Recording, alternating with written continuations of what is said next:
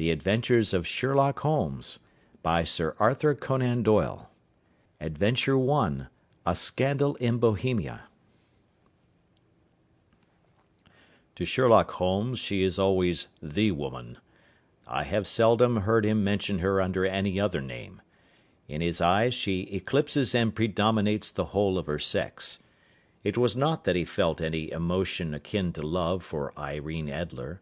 All emotions, and that one particularly, were abhorrent to his cold, precise, but admirably balanced mind. He was, I take it, the most perfect reasoning and observing machine that the world has seen, but as a lover he would have placed himself in a false position. He never spoke of the softer passions, save with a gibe and a sneer. They were admirable things for the observer, excellent for drawing the veil from men's motives and actions. But for the trained reasoner to admit such intrusions into his own delicate and finely adjusted temperament was to introduce a distracting factor which might throw a doubt upon all his mental results. Grit in a sensitive instrument, or a crack in one of his own high-power lenses, would not be more disturbing than a strong emotion in a nature such as his. And yet there was but one woman to him, and that woman was the late Irene Adler, of dubious and questionable memory. I had seen little of Holmes lately. My marriage had drifted us away from each other.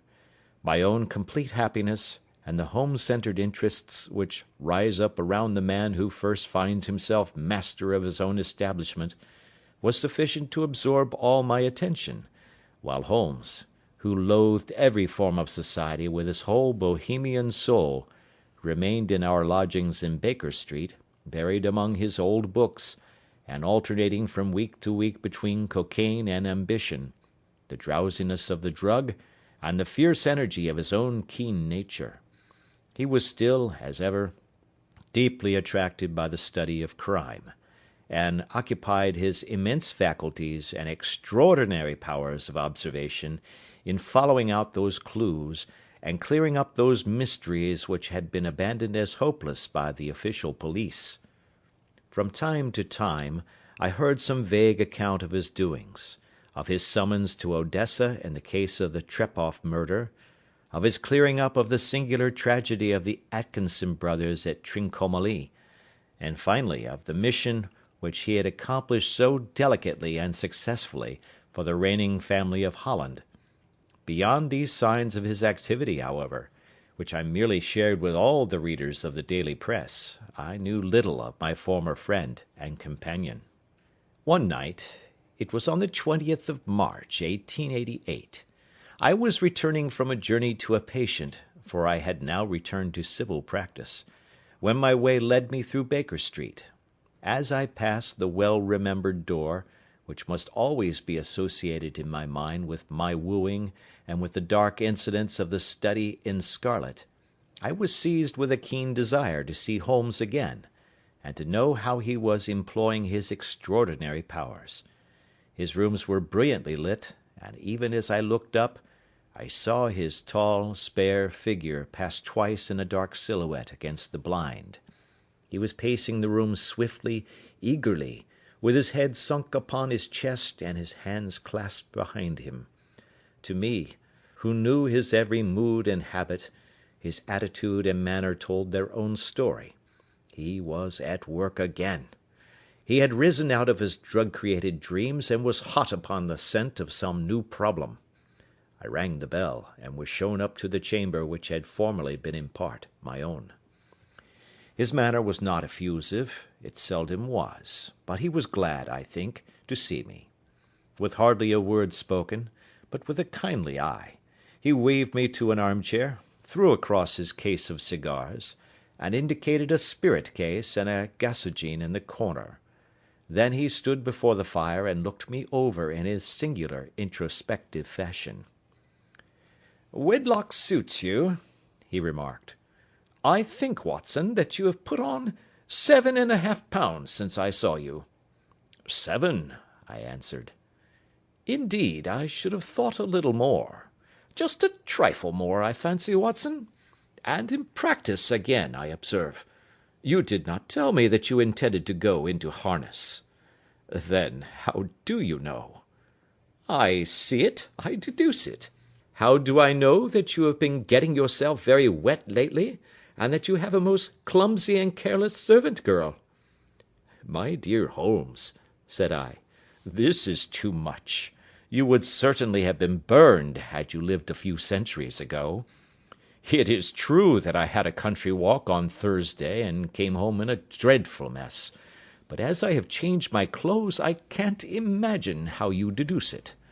As to Mary Jane, she is incorrigible, and my wife has given her notice, but there again, I fail to see how you work it out.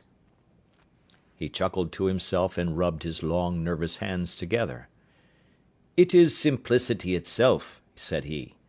My eyes tell me that on the inside of your left shoe, just where the firelight strikes it, the leather is scored by 6 almost parallel cuts.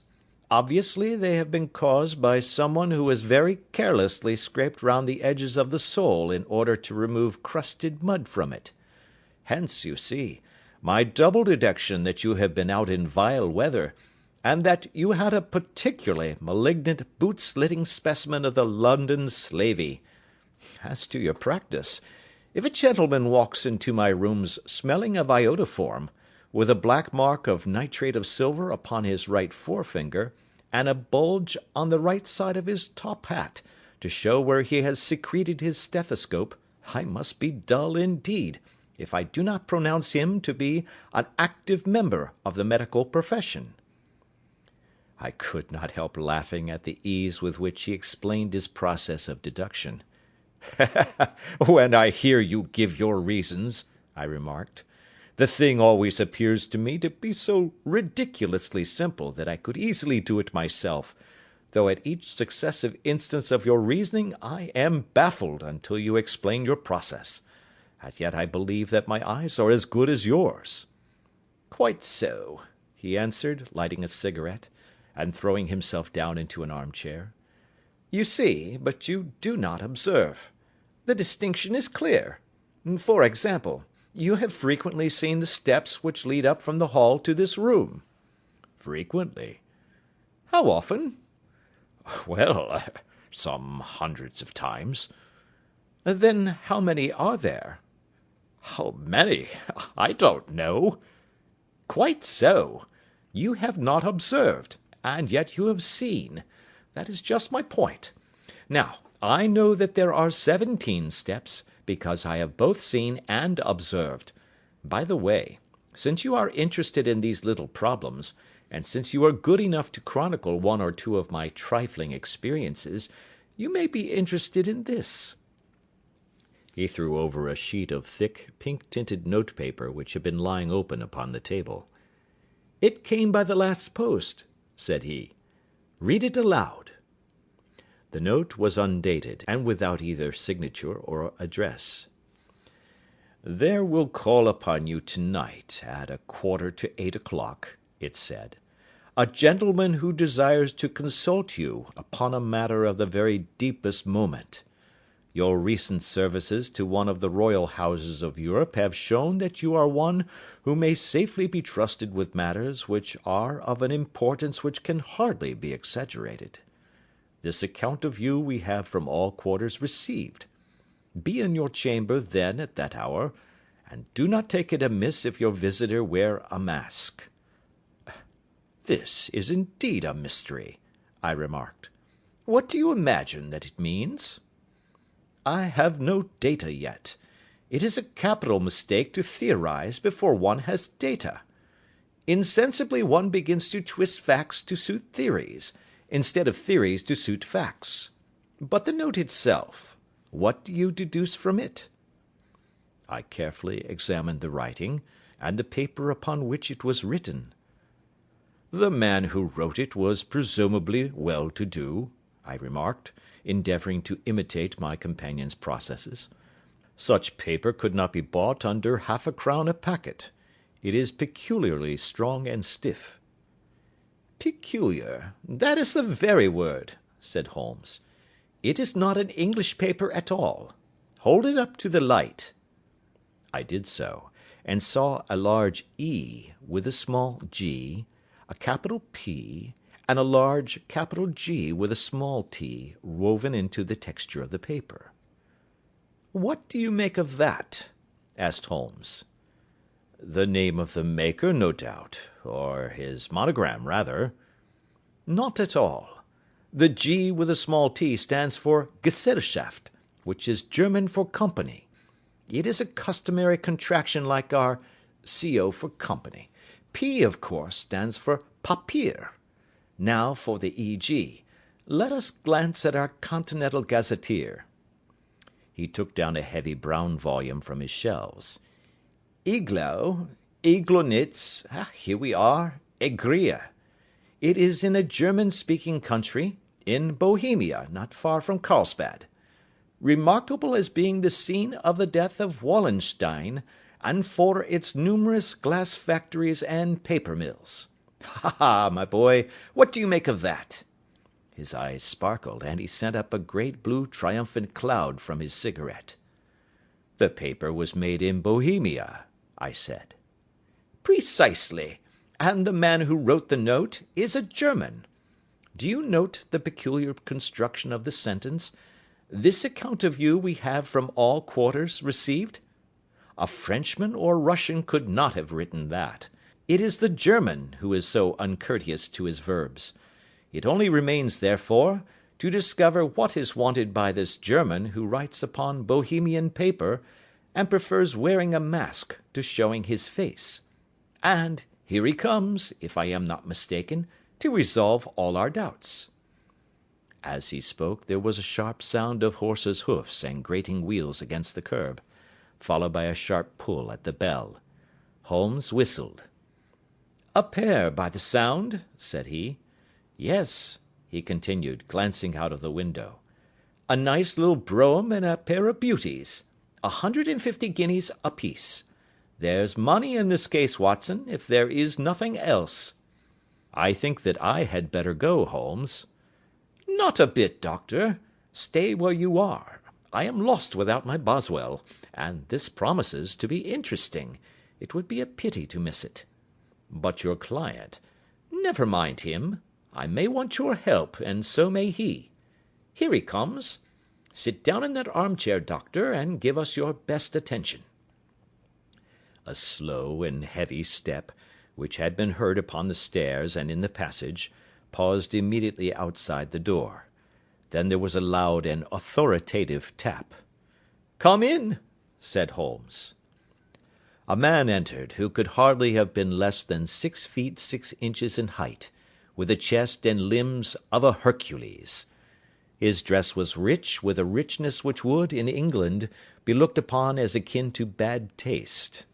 Heavy bands of astrakhan were slashed across the sleeves and fronts of his double-breasted coat, while the deep blue cloak which was thrown over his shoulders was lined with flame-coloured silk, and secured at the neck with a brooch, which consisted of a single flaming beryl. Boots, which extended halfway up his calves, and which were trimmed at the tops with rich brown fur, completed the impression of barbaric opulence which was suggested by his whole appearance. He carried a broad-brimmed hat in his hand, while he wore across the upper part of his face, extending down past the cheek-bones, a black vizard mask, which he had apparently adjusted that very moment, for his hand was still raised to it as he entered. From the lower part of the face he appeared to be a man of strong character, with a thick, hanging lip, and a long, straight chin suggestive of resolution pushed to the length of obstinacy. "You had my note?" he asked, with a deep, harsh voice and a strongly marked German accent. "I told you that I would call." He looked from one to the other of us, as if uncertain which to address. "Pray take a seat," said Holmes. "This is my friend and colleague, Dr. Watson, who is occasionally good enough to help me in my cases. Whom have I the honour to address?" "You may address me as the Count von Kramm, a Bohemian nobleman. I understand that this gentleman, your friend, is a man of honour and discretion, whom I may trust with a matter of the most extreme importance. If not, I should much prefer to communicate with you alone." I rose to go, but Holmes caught me by the wrist and pushed me back into my chair. "It is both or none," said he. "You may say before this gentleman anything which you may say to me." The Count shrugged his broad shoulders. "Then I must begin," said he, "by binding you both to absolute secrecy for 2 years. At the end of that time, the matter will be of no importance. At present it is not too much to say that it is of such weight, it may have an influence upon European history."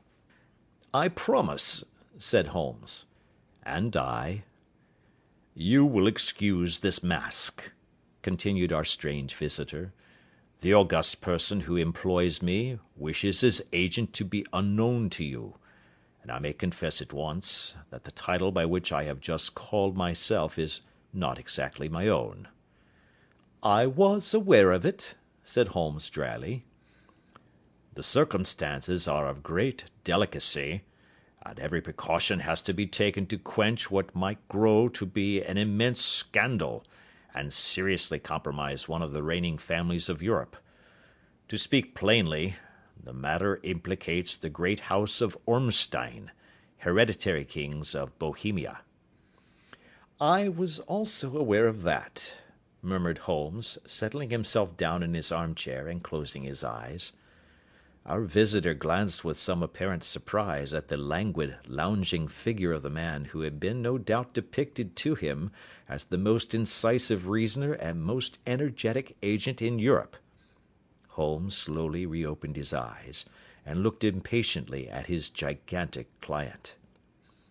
"If your Majesty would condescend to state your case," he remarked, "I should be better able to advise you."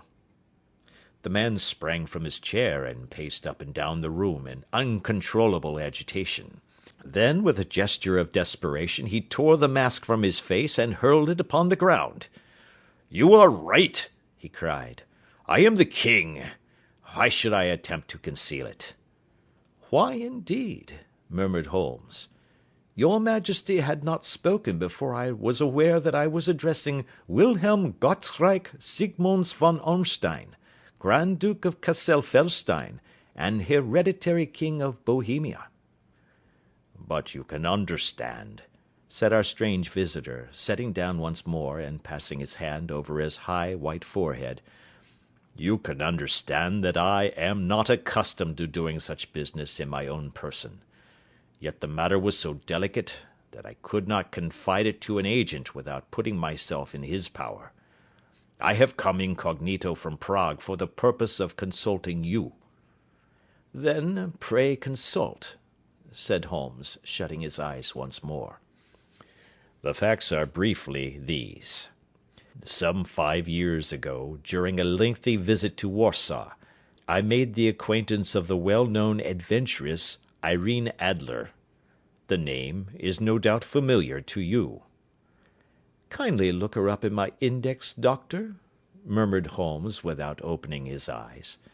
For many years he had adopted a system of docketing all paragraphs concerning men and things, so that it was difficult to name a subject or a person on which he could not at once furnish information.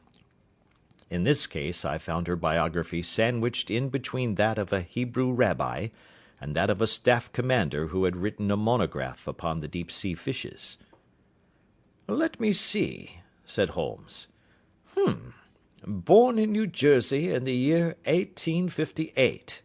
Contralto. La Scala. Prima donna Imperial Opera of Warsaw. Yes. Retired from operatic stage. Ha! Living in London. Quite so. Your Majesty, as I understand, became entangled with this young person, wrote her some compromising letters, and is now desirous of getting those letters back." "Precisely so. But how?" "Was there a secret marriage?" "None." "No legal papers or certificates?" "None." "Then I failed to follow your Majesty. If this young person should produce her letters for blackmailing or other purposes, How is she to prove their authenticity?" "There is the writing." "Pooh, pooh, forgery." "My private notepaper." "Stolen." "My own seal." "Imitated." "My photograph." "Bought." "We were both in the photograph." "Oh, dear, that is very bad. Your Majesty has indeed committed an indiscretion." "I was mad, insane." "You have compromised yourself seriously." "I was only crown prince then. I was young. I am but 30 now." "It must be recovered." "We have tried and failed." "Your Majesty must pay. It must be bought." "She will not sell." "Stolen, then." "5 attempts have been made. Twice burglars in my pay ransacked her house. Once we diverted her luggage when she travelled. Twice she has been waylaid. There has been no result." "No sign of it?" "Absolutely none." Holmes laughed. "It is quite a pretty little problem," said he. "But a very serious one to me," returned the king reproachfully. "Very, indeed. And what does she propose to do with the photograph?" "To ruin me." "But how?" "I am about to be married." "So I have heard." "To Clotilde Lothman von Saxe-Meiningen, second daughter of the King of Scandinavia. You may know the strict principles of her family. She is herself the very soul of delicacy. A shadow of a doubt as to my conduct would bring the matter to an end." "And Irene Adler?" "Threatens to send them the photograph. And she will do it. I know that she will do it. You do not know her, but she has a soul of steel. She has the face of the most beautiful of women, and the mind of the most resolute of men. Rather than I should marry another woman, there are no lengths to which she would not go. None." "You are sure that she has not sent it yet?" "I am sure." "And why?" "Because she has said that she would send it on the day when the betrothal was publicly proclaimed. That will be next Monday." "Oh, then we have 3 days yet," said Holmes with a yawn. "That is very fortunate, as I have 1 or 2 matters of importance to look into just at present. Your Majesty will, of course, stay in London for the present?" "Certainly. You will find me at the Langham under the name of the Count von Cram." "Then I shall drop you a line to let you know how we progress."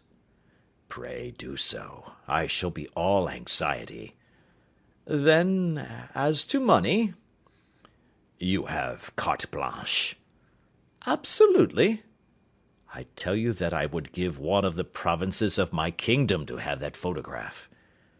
"And for present expenses?" The king took a heavy chamois leather bag from under his cloak and laid it on the table. "There are £300 in gold and 700 in notes," he said. Holmes scribbled a receipt upon a sheet of his notebook and handed it to him. "And mademoiselle's address?" he asked. "Is Briony Lodge, Serpentine Avenue, St. John's Wood." Holmes took a note of it. "One other question," said he. "Was the photograph a cabinet?" "It was." "Then good night, your Majesty, and I trust that we shall soon have some good news for you. And good night, Watson," he added, as the wheels of the royal brougham rolled down the street. "If you will be good enough to call to-morrow afternoon at 3 o'clock, I should like to chat this little matter over with you." Part 2.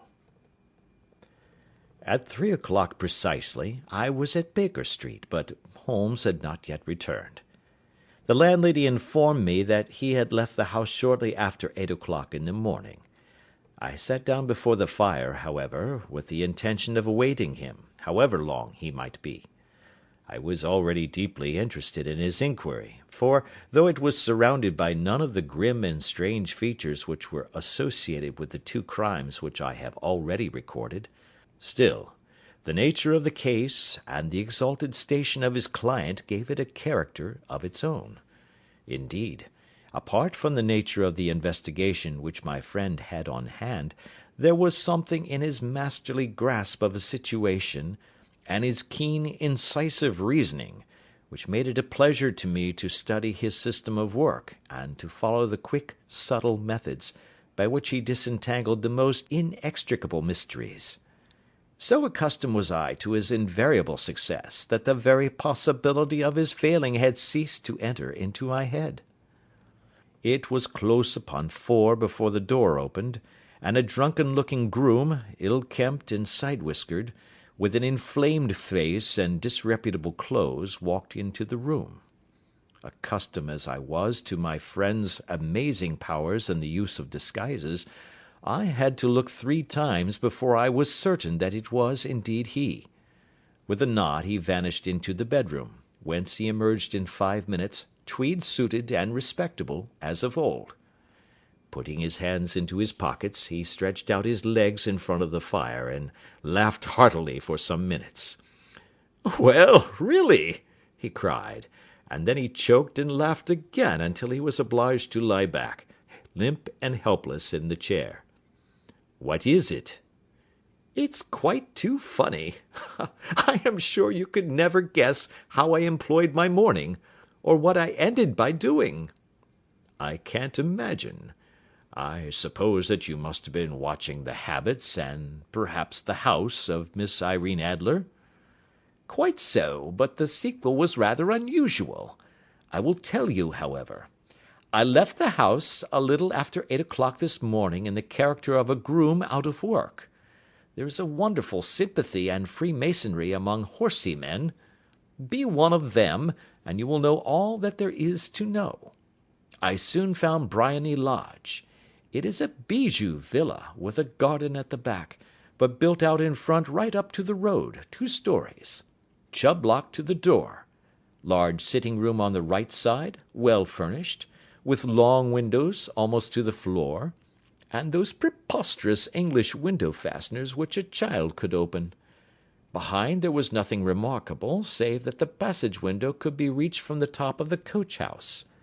I walked round it, and examined it closely from every point of view, but without noting anything of interest. I then lounged down the street, and found, as I expected, that there was a mews in a lane which runs down by one wall of the garden.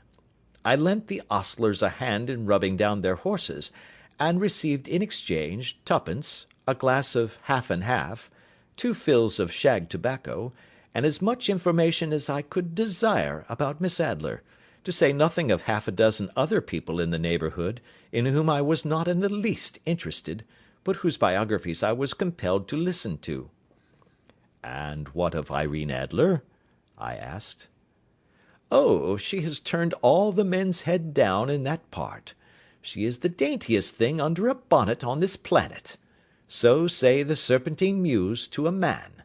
She lives quietly, sings at concerts, drives out at 5 every day, and returns at 7 sharp for dinner. Seldom goes out at other times except when she sings. Has only 1 male visitor, but a good deal of him. He is dark, handsome, and dashing, never calls less than once a day, and often twice. He is a Mr. Godfrey Norton, of the Inner Temple. See the advantages of a cabman as a confidant. They had driven him home a dozen times from Serpentine Mews, and knew all about him. When I had listened to all they had to tell, I began to walk up and down near Briony Lodge once more, and to think over my plan of campaign. This Godfrey Norton was evidently an important factor in the matter. He was a lawyer. That sounded ominous. What was the relation between them, and what the object of his repeated visits? Was she his client, his friend, or his mistress? If the former, she had probably transferred the photograph to his keeping. If the latter, it was less likely. On the issue of this question depended whether I should continue my work at Briony Lodge, or turn my attention to the gentlemen's chambers in the Temple. It was a delicate point, and it widened the field of my inquiry. I fear that I bore you with these details, but I have to let you see my little difficulties, if you are to understand the situation. I am following you closely, I answered. I was still balancing the matter in my mind when a hansom cab drove up to Briony Lodge, and a gentleman sprang out. He was a remarkably handsome man, dark, aquiline, and moustached, evidently the man of whom I had heard. He appeared to be in a great hurry, shouted to the cabman to wait, and brushed past the maid who opened the door with the air of a man who was thoroughly at home. He was in the house about half an hour, and I could catch glimpses of him in the windows of the sitting-room, pacing up and down, talking excitedly, and waving his arms. Of her I could see nothing. Presently he emerged, looking even more flurried than before. As he stepped up to the cab, he pulled a gold watch from his pocket and looked at it earnestly. "Drive like the devil!" he shouted. "First to Gross and Hankey's in Regent Street, and then to the Church of St. Monica in the Edgware Road. Half a guinea if you do it in 20 minutes." Away they went, and I was just wondering whether I should not do well to follow them, when up the lane comes a neat little landau, the coachman with his coat only half buttoned, and his tie under his ear, while all the tags of his harness were sticking out of the buckles. It hadn't pulled up before she shot out of the hall door and into it. I only caught a glimpse of her at the moment, but she was a lovely woman, with a face that a man might die for. "The Church of St. Monica, John," she cried, "and half a sovereign if you reach it in 20 minutes. This was quite too good to lose, Watson. I was just balancing whether I should run for it, or whether I should perch behind her landau, when a cab came through the street. The driver looked twice at such a shabby fare, but I jumped in before he could object. "The Church of St. Monica," said I, "and half a sovereign if you reach it in 20 minutes. It was 25 minutes to 12, and of course it was clear enough what was in the wind. My cabby drove fast. I don't think I ever drove faster, but the others were there before us. The cab and the landau with their steaming horses were in front of the door when I arrived. I paid the man and hurried into the church. There was not a soul there save the two whom I had followed, and a surpliced clergyman, who seemed to be expostulating with them. They were all three standing in a knot in front of the altar.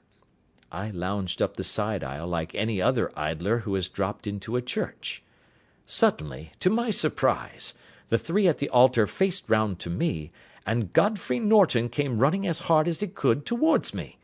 "Thank God!" he cried. "You'll do. Come, come." "What then?" I asked. "Come, man, come.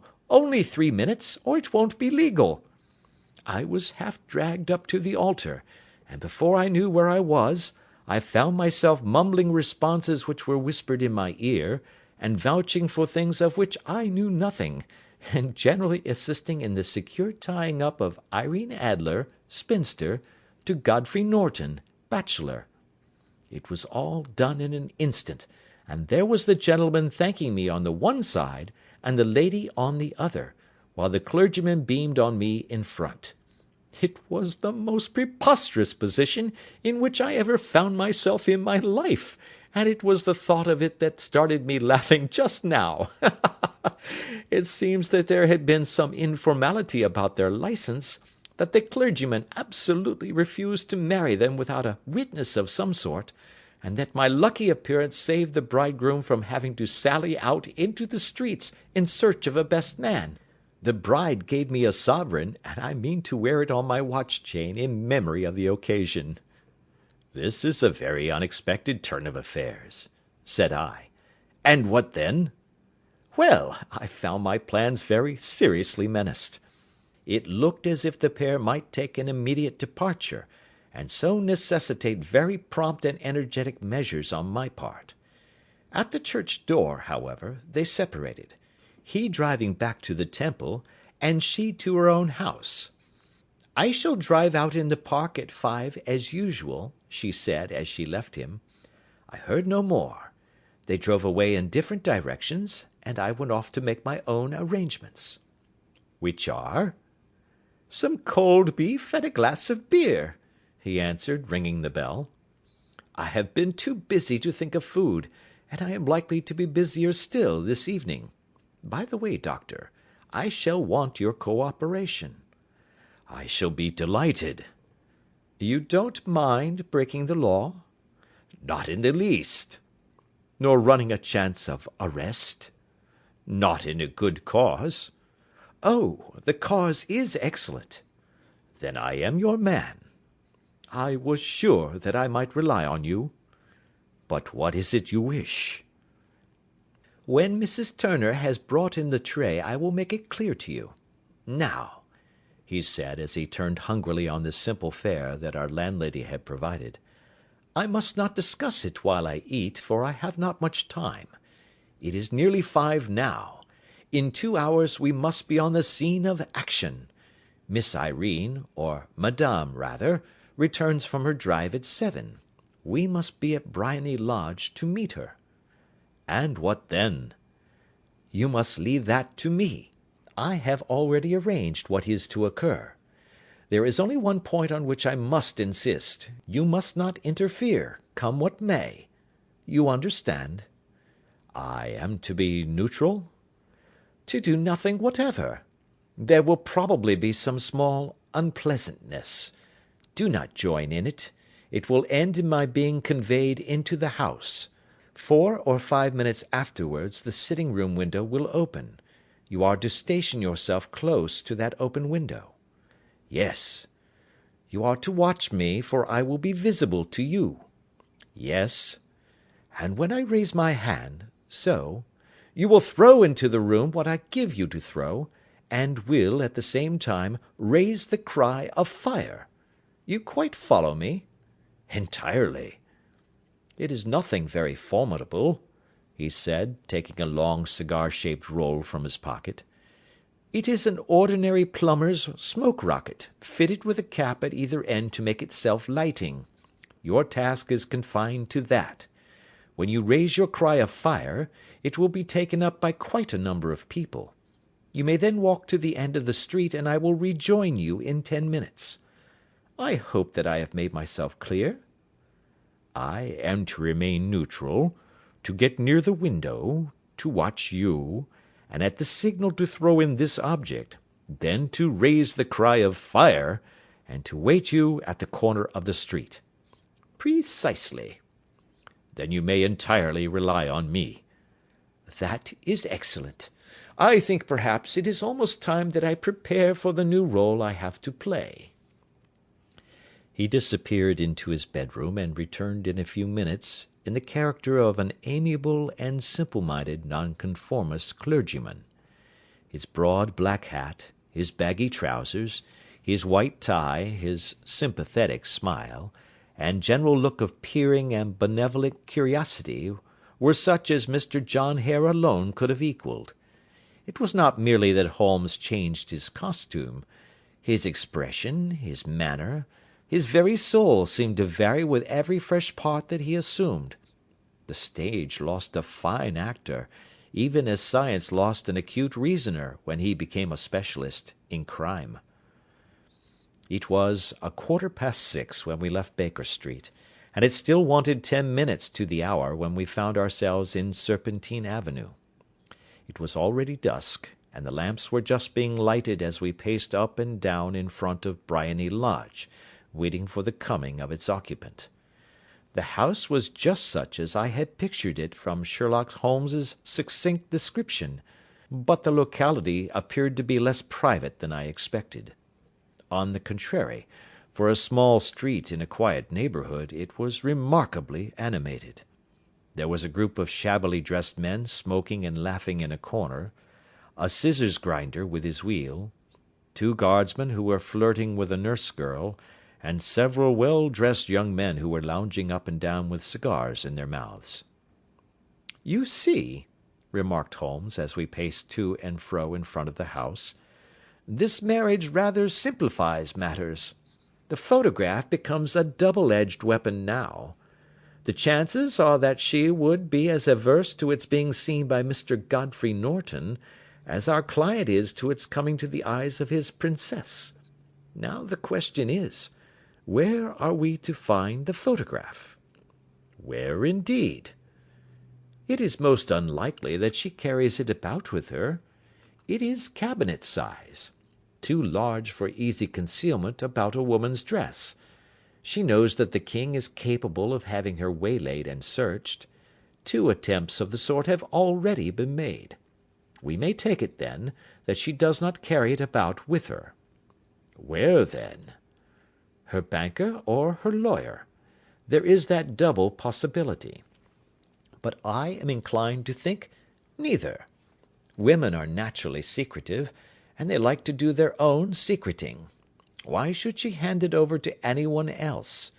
She could trust her own guardianship, but she could not tell what indirect or political influence might be brought to bear upon a business man. Besides, remember that she had resolved to use it within a few days.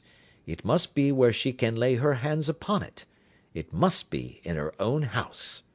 "But it has twice been burgled." "Pshaw! They did not know how to look." "But how will you look?" "I will not look." "What then?" "I will get her to show me."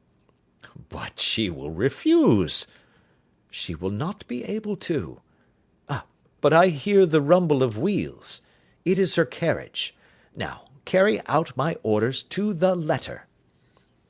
As he spoke, the gleam of the side-lights of a carriage came round the curve of the avenue. It was a smart little landau which rattled up to the door of Briony Lodge. As it pulled up, one of the loafing men at the corner dashed forward to open the door in the hope of earning a copper, but was elbowed away by another loafer, who had rushed up with the same intention.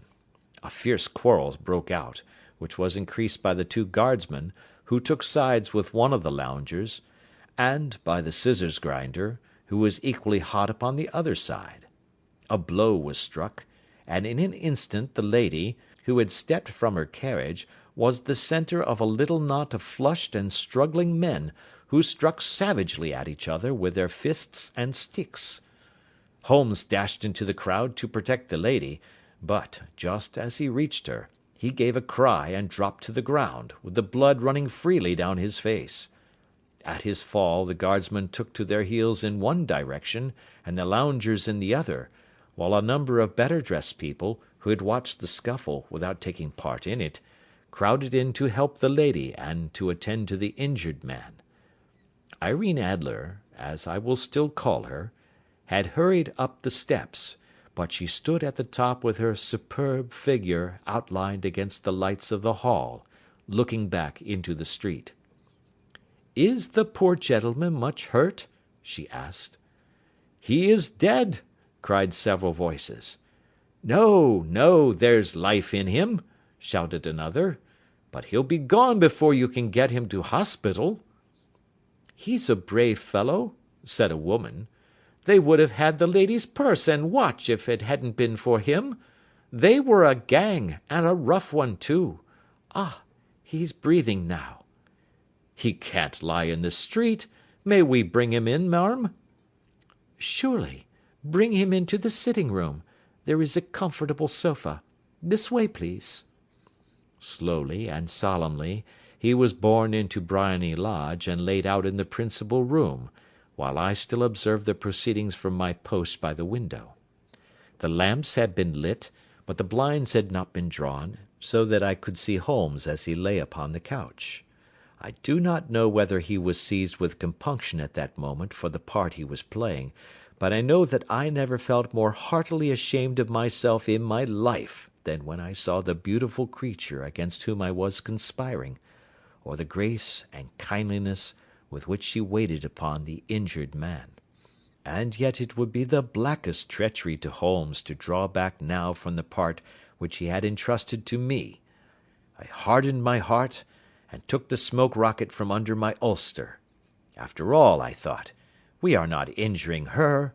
We are but preventing her from injuring another. Holmes had sat up upon the couch, and I saw him motion like a man who is in need of air. A maid rushed across and threw open the window. At the same instant I saw him raise his hand, and at the signal I tossed my rocket into the room with a cry of "Fire!" The word was no sooner out of my mouth than the whole crowd of spectators, well dressed and ill, gentlemen, ostlers, and servant maids, joined in a general shriek of "Fire!" Thick clouds of smoke curled through the room and out at the open window. I caught a glimpse of rushing figures, and a moment later the voice of Holmes from within, assuring them that it was a false alarm. Slipping through the shouting crowd, I made my way to the corner of the street, and in 10 minutes was rejoiced to find my friend's arm in mine, and to get away from the scene of uproar. He walked swiftly and in silence for some minutes until we had turned down one of the quiet streets which lead towards the Edgware Road. "You did it very nicely, Doctor," he remarked. "Nothing could have been better. It is all right." "You have the photograph?" "I know where it is." "And how did you find out?" "She showed me, as I told you she would." "I am still in the dark." "I do not wish to make a mystery," said he, laughing. "The matter was perfectly simple. You, of course, saw that everyone in the street was an accomplice. They were all engaged for the evening." "I guessed as much." "Then, when the row broke out, I had a little moist red paint in the palm of my hand. I rushed forward, fell down, clapped my hand to my face, and became a piteous spectacle. It is an old trick. That also I could fathom. Then they carried me in. She was bound to have me in. What else could she do? And into her sitting room, which was the very room which I suspected. It lay between that and her bedroom, and I was determined to see which. They laid me on a couch. I motioned for air. They were compelled to open the window, and you had your chance." "How did that help you?" "It was all important. When a woman thinks that her house is on fire, her instinct is at once to rush to the thing which she values most. It is a perfectly overpowering impulse, and I have more than once taken advantage of it. In the case of the Darlington substitution scandal it was of use to me, and also in the Arnsworth Castle business. A married woman grabs at her baby, an unmarried one reaches for her jewel box. Now it was clear to me that Our Lady of today had nothing in the house more precious to her than what we are in quest of. She would rush to secure it. The alarm of fire was admirably done. The smoke and shouting were enough to shake nerves of steel. She responded beautifully. The photograph is in a recess behind a sliding panel just above the right bell-pull. She was there in an instant, and I caught a glimpse of it as she half drew it out. When I cried out that it was a false alarm, she replaced it, glanced at the rocket, rushed from the room, and I have not seen her since. I rose, and making my excuses, escaped from the house. I hesitated whether to attempt to secure the photograph at once, but the coachman had come in, and as he was watching me narrowly, it seemed safer to wait. A little over-precipitance may ruin all. "And now?" I asked. "Our quest is practically finished. I shall call with the king to-morrow, and with you, if you care to come with us. We will be shown into the sitting-room to wait for the lady, but it is probable that when she comes she may find neither of us nor the photograph. It might be a satisfaction to his Majesty to regain it with his own hands." "And when will you call?" "At 8 in the morning. She will not be up, so that we shall have a clear field. Besides, we must be prompt, for this marriage may mean a complete change in her life and habits. I must wire to the king without delay." We had reached Baker Street, and had stopped at the door. He was searching his pockets for the key, when someone passing said, "Good night, Mr. Sherlock Holmes." There were several people on the pavement at the time, but the greeting appeared to come from a slim youth in an ulster who had hurried by. "I've heard that voice before," said Holmes, staring down the dimly lit street. "Now, I wonder who the deuce that could have been." Part 3. I slept at Baker Street that night, and we were engaged upon our toast and coffee in the morning, when the King of Bohemia rushed into the room. "You have really got it?" he cried, grasping Sherlock Holmes by either shoulder, and looking eagerly into his face. "Not yet." "But you have hopes?" "I have hopes." "Then come, I am all impatience to be gone." "We must have a cab." "No, my brougham is waiting." "Then that will simplify matters." We descended, and started off once more for Briony Lodge. "Irene Adler is married," remarked Holmes. "Married? When?" "Yesterday." "But to whom?"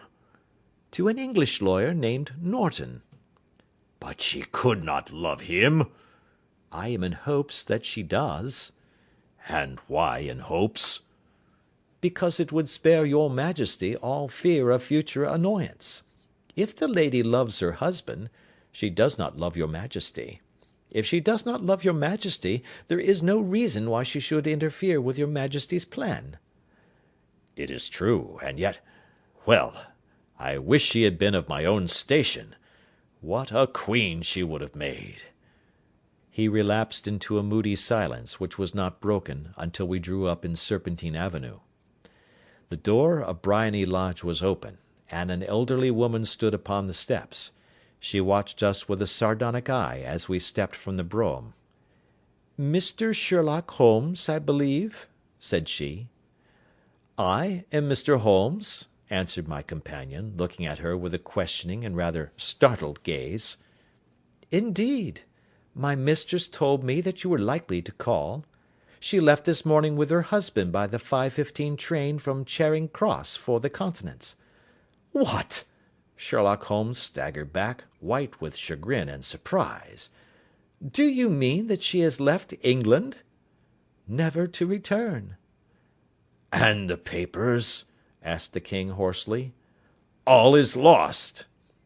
"We shall see." He pushed past the servant, and rushed into the drawing-room, followed by the king and myself.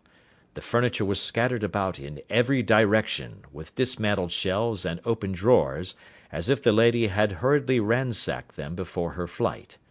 Holmes rushed at the bell-pull, tore back a small sliding shutter, and plunging in his hand, pulled out a photograph and a letter. The photograph was of Irene Adler herself in evening dress. The letter was superscribed to Sherlock Holmes, Esquire, to be left till called for. My friend tore it open, and we all three read it together.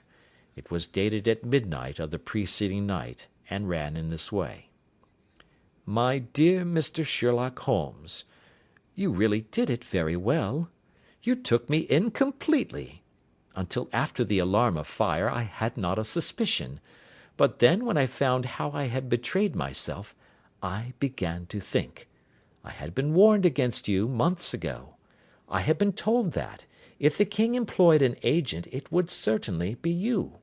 And your address had been given me. Yet, with all this, you made me reveal what you wanted to know. Even after I became suspicious, I found it hard to think evil of such a dear, kind old clergyman. But, you know, I have been trained as an actress myself. Male costume is nothing new to me. I often take advantage of the freedom which it gives.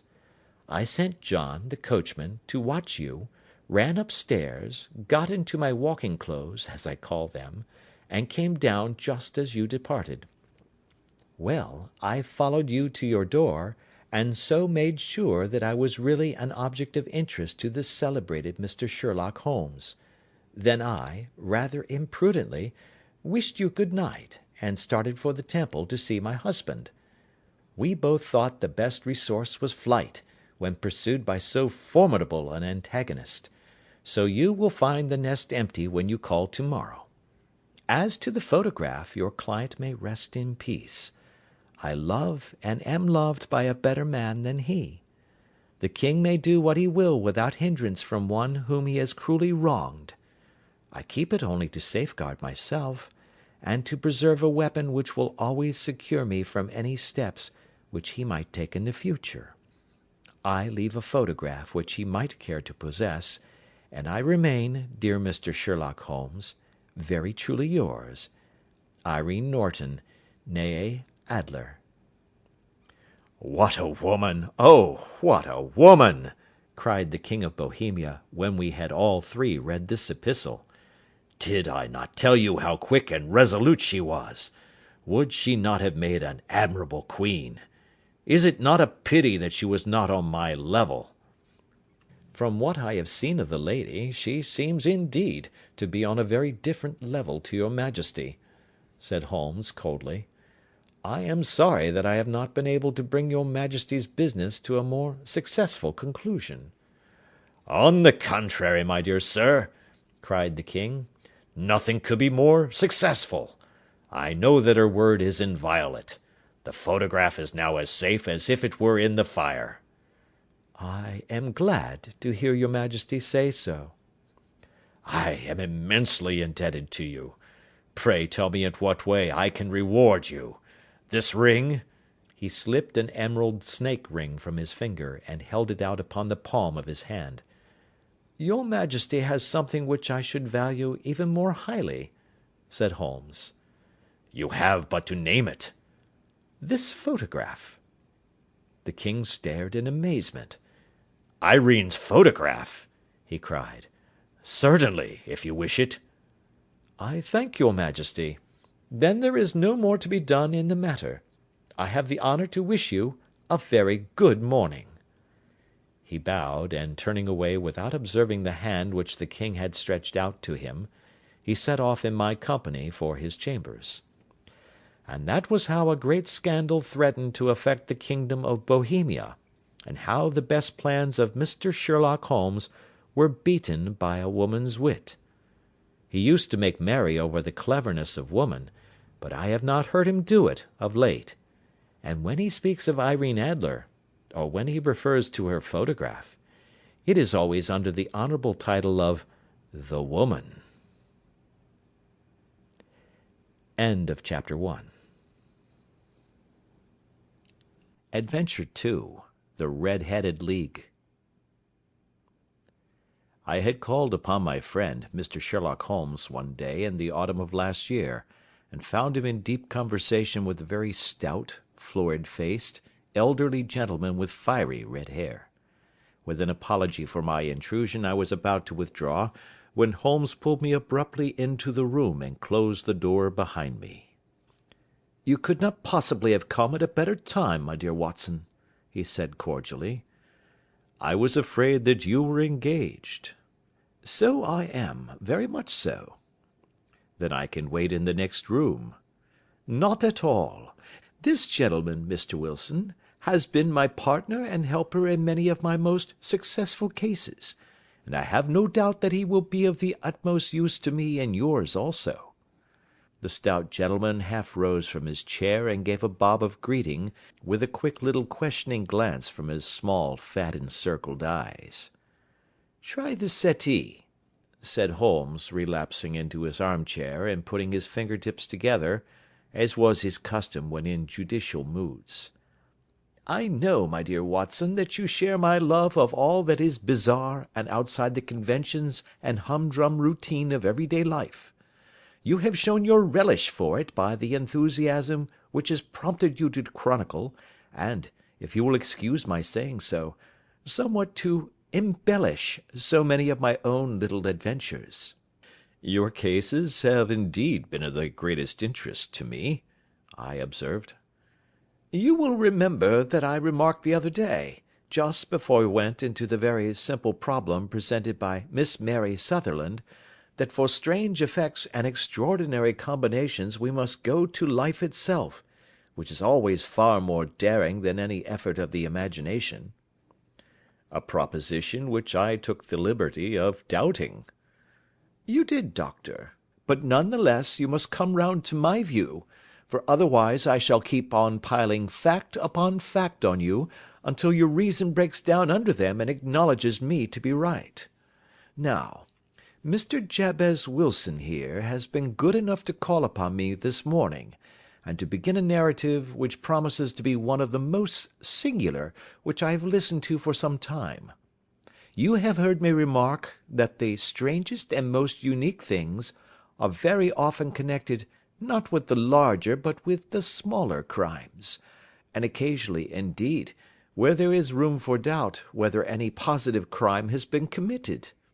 As far as I have heard, it is impossible for me to say whether the present case is an instance of crime or not, but the course of events is certainly among the most singular that I have ever listened to. Perhaps, Mr. Wilson, you would have the great kindness to recommence your narrative. I ask you not merely because my friend Dr. Watson has not heard the opening part, but also because the peculiar nature of the story makes me anxious to have every possible detail from your lips. As a rule, when I have heard some slight indication of the course of events, I am able to guide myself by thousands of other similar cases which occur to my memory. In the present instance, I am forced to admit that the facts are, to the best of my belief, unique." The portly client puffed out his chest with an appearance of some little pride, and pulled a dirty and wrinkled newspaper from the inside pocket of his greatcoat. As he glanced down the advertisement column, with his head thrust forward and the paper flattened out upon his knee, I took a good look at the man and endeavoured, after the fashion of my companion, to read the indications which might be presented by his dress or appearance. I did not gain very much, however, by my inspection. Our visitor bore every mark of being an average commonplace British tradesman, obese, pompous, and slow. He wore rather baggy grey shepherd's check trousers, a not over-clean black frock-coat, unbuttoned in the front, and a drab waistcoat with a heavy brassy Albert chain, and a square pierced bit of metal dangling down as an ornament. A frayed top hat and a faded brown overcoat with a wrinkled velvet collar lay upon a chair beside him.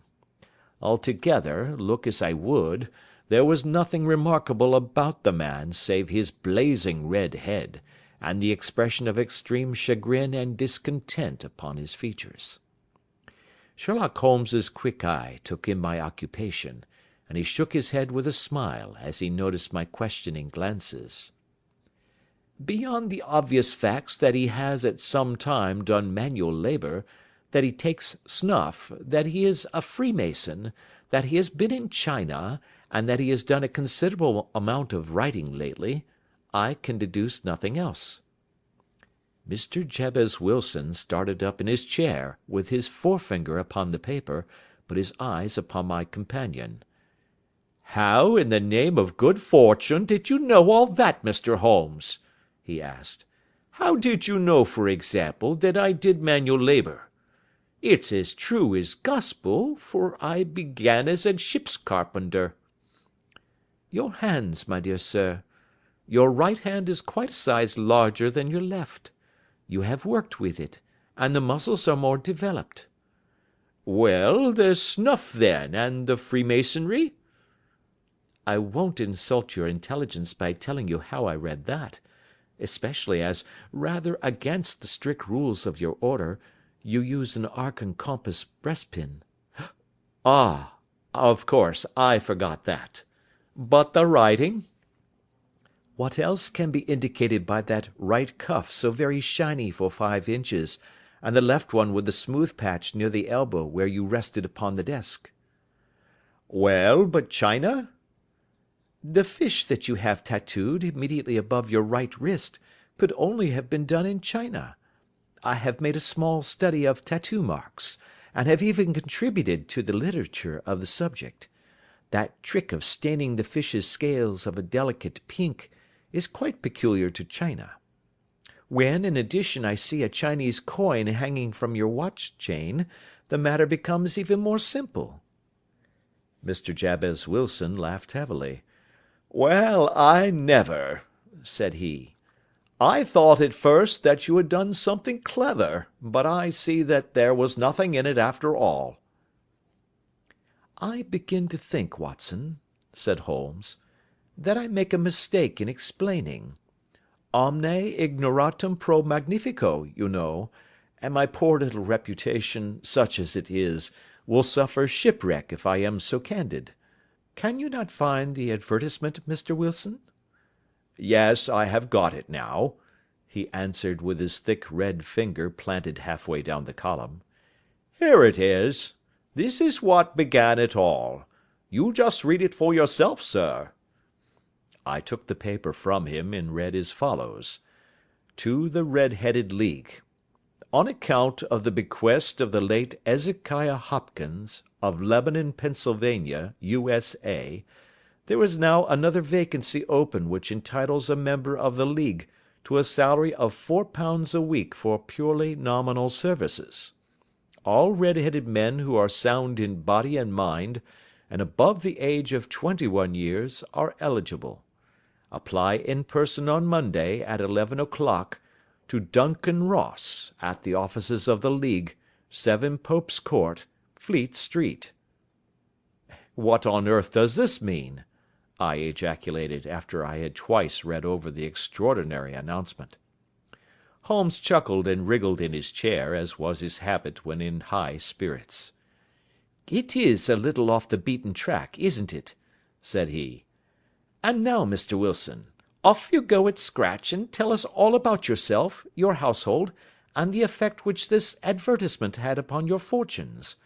You will first make a note, Doctor, of the paper and the date." "It is the Morning Chronicle of April 27, 1890, just 2 months ago." "Very good. Now, Mr. Wilson?" "Well, it is just as I have been telling you, Mr. Sherlock Holmes," said Jabez Wilson, mopping his forehead. "I have a small pawnbroker's business at Coburg Square, near the city. It's not a very large affair, and of late years it has not done more than just give me a living. I used to be able to keep 2 assistants, but now I only keep 1, and I would have a job to pay him but that he is willing to come for half wages so as to learn the business." "What is the name of this obliging youth?" asked Sherlock Holmes. "His name is Vincent Spaulding, and he's not such a youth either. It's hard to say his age. I should not wish a smarter assistant, Mr. Holmes, and I know very well that he could better himself and earn twice what I am able to give him. But, after all, if he is satisfied, why should I put ideas in his head?" "Why, indeed?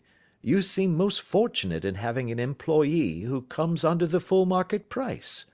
It is not a common experience among employers in this age. I don't know that your assistant is not as remarkable as your advertisement." "Oh, he has his faults, too," said Mr. Wilson. "Never was such a fellow for photography. Snapping away with a camera when he ought to be improving his mind, and then diving down into the cellar like a rabbit into its hole to develop his pictures. That is his main fault, but on the whole, he's a good worker. There's no vice in him." "He is still with you, I presume?" "Yes, sir. He and a girl of 14, who does a bit of simple cooking and keeps the place clean. That's all I have in the house, for I am a widower and never had any family. We live very quietly, sir, the 3 of us, and we keep a roof over our heads and pay our debts, if we do nothing more. The first thing that put us out was that advertisement. Spaulding, he came down into the office just this day 8 weeks, with this very paper in his hand, and he says, 'I wish to the Lord, Mr. Wilson, that I was a red-headed man.' 'Why that?' I asks. 'Why,' says he, 'here's another vacancy on the League of the Red-Headed Men. It's worth quite a little fortune to any man that gets it, and I understand that there are more vacancies than there are men, so that the trustees are at their wits' end what to do with the money. If my hair would only change colour, Here's a nice little crib all ready for me to step into."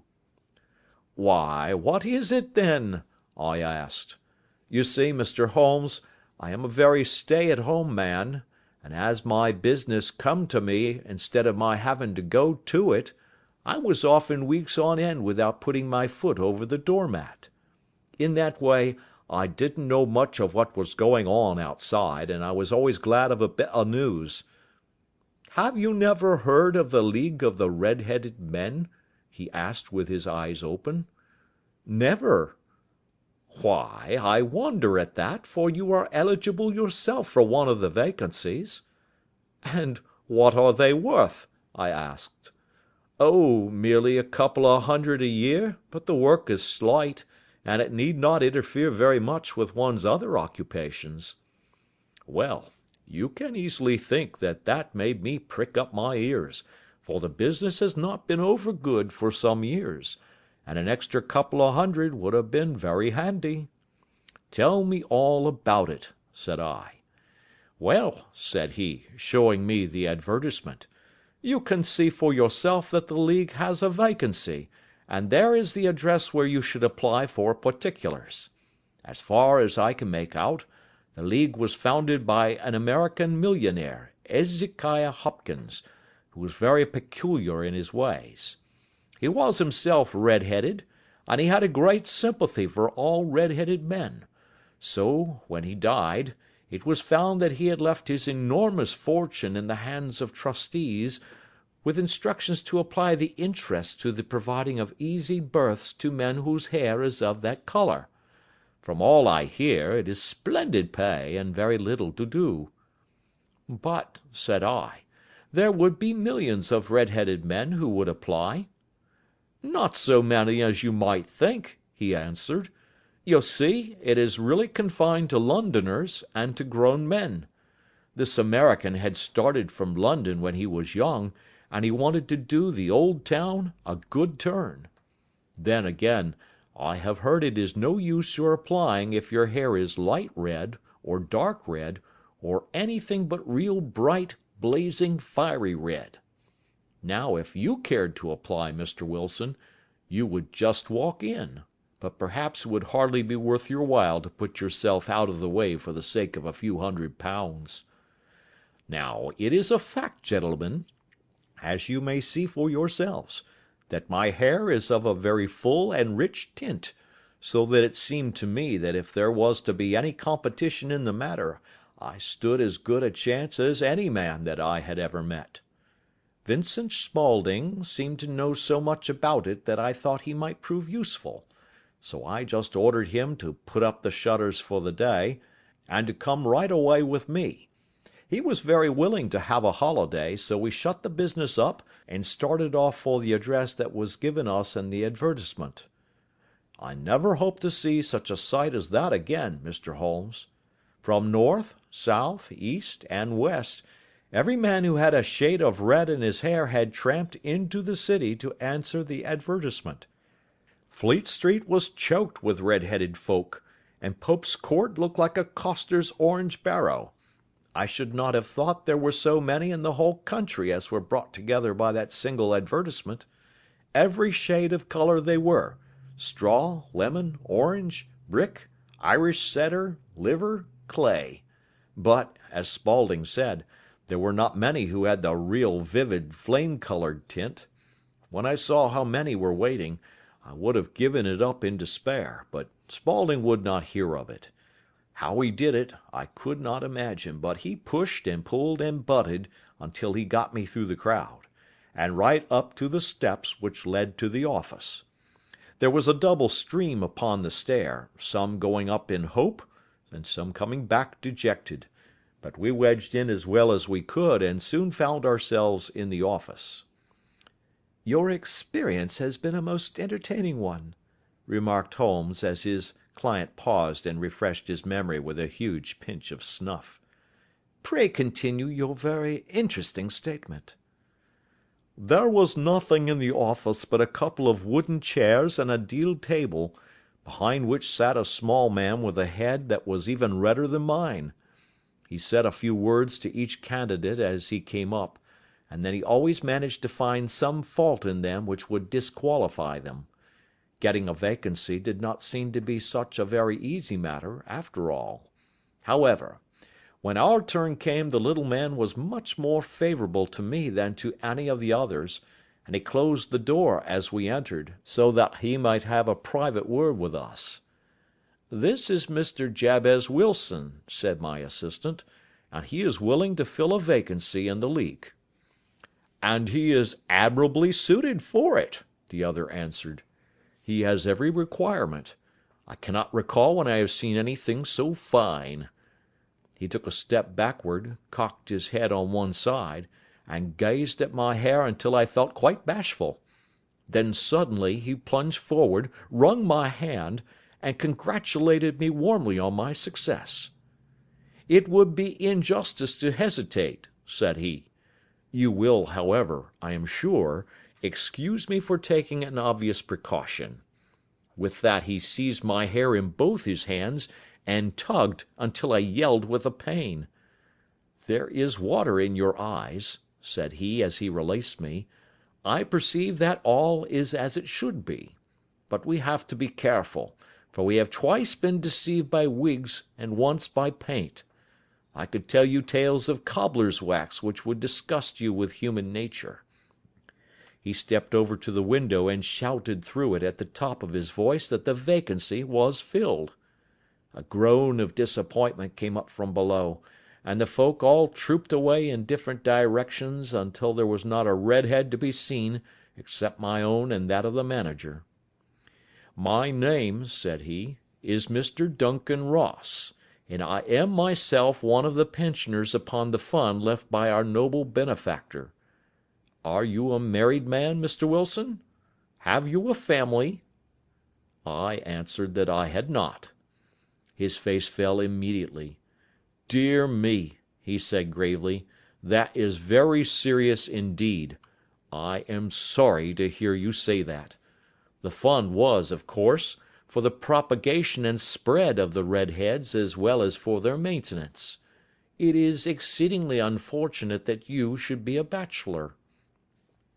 My face lengthened at this, Mr. Holmes, for I thought that I was not to have the vacancy after all, but after thinking it over for a few minutes he said that it would be all right.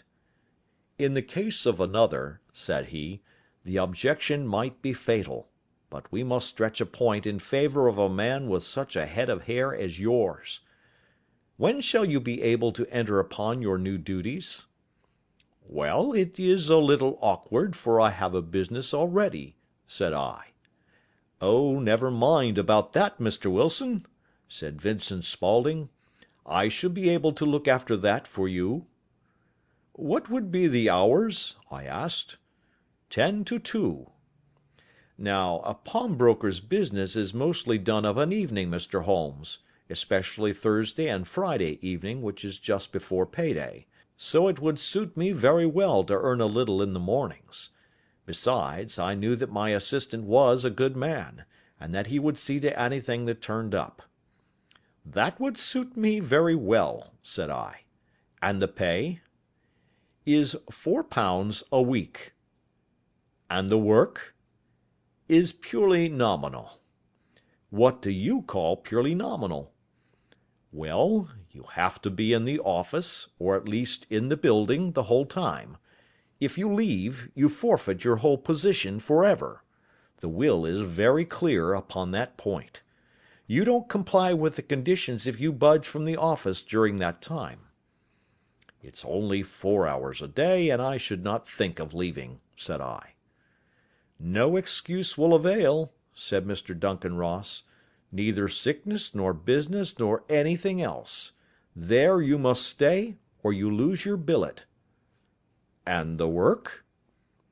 "Is to copy out the Encyclopaedia Britannica. There is the first volume of it in that press. You must find your own ink, pens, and blotting paper, but we provide this table and chair. Will you be ready tomorrow?" "Certainly," I answered. "Then good-bye, Mr. Jabez Wilson, and let me congratulate you once more on the important position which you have been fortunate enough to gain." He bowed me out of the room, and I went home with my assistant, hardly knowing what to say or do, I was so pleased at my own good fortune. Well, I thought over the matter all day, and by evening I was in low spirits again, for I had quite persuaded myself that the whole affair must be some great hoax or fraud, though what its object might be I could not imagine. It seemed altogether past belief that anyone could make such a will, or that they would pay such a sum for doing anything so simple as copying out the Encyclopaedia Britannica. Vincent Spaulding did what he could to cheer me up, but by bedtime I had reasoned myself out of the whole thing. However, in the morning I determined to have a look at it anyhow, so I bought a penny bottle of ink, and with a quill pen and 7 sheets of foolscap paper, I started off for Pope's Court. Well, to my surprise and delight, everything was as right as possible. The table was set out ready for me, and Mr. Duncan Ross was there to see that I got fairly to work. He started me off upon the letter A, and then he left me, but would drop in from time to time to see that all was right with me. At 2 o'clock he bade me good day, complimented me upon the amount that I had written, and locked the door of the office after me. This went on for day after day, Mr. Holmes, and on Saturday the manager came in and planked down 4 golden sovereigns for my week's work. It was the same next week, and the same the week after. Every morning I was there at 10, and every afternoon I left at 2. By degrees Mr. Duncan Ross took to coming in only once of a morning, and then, after a time, he did not come in at all. Still, of course, I never dared to leave the room for an instant, for I was not sure when he might come, and the billet was such a good one, and suited me so well, that I would not risk the loss of it. 8 weeks passed away like this, and I had written about abbots, and archery, and armour, and architecture in Attica, and hoped with diligence that I might get on to the bees before very long. It cost me something in foolscap, and I had pretty nearly filled a shelf with my writings, and then suddenly the whole business came to an end. To an end? Yes, sir, and no later than this morning. I went to my work as usual at 10 o'clock, but the door was shut and locked, with a little square of cardboard hammered on to the middle of the panel with a tack. Here it is, and you can read for yourself. He held up a piece of white cardboard about the size of a sheet of note-paper. It read in this fashion: "The Red-Headed League is dissolved. October 9, 1890. Sherlock Holmes and I surveyed this curt announcement and the rueful face behind it, until the comical side of the affair so completely overtopped every other consideration that we both burst out into a roar of laughter. "I cannot see that there is anything very funny," cried our client, flushing up to the roots of his flaming head. "If you can do nothing better than laugh at me, I can go elsewhere." "No, no," cried Holmes, shoving him back into the chair from which he had half risen. "I really wouldn't miss your case for the world. It is most refreshingly unusual. But there is, if you will excuse my saying so, something just a little funny about it. Pray, what steps did you take when you found the card upon the door?" "I was staggered, sir. I did not know what to do. Then I called at the offices round, but none of them seemed to know anything about it. Finally, I went to the landlord, who is an accountant living on the ground floor, and I asked him if he could tell me what had become of the Red-Headed League. He said that he had never heard of any such body. Then I asked him who Mr. Duncan Ross was. He answered that the name was new to him. "Well," said I, "the gentleman at number 4. "What, the red-headed man?" "Yes." "Oh," said he, "his name was William Morris. He was a solicitor, and was using my room as a temporary convenience until his new premises were ready. He moved out yesterday." "Where could I find him?" "Oh, at his new offices. He did tell me the address. Yes, 17 King Edward Street, near St. Paul's. I started off, Mr. Holmes, but when I got to that address it was a manufactory of artificial knee-caps, and no one in it had ever heard of either Mr. William Morris or Mr. Duncan Ross. "And what did you do then?" asked Holmes. "I went home to Saxe Coburg Square, and I took the advice of my assistant, but he could not help me in any way. He could only say that if I waited I should hear by post. But that was not quite good enough, Mr. Holmes. I did not wish to lose such a place without a struggle, so, as I have heard that you were good enough to give advice to poor folk who were in need of it, I came right away to you." "And you did very wisely," said Holmes. "Your case is an exceedingly remarkable one, and I shall be happy to look into it. From what you have told me, I think it is possible that graver issues hang from it than might at first sight appear." "Grave enough," said Mr. Jabez Wilson. "Why, I have lost £4 a week." "As far as you are personally concerned," remarked Holmes, "I do not see that you have any grievance against this extraordinary league. On the contrary, you are, as I understand, richer by some £30, to say nothing of the minute knowledge which you have gained on every subject which comes under the letter A. You have lost nothing by them." "No, sir, but I want to find out about them, and who they are, and what their object was in playing this prank, if it was a prank, upon me. It was a pretty expensive joke for them, for it cost them £32. "We shall endeavour to clear up these points for you. And first, one or two questions, Mr. Wilson. This assistant of yours, who first called your attention to the advertisement, how long has he been with you?" "About a month, then." "How did he come?" "In answer to an advertisement." "Was he the only applicant?" "No, I had a dozen." "Why did you pick him?" "Because he was handy and would come cheap." "At half wages, in fact?" "Yes." "What is he like, this Vincent Spaulding?" "Small, stout built, very quick in his ways, no hair on his face, though he's not short of 30. Has a white splash of acid upon his forehead." Holmes sat up in his chair in considerable excitement. "I thought as much," said he. "Have you ever observed that his ears are pierced for earrings?" "Yes, sir. He told me that a gipsy had done it for him when he was a lad." Said Holmes, sinking back in deep thought. "He is still with you?" "Oh, yes, sir. I have only just left him." "And has your business been attended to in your absence?" "Nothing to complain of, sir.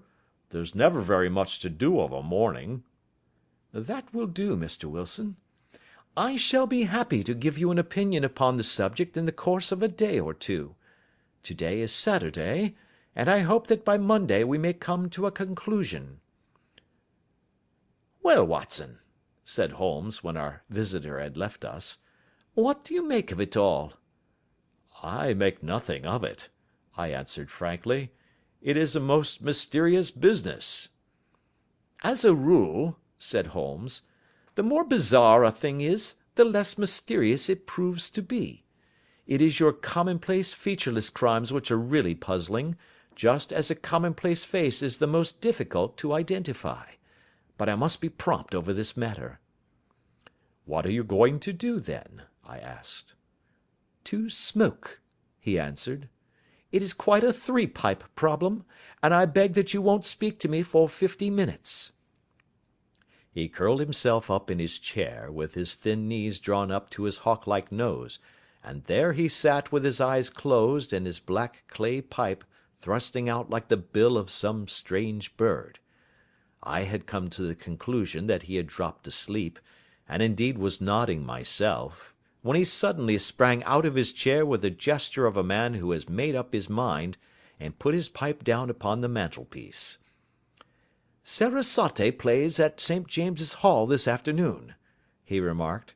"What do you think, Watson? Could your patients spare you for a few hours?" "I have nothing to do today. My practice is never very absorbing." "Then put on your hat and come. I am going through the city first, and we can have some lunch on the way. I observe that there is a good deal of German music on the programme, which is rather more to my taste than Italian or French. It is introspective, and I want to introspect. Come along." We travelled by the Underground as far as Aldersgate, and a short walk took us to Saxe Coburg Square, the scene of the singular story which we had listened to in the morning. It was a poky, little, shabby genteel place, where 4 lines of dingy 2-storied brick houses looked out into a small railed-in enclosure, where a lawn of weedy grass and a few clumps of faded laurel bushes made a hard fight against a smoke-laden and uncongenial atmosphere. 3 gilt balls and a brown board with Jabez Wilson in white letters upon a corner house announced the place where our red-headed client carried on his business. Sherlock Holmes stopped in front of it with his head on one side and looked it all over, with his eyes shining brightly between puckered lids. Then he walked slowly up the street, and then down again to the corner, still looking keenly at the houses. Finally he returned to the pawnbroker's, and, having thumped vigorously upon the pavement with his stick 2 or 3 times, he went up to the door and knocked. It was instantly opened by a bright-looking, clean-shaven young fellow, who asked him to step in. "Thank you," said Holmes. "I only wish to ask you how you would go from here to the Strand." "Third right, fourth left," answered the assistant promptly, closing the door. "Smart fellow, that," observed Holmes as we walked away. "He is, in my judgment, the 4th smartest man in London, and for daring I am not sure that he has not a claim to be 3rd. I have known something of him before." "Evidently," said I, "Mr. Wilson's assistant counts for a good deal in this mystery of the Red-Headed League. I am sure that you inquired your way merely in order that you might see him." "Not him." "What then?" "The knees of his trousers." "And what did you see?" "What I expected to see." "Why did you beat the pavement?" "My dear doctor, this is a time for observation, not for talk. We are spies in an enemy's country. We know something of Saxe Coburg Square. Let us now explore the parts which lie behind it." The road in which we found ourselves as we turned round the corner from the retired Saxe Coburg Square presented as great a contrast to it as the front of a picture does to the back. It was one of the main arteries which conveyed the traffic of the city to the north and west. The roadway was blocked with the immense stream of commerce flowing in a double tide inward and outward, while the footpaths were black with the hurrying swarm of pedestrians. It was difficult to realise, as we looked at the line of fine shops and stately business premises, that they really abutted on the other side upon the faded and stagnant square which we had just quitted. "Let me see," said Holmes, standing at the corner and glancing along the line. "I should like just to remember the order of the houses here. It is a hobby of mine to have an exact knowledge of London. There is Mortimer's, the tobacconist, the Coburg branch of the City and Suburban Bank, the Vegetarian Restaurant, and McFarlane's Carriage Building Depot. That carries us right on to the other block. And now, Doctor, we've done our work, so it's time we had some play. A sandwich and a cup of coffee, and then off to Violin Land, where all is sweetness and delicacy and harmony, and there are no red-headed clients to vex us with their conundrums." My friend was an enthusiastic musician, being himself not only a very capable performer, but a composer of no ordinary merit. All the afternoon he sat in the stalls, wrapped in the most perfect happiness, gently waving his long thin fingers in time to the music, while his gently smiling face and his languid, dreamy eyes were as unlike those of Holmes the sleuth-hound, Holmes the relentless, keen-witted, ready-handed criminal agent as it was possible to conceive. In his singular character, the dual nature alternately asserted itself, and his extreme exactness and astuteness represented, as I have often thought, the reaction against the poetic and contemplative mood which occasionally predominated in him. The swing of his nature took him from extreme languor to devouring energy, and as I knew well, he was never so truly formidable as when, for days on end, he had been lounging in his armchair amid his improvisations and his black-letter editions. Then it was that the lust of the chase would suddenly come upon him, and that his brilliant reasoning power would rise to the level of intuition, until those who were unacquainted with his methods would look askance at him as on a man whose knowledge was not that of other mortals. When I saw him that afternoon so enwrapped in the music at St. James's Hall, I felt that an evil time might be coming upon those whom he had set himself to hunt down. "You want to go home, no doubt, Doctor?" he remarked as we emerged. "Yes, it could be as well." "And I have some business to do which will take some hours. This business at Coburg Square is serious." "Why serious?" "A considerable crime is in contemplation. I have every reason to believe that we shall be in time to stop it. But today being Saturday rather complicates matters. I shall want your help tonight." "At what time?" 10 will be early enough. I shall be at Baker Street at 10. "Very well. And, I say, Doctor, there may be some little danger, so kindly put your army revolver in your pocket." He waved his hand, turned on his heel, and disappeared in an instant among the crowd. I trust that I am not more dense than my neighbours, but I was always oppressed with a sense of my own stupidity in my dealings with Sherlock Holmes. Here I had heard what he had heard, I had seen what he had seen, and yet from his words it was evident that he saw clearly not only what had happened but what was about to happen, while to me the whole business was still confused and grotesque. As I drove home to my house in Kensington, I thought over it all, with the extraordinary story of the red-headed copier of the Encyclopaedia, down to the visit to Saxe Coburg Square, and the ominous words with which he had parted from me. What was this nocturnal expedition, and why should I go armed? Where were we going, and what were we to do? I had the hint from Holmes that this smooth-faced pawnbroker's assistant was a formidable man, a man who might play a deep game. I tried to puzzle it out, but only gave it up in despair and set the matter aside until night should bring an explanation. It was 9:15 when I started from home and made my way across the park, and so through Oxford Street to Baker Street. 2 hansoms were standing at the door, and as I entered the passage I heard the sound of voices from above. On entering his room, I found Holmes in animated conversation with 2 men, one of whom I recognised as Peter Jones, the official police agent, while the other was a long, thin, sad-faced man, with a very shiny hat and oppressively respectable frock coat. "Ha! Our party is complete," said Holmes, buttoning up his pea-jacket, and taking his heavy hunting crop from the rack. "Watson, I think you know Mr. Jones of Scotland Yard? Let me introduce you to Mr. Merryweather, who is to be our companion in tonight's adventure." "We're hunting in couples again, Doctor, you see," said Jones in his consequential way. "Our friend here is a wonderful man for starting a chase. All he wants is an old dog to help him do the running down." "I hope a wild goose may not prove to be the end of our chase," observed Mr. Merryweather gloomily. "You may place considerable confidence in Mr. Holmes, sir," said the police agent loftily.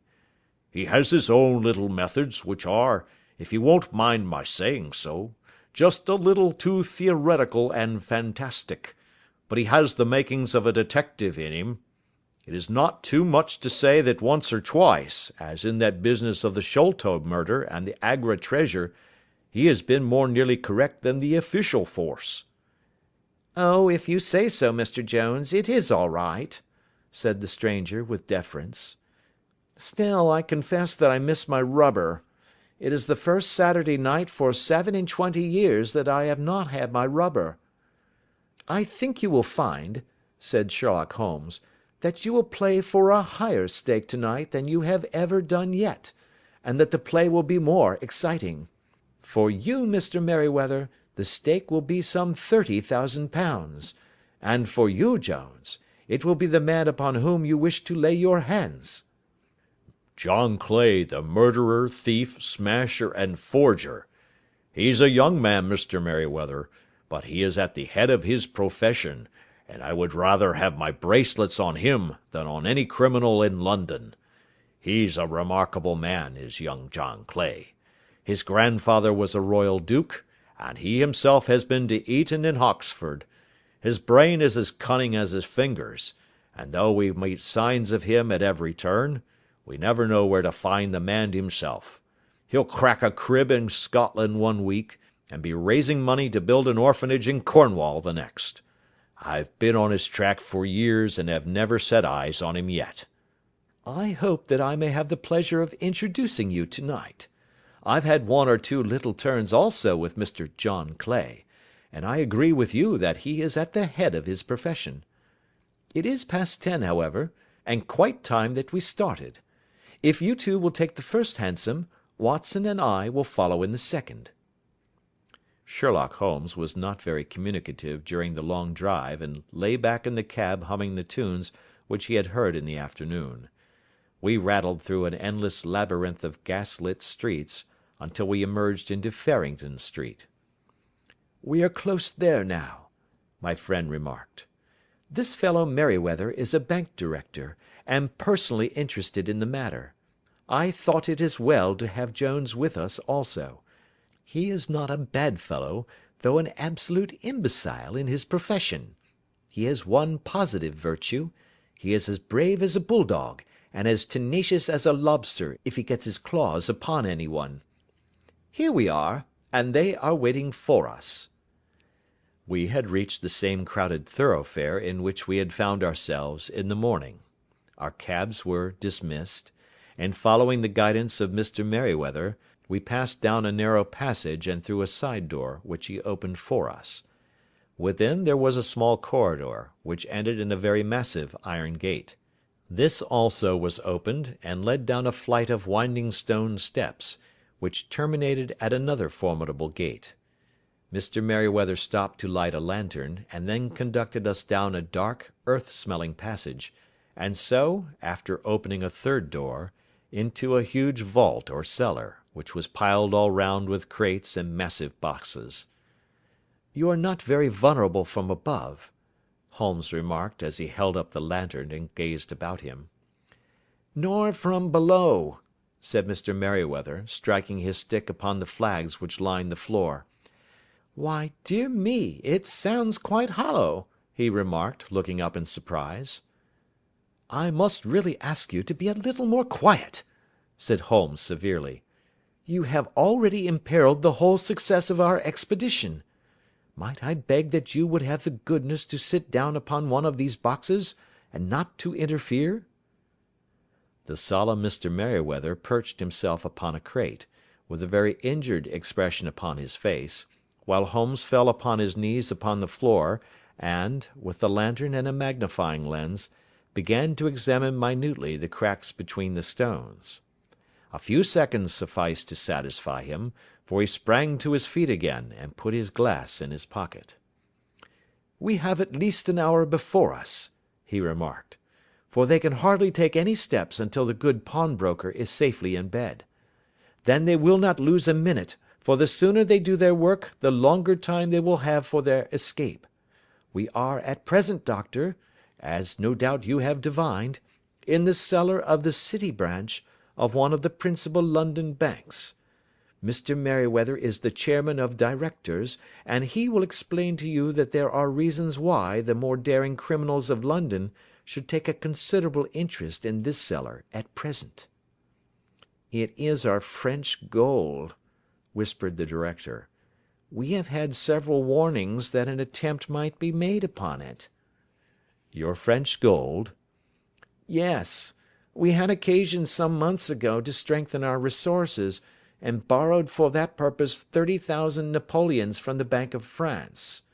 It has become known that we have never had occasion to unpack the money, and that it is still lying in our cellar. The crate upon which I sit contains 2,000 napoleons packed between layers of lead foil. Our reserve of bullion is much larger at present than is usually kept in a single branch office, and the directors have had misgivings upon the subject."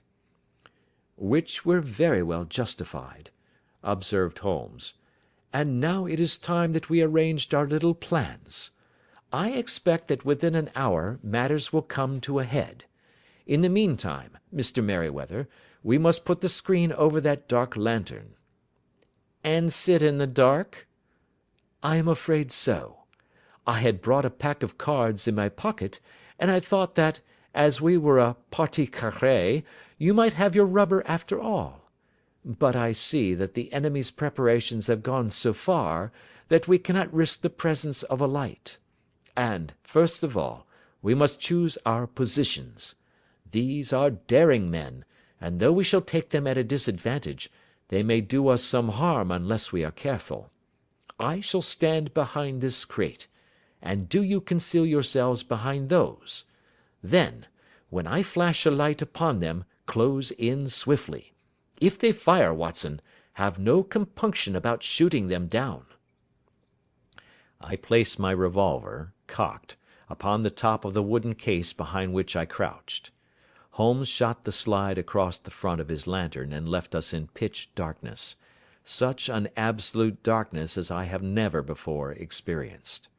The smell of hot metal remained to assure us that the light was still there, ready to flash out at a moment's notice. To me, with my nerves worked up to a pitch of expectancy, there was something depressing and subduing in the sudden gloom, and in the cold, dank air of the vault. "They have but one retreat," whispered Holmes. "That is back through the house into Saxe Coburg Square. I hope that you have done what I asked you, Jones." "I have an inspector and 2 officers waiting at the front door." "Then we have stopped all the holes, and now we must be silent and wait." What a time it seemed! From comparing notes afterwards it was but an hour and a quarter. Yet it appeared to me that the night must have almost gone, and the dawn be breaking above us. My limbs were weary and stiff, for I feared to change my position, yet my nerves were worked up to the highest pitch of tension, and my hearing was so acute that I could not only hear the gentle breathing of my companions, but I could distinguish the deeper, heavier in-breath of the bulky Jones from the thin, sighing note of the bank director. From my position I could look over the case in the direction of the floor. Suddenly, my eyes caught the glint of a light. At first it was but a lurid spark upon the stone pavement. Then it lengthened out until it became a yellow line, and then, without any warning or sound, a gash seemed to open, and a hand appeared, a white, almost womanly hand, which felt about in the centre of the little area of light. For a minute or more the hand, with its writhing fingers, protruded out of the floor. Then it was withdrawn as suddenly as it appeared, and all was dark again save the single lurid spark which marked a chink between the stones. Its disappearance, however, was but momentary. With a rending, tearing sound, one of the broad white stones turned over upon its side and left a square, gaping hole, through which streamed the light of a lantern. Over the edge there peeped a clean-cut, boyish face, which looked keenly about it, and then, with a hand on either side of the aperture, drew itself shoulder-high and waist-high, until one knee rested upon the edge. In another instant he stood at the side of the hole and was hauling after him a companion, lithe and small like himself, with a pale face, and a shock of very red hair. "It's all clear," he whispered. "Have you the chisel and the bags? Great Scott! Jump, Archie, jump, and I'll swing for it." Sherlock Holmes had sprung out and seized the intruder by the collar. The other dived down the hole, and I heard the sound of rending cloth as Jones clutched at his skirts. The light flashed upon the barrel of a revolver, but Holmes's hunting crop came down on the man's wrist, and the pistol clinked upon the stone floor. "It's no use, John Clay," said Holmes blandly. "You have no chance at all." "So I see," the other answered with the utmost coolness. "I fancy that my pal is all right, though I see you have got his coat-tails." "There are 3 men waiting for him at the door," said Holmes.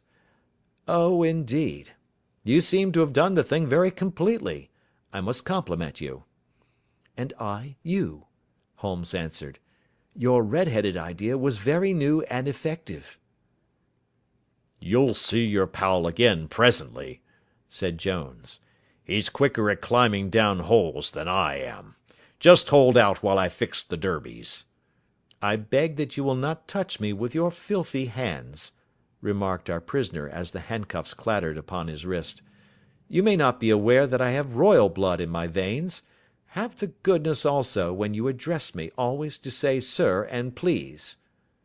"All right," said Jones, with a stare and a snigger.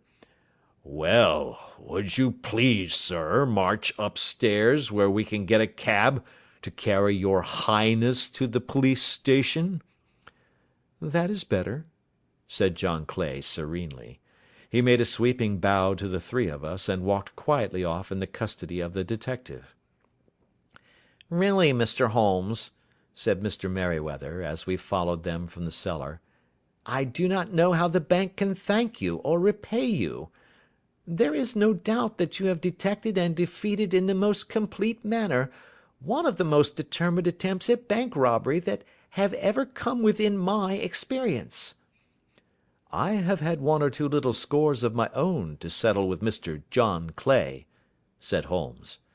"I have been at some small expense over this matter, which I shall expect the bank to refund, but beyond that I am amply repaid by having had an experience which is in many ways unique, and by hearing the very remarkable narrative of the Red-headed League. You see, Watson," he explained in the early hours of the morning, as we sat over a glass of whisky and soda in Baker Street, "it was perfectly obvious from the first that the only possible object of this rather fantastic business of the advertisement of the League, and the copying of the Encyclopaedia, must be to get this not over-bright pawnbroker out of the way for a number of hours every day. It was a curious way of managing it, but really it would be difficult to suggest a better. The method was no doubt suggested to Clay's ingenious mind by the colour of his accomplice's hair. The £4 a week was a lure which must draw him, and what was it to them, who were playing for thousands? They put in the advertisement, one rogue has the temporary office, the other rogue incites the man to apply for it, and together they manage to secure his absence every morning in the week. From the time that I heard of the assistant having come for half wages, it was obvious to me that he had some strong motive for securing the situation." "But how could you guess what the motive was?" "Had there been women in the house, I should have suspected a mere vulgar intrigue. That, however, was out of the question. The man's business was a small one, and there was nothing in his house which could account for such elaborate preparations, and such an expenditure as they were at. It must, then, be something out of the house. What could it be? I thought of the assistant's fondness for photography, and his trick of vanishing into the cellar. The cellar! There was the end of this tangled clue. Then I made inquiries as to this mysterious assistant, and found that I had to deal with one of the coolest and most daring criminals in London. He was doing something in the cellar, something which took many hours a day for months on end. What could it be, once more? I could think of nothing save that he was running a tunnel to some other building. So far I had got when we went to visit the scene of action. I surprised you by beating upon the pavement with my stick. I was ascertaining whether the cellar stretched out in front or behind. It was not in front. Then I rang the bell, and, as I hoped, the assistant answered it. We have had some skirmishes, but we had never set eyes upon each other before. I hardly looked at his face. His knees were what I wished to see. You must yourself have remarked how worn, wrinkled, and stained they were. They spoke of those hours of burrowing. The only remaining point was what they were burrowing for. I walked round the corner, saw the City and Suburban Bank abutted on our friend's premises, and felt that I had solved my problem. When you drove home after the concert, I called upon Scotland Yard and upon the chairman of the bank directors, with the result that you have seen." "And how could you tell that they would make their attempt to-night?" I asked. "Well, when they closed their League offices, that was a sign that they cared no longer about Mr. Jabez Wilson's presence. In other words, that they had completed their tunnel. But it was essential that they should use it soon, as it might be discovered, or the bullion might be removed. Saturday would suit them better than any other day, as it would give them 2 days for their escape. For all these reasons, I expected them to come to-night." "You reasoned it out beautifully," I exclaimed in unfeigned admiration.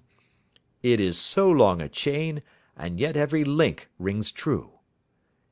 "It saved me from ennui," he answered, yawning. "Alas! I already feel it closing in upon me. My life is spent in one long effort to escape from the commonplaces of existence. These little problems help me to do so." "And you are a benefactor of the race," said I. He shrugged his shoulders. "Well, perhaps, after all, it is of some little use," he remarked. "L'homme c'est rien, l'œuvre c'est tout," as Gustave Flaubert wrote to George Sand. End of Adventure 2. Adventure 3. A Case of Identity. "My dear fellow," said Sherlock Holmes as we sat on either side of the fire in his lodgings at Baker Street, "life is infinitely stranger than anything which the mind of man could invent. We would not dare to conceive the things which are really mere commonplaces of existence. If we could fly out of that window hand in hand, hover over this great city, gently remove the roofs, and peep in at the queer things which are going on, the strange coincidences, the plannings, the cross purposes, the wonderful chains of events, working through generations, and leading to the most outré results, it would make all fiction with its conventionalities and foreseen conclusions most stale and unprofitable." "And yet I am not convinced of it," I answered. "The cases which come to light in the papers are, as a rule, bald enough and vulgar enough. We have in our police reports realism pushed to its extreme limits, and yet the result is, it must be confessed, neither fascinating nor artistic." "A certain selection and discretion must be used in producing a realistic effect," remarked Holmes. "This is wanting in the police report, where more stress is laid, perhaps, upon the platitudes of the magistrate than upon the details, which to an observer contain the vital essence of the whole matter. Depend upon it, there is nothing so unnatural as the commonplace." I smiled and shook my head. "I can quite understand your thinking so," I said. "Of course, in your position of unofficial adviser and helper to everybody who is absolutely puzzled throughout 3 continents, you are brought in contact with all that is strange and bizarre. But here," I picked up the morning paper from the ground, "let us put it to a practical test. Here is the first heading upon which I come: A husband's cruelty to his wife. There is half a column of print, but I know without reading it that it is all perfectly familiar to me. There is, of course, the other woman, the drink, the push, the blow, the bruise, the sympathetic sister or landlady. The crudest of writers could invent nothing more crude. "Indeed, your example is an unfortunate one for your argument," said Holmes, taking the paper and glancing his eye down it. "This is the Dundas separation case, and, as it happens, I was engaged in clearing up some small points in connection with it. The husband was a teetotaler. There was no other woman, and the conduct complained of was that he had drifted into the habit of winding up every meal by taking out his false teeth and hurling them at his wife, which, you will allow, is not an action likely to occur to the imagination of the average story-teller. Take a pinch of snuff, Doctor, and acknowledge that I have scored over you in your example." He held out his snuff-box of old gold, with a great amethyst in the centre of the lid. Its splendour was in such contrast to his homely ways and simple life that I could not help commenting upon it. "Ah," said he, "I forgot that I had not seen you for some weeks. It is a little souvenir from the King of Bohemia, in return for my assistance in the case of the Irene Adler papers." "And the ring?" I asked, glancing at a remarkable brilliant which sparkled upon his finger. "It was from the reigning family of Holland, though the matter in which I served them was of such delicacy that I cannot confide it even to you, who have been good enough to chronicle one or two of my little problems." "And have you any on hand just now?" I asked with interest. "Some 10 or 12, but none which present any feature of interest. They are important, you understand, without being interesting. Indeed, I have found that it is usually in unimportant matters that there is a field for the observation, and for the quick analysis of cause and effect which gives the charm to an investigation. The larger crimes are apt to be the simpler, for the bigger the crime, the more obvious, as a rule, is the motive. In these cases, save for one rather intricate matter which has been referred to me from Marseilles, there is nothing which presents any features of interest. It is possible, however, that I may have something better before very many minutes are over, for this is one of my clients, or I am much mistaken." He had risen from his chair and was standing between the parted blinds, gazing down into the dull, neutral-tinted London street.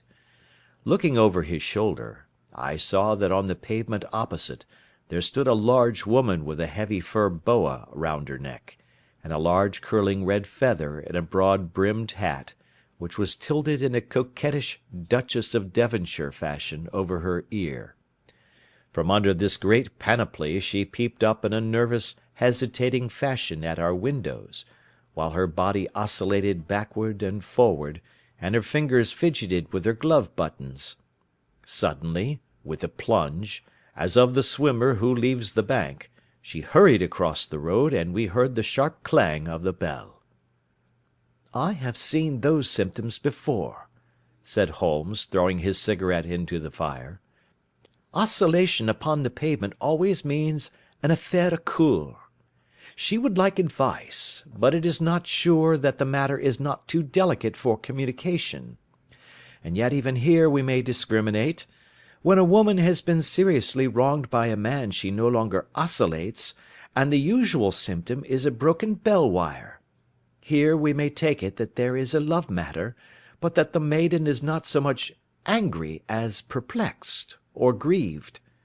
But here she comes in person to resolve our doubts." As he spoke there was a tap at the door, and the boy in buttons entered to announce Miss Mary Sutherland, while the lady herself loomed behind his small black figure like a full-sailed merchantman behind a tiny pilot-boat. Sherlock Holmes welcomed her with the easy courtesy for which he was remarkable, and having closed the door and bowed her into an arm-chair, he looked her over in the minute yet abstracted fashion which was peculiar to him. "Do you not find," he said, "that with your short sight it is a little trying to do so much typewriting?" "I did at first," she answered, "but now I know where the letters are without looking." Then, suddenly realizing the full purport of his words, she gave a violent start and looked up, with fear and astonishment upon her broad, good-humoured face.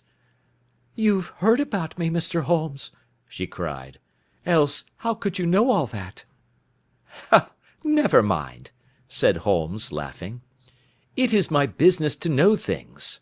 Perhaps I have trained myself to see what others overlook. If not, why should you come to consult me?" "I came to you, sir, because I heard of you from Mrs. Etheridge, whose husband you found so easy when the police and everyone had given him up for dead. Oh, Mr. Holmes, I wish you would do as much for me. I'm not rich, but still I have 100 a year in my own right, besides the little that I make by the machine, and I would give it all to know what has become of Mr. Hosmer Angel." "Why did you come away to consult me in such a hurry?" asked Sherlock Holmes, with his finger-tips together and his eyes to the ceiling.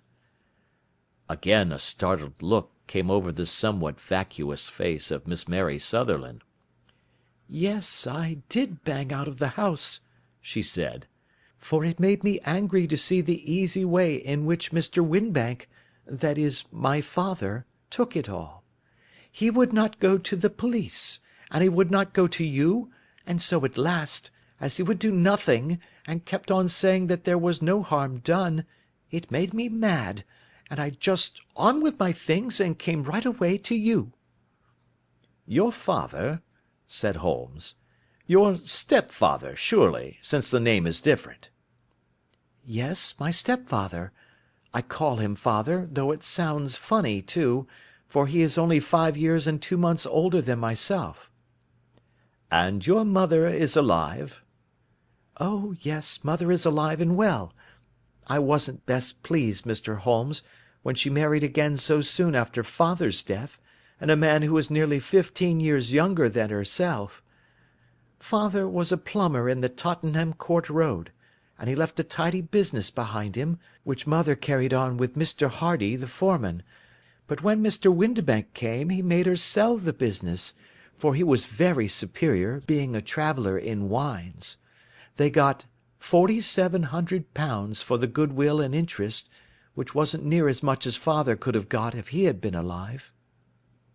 I had expected to see Sherlock Holmes impatient under this rambling and inconsequential narrative, but, on the contrary, he had listened with the greatest concentration of attention. "Your own little income," he asked, "does it come out of the business?" "Oh, no, sir. It is quite separate and was left me by my Uncle Ned in Auckland. It is in New Zealand stock, paying 4½ per cent. £2,500 was the amount, but I can only touch the interest." "You interest me extremely," said Holmes, "and since you draw so large a sum as 100 a year, with what you earn into the bargain, you no doubt travel a little and indulge yourself in every way. I believe that a single lady can get on very nicely upon an income of about £60. "I could do with much less than that, Mr. Holmes, but you understand that as long as I live at home I don't wish to be a burden to them, and so they have the use of the money just while I am staying with them. Of course, that is only just for the time. Mr. Windibank draws my interest every quarter and pays it over to mother, and I find that I can do pretty well with what I earn at typewriting. It brings me 2d. a sheet, and I can often do from 15 to 20 sheets in a day." "You have made your position very clear to me," said Holmes. "This is my friend, Dr. Watson, before whom you can speak as freely as before myself. Kindly tell us now all about your connection with Mr. Hosmer Angel." A flush stole over Miss Sutherland's face, and she picked nervously at the fringe of her jacket. "I met him first at the gasfitter's ball," she said. "They used to send father tickets when he was alive, and then afterwards they remembered us, and sent them to mother. Mr. Windibank did not wish us to go. He never did wish us to go anywhere. He would get quite mad if I wanted so much as to join a Sunday school treat. But this time I was set on going, and I would go, for what right had he to prevent? He said the folk were not fit for us to know, when all father's friends were to be there, and he said that I had nothing fit to wear, when I had my purple plush that I had never so much as taken out of the drawer. At last, when nothing else would do, he went off to France upon the business of the firm, but we went, mother and I, with Mr. Hardy, who used to be our foreman, and it was there I met Mr. Hosmer Angel." "I suppose," said Holmes, "that when Mr. Windibank came back from France, he was very annoyed at your having gone to the ball." "Oh, well, he was very good about it. He laughed, I remember, and shrugged his shoulders, and said there was no use denying anything to a woman, for she would have her way." "I see. Then at the gasfitters' ball you met, as I understand, a gentleman called Mr. Hosmer Angel." "Yes, sir. I met him that night, and he called next day to ask if we had got home all safe, and after that we met him. That is to say, Mr. Holmes, I met him twice for walks, but after that father came back again, and Mr. Hosmer Angel could not come to the house any more." "No?" "Well, you know father didn't like anything of the sort. He wouldn't have any visitors if he could help it, and he used to say that a woman should be happy in her own family circle. But then, as I used to say to mother, a woman wants her own circle to begin with, and I had not got mine yet." "But how about Mr. Hosmer Angel? Did he make no attempt to see you?" "Well, father was going off to France again in a week, and Hosmer wrote and said that it would be safer and better not to see each other until he had gone. We could write in the meantime, and he used to write every day. I took the letters in the morning, so there was no need for father to know." "Were you engaged to the gentleman at this time?" "Oh, yes, Mr. Holmes, we were engaged after the first walk that we took. Hosmer, Mr. Angel, was a cashier in an office in Leadenhall Street, and—" "What office?" "That's the worst of it, Mr. Holmes. I don't know." "Where did he live, then?" "He slept on the premises." "And you don't know his address?" "No, except that it was Leadenhall Street." "Where did you address your letters, then?" "To the Leadenhall Street post office, to be left till called for. He said that if they were sent to the office he would be chaffed by all the other clerks about having letters from a lady, so I offered to typewrite them, like he did his, but he wouldn't have that, for he said that when I wrote them they seemed to come from me, but when they were typewritten he always felt that the machine had come between us. That will just show you how fond he was of me, Mr. Holmes, and the little things that he would think of." "It was most suggestive," said Holmes. "It has long been an axiom of mine that the little things are infinitely the most important. Can you remember any other little things about Mr. Hosmer Angel?" "He was a very shy man, Mr. Holmes. He would rather walk with me in the evening than in the daylight, for he said that he hated to be conspicuous. Very retiring and gentlemanly he was. Even his voice was gentle. He'd had the quinsy and swollen glands when he was young, he told me, and it had left him with a weak throat and a hesitating, whispering fashion of speech. He was always well dressed, very neat and plain, but his eyes were weak just as mine are, and he wore tinted glasses against the glare." "Well, and what happened when Mr. Windibank, your stepfather, returned to France?" "Mr. Hosmer Angel came to the house again, and proposed that we should marry before father came back. He was in dreadful earnest, and made me swear, with my hands on the Testament, that whatever happened I would always be true to him. Mother said he was quite right to make me swear, and that it was a sign of his passion. Mother was all in his favour from the first, and was even fonder of him than I was. Then, when they talked of marrying within the week, I began to ask about father, but they both said never to mind about father, but just to tell him afterwards, and mother said she would make it all right with him. I didn't quite like that, Mr. Holmes.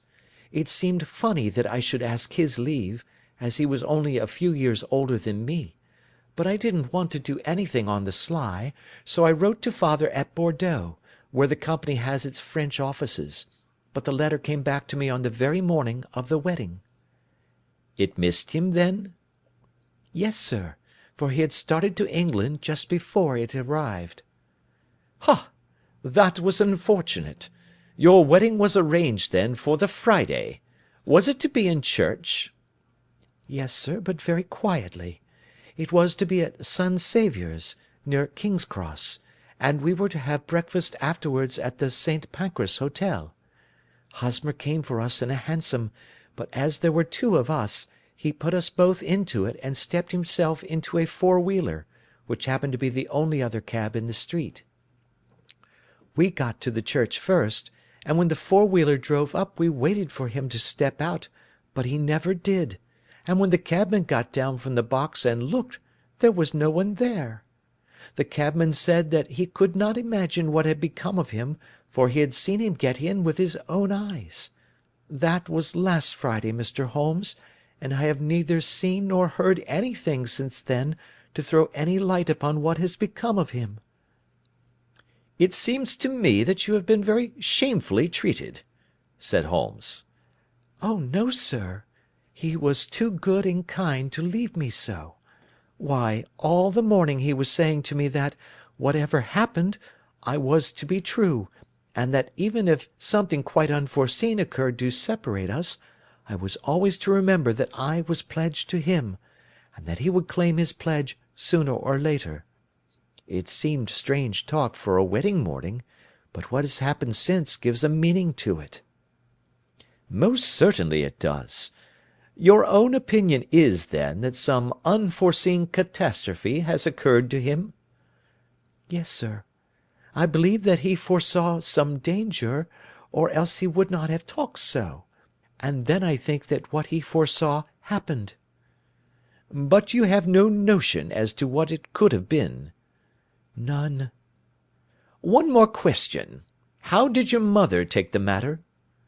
"She was angry, and said that I was never to speak of the matter again." "And your father? Did you tell him?" "Yes, and he seemed to think, with me, that something had happened, and that I should hear of Hosmer again.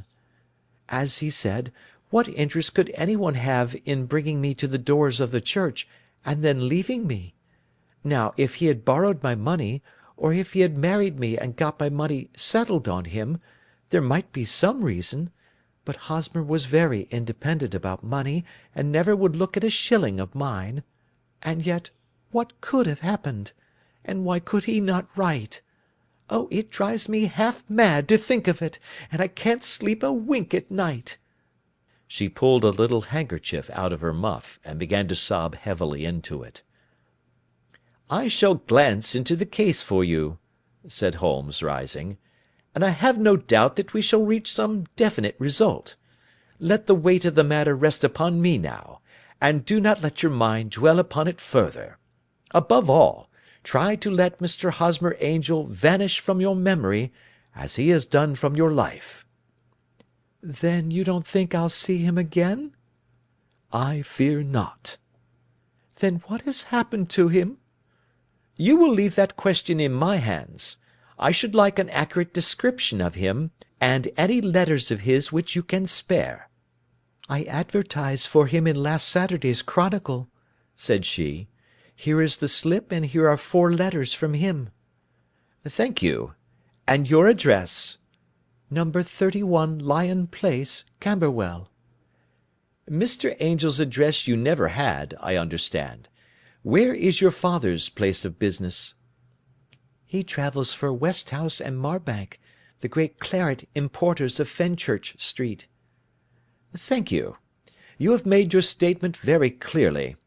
You will leave the papers here, and remember the advice which I have given you. Let the whole incident be a sealed book, and do not allow it to affect your life." "You are very kind, Mr. Holmes, but I cannot do that. I shall be true to Hosmer. He shall find me ready when he comes back."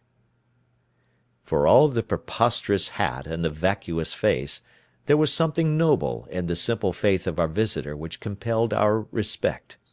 She laid her little bundle of papers upon the table and went her way, with a promise to come again whenever she might be summoned. Sherlock Holmes sat silent for a few minutes with his finger-tips still pressed together, his legs stretched out in front of him, and his gaze directed upward to the ceiling. Then he took down from the rack the old and oily clay pipe, which was to him as a counsellor, and, having lit it, he leaned back in his chair, with the thick blue cloud-wreaths spinning up from him, and a look of infinite languor in his face. "Quite an interesting study, that maiden," he observed. "I found her more interesting than her little problem, which, by the way, is rather a trite one. You will find parallel cases, if you consult my index, in Andover in '77, and there was something of the sort at the Hague last year. Old as is the idea, however, there were one or two details which were new to me, but the maiden herself was most instructive." "You appeared to read a good deal upon her which was quite invisible to me," I remarked. "Not invisible, but unnoticed, Watson. You did not know where to look, and so you missed all that was important. I can never bring you to realise the importance of sleeves, the suggestiveness of thumbnails, or the great issues that may hang from a bootlace.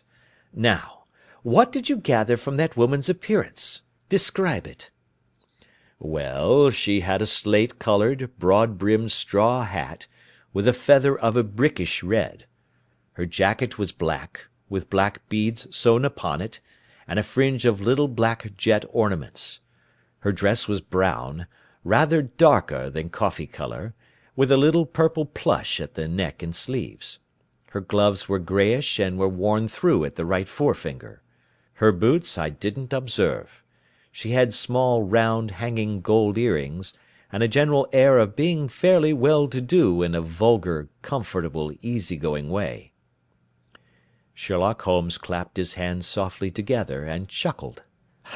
"'Pon my word, Watson, you are coming along wonderfully. You have really done very well indeed. It is true that you have missed everything of importance, but you have hit upon the method, and you have a quick eye for colour. Never trust to general impressions, my boy, but concentrate yourself upon details. My first glance is always at a woman's sleeve. In a man it is perhaps better first to take the knee of the trouser.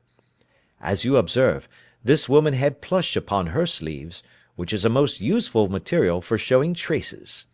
The double line a little above the wrist, where the typewriter presses against the table, was beautifully defined.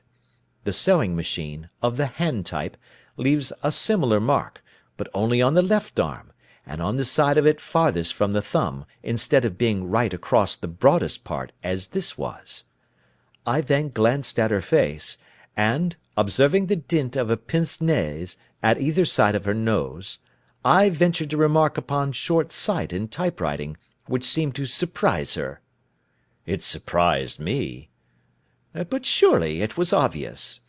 I was then much surprised and interested on glancing down to observe that, though the boots which she was wearing were not unlike each other, they were really odd ones, the one having a slightly decorated toe-cap, and the other a plain one. One was buttoned only in the 2 lower buttons out of 5, and the other at the 1st, 3rd, and 5th. Now, when you see that a young lady, otherwise neatly dressed, has come away from home with odd boots, half buttoned, it is no great deduction to say that she came away in a hurry." "And what else?" I asked, keenly interested, as I always was, by my friend's incisive reasoning. "I noted, in passing, that she had written a note before leaving home, but after being fully dressed. You observed that her right glove was torn at the forefinger, but you did not apparently see that both glove and finger were stained with violet ink. She had written in a hurry and dipped her pen too deep. It must have been this morning, or the mark would not remain clear upon the finger. All this is amusing, though rather elementary, but I must go back to business, Watson. Would you mind reading me the advertised description of Mr. Hosmer Angel?" I held the little printed slip to the light. "Missing," it said, "on the morning of the 14th, a gentleman named Hosmer Angel, about 5 feet 7 inches in height, strongly built, sallow complexion, black hair, a little bald in the centre, bushy, black side whiskers and moustache, tinted glasses, slight infirmity of speech, was dressed when last seen in black frock coat faced with silk, black waistcoat, gold Albert chain, and grey Harris tweed trousers, with brown gaiters over elastic-sided boots. Known to have been employed in an office in Leadenhall Street. Anybody bringing—" "That will do," said Holmes. "As to the letters," he continued, glancing over them, "they are very commonplace. Absolutely no clue in them to Mr. Angel, save that he quotes Balzac once. There is one remarkable point, however, which will no doubt strike you." "They are typewritten," I remarked. "Not only that, but the signature is typewritten. Look at the neat little Hosmer Angel at the bottom. There is a date, you see, but no superscription except Leadenhall Street, which is rather vague. The point about the signature is very suggestive. In fact, we may call it conclusive." "Of what?" "My dear fellow, is it possible you do not see how strongly it bears upon the case?" "I cannot say that I do, unless it were that he wished to be able to deny his signature if an action for breach of promise were instituted." "No, that was not the point. However, I shall write 2 letters, which should settle the matter. One is to a firm in the City, the other is to the young lady's stepfather, Mr. Windibank, asking him whether he could meet us here at 6 o'clock to-morrow evening. It is just as well that we should do business with the male relatives. And now, Doctor, we can do nothing until the answers to those letters come, so we may put our little problem upon the shelf for the interim." I had had so many reasons to believe in my friend's subtle powers of reasoning and extraordinary energy in action, that I felt that he must have some solid grounds for the assured and easy demeanour with which he treated the singular mystery which he had been called upon to fathom. Once only had I known him to fail, in the case of the King of Bohemia and the Irene Adler photograph; but when I looked back to the weird business of the sign of 4, and the extraordinary circumstances connected with the study in scarlet, I felt that it would be a strange tangle indeed which he could not unravel. I left him then, still puffing at his black clay pipe, with the conviction that when I came again on the next evening, I would find that he held in his hands all the clues which would lead up to the identity of the disappearing bridegroom of Miss Mary Sutherland. A professional case of great gravity was engaging my own attention at the time, and the whole of next day I was busy at the bedside of the sufferer. It was not until close upon 6 o'clock that I found myself free, and was able to spring into a hansom and drive to Baker Street, half afraid that I might be too late to assist at the dénouement of the little mystery. I found Sherlock Holmes alone, however, half asleep, with his long, thin form curled up in the recesses of his arm-chair. A formidable array of bottles and test-tubes, with the pungent cleanly smell of hydrochloric acid, told me that he had spent his day in the chemical work which was so dear to him. "Well, have you solved it?" I asked as I entered. "Yes, it was the bisulfate of baryta." "No, no, the mystery!" I cried. "Oh, that! I thought of the salt that I had been working upon. There was never any mystery in the matter, though, as I said yesterday, some of the details are of interest. The only drawback is that there is no law, I fear, that can touch the scoundrel." "Who was he, then, and what was his object in deserting Miss Sutherland?" The question was hardly out of my mouth, and Holmes had not yet opened his lips to reply, when we heard a heavy footfall in the passage, and a tap at the door. "This is the girl's stepfather, Mr. James Windibank," said Holmes. "He has written to me to say that he would be here at 6. Come in." The man who entered was a sturdy, middle-sized fellow, some 30 years of age, clean-shaven, and sallow-skinned, with a bland, insinuating manner, and a pair of wonderfully sharp and penetrating grey eyes. He shot a questioning glance at each of us, placed his shiny top-hat upon the sideboard, and with a slight bow sidled down into the nearest chair. "Good evening, Mr. James Windibank," said Holmes. "I think that this typewritten letter is from you, in which you have made an appointment with me for 6 o'clock?" "Yes, sir. I am afraid that I am a little late, but I am not quite my own master, you know. I am sorry that Miss Sutherland has troubled you about this little matter, for I think it is far better not to wash linen of the sort in public. It was quite against my wishes that she came, but she is a very excitable, impulsive girl, as you may have noticed, and she is not easily controlled when she has made up her mind on a point. Of course, I did not mind you so much, as you are not connected with the official police, but it is not pleasant to have a family misfortune like this noised abroad. Besides, it is a useless expense, for how could you possibly find this Hosmer Angel?" "On the contrary," said Holmes quietly, "I have every reason to believe that I will succeed in discovering Mr. Hosmer Angel." Mr. Windibank gave a violent start and dropped his gloves. "I am delighted to hear it," he said. "It is a curious thing," remarked Holmes, "that a typewriter has really quite as much individuality as a man's handwriting. Unless they are quite new, no two of them write exactly alike. Some letters get more worn than others, and some wear only on one side. Now, you remark in this note of yours, Mr. Windibank, that in every case there is some little slurring over of the E, and a slight defect in the tail of the R. There are 14 other characteristics, but those are the more obvious." "We do all our correspondence with this machine at the office, and no doubt it is a little worn," our visitor answered, glancing keenly at Holmes with his bright little eyes. "And now I will show you what is really a very interesting study, Mr. Windibank," Holmes continued. "I think of writing another little monograph some of these days on the typewriter and its relation to crime. It is a subject to which I have devoted some little attention. I have here 4 letters which purport to come from the missing man.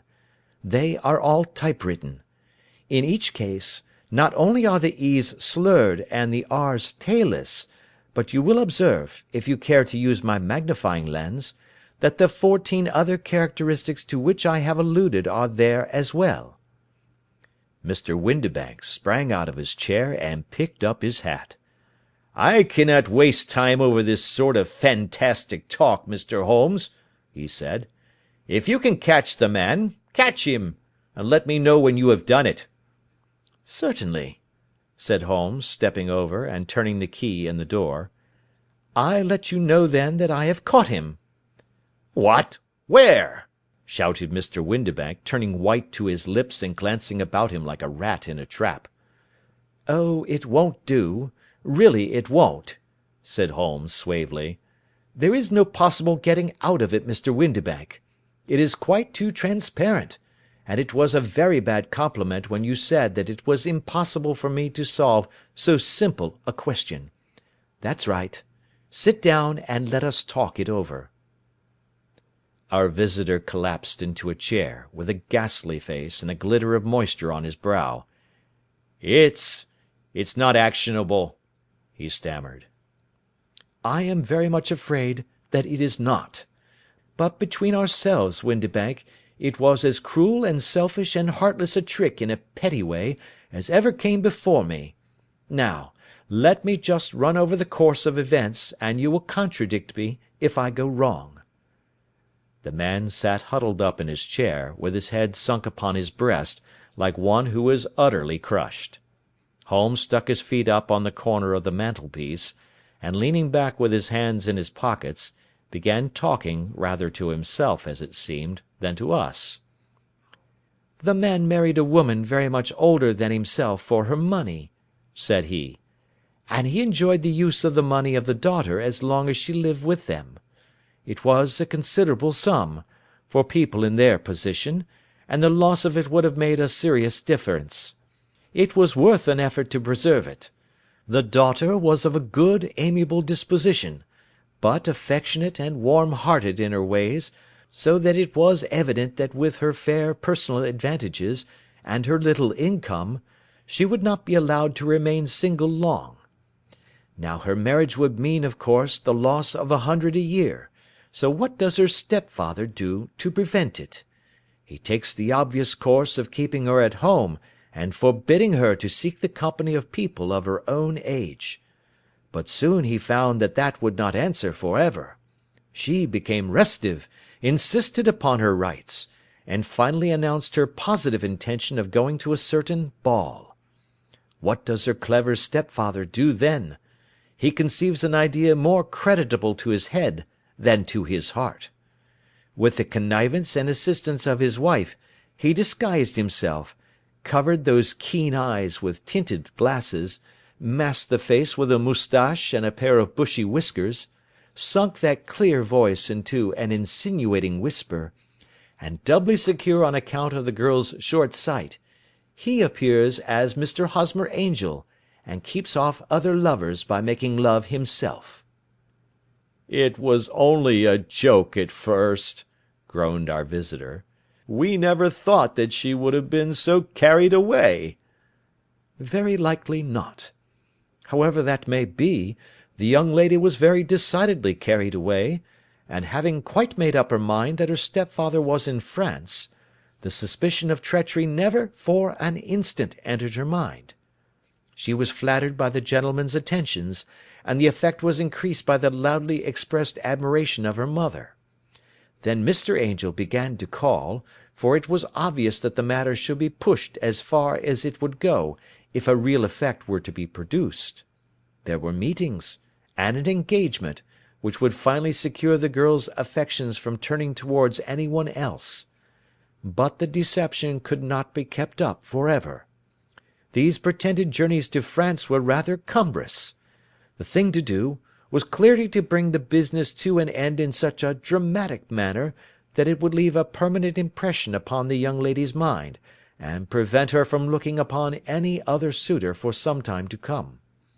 Hence those vows of fidelity exacted upon a testament, and hence also the allusions to a possibility of something happening on the very morning of the wedding. James Windibank wished Miss Sutherland to be so bound to Hosmer Angel, and so uncertain as to his fate, that for 10 years to come, at any rate, she would not listen to another man.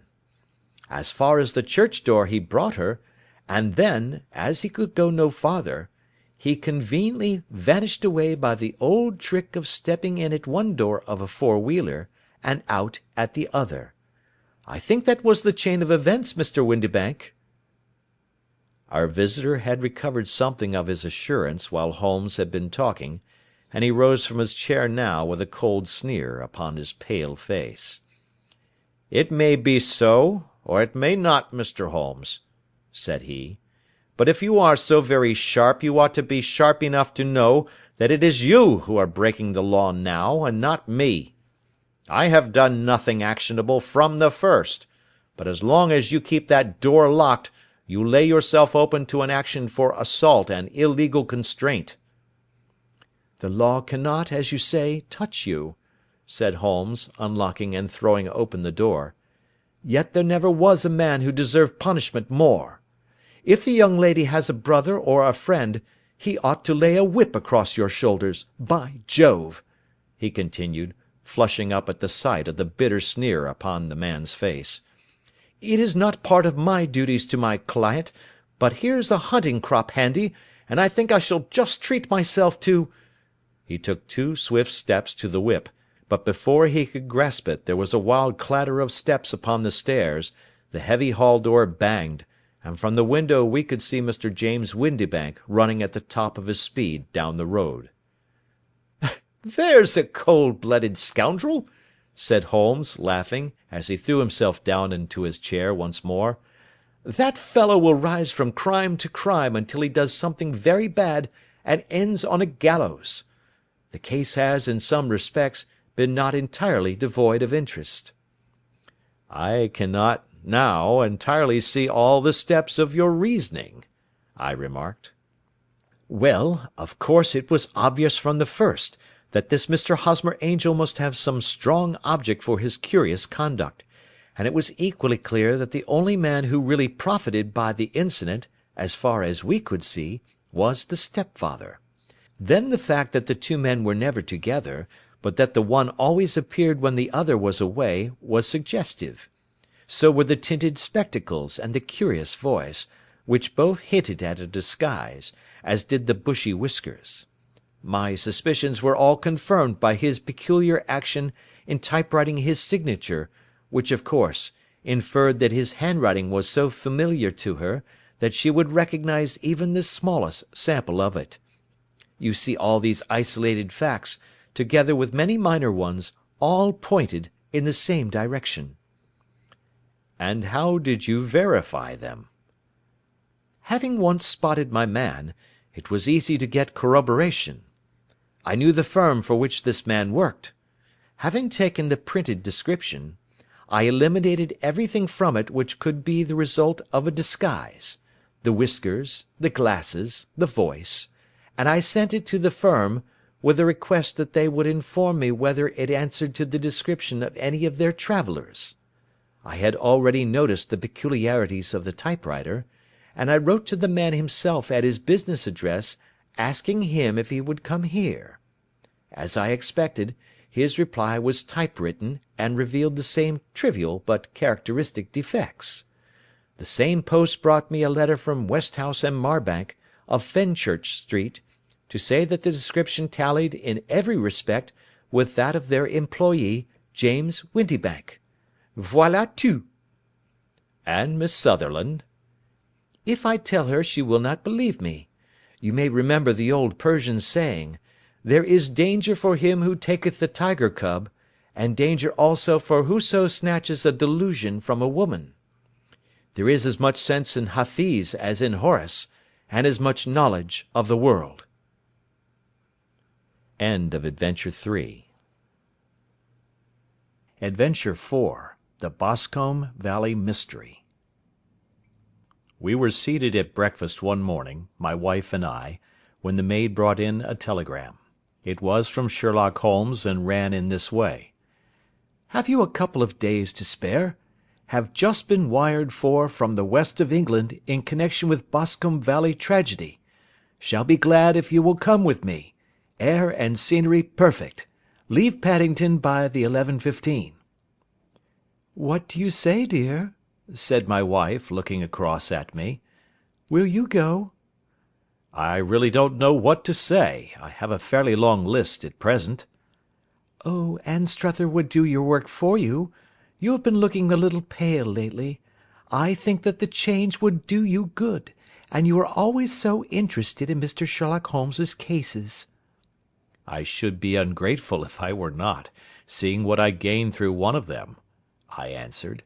"But if I am to go, I must pack at once, for I have only half an hour." My experience of camp life in Afghanistan had at least had the effect of making me a prompt and ready traveller.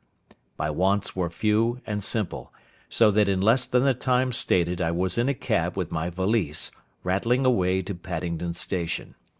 Sherlock Holmes was pacing up and down the platform, his tall, gaunt figure made even gaunter and taller by his long grey travelling cloak and close-fitting cloth cap. "It is really very good of you to come, Watson," said he. "It makes a considerable difference to me, having someone with me on whom I can thoroughly rely. Local aid is always either worthless or else biased. If you will keep the two corner seats, I shall get the tickets." We had the carriage to ourselves, save for an immense litter of papers which Holmes had brought with him. Among these he rummaged and read, with intervals of note-taking and of meditation, until we were past Reading. Then he suddenly rolled them all into a gigantic ball, and tossed them up on to the rack. "Have you heard anything of the case?" he asked. "Not a word. I have not seen a paper for some days." "The London press has not had very full accounts. I have just been looking through all the recent papers in order to master the particulars. It seems, from what I gather, to be one of those simple cases which are so extremely difficult." "That sounds a little paradoxical." "But it is profoundly true. Singularity is almost invariably a clue. The more featureless and commonplace a crime is, the more difficult it is to bring it home. In this case, however, they have established a very serious case against the son of the murdered man." "It is a murder, then?" "Well, it is conjectured to be so. I shall take nothing for granted until I have the opportunity of looking personally into it. I will explain the state of things to you, as far as I have been able to understand it, in a very few words. Boscombe Valley is a country district not very far from Ross, in Herefordshire. The largest landed proprietor in that part is a Mr. John Turner, who made his money in Australia, and returned some years ago to the old country. One of the farms which he held, that of Hatherley, was let to Mr. Charles McCarthy, who was also an ex-Australian. The men had known each other in the colonies, so that it was not unnatural that when they came to settle down, they should do so as near each other as possible. Turner was apparently the richer man, so McCarthy became his tenant, but still remained, it seems, upon terms of perfect equality, as they were frequently together. McCarthy had one son, a lad of 18, and Turner had an only daughter of the same age, but neither of them had wives living. They appeared to have avoided the society of the neighbouring English families and to have led retired lives, though both the McCarthys were fond of sport, and were frequently seen at the race meetings of the neighbourhood. McCarthy kept 2 servants, a man and a girl. Turner had a considerable household, some half-dozen at the least. That is as much as I have been able to gather about the families. Now for the facts. On June 3rd, that is, on Monday last, McCarthy left his house at Hatherley about 3 in the afternoon, and walked down to the Boscombe Pool, which is a small lake formed by the spreading out of the stream which runs down the Boscombe valley. He had been out with his serving man in the morning at Ross, and he had told the man that he must hurry, as he had an appointment of importance to keep at 3. From that appointment he never came back alive. From Hatherley farmhouse to the Boscombe Pool is a quarter of a mile, and 2 people saw him as he passed over this ground. One was an old woman, whose name is not mentioned, and the other was William Crowder, a gamekeeper in the employ of Mr. Turner. Both these witnesses depose that Mr. McCarthy was walking alone.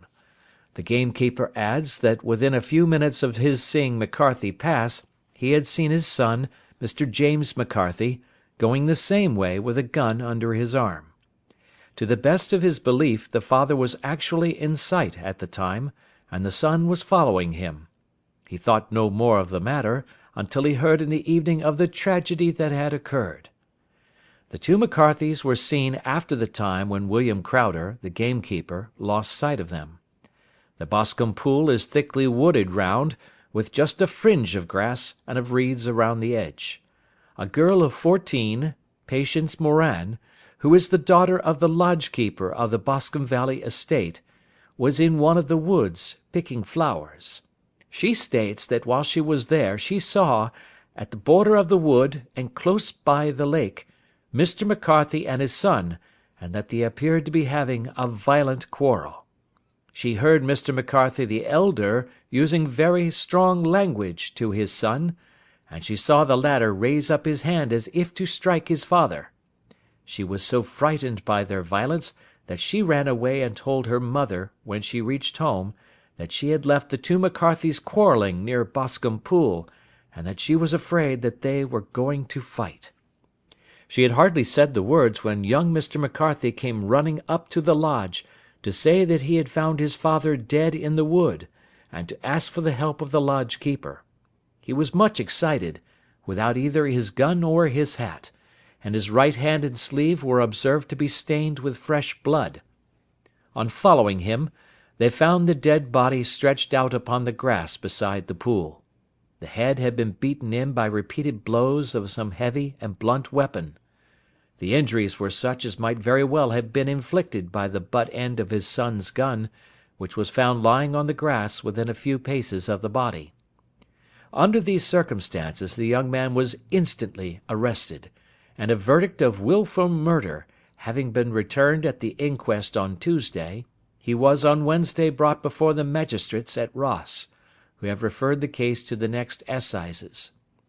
Those are the main facts of the case, as they came out before the coroner and the police court." "I could hardly imagine a more damning case," I remarked. "If ever circumstantial evidence pointed to a criminal, it does so here." "Circumstantial evidence is a very tricky thing," answered Holmes thoughtfully. "It may seem to point very straight to one thing, but if you shift your own point of view a little, you will find it pointing in an equally uncompromising manner to something entirely different. It must be confessed, however, that the case looks exceedingly grave against the young man, and it is very possible that he is indeed the culprit. There are several people in the neighbourhood, however, and among them Miss Turner, the daughter of the neighbouring landowner, who believe in his innocence, and who have retained Lestrade, whom you may recollect in connection with the study in scarlet, to work out the case in his interest. Lestrade, being rather puzzled, has referred the case to me, and hence it is that two middle-aged gentlemen are flying westward at 50 miles an hour, instead of quietly digesting their breakfasts at home." "I am afraid," said I, "that the facts are so obvious that you will find little credit to be gained out of this case." "There is nothing more deceptive than an obvious fact," he answered, laughing. "Besides, we may chance to hit upon some other obvious facts, which may have been by no means obvious to Mr. Lestrade. You know me too well to think that I am boasting when I say that I shall either confirm or destroy his theory by means which he is quite incapable of employing, or even of understanding. To take the first example to hand, I very clearly perceive that in your bedroom the window is upon the right-hand side, and yet I question whether Mr. Lestrade would have noted even so self-evident a thing as that. How on earth— My dear fellow, I know you well. I know the military neatness which characterises you.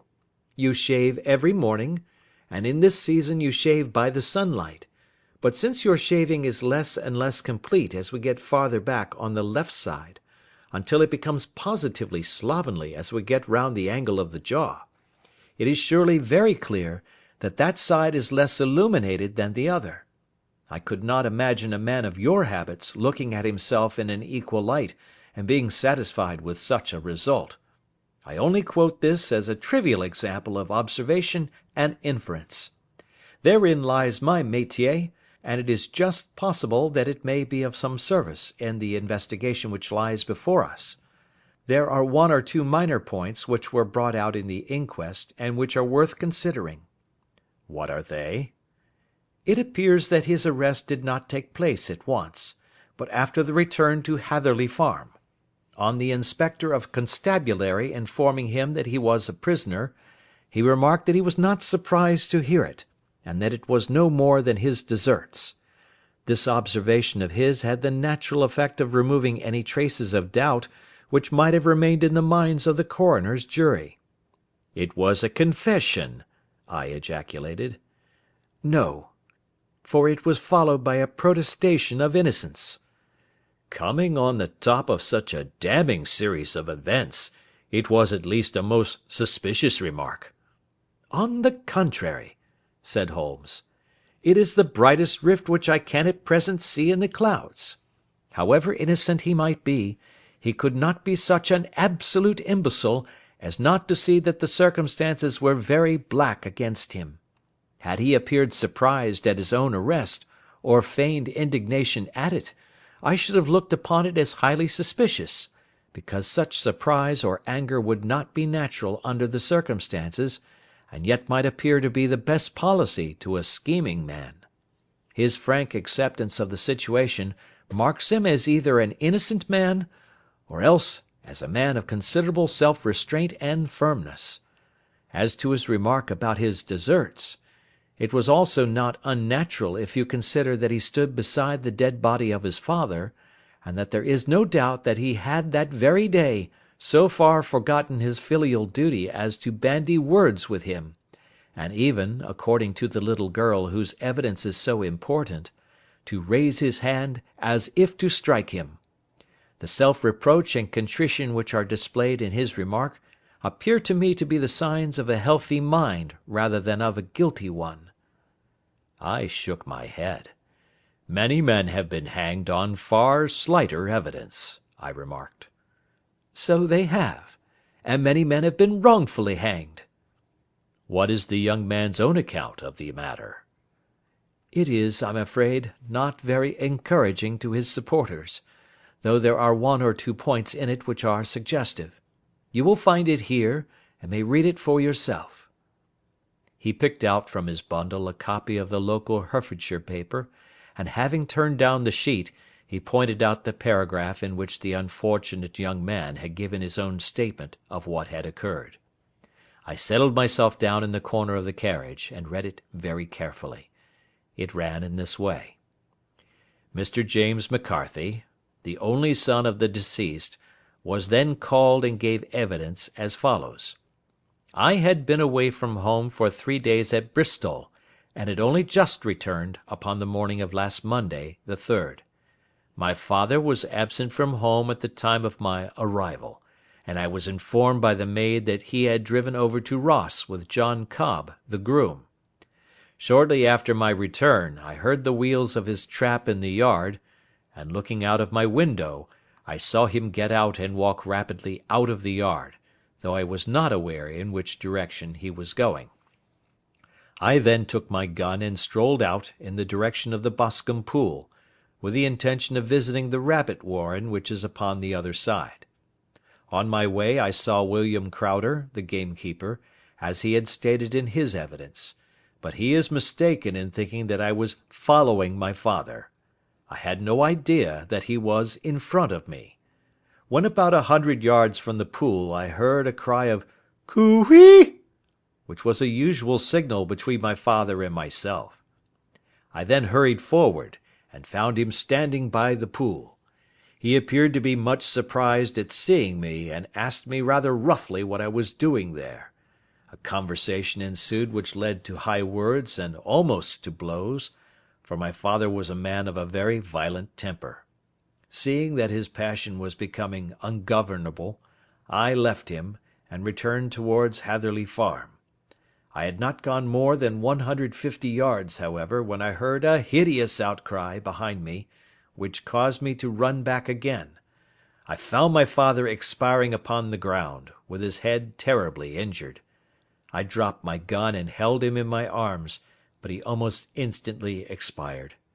I knelt beside him for some minutes, and then made my way to Mr. Turner's lodge-keeper, his house being the nearest, to ask for assistance. I saw no one near my father when I returned, and I have no idea how he came by his injuries. He was not a popular man, being somewhat cold and forbidding in his manners, but he had, as far as I know, no active enemies. I know nothing further of the matter. The Coroner: Did your father make any statement to you before he died? Witness: He mumbled a few words, but I could only catch some allusion to a rat. The Coroner: What did you understand by that? Witness: It conveyed no meaning to me. I thought that he was delirious. The Coroner: What was the point upon which you and your father had this final quarrel?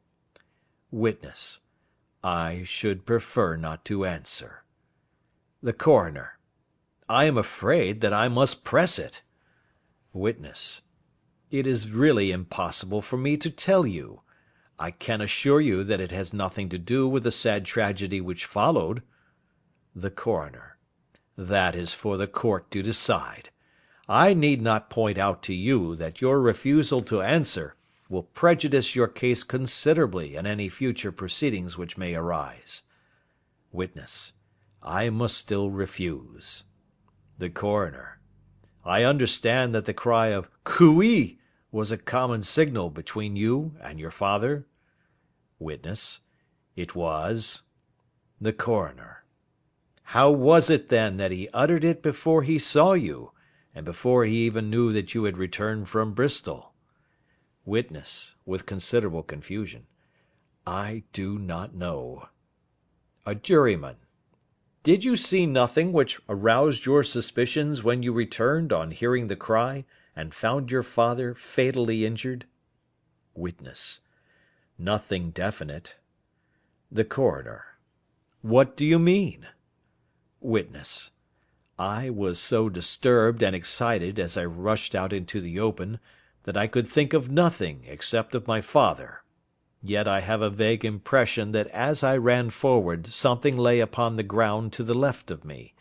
It seemed to me to be something grey in colour, a coat of some sort, or a plaid perhaps. When I rose from my father I looked round for it, but it was gone. Do you mean that it disappeared before you went for help? Yes, it was gone. You cannot say what it was? No, I had a feeling something was there. How far from the body? A dozen yards or so. And how far from the edge of the wood? About the same. Then if it was removed, it was while you were within a dozen yards of it? Yes, but with my back toward it. This concluded the examination of the witness. I see, said I, as I glanced down the column, that the coroner in his concluding remarks was rather severe upon young McCarthy. He calls attention, and with reason, to the discrepancy about his father having signalled to him before seeing him, also to his refusal to give details of his conversation with his father, and his singular account of his father's dying words. They are all, as he remarks, very much against the son. Holmes laughed softly to himself and stretched himself out upon the cushioned seat. "Both you and the coroner have been at some pains," said he, "to single out the very strongest points in the young man's favour. Don't you see that you alternately give him credit for having too much imagination and too little?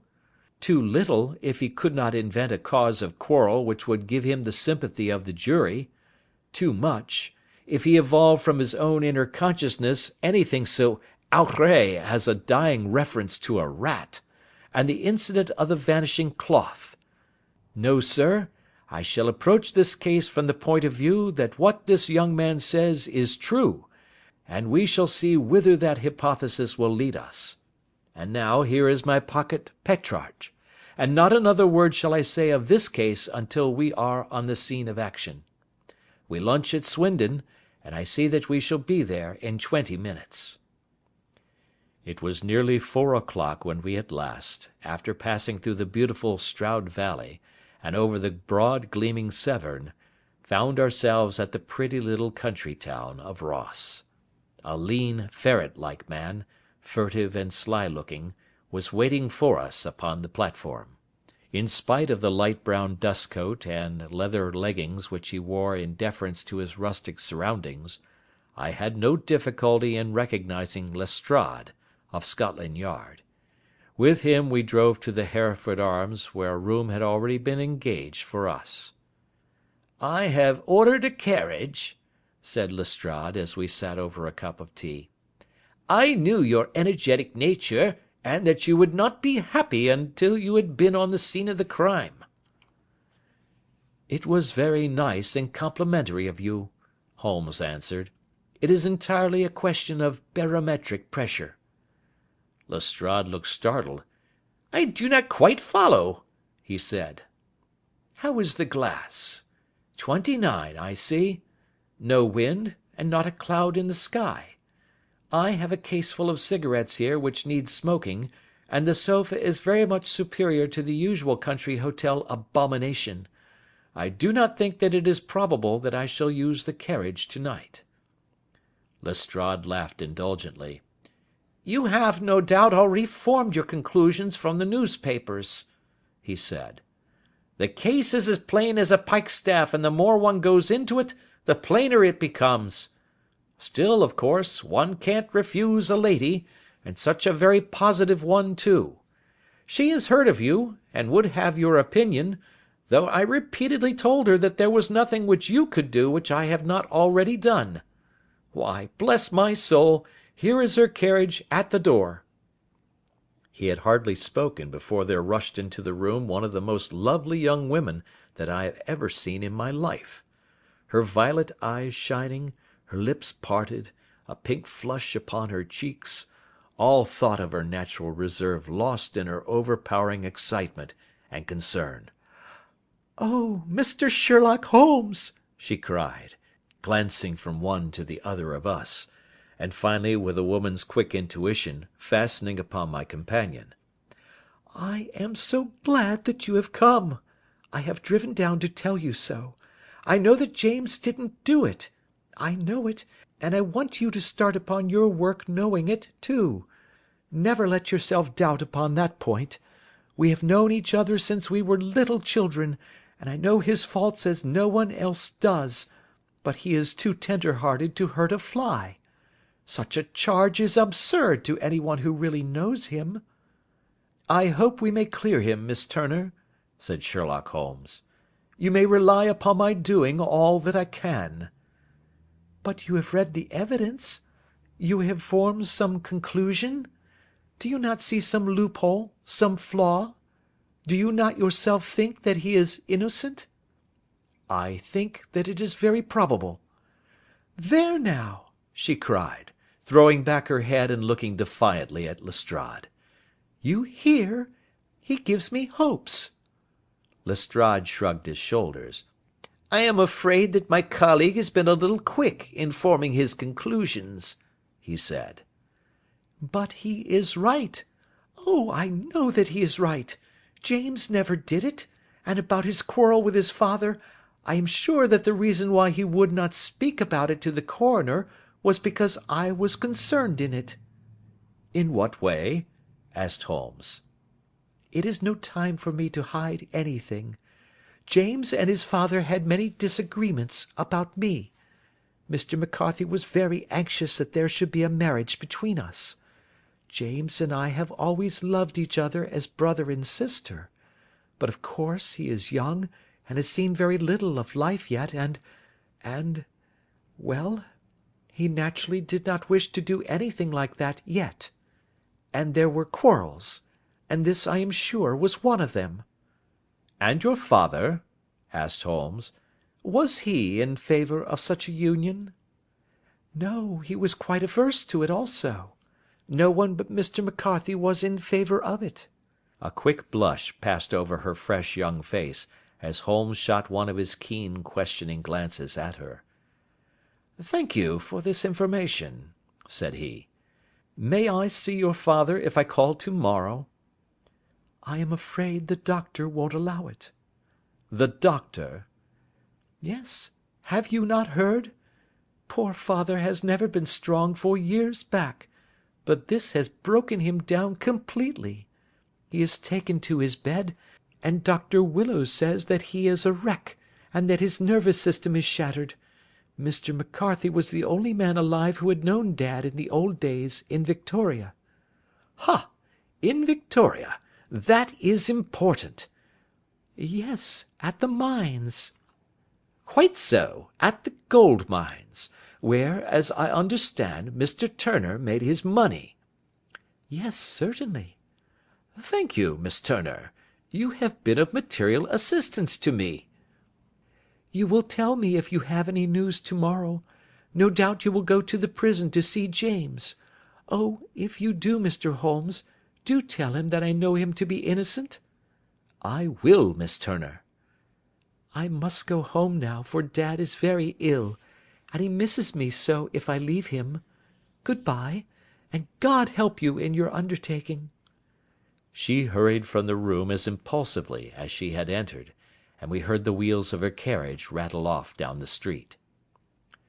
"I am ashamed of you, Holmes," said Lestrade with dignity after a few minutes' silence. "Why should you raise up hopes which you are bound to disappoint? I am not over tender of heart, but I call it cruel." "I think that I see my way to clearing James McCarthy," said Holmes. "Have you an order to see him in prison?" "Yes, but only for you and me." "Then I shall reconsider my resolution about going out. We have still time to take a train to Hereford and see him to-night?" "Ample." "Then let us do so. Watson, I fear that you will find it very slow, but I shall only be away a couple of hours." I walked down to the station with them, and then wandered through the streets of the little town, finally returning to the hotel, where I lay upon the sofa and tried to interest myself in a yellow-backed novel. The puny plot of the story was so thin, however, when compared to the deep mystery through which we were groping, and I found my attention wander so continually from the action to the fact, that I at last flung it across the room and gave myself up entirely to a consideration of the events of the day. Supposing that this unhappy young man's story were absolutely true, then what hellish thing, what absolutely unforeseen and extraordinary calamity, could have occurred between the time when he parted from his father and the moment when, drawn back by his screams, he rushed into the glade? It was something terrible and deadly. What could it be? Might not the nature of the injuries reveal something to my medical instincts? I rang the bell, and called for the weekly county paper, which contained a verbatim account of the inquest. In the surgeon's deposition it was stated that the posterior third of the left parietal bone and the left half of the occipital bone had been shattered by a heavy blow from a blunt weapon. I marked the spot upon my own head. Clearly such a blow must have been struck from behind. That was to some extent in favour of the accused, as when seen quarrelling he was face to face with his father. Still, it did not go for very much, for the older man might have turned his back before the blow fell. Still, it might be worth while to call Holmes's attention to it. Then there was the peculiar dying reference to a rat. What could that mean? It could not be delirium. A man dying from a sudden blow does not commonly become delirious. No, it was more likely to be an attempt to explain how he met his fate. But what could it indicate? I cudgelled my brains to find some possible explanation. And then the incident of the grey cloth seen by young McCarthy. If that were true, the murderer must have dropped some part of his dress, presumably his overcoat, in his flight, and must have had the hardihood to return and to carry it away at the instant when the son was kneeling with his back turned not a dozen paces off. What a tissue of mysteries and improbabilities the whole thing was! I did not wonder at Lestrade's opinion, and yet I had so much faith in Sherlock Holmes's insight that I could not lose hope as long as every fresh fact seemed to strengthen his conviction of young McCarthy's innocence. It was late before Sherlock Holmes returned. He came back alone, for Lestrade was staying in lodgings in the town. "The glass still keeps very high," he remarked as he sat down. "It is of importance that it should not rain before we are able to go over the ground. On the other hand, a man should be at his very best and keenest for such nice work as that, and I did not wish to do it when fagged by a long journey. I have seen young McCarthy." "And what did you learn from him?" "Nothing." "Could he throw no light?" "None at all.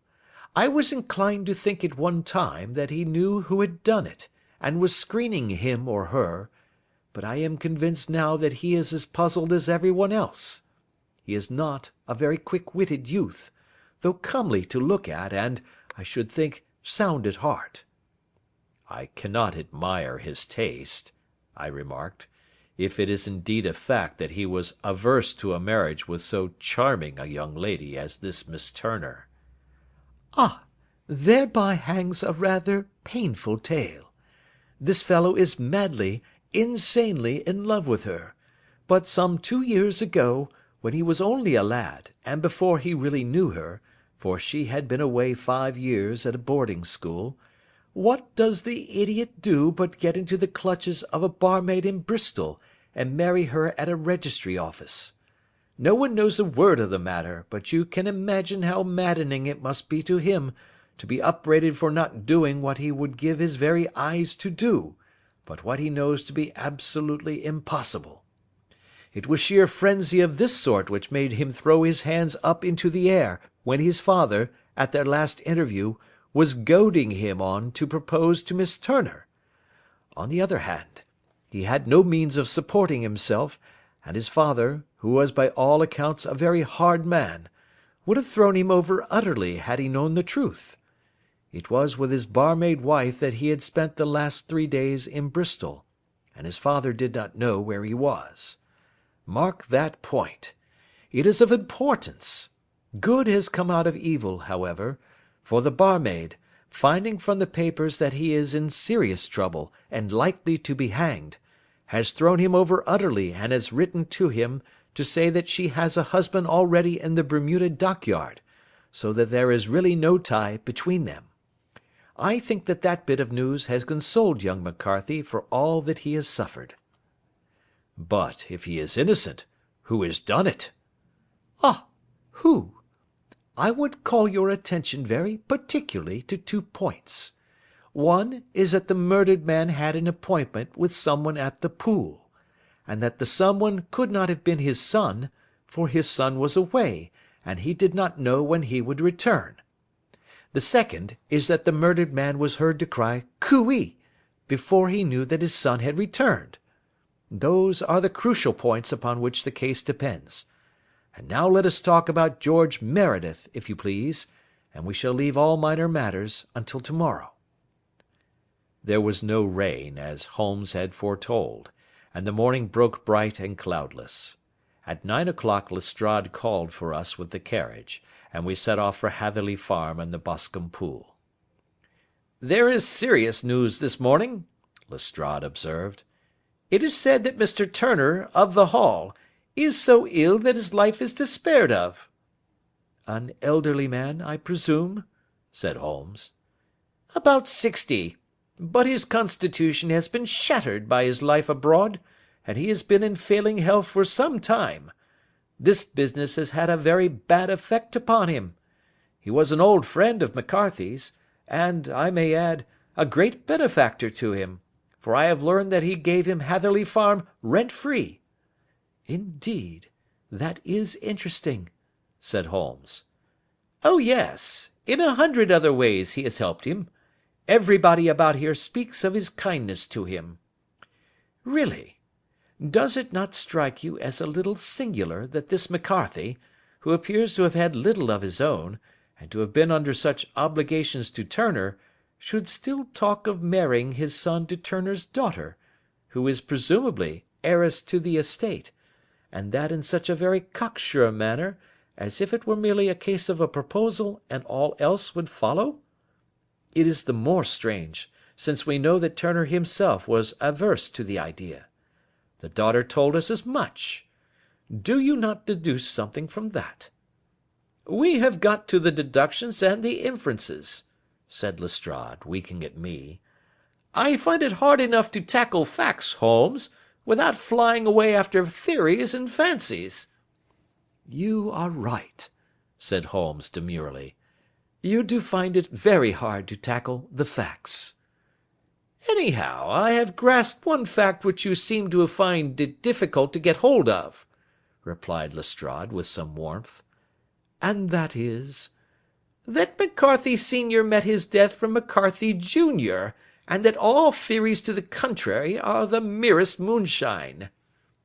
"Well, moonshine is a brighter thing than fog," said Holmes, laughing. "But I am very much mistaken if this is not Hatherley Farm upon the left." "Yes, that is it." It was a wide-spread, comfortable-looking building, 2-storied, slate-roofed, with great yellow blotches of lichen upon the grey walls.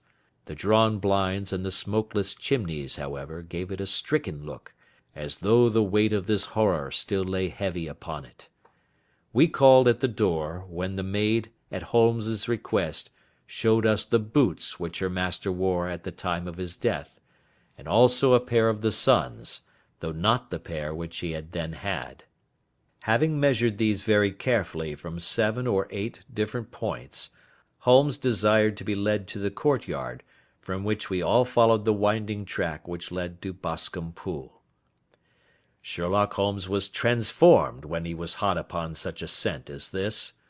Men who had only known the quiet thinker and logician of Baker Street would have failed to recognize him. His face flushed and darkened. His brows were drawn into 2 hard black lines, while his eyes shone out from beneath them with a steely glitter. His face was bent downward, his shoulders bowed, his lips compressed, and the veins stood out like whipcord in his long sinewy neck. His nostrils seemed to dilate with a purely animal lust for the chase, and his mind was so absolutely concentrated upon the matter before him, that a question or remark fell unheeded upon his ears, or at the most only provoked a quick, impatient snarl in reply. Swiftly and silently he made his way along the track which ran through the meadows, and so by way of the woods to the Boscombe Pool. It was damp, marshy ground, as is all that district, and there were marks of many feet, both upon the path and amid the short grass which bounded it on either side. Sometimes Holmes would hurry on, sometimes stop dead, and once he made quite a little detour into the meadow. Lestrade and I walked behind him, the detective indifferent and contemptuous, while I watched my friend with the interest which sprang from the conviction that every one of his actions was directed towards a definite end. The Boscombe Pool, which is a little reed-girt sheet of water some 50 yards across, is situated at the boundary between the Hatherley farm and the private park of the wealthy Mr. Turner. Above the woods which lined it upon the farther side we could see the red jutting pinnacles which marked the site of the rich landowner's dwelling. On the Hatherley side of the pool the woods grew very thick, and there was a narrow belt of sodden grass 20 paces across, between the edge of the trees and the reeds which lined the lake. Lestrade showed us the exact spot at which the body had been found, and indeed, so moist was the ground, that I could plainly see the traces which had been left by the fall of the stricken man. To Holmes, as I could see by his eager face and peering eyes, very many other things were to be read upon the trampled grass. He ran round like a dog who is picking up a scent, and then turned upon my companion. "What did you go into the pool for?" he asked. "I fished about with a rake. I thought there might be some weapon or other trace. But how on earth—" "Oh, tut, tut, I have no time. That left foot of yours with its inward twist is all over the place. A mole could trace it, and there it vanishes among the reeds. Oh, how simple it would all have been had I been here before they came like a herd of buffalo and wallowed all over it. Here is where the party with the lodge-keeper came, and they have covered all tracks for 6 or 8 feet round the body. But here are 3 separate tracks of the same feet." He drew out a lens, and lay down upon his waterproof to have a better view, talking all the time rather to himself than to us. "These are young McCarthy's feet. Twice he was walking, and once he ran swiftly, so that the soles are deeply marked and the heels hardly visible. That bears out his story. He ran when he saw his father on the ground.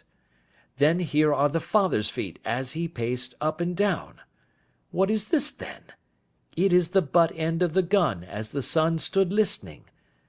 And this? Ha ha! What have we here? Tiptoes! Tiptoes! Square, too, quite unusual boots. They come, they go, they come again. Of course, that was for the cloak. Now where did they come from?" He ran up and down, sometimes losing, sometimes finding the track until we were well within the edge of the wood, and under the shadow of a great beech, the largest tree in the neighbourhood. Holmes traced his way to the farther side of this, and lay down once more upon his face with a little cry of satisfaction. For a long time he remained there, turning over the leaves and dried sticks, gathering up what seemed to me to be dust into an envelope, and examining with his lens not only the ground, but even the bark of the tree as far as he could reach. A jagged stone was lying among the moss, and this also he carefully examined and retained. Then he followed a pathway through the wood until he came to the high road, where all traces were lost. "It has been a case of considerable interest," he remarked, returning to his natural manner. "I fancy that this grey house on the right must be the lodge. I think that I will go in and have a word with Morin, and perhaps write a little note. Having done that, we may drive back to our luncheon. You may walk to the cab, and I shall be with you presently." It was about 10 minutes before we regained our cab and drove back into Ross, Holmes still carrying with him the stone which he had picked up in the wood. "This may interest you, Lestrade," he remarked, holding it out. "The murder was done with it." "I see no marks." "There are none." "How do you know, then?" "The grass was growing under it. It had only lain there a few days. There was no sign of a place whence it had been taken. It corresponds with the injuries. There is no sign of any other weapon." "And the murderer?" "Is a tall man, left-handed, limps with the right leg, wears thick-soled shooting boots and a grey cloak, smokes Indian cigars, uses a cigar holder, and carries a blunt penknife in his pocket. There are several other indications, but these may be enough to aid us in our search." Lestrade laughed. "I am afraid that I am still a sceptic," he said. "Theories are all very well, but we have to deal with a hard-headed British jury." "Nous verrons," answered Holmes calmly. "You work your own method, and I shall work mine. I shall be busy this afternoon, and shall probably return to London by the evening train." "And leave your case unfinished?" "No, finished." "But the mystery?" "It is solved." "Who was the criminal, then?" "The gentleman I describe." "But who is he?" "Surely it would not be difficult to find out. This is not such a populous neighbourhood." Lestrade shrugged his shoulders. "I am a practical man," he said, "and I really cannot undertake to go about the country looking for a left-handed gentleman with a game leg.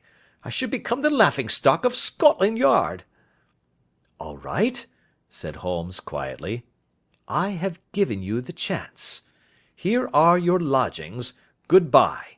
I shall drop you a line before I leave." Having left Lestrade at his rooms, we drove to our hotel, where we found lunch upon the table.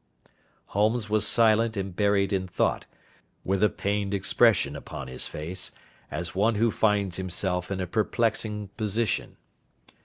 "Look here, Watson," he said, when the cloth was cleared. "Just sit down in this chair and let me preach to you for a little. I don't know quite what to do, and I should value your advice. Light a cigar and let me expound." "Pray do so." "Well now, in considering this case there are 2 points about young McCarthy's narrative which struck us both instantly, although they impressed me in his favour and you against him. One was the fact that his father should, according to his account, cry cooee before seeing him. The other was his singular dying reference to a rat. He mumbled several words, you understand, but that was all that caught the son's ear. Now from this double point our research must commence, and we will begin it by presuming that what the lad says is absolutely true." "What of this cooee, then?" "Well, obviously, it could not have been meant for the son. The son, as far as he knew, was in Bristol. It was mere chance that he was within earshot. The cooee was meant to attract the attention of whoever it was that he had the appointment with. But cooee is a distinctly Australian cry, and one which is used between Australians. There is a strong presumption that the person whom McCarthy expected to meet him at Boscombe Pool was someone who had been in Australia." "What of the rat, then?" Sherlock Holmes took a folded paper from his pocket and flattened it out on the table. "This is a map of the colony of Victoria," he said. "I wired to Bristol for it last night." He put his hand over part of the map. "What do you read?" "A rat," I read. "And now?" He raised his hand. "Ballarat." "Quite so. That was the word the man uttered, and of which his son only caught the last two syllables. He was trying to utter the name of his murderer, so and so of Ballarat." "It is wonderful!" I exclaimed. "It is obvious. And now you see I had narrowed the field down considerably. The possession of a grey garment was a third point which, granting the son's statement to be correct, was a certainty. We have come now out of mere vagueness to the definite conception of an Australian from Ballarat with a grey cloak." "Certainly." "And one who was at home in the district, for the pool can only be approached by the farm or by the estate, where strangers could hardly wander." "Quite so." "Then comes our expedition of to-day. By an examination of the ground, I gained the trifling details which I gave to that imbecile Lestrade, as to the personality of the criminal." "But how did you gain them?" "You know my method. It is founded upon the observation of trifles." "His height I know that you might roughly judge from the length of his stride. His boots, too, might be told from their traces." "Yes, they were peculiar boots." "But his lameness?" "The impression of his right foot was always less distinct than his left. He put less weight upon it. Why? Because he limped. He was lame." "But his left-handedness?" "You were yourself struck by the nature of the injury as recorded by the surgeon at the inquest. The blow was struck from immediately behind, and yet was upon the left side. Now, how can that be unless it were by a left-handed man? He had stood behind that tree during the interview between the father and the son. He had even smoked there. I found the ash of a cigar, which my special knowledge of tobacco ashes enables me to pronounce as an Indian cigar. I have, as you know, devoted some attention to this, and written a little monograph on the ashes of 140 different varieties of pipe, cigar, and cigarette tobacco. Having found the ash, I then looked round and discovered the stump among the moss where he had tossed it. It was an Indian cigar, of the variety which are rolled in Rotterdam." "And the cigar holder?" "I could see that the end had not been in his mouth. Therefore he used a holder. The tip had been cut off, not bitten off, but the cut was not a clean one, so I deduced a blunt penknife." "Holmes," I said, "you have drawn a net round this man from which he cannot escape, and you have saved an innocent human life as truly as if you had cut the cord which was hanging him. I see the direction in which all this points. The culprit is—" "Mr. John Turner!" cried the hotel waiter, opening the door of our sitting room, and ushering in a visitor. The man who entered was a strange and impressive figure. His slow, limping step and bowed shoulders gave the appearance of decrepitude, and yet his hard, deep-lined, craggy features, and his enormous limbs showed that he was possessed of unusual strength of body and of character. His tangled beard, grizzled hair, and outstanding drooping eyebrows combined to give an air of dignity and power to his appearance, but his face was of an ashen white, while his lips and the corners of his nostrils were tinged with a shade of blue. It was clear to me at a glance that he was in the grip of some deadly and chronic disease. "Pray sit down on the sofa," said Holmes gently. "You had my note?" "Yes, the lodge-keeper brought it up. You said that you wished to see me here to avoid scandal. I thought people would talk if I went to the hall. And why did you wish to see me? He looked across at my companion with despair in his weary eyes, as though his question was already answered. Yes, said Holmes, answering the look rather than the words. It is so. I know all about McCarthy. The old man sank his face in his hands. God help me, he cried. But I would not have let the young man come to harm. I give you my word that I would have spoken out if it went against him at the assizes. I am glad to hear you say so, said Holmes gravely. I would have spoken now had it not been for my dear girl. It would break her heart. It will break her heart when she hears that I am arrested. It may not come to that, said Holmes. What? I am no official agent. I understand that it was your daughter who required my presence here, and I am acting in her interests. Young McCarthy must be got off, however. I am a dying man, said old Turner. I have had diabetes for years. My doctor says it is a question whether I shall live a month. Yet I would rather die under my own roof than in a jail. Holmes rose and sat down at the table with his pen in his hand and a bundle of paper before him. Just tell us the truth, he said. I shall jot down the facts. You will sign it, and Watson here can witness it. Then I could produce your confession at the last extremity to save young McCarthy. I promise you that I shall not use it unless it is absolutely needed. It's as well, said the old man. It's a question whether I shall live to the assizes, so it matters little to me, but I should wish to spare Alice the shock. And now I will make the thing clear to you. It has been a long time in the acting, but will not take me long to tell. You didn't know this dead man, McCarthy. He was a devil incarnate. I tell you that. God keep you out of the clutches of such a man as he.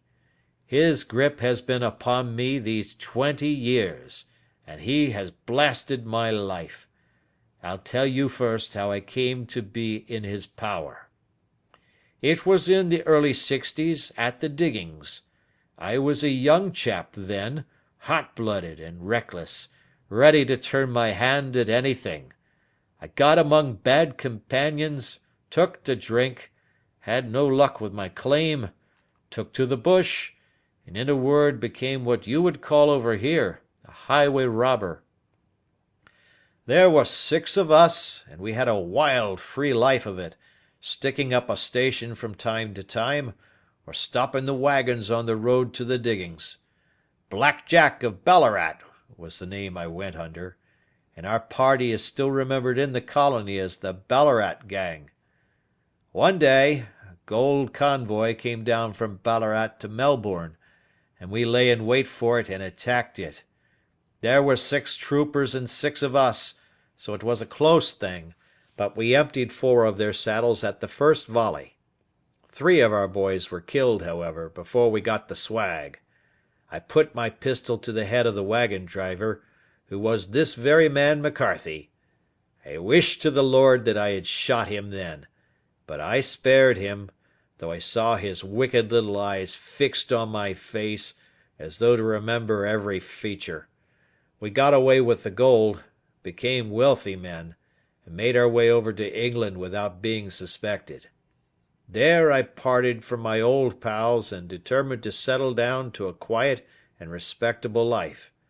I bought this estate, which chanced to be in the market, and I set myself to do a little good with my money, to make up for the way in which I had earned it. I married, too, and though my wife died young, she left me my dear little Alice. Even when she was just a baby, her wee hand seemed to lead me down the right path as nothing else had ever done. In a word, I turned over a new leaf, and did my best to make up for the past. All was going well when McCarthy laid his grip upon me. I had gone up to town about an investment, and I met him in Regent Street with hardly a coat to his back or a boot to his foot. 'Here we are, Jack,' says he, touching me on the arm. 'We'll be as good as a family to you. There's two of us, me and my son, and you can have the keeping of us. If you don't, it's a fine law-abiding country is England, and there's always a policeman within hail.' Well, down they came to the West Country, there was no shaking them off, and there they have lived rent-free on my best land ever since. There was no rest for me, no peace, no forgetfulness. Turn where I would, there was his cunning, grinning face at my elbow. It grew worse as Alice grew up, for he soon saw I was more afraid of her knowing my past than of the police. Whatever he wanted he must have, and whatever it was I gave him without question, land, money, houses, until at last he asked a thing which I could not give. He asked for Alice. His son, you see, had grown up, and so had my girl, and as I was known to be in weak health, it seemed a fine stroke to him that his lad should step into the whole property. But there I was firm. I would not have his cursed stock mixed with mine, not that I had any dislike to the lad, but his blood was in him, and that was enough. I stood firm. McCarthy threatened. I braved him to do his worst. We were to meet at the pool midway between our houses to talk it over. When I went down there I found him talking with his son, so I smoked a cigar and waited behind a tree until he should be alone. But as I listened to his talk, all that was black and bitter in me seemed to come uppermost. He was urging his son to marry my daughter, with as little regard for what she might think as if she were a slut from off the streets. It drove me mad to think that I and all that I held most dear should be in the power of such a man as this. Could I not snap the bond? I was already a dying and desperate man. Though clear of mind and fairly strong of limb, I knew that my own fate was sealed. But my memory and my girl, both could be saved if I could but silence that foul tongue. I did it, Mr. Holmes. I would do it again. Deeply as I have sinned, I have led a life of martyrdom to atone for it. But that my girl should be entangled in the same meshes which held me was more than I could suffer. I struck him down with no more compunction than if he had been some foul and venomous beast. His cry brought back his son, but I had gained the cover of the wood, though I was forced to go back to fetch the cloak which I had dropped in my flight. That is the true story, gentlemen, of all that occurred." "Well, it is not for me to judge you," said Holmes, as the old man signed the statement which had been drawn out. "I pray that we may never be exposed to such a temptation." "I pray not, sir. And what do you intend to do?" "In view of your health, nothing. You are yourself aware that you will soon have to answer for your deed at a higher court than the assizes. I will keep your confession, and if McCarthy is condemned I shall be forced to use it. If not, it shall never be seen by mortal eye, and your secret, whether you be alive or dead, shall be safe with us." "Farewell, then," said the old man solemnly. "Your own deathbeds, when they come, will be the easier for the thought of the peace which you have given to mine."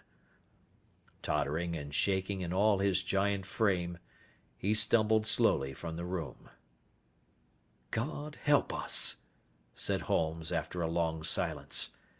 "Why does fate play such tricks with poor helpless worms? I never hear of such a case as this that I do not think of Baxter's words and say, 'There, but for the grace of God, goes Sherlock Holmes.'"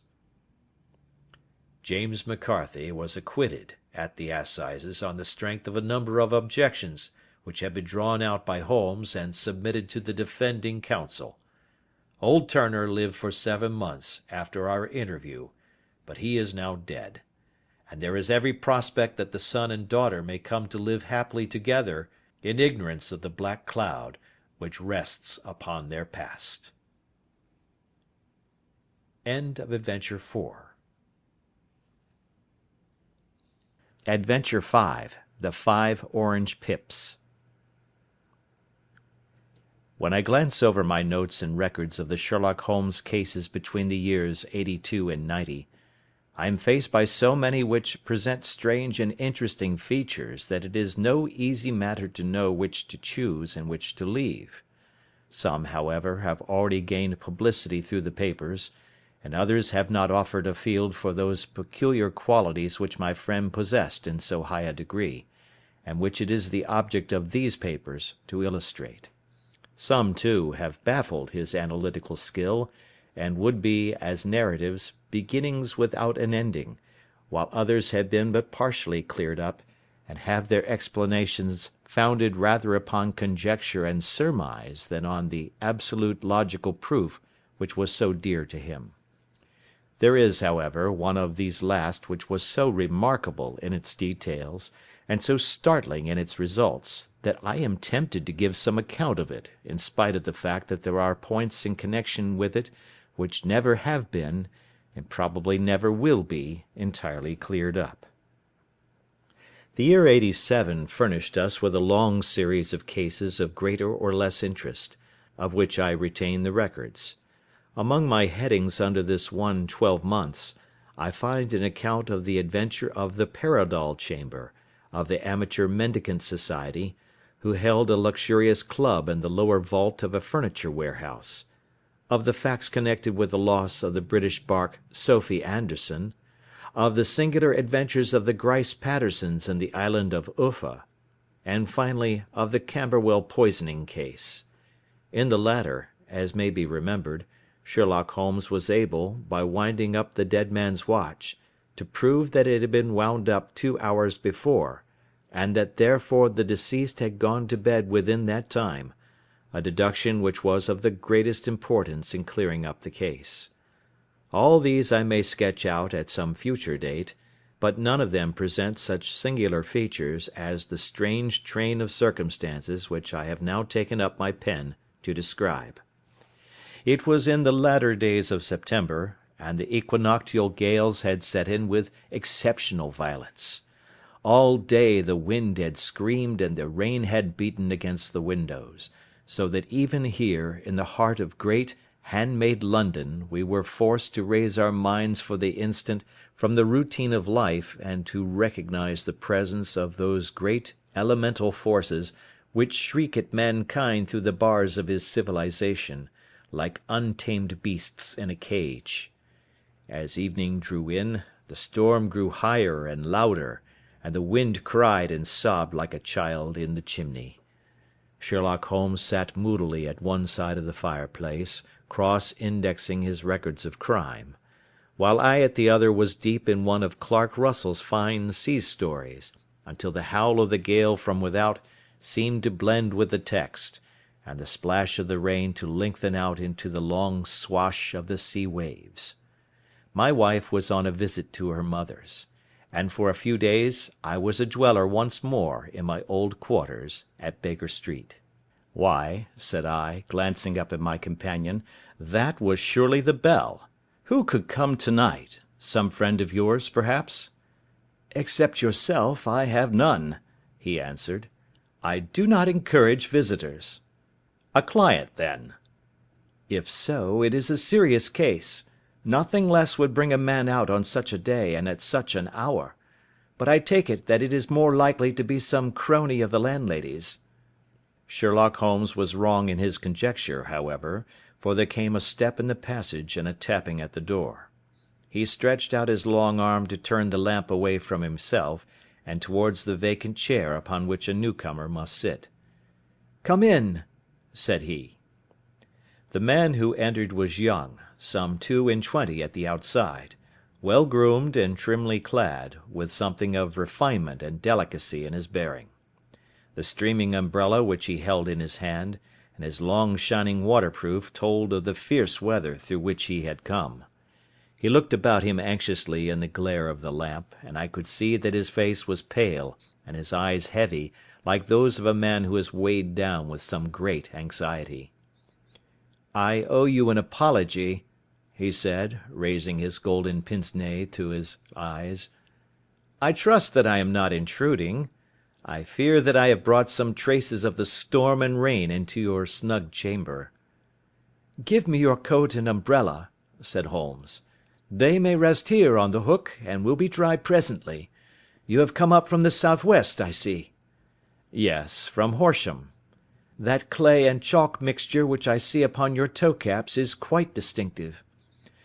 "I have come for advice." "That is easily got." "And help." "That is not always so easy." "I have heard of you, Mr. Holmes. I heard from Major Prendergast how you saved him in the Tankerville Club scandal." "Ah, of course. He was wrongfully accused of cheating at cards." "He said that you could solve anything." "He said too much." "That you are never beaten." "I have been beaten 4 times, 3 times by men and once by a woman." "But what is that compared with the number of your successes?" "It is true that I have been generally successful." "Then you may be so with me." "I beg that you will draw your chair up to the fire and favour me with some details as to your case." "It is no ordinary one." "None of those which come to me are. I am the last court of appeal."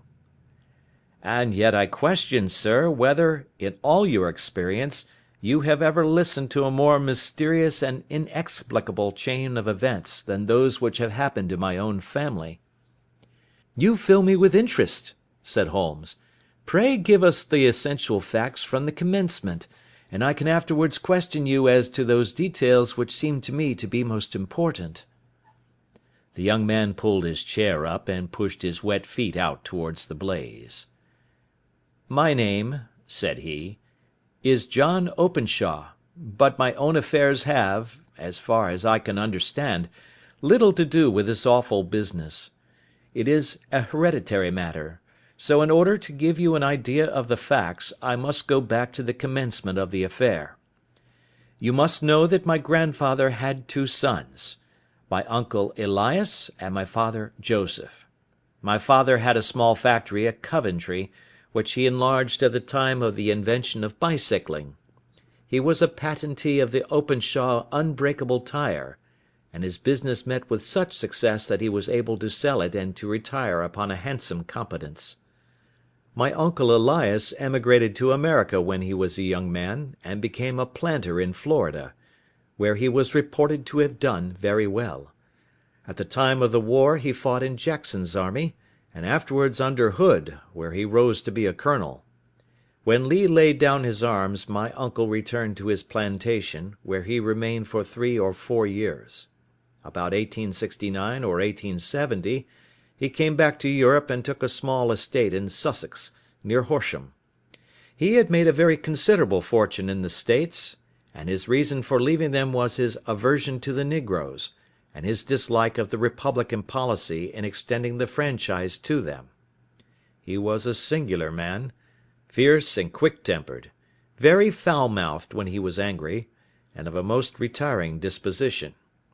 During all the years that he lived at Horsham, I doubt if ever he set foot in the town.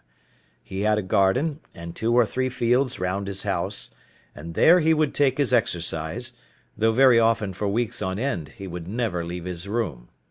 He drank a great deal of brandy, and smoked very heavily, but he would see no society, and did not want any friends, not even his own brother.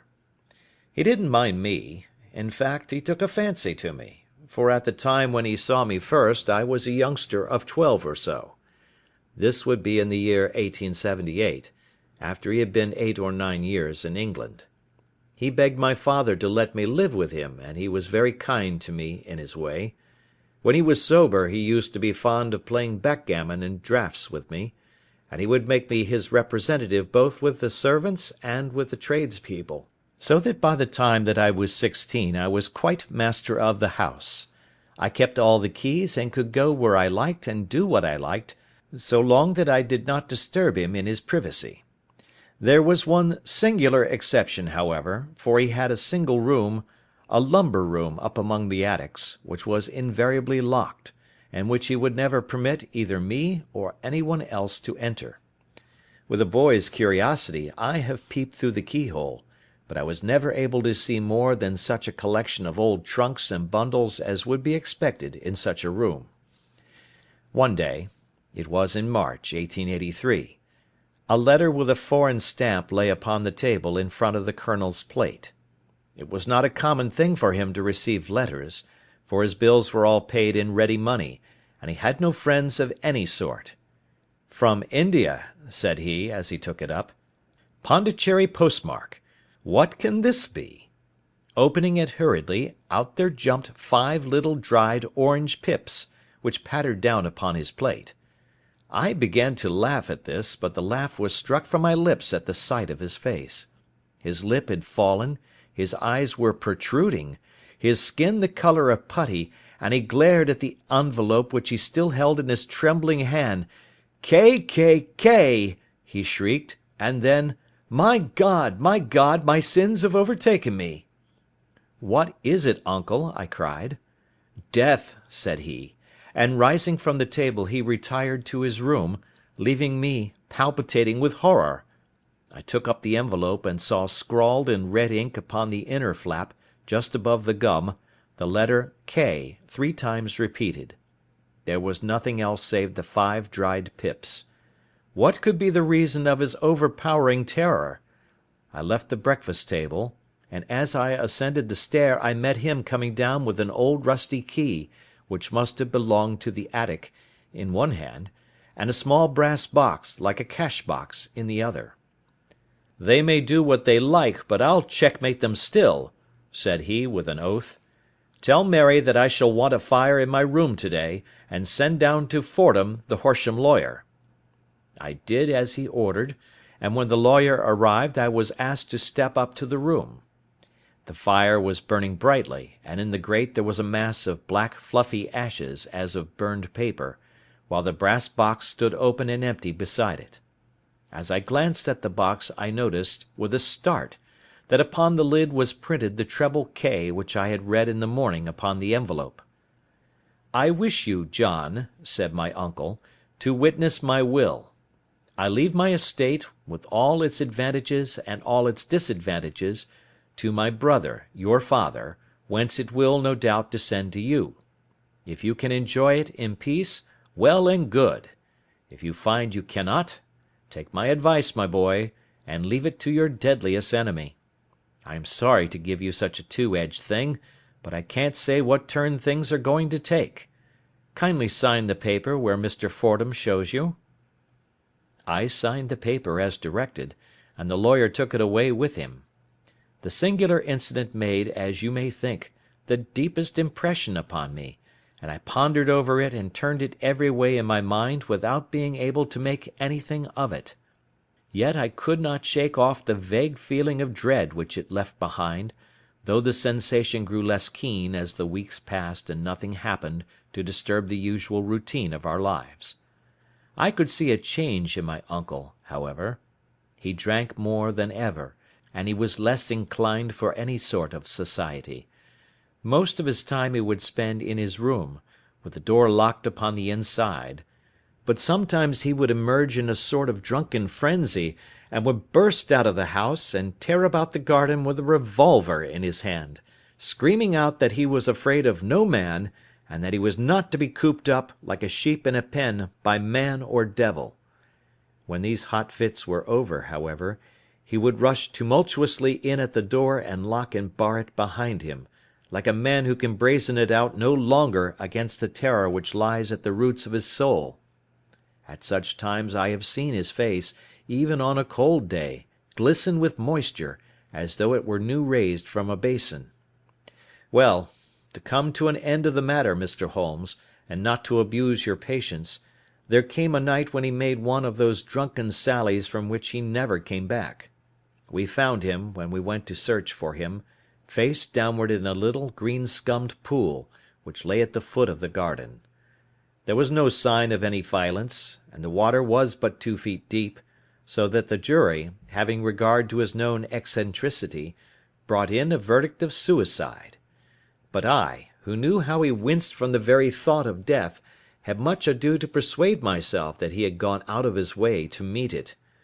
The matter passed, however, and my father entered into possession of the estate, and of some £14,000, which lay to his credit at the bank. "One moment," Holmes interposed. "Your statement is, I foresee, one of the most remarkable to which I have ever listened. Let me have the date of the reception by your uncle of the letter, and the date of his supposed suicide."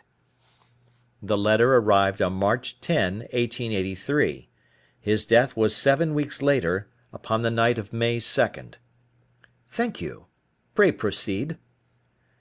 When my father took over the Horsham property, he, at my request, made a careful examination of the attic, which had been always locked up.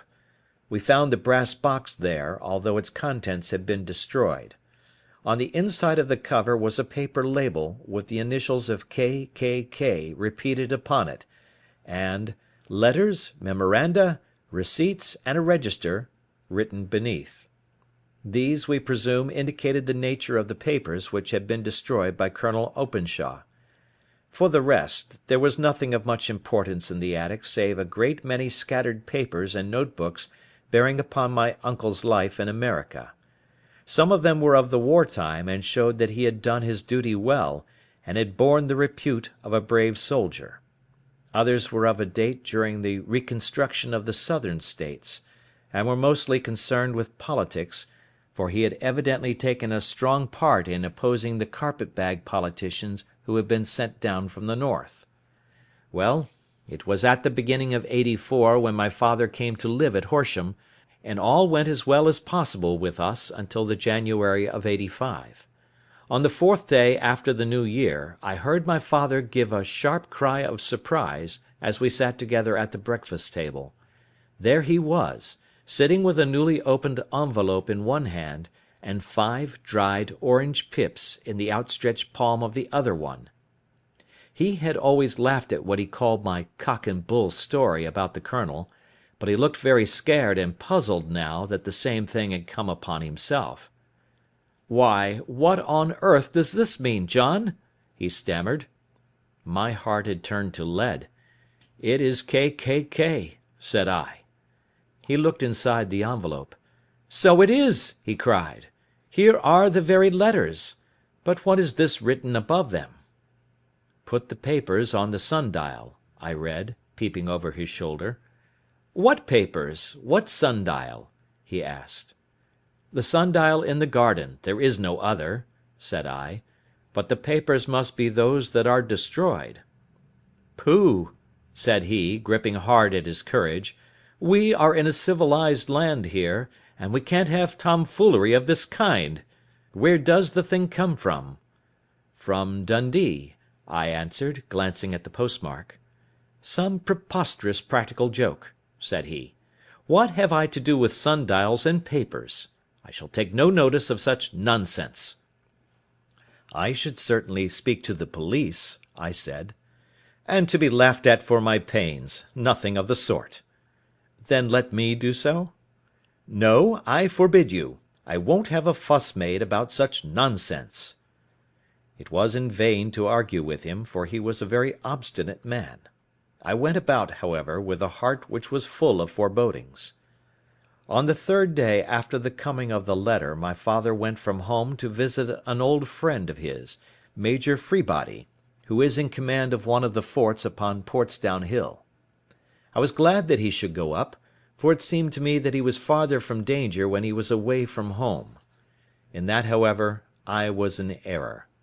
Upon the 2nd day of his absence, I received a telegram from the Major, imploring me to come at once. My father had fallen over one of the deep chalk pits which abound in the neighbourhood, and was lying senseless, with a shattered skull. I hurried to him, but he passed away without having ever recovered his consciousness. He had, as it appears, been returning from Fareham in the twilight, and as the country was unknown to him, and the chalk pit unfenced, The jury had no hesitation in bringing in a verdict of death from accidental causes. Carefully as I examined every fact connected with his death, I was unable to find anything which could suggest the idea of murder. There were no signs of violence, no footmarks, no robbery, no record of strangers having been seen upon the roads. And yet I need not tell you that my mind was far from at ease, and that I was well nigh certain that some foul plot had been woven round him. In this sinister way I came into my inheritance. You will ask me why I did not dispose of it? I answer, because I was well convinced that our troubles were in some way dependent upon an incident in my uncle's life, and that the danger would be as pressing in one house as in another. It was in January, '85, that my poor father met his end, and 2 years and 8 months have elapsed since then. During that time I have lived happily at Horsham, and I had begun to hope that his curse had passed away from the family, and that it had ended with the last generation. I had begun to take comfort too soon, however. Yesterday morning the blow fell in the very shape in which it had come upon my father. The young man took from his waistcoat a crumpled envelope, and turning to the table he shook out upon it 5 little dried orange pips. "This is the envelope," he continued. "The postmark is London, Eastern Division. Within are the very words which were upon my father's last message, K, K, K, and then, 'Put the papers on the sundial.'" "What have you done?" asked Holmes. "Nothing." "Nothing?" "To tell the truth," he sank his face into his thin white hands, "I have felt helpless. I have felt like one of those poor rabbits when the snake is writhing towards it. I seem to be in the grasp of some resistless, inexorable evil, which no foresight and no precautions can guard against." "Tut, tut!" cried Sherlock Holmes. "You must act, man, or you are lost. Nothing but energy can save you. This is no time for despair." "I have seen the police." "Ah! But they listened to my story with a smile.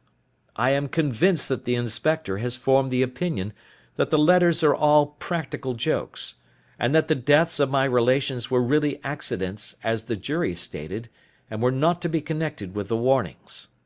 Holmes shook his clenched hands in the air. "Incredible imbecility!" he cried. "They have, however, allowed me a policeman, who may remain in the house with me."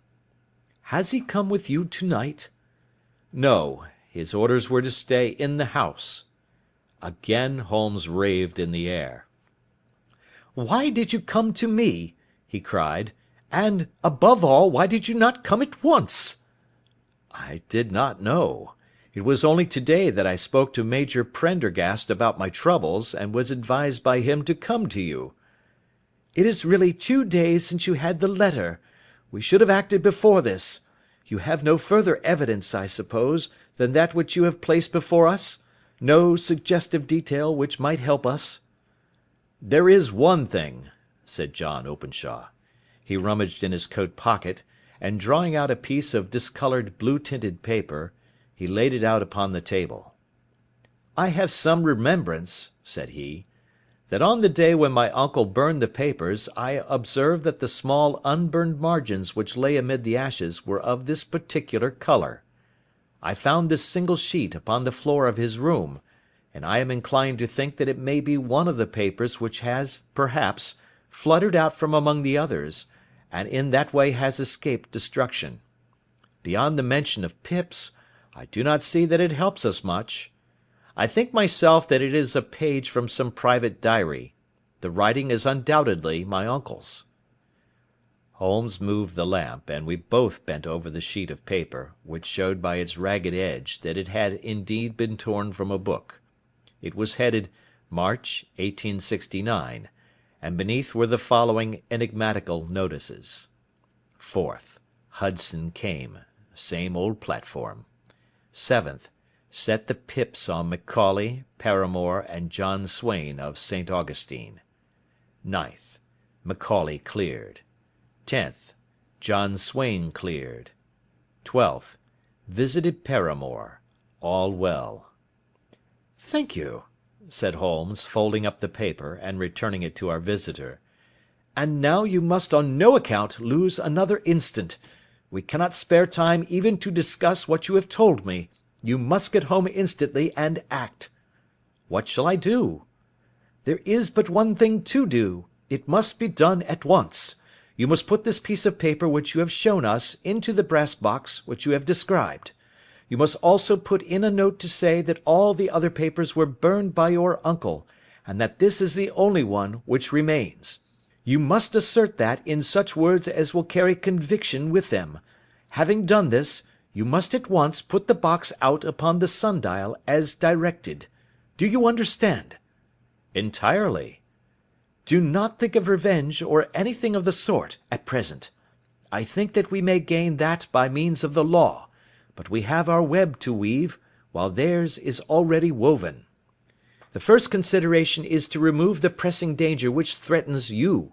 The second is to clear up the mystery and to punish the guilty parties." "I thank you," said the young man, rising and pulling on his overcoat. "You have given me fresh life and hope. I shall certainly do as you advise." "Do not lose an instant.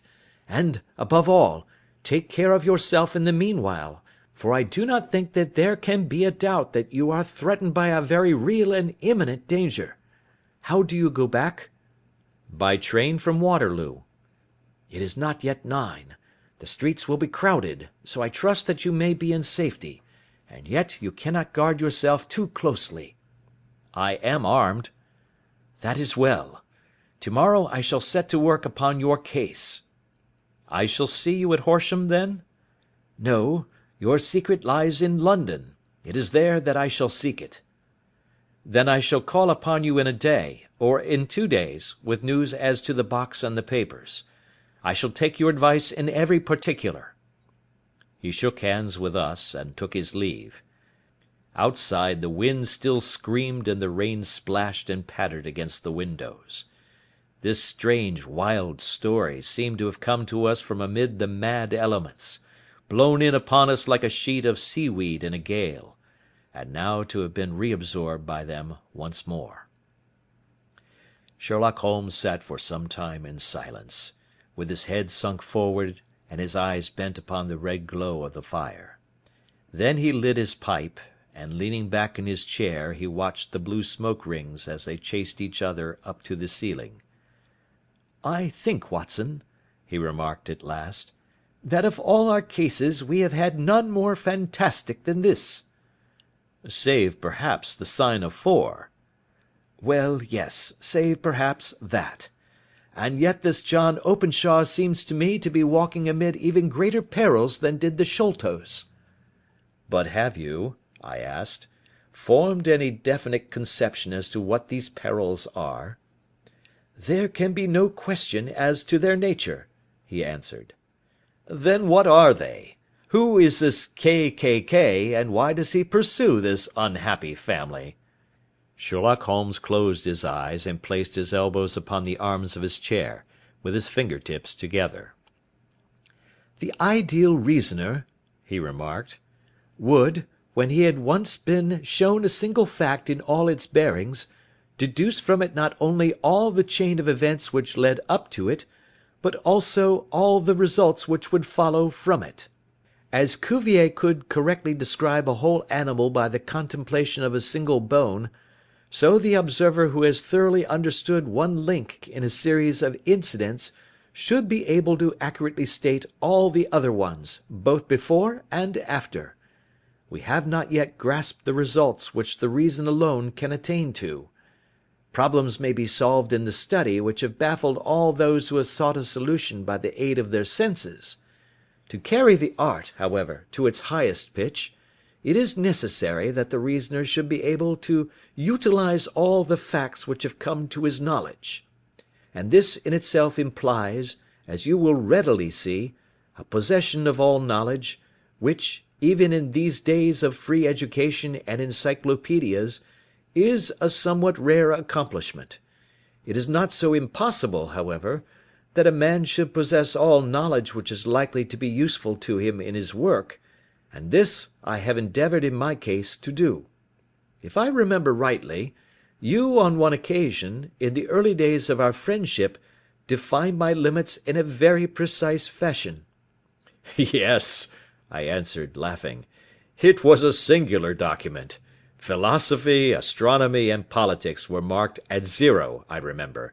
Botany variable, geology profound as regards the mud stains from any region within 50 miles of town, chemistry eccentric, anatomy unsystematic, sensational literature and crime records unique, violin player, boxer, swordsman, lawyer, and self-poisoner by cocaine and tobacco.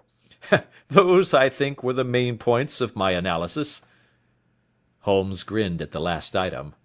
"Well," he said, "I say now, as I said then, that a man should keep his little brain attic stocked with all the furniture that he is likely to use, and the rest he can put away in the lumber room of his library, where he can get it if he wants it. Now, for such a case as the one which has been submitted to us to-night, we need certainly to muster all our resources. Kindly hand me down the letter K of the American Encyclopedia which stands upon the shelf beside you. Thank you. Now let us consider the situation, and see what may be deduced from it. In the first place, we may start with a strong presumption that Colonel Openshaw had some very strong reason for leaving America. Men at his time of life do not change all their habits and exchange willingly the charming climate of Florida for the lonely life of an English provincial town. His extreme love of solitude in England suggests the idea that he was in fear of someone or something, so we may assume as a working hypothesis that it was fear of someone or something which drove him from America. As to what it was he feared, we can only deduce that by considering the formidable letters which were received by himself and his successors. Did you remark the postmarks of these letters? The first was from Pondicherry, the second from Dundee, and the third from London. From East London. What do you deduce from that? They are all seaports. That the writer was on board of a ship. Excellent. We have already a clue. There can be no doubt that the probability, the strong probability, is that the writer was on board of a ship. And now let us consider another point. In the case of Pondicherry, 7 weeks elapsed between the threat and its fulfilment. In Dundee it was only some 3 or 4 days. Does that suggest anything? A greater distance to travel. But the letter had also a greater distance to come. Then I do not see the point. There is at least a presumption that the vessel in which the man or men are is a sailing ship. It looks as if they always send their singular warning or token before them when starting upon their mission. You see how quickly the deed followed the sign when it came from Dundee. If they had come from Pondicherry in a steamer, they would have arrived almost as soon as their letter. But, as a matter of fact, 7 weeks elapsed. I think that those 7 weeks represented the difference between the mail boat which brought the letter and the sailing vessel which brought the writer. It is possible. More than that, it is probable. And now you see the deadly urgency of this new case, and why I urged young Openshaw to caution. The blow has always fallen at the end of the time which it would take the senders to travel the distance. But this one comes from London, and therefore we cannot count upon delay. Good God! I cried. What can it mean, this relentless persecution? The papers which Openshaw carried are obviously of vital importance to the person or persons in the sailing ship. I think that it is quite clear that there must be more than one of them. A single man could not have carried out 2 deaths in such a way as to deceive a coroner's jury. There must have been several in it, and they must have been men of resource and determination. Their papers they mean to have, be the holder of them who it may. In this way you see KKK ceases to be the initials of an individual and becomes the badge of a society. But of what society? Have you never," said Sherlock Holmes, bending forward and sinking his voice, "have you never heard of the Ku Klux Klan?" "I never have." Holmes turned over the leaves of the book upon his knee. "Here it is," said he presently. "Ku Klux Klan, a name derived from the fanciful resemblance to the sound produced by cocking a rifle. This terrible secret society was formed by some ex-Confederate soldiers in the Southern States after the Civil War, and it rapidly formed local branches in different parts of the country, notably in Tennessee, Louisiana, the Carolinas, Georgia, and Florida. Its power was used for political purposes, principally for the terrorizing of the negro voters and the murdering and driving from the country of those who were opposed to its views. Its outrages were usually preceded by a warning sent to the marked man in some fantastic but generally recognized shape, a sprig of oak leaves in some parts, melon seeds or orange pips in others. On receiving this, the victim might either openly abjure his former ways, or might fly from the country. If he braved the matter out, death would unfailingly come upon him, and usually in some strange and unforeseen manner. So perfect was the organization of the society, and so systematic its methods, that there is hardly a case upon record where any man succeeded in braving it with impunity, or in which any of its outrages were traced home to the perpetrators. For some years the organization flourished in spite of the efforts of the United States government and of the better classes of the community in the South. Eventually, in the year 1869, the movement rather suddenly collapsed, although there have been sporadic outbreaks of the same sort since that date. "You will observe," said Holmes, laying down the volume, "that the sudden breaking up of the society was coincident with the disappearance of Openshaw from America with their papers. It may well have been cause and effect. It is no wonder that he and his family have some of the more implacable spirits upon their track. You can understand that this register and diary may implicate some of the first men in the South, and that there may be many who will not sleep easy at night until it is recovered. Then the page we have seen is such as we might expect. It ran, if I remember right, sent the pips to A, B, and C, that is, sent the society's warning to them. Then there are successive entries that A and B cleared, or left the country, and finally that C was visited, with, I fear, a sinister result for C. Well, I think, Doctor, that we may let some light into this dark place, and I believe that the only chance young Openshaw has in the meantime is to do what I have told him. There is nothing more to be said or to be done to-night, so hand me over my violin, and let us try to forget for half an hour the miserable weather and the still more miserable ways of our fellow men." It had cleared in the morning, and the sun was shining with a subdued brightness through the dim veil which hangs over the great city. Sherlock Holmes was already at breakfast when I came down. "You will excuse me for not waiting for you," said he. "I have, I foresee, a very busy day before me in looking into this case of young Openshaw's." "What steps will you take?" I asked. "It will very much depend upon the results of my first inquiries. I may have to go down to Horsham after all." "You will not go there first?" "No, I shall commence with the city. Just ring the bell and the maid will bring up your coffee." As I waited, I lifted the unopened newspaper from the table and glanced my eye over it. It rested upon a heading which sent a chill to my heart. "Holmes!" I cried. "You are too late." "Ah!" said he, laying down his cup. "I feared as much. How was it done?" He spoke calmly, but I could see that he was deeply moved. My eye caught the name of Openshaw, and the heading "Tragedy near Waterloo Bridge." Here is the account.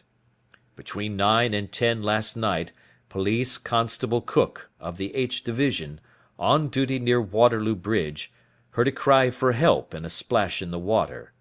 The night, however, was extremely dark and stormy, so that, in spite of the help of several passers-by, it was quite impossible to effect a rescue.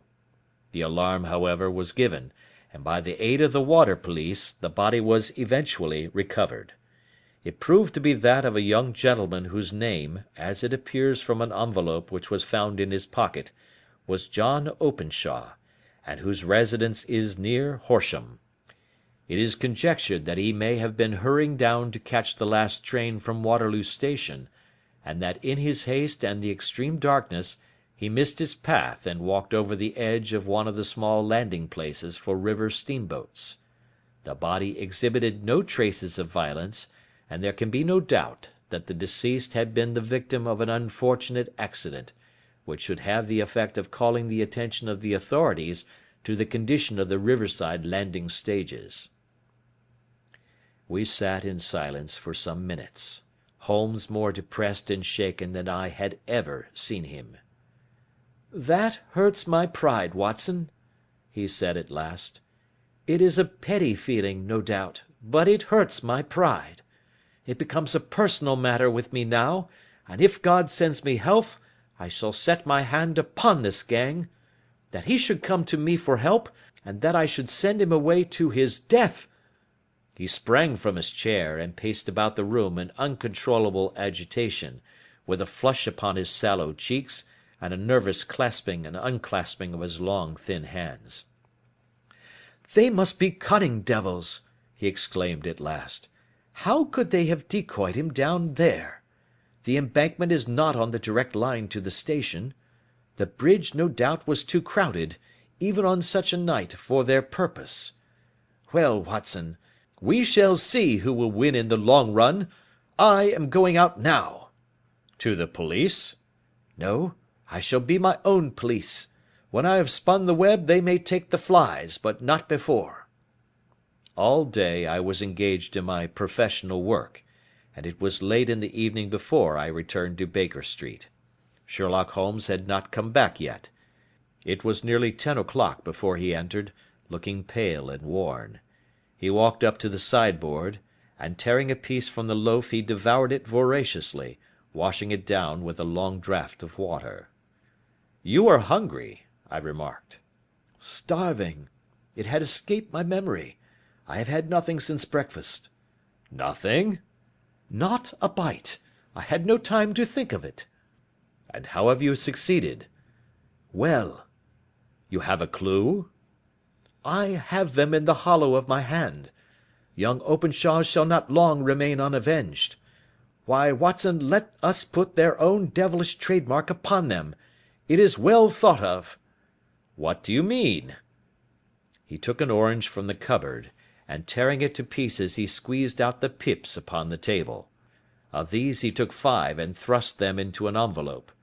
On the inside of the flap he wrote S.H. for J.O. Then he sealed it and addressed it to Captain James Calhoun, Bark Lone Star, Savannah, Georgia. "This will await him when he enters port," said he, chuckling. "It may give him a sleepless night. He will find it as sure a precursor of his fate as Openshaw did before him." "And who is this Captain Calhoun?" "The leader of the gang. I shall have the others, but he first." "How did you trace it, then?" He took a large sheet of paper from his pocket, all covered with dates and names. "I have spent the whole day," said he, "over Lloyd's registers and files of the old papers, following the future career of every vessel which touched at Pondicherry in January and February in '83. There were 36 ships of fair tonnage which were reported there during those months. Of these, one, the Lone Star, instantly attracted my attention, since, although it was reported as having cleared from London, the name is that which is given to one of the states of the Union." "Texas, I think." "I was not and am not sure which, but I knew that the ship must have an American origin." "What then?" "I searched the Dundee records, and when I found that the bark Lone Star was there in January '85, my suspicion became a certainty. I then inquired as to the vessels which lay at present in the port of London. Yes. The Lone Star had arrived here last week. I went down to the Albert Dock, and found that she had been taken down the river by the early tide this morning, homeward bound to Savannah. I wired to Gravesend, and learned that she had passed some time ago, and as the wind is easterly, I have no doubt that she is now past the Goodwins and not very far from the Isle of Wight. What will you do, then? Oh, I have my hand upon him. He and the two mates are, as I learn, the only native-born Americans in the ship. The others are Finns and Germans. I know also that they were all three away from the ship last night. I had it from the stevedore who has been loading their cargo. By the time that their sailing ship reaches Savannah, the mail boat will have carried this letter, and the cable will have informed the police of Savannah that these three gentlemen are badly wanted here upon a charge of murder. There is ever a flaw, however, in the best laid of human plans, and the murderers of John Openshaw were never to receive the orange pips which would show them that another, as cunning and as resolute as themselves, was upon their track. Very long and very severe were the equinoctial gales that year. We waited long for news of the Lone Star of Savannah, but none ever reached us. We did at last hear that somewhere, far out in the Atlantic, a shattered sternpost of a boat was seen swinging in the trough of a wave, with the letters L.S. carved upon it, and that is all which we shall ever know of the fate of the Lone Star. End of Adventure 5. Adventure 6. The Man with a Twisted Lip. Isa Whitney, brother of the late Elias Whitney, D.D., principal of the Theological College of St. George's, was much addicted to opium. The habit grew upon him, as I understand, from some foolish freak when he was at college, for having read De Quincey's description of his dreams and sensations, he had drenched his tobacco with laudanum in an attempt to produce the same effects.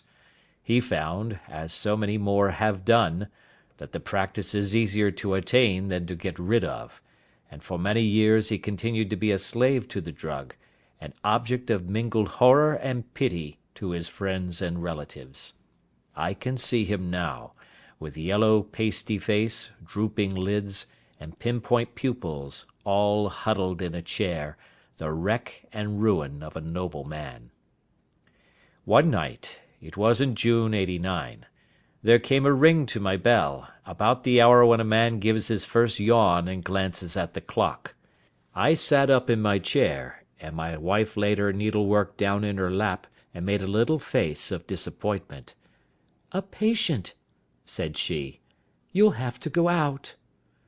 I groaned, for I was newly come back from a weary day. We heard the door open, a few hurried words, and then quick steps upon the linoleum. Our own door flew open, and a lady, clad in some dark-coloured stuff, with a black veil, entered the room. "You will excuse my calling so late," she began, and then, suddenly losing her self-control, she ran forward, threw her arms about my wife's neck, and sobbed upon her shoulder. "Oh, I'm in such trouble!" she cried. "I do so want a little help." "Why," said my wife, pulling up her veil, "it is Kate Whitney. How you startled me, Kate! I had not an idea who you were when you came in." "I don't know what to do, so I came straight to you." That was always the way. Folk who were in grief came to my wife like birds to a lighthouse. "It was very sweet of you to come. Now, you must have some wine and water, and sit here comfortably and tell us all about it. Or should you rather that I sent James off to bed?" "Oh, no, no! I want the doctor's advice and help too. It's about Isa. He's not been home for 2 days. I'm so frightened about him." It was not the first time that she had spoken to us of her husband's trouble, to me as a doctor, to my wife as an old friend and school companion. We soothed and comforted her by such words as we could find. Did she know where her husband was? Was it possible that we could bring him back to her? It seems that it was. She had the surest information that of late he had, when the fit was on him, made use of an opium den in the farthest east of the city. Hitherto his orgies had always been confined to one day, and he had come back twitching and shattered in the evening. But now the spell had been upon him 48 hours, and he lay there, doubtless among the dregs of the docks, breathing in the poison or sleeping off the effects. There he was to be found, she was sure of it, at the Bar of Gold, in Upper Swandam Lane. But what was she to do? How could she, a young and timid woman, make her way into such a place and pluck her husband out from among the ruffians who surrounded him? There was the case, and of course there was but one way out of it. Might I not escort her to this place? And then, as a second thought, why should she come at all?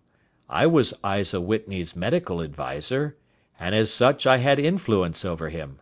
I could manage it better if I were alone.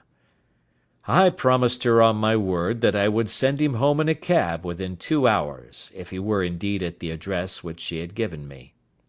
And so in 10 minutes I had left my armchair and cheery sitting-room behind me, and was speeding eastward in a hansom on a strange errand, as it seemed to me at the time, though the future only could show how strange it was to be.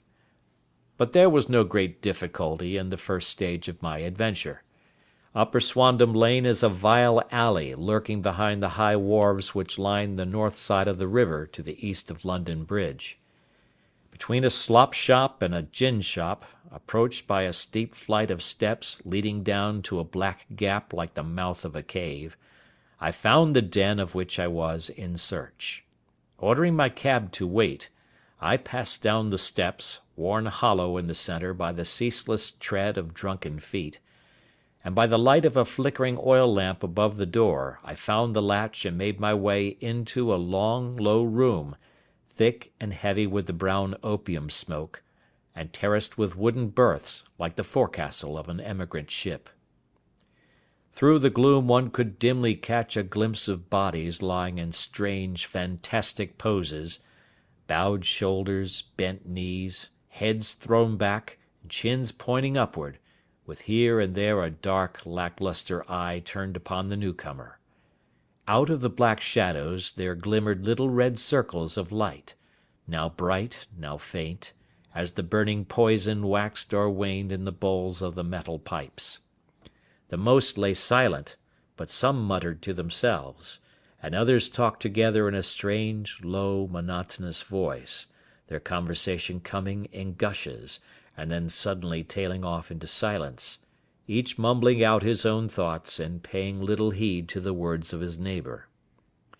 At the farther end was a small brazier of burning charcoal, beside which, on a three-legged wooden stool, there sat a tall, thin old man, with his jaw resting upon his two fists, and his elbows upon his knees, staring into the fire. As I entered, a sallow Malay attendant had hurried up with a pipe for me and a supply of the drug, beckoning me to an empty berth. "Thank you, I have not come to stay," said I. "There is a friend of mine here, Mr. Isa Whitney, and I wish to speak with him." There was a movement and an exclamation from my right, and peering through the gloom, I saw Whitney, pale, haggard, and unkempt, staring out at me.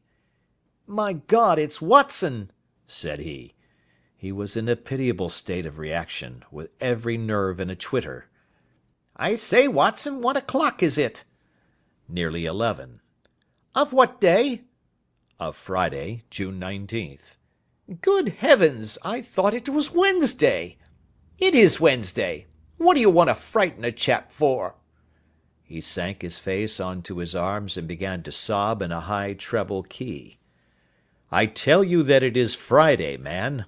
Your wife has been waiting this 2 days for you. You should be ashamed of yourself." "So I am. But you've got mixed, Watson, for I have only been here a few hours. 3 pipes, 4 pipes, I forget how many. But I'll go home with you. I wouldn't frighten Kate, poor little Kate. Give me your hand. Have you a cab?" Yes, I have one waiting. "Then I shall go in it. But I must owe something. Find what I owe, Watson. I am all off colour. I can do nothing for myself." I walked down the narrow passage between the double row of sleepers, holding my breath to keep out the vile, stupefying fumes of the drug, and looking about for the manager. As I passed the tall man who sat by the brazier, I felt a sudden pluck at my skirt, and a low voice whispered, "Walk past me, and then look back at me." The words fell quite distinctly upon my ear. I glanced down. They could only have come from the old man at my side, and yet he sat now as absorbed as ever, very thin, very wrinkled, bent with age, an opium pipe dangling down from between his knees as though it had dropped in sheer lassitude from his fingers. I took 2 steps forward and looked back. It took all my self-control to prevent me from breaking out into a cry of astonishment. He had turned his back so that none could see him but I. His form had filled out, his wrinkles were gone, the dull eyes had regained their fire, and there, sitting by the fire and grinning at my surprise, was none other than Sherlock Holmes. He made a slight motion to me to approach him, and instantly, as he turned his face half round to the company once more, subsided into a doddering, loose-lipped senility. "Holmes," I whispered, "what on earth are you doing in this den?" "As low as you can," he answered. "I have excellent ears. If you would have the great kindness to get rid of that sottish friend of yours, I should be exceedingly glad to have a little talk with you." "I have a cab outside." "Then pray send him home in it. You may safely trust him, for he appears to be too limp to get into any mischief. I should recommend you also to send a note by the cabman to your wife to say that you have thrown in your lot with me. If you will wait outside, I shall be with you in 5 minutes." It was difficult to refuse any of Sherlock Holmes's requests, for they were always so exceedingly definite, and put forward with such a quiet air of mastery. I felt, however, that when Whitney was once confined in the cab my mission was practically accomplished, and for the rest, I could not wish anything better than to be associated with my friend in one of those singular adventures which were the normal condition of his existence. In a few minutes I had written my note, paid Whitney's bill, led him out to the cab, and seen him driven through the darkness. In a very short time a decrepit figure had emerged from the opium den, and I was walking down the street with Sherlock Holmes. For 2 streets he shuffled along with a bent back and an uncertain foot. Then, glancing quickly round, he straightened himself out and burst into a hearty fit of laughter. "I suppose, Watson," said he, "that you imagine that I have added opium smoking to cocaine injections, and all the other little weaknesses on which you have favoured me with your medical views." "I was certainly surprised to find you there." "But not more so than I to find you." "I came to find a friend."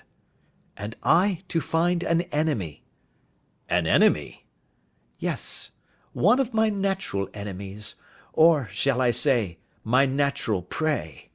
Briefly, Watson, I am in the midst of a very remarkable inquiry, and I have hoped to find a clue in the incoherent ramblings of these sots, as I have done before now. Had I been recognised in that den my life would not have been worth an hour's purchase, for I have used it before now for my own purposes, and the rascally Lascar who runs it has sworn to have vengeance upon me. There is a trap-door at the back of that building, near the corner of Paul's Wharf, which could tell some strange tales of what has passed through it upon the moonless nights." "What? You do not mean bodies?" "Ay, bodies, Watson. We should be rich men if we had £1,000 for every poor devil who has been done to death in that den. It is the vilest murder trap on the whole river side, and I fear that Neville St. Clair has entered it never to leave it more. But our trap should be here. He put his two forefingers between his teeth and whistled shrilly, a signal which was answered by a similar whistle from the distance, followed shortly by the rattle of wheels and the clink of horses' hoofs. "Now, Watson," said Holmes, as a tall dog-cart dashed up through the gloom, throwing out two golden tunnels of yellow light from its side lanterns, "you'll come with me, won't you?" "If I can be of use." "Oh, a trusty comrade is always of use, and a chronicler still more so. My room at the Cedars is a double-bedded one." "The Cedars?" "Yes, that is Mr. St. Clair's house. I am staying there while I conduct the inquiry." "Where is it, then?" "Near Lee, in Kent. We have a 7-mile drive before us." "But I am all in the dark." "Of course you are. You'll know all about it presently. Jump up here. All right, John, we shall not need you. Here's half-a-crown. Look out for me tomorrow about 11. Give her head. So long, then." He flicked the horse with his whip, and we dashed away through the endless succession of sombre and deserted streets, which widened gradually, until we were flying across a broad balustraded bridge, with the murky river flowing sluggishly beneath us. Beyond lay another dull wilderness of bricks and mortar, its silence broken only by the heavy, regular footfall of the policemen, or the songs and shouts of some belated party of revellers. A dull wrack was drifting slowly across the sky, and a star or two twinkled dimly here and there through the rifts of the clouds. Holmes drove in silence, with his head sunk upon his breast, and the air of a man who is lost in thought, while I sat beside him, curious to learn what this new quest might be which seemed to tax his powers so sorely, and yet afraid to break in upon the current of his thoughts. We had driven several miles, and were beginning to get to the fringe of the belt of suburban villas, when he shook himself, shrugged his shoulders, and lit up his pipe with the air of a man who has satisfied himself that he is acting for the best. "You have a grand gift of silence, Watson," said he. "It makes you quite invaluable as a companion. 'Pon my word, it is a great thing for me to have someone to talk to, for my own thoughts are not over-pleasant. I was wondering what I should say to this dear little woman to-night when she meets me at the door." "You forget that I know nothing about it." "I shall just have time to tell you the facts of the case before we get to Lee. It seems absurdly simple, and yet, somehow I can get nothing to go upon. There's plenty of thread, no doubt, but I can't get the end of it into my hand. Now, I'll state the case clearly and concisely to you, Watson, and maybe you can see a spark where all is dark to me." "Proceed, then." "Some years ago, to be definite, in May 1884, there came to Lee a gentleman, Neville St. Clair by name, who appeared to have plenty of money. He took a large villa, laid out the grounds very nicely, and lived generally in good style. By degrees he made friends in the neighbourhood, and in 1887 he married the daughter of a local brewer, by whom he now has 2 children. He had no occupation, but was interested in several companies, and went into town, as a rule, in the morning, returning by the 5:14 from Cannon Street every night. Mr. St. Clair is now 37 years of age, is a man of temperate habits, a good husband, a very affectionate father, and a man who is popular with all who know him. I may add that his whole debts at the present moment, as far as we have been able to ascertain, amount to £88 10s, while he has £220 standing to his credit in the Capital and Counties Bank. There is no reason, therefore, to think that money troubles have been weighing upon his mind. Last Monday Mr. Neville St. Clair went into town rather earlier than usual, remarking before he started that he had 2 important commissions to perform, and that he would bring his little boy home a box of bricks. Now, by the merest chance, his wife received a telegram upon this same Monday, very shortly after his departure, to the effect that a small parcel of considerable value which she had been expecting was waiting for her at the offices of the Aberdeen Shipping Company. Now, if you are well up in your London, you will know that the office of the company is in Fresno Street, which branches out of Upper Swandam Lane, where you found me to-night. Mrs. St. Clair had her lunch, started for the city, did some shopping, proceeded to the company's office, got her packet, and found herself at exactly 4:35 walking through Swandam Lane on her way back to the station. Have you followed me so far? It is very clear. If you remember, Monday was an exceedingly hot day, and Mrs. St. Clair walked slowly, glancing about in the hope of seeing a cab, as she did not like the neighbourhood in which she found herself. While she was walking in this way down Swandam Lane, she suddenly heard an ejaculation or cry, and was struck cold to see her husband looking down at her and, as it seemed to her, beckoning to her from a second-floor window. The window was open, and she distinctly saw his face, which she describes as being terribly agitated. He waved his hands frantically to her, and then vanished from the window so suddenly that it seemed to her that he had been plucked back by some irresistible force from behind. One singular point, which struck her quick feminine eye, was that although he wore some dark coat, such as he had started to town in, he had on neither collar nor necktie. Convinced that something was amiss with him, she rushed down the steps, for the house was none other than the opium den in which you found me to-night, and running through the front room, she attempted to ascend the stairs which led to the first floor. At the foot of the stairs, however, she met this Lascar scoundrel of whom I have spoken, who thrust her back, and, aided by a Dane, who acts as assistant there, pushed her out into the street. Filled with most maddening doubts and fears, she rushed down the lane, and by rare good fortune, met in Fresno Street a number of constables with an inspector, all on their way to their beat. The inspector and two men accompanied her back, and in spite of the continued resistance of the proprietor, they made their way to the room in which Mr. St. Clair had last been seen. There was no sign of him there. In fact, in the whole of that floor, there was no one to be found save a crippled wretch of hideous aspect, who, it seems, made his home there. Both he and the Lascar stoutly swore that no one else had been in the front room during the afternoon. So determined was their denial, that the inspector was staggered, and had almost come to believe that Mrs. St. Clair had been deluded when, with a cry, she sprang at a small deal box which lay upon the table, and tore the lid from it. Out there fell a cascade of children's bricks.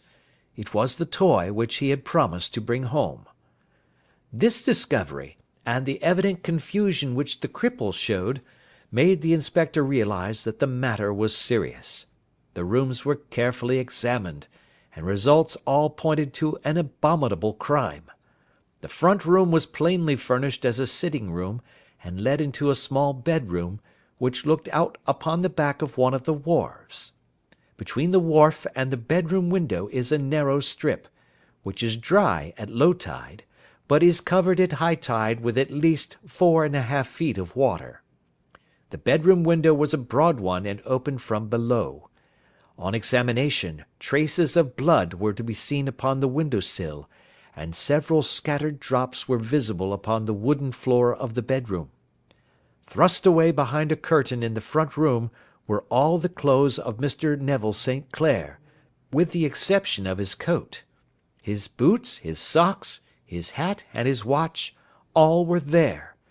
There were no signs of violence upon any of these garments, and there were no other traces of Mr. Neville St. Clair.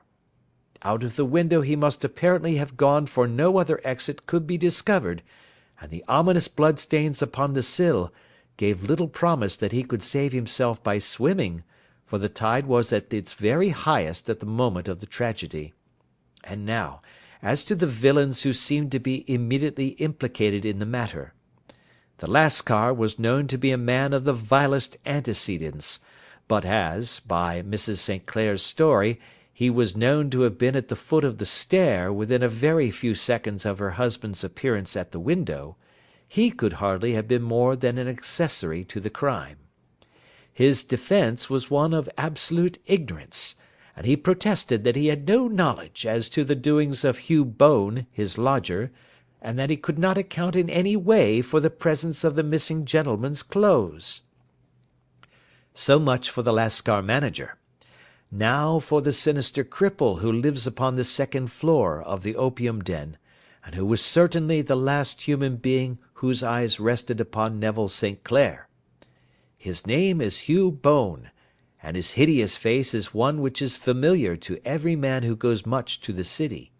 He is a professional beggar, though, in order to avoid the police regulations, he pretends to a small trade in wax vestas. Some little distance down Threadneedle Street, upon the left-hand side, there is, as you may have remarked, a small angle in the wall. Here it is that this creature takes his daily seat, cross-legged with his tiny stock of matches on his lap, and as he is a piteous spectacle, a small rain of charity descends into the greasy leather cap which lies upon the pavement beside him. I have watched the fellow more than once before ever I thought of making his professional acquaintance, and I have been surprised at the harvest which he has reaped in a short time. His appearance, you see, is so remarkable that no one can pass him without observing him. A shock of orange hair, a pale face disfigured by a horrible scar, which, by its contraction, has turned up the outer edge of his upper lip, a bulldog chin, and a pair of very penetrating dark eyes, which present a singular contrast to the colour of his hair, all mark him out from amid the common crowd of mendicants, and so too does his wit, for he is ever ready with a reply to any piece of chaff which may be thrown at him by the passers-by. This is the man whom we now learn to have been the lodger at the opium den, and to have been the last man to see the gentleman of whom we are in quest. But a cripple, said I. What could he have done single-handed against a man in the prime of life? He is a cripple in the sense that he walks with a limp, but in other respects he appears to be a powerful and well-nurtured man. Surely your medical experience would tell you, Watson, that weakness in one limb is often compensated for by exceptional strength in the others. Pray continue your narrative. Mrs. St. Clair had fainted at the sight of the blood upon the window, and she was escorted home in a cab by the police, as her presence could be of no help to them in their investigations. Inspector Barton, who had charge of the case, made a very careful examination of the premises, but without finding anything which threw any light upon the matter. One mistake had been made in not arresting Boone instantly, as he was allowed some few minutes during which he might have communicated with his friend the Lascar, but this fault was soon remedied, and he was seized and searched, without anything being found which could incriminate him. There were, it is true, some blood-stains upon his right shirt-sleeve, but he pointed to his ring-finger, which had been cut near the nail, and explained that the bleeding came from there, adding that he had been to the window not long before, and that the stains which had been observed there came doubtless from the same source. He denied strenuously having ever seen Mr. Neville St. Clair, and swore that the presence of the clothes in his room was as much a mystery to him as to the police. As to Mrs. St. Clair's assertion that she had actually seen her husband at the window, he declared that she must have been either mad or dreaming. He was removed, loudly protesting, to the police station, while the inspector remained upon the premises in the hope that the ebbing tide might afford some fresh clue. And it did, though they hardly found upon the mud-bank what they had feared to find. It was Neville St. Clair's coat, and not Neville St. Clair, which lay uncovered as the tide receded. And what do you think they found in the pockets? I cannot imagine. No, I don't think you would guess. every pocket stuffed with pennies and halfpennies, 421 pennies and 270 halfpennies. It was no wonder that it had not been swept away by the tide. But a human body is a different matter. There is a fierce eddy between the wharf and the house. It seemed likely enough that the weighted coat had remained when the stripped body had been sucked away into the river. But I understand that all the other clothes were found in the room. Would the body be dressed in a coat alone? No, sir, but the facts must be met speciously enough. Suppose that this man Boone had thrust Neville St. Clair through the window, there is no human eye which could have seen the deed. What would he do then?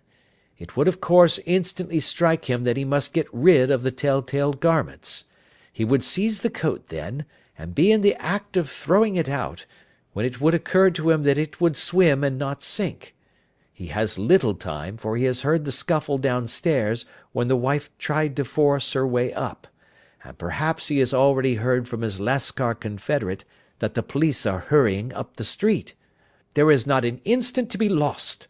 He rushes to some secret hoard, where he has accumulated the fruits of his beggary, and he stuffs all the coins upon which he can lay his hands into the pockets to make sure of the coat's sinking. He throws it out, and would have done the same with the other garments had not he heard the rush of steps below, and only just had time to close the window when the police appeared. It certainly sounds feasible. Well, we will take it as a working hypothesis for want of a better. Boone, as I have told you, was arrested and taken to the station, but it could not be shown that there had ever before been anything against him. He had for years been known as a professional beggar, but his life appeared to have been a very quiet and innocent one. There the matter stands at present, and the questions which have to be solved: what Neville St. Clair was doing in the opium den, what happened to him when there, where he is now, and what Hugh Boone had to do with his disappearance, are all as far from a solution as ever. I confess that I cannot recall any case within my experience which looked at the first glance so simple, and yet which presented such difficulties. While Sherlock Holmes had been detailing this singular series of events, we had been whirling through the outskirts of the great town until the last straggling houses had been left behind, and we rattled along with a country hedge upon either side of us. Just as he finished, however, we drove through two scattered villages, where a few lights still glimmered in the windows.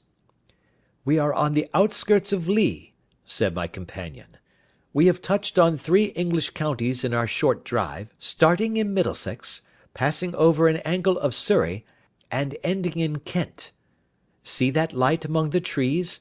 That is the Cedars, and beside that lamp sits a woman whose anxious ears have already, I have little doubt, caught the clink of our horses' feet." "But why are you not conducting the case from Baker Street?" I asked. "Because there are many inquiries which must be made out here. Mrs. St. Clair has most kindly put 2 rooms at my disposal, and you may rest assured that she will have nothing but a welcome for my friend and colleague. I hate to meet her, Watson, when I have no news of her husband. Here we are. Whoa there, whoa!" We had pulled up in front of a large villa which stood within its own grounds. A stable boy had run out to the horse's head, and springing down, I followed Holmes up the small, winding gravel drive which led to the house. As we approached, the door flew open, and a little blonde woman stood in the opening, clad in some sort of light mousseline de Sole, with a touch of fluffy pink chiffon at her neck and wrists. She stood with her figure outlined against the flood of light, one hand upon the door, one half raised in her eagerness, her body slightly bent, her head and face protruded, with eager eyes and parted lips, a standing question. "Well?" she cried. "Well?" And then, seeing that there were 2 of us, she gave a cry of hope, which sank into a groan as she saw that my companion shook his head and shrugged his shoulders. "No good news?" "None." "No bad?" "No."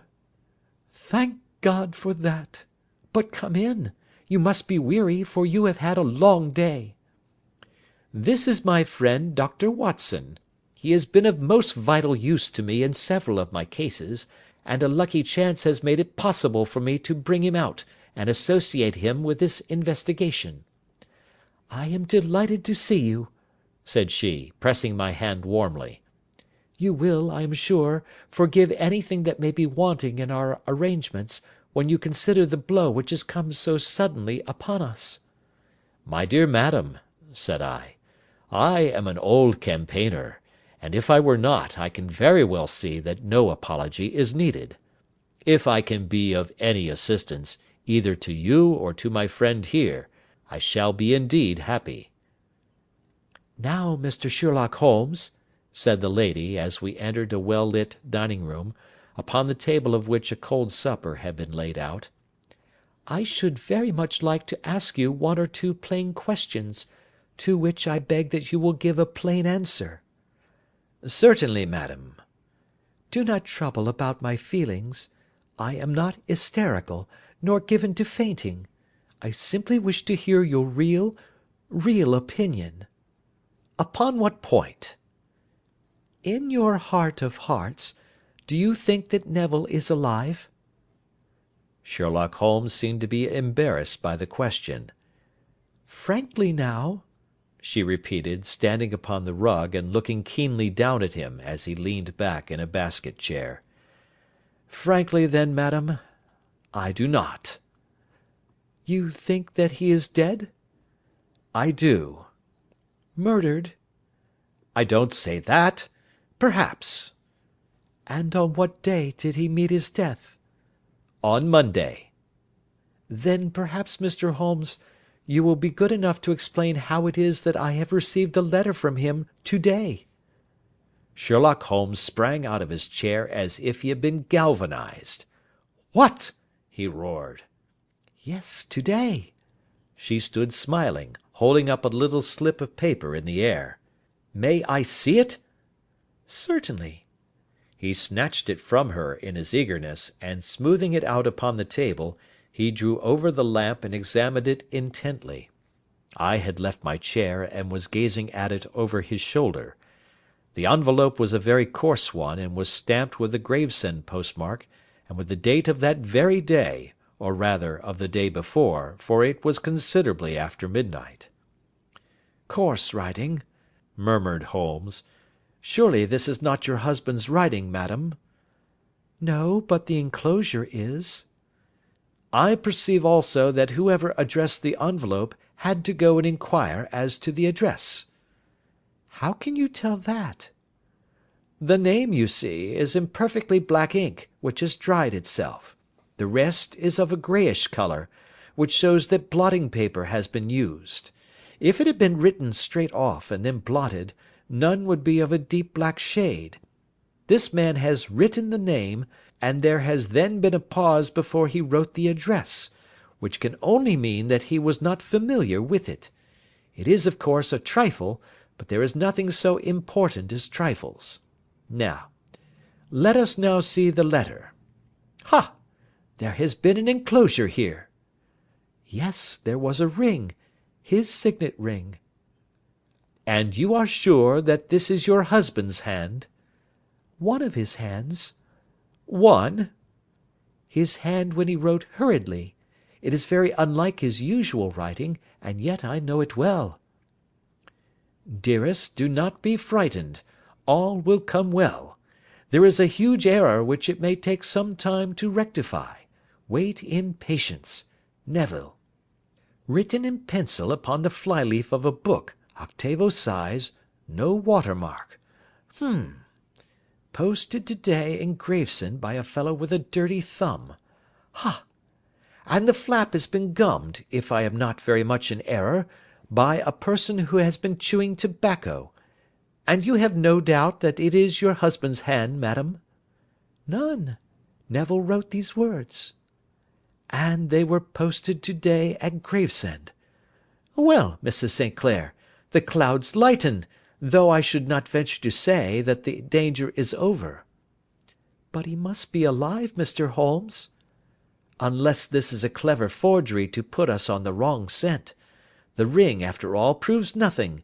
It may have been taken from him." "No, no, it is. It is his very own writing." "Very well. It may, however, have been written on Monday and only posted to-day." "That is possible." "If so, much may have happened between."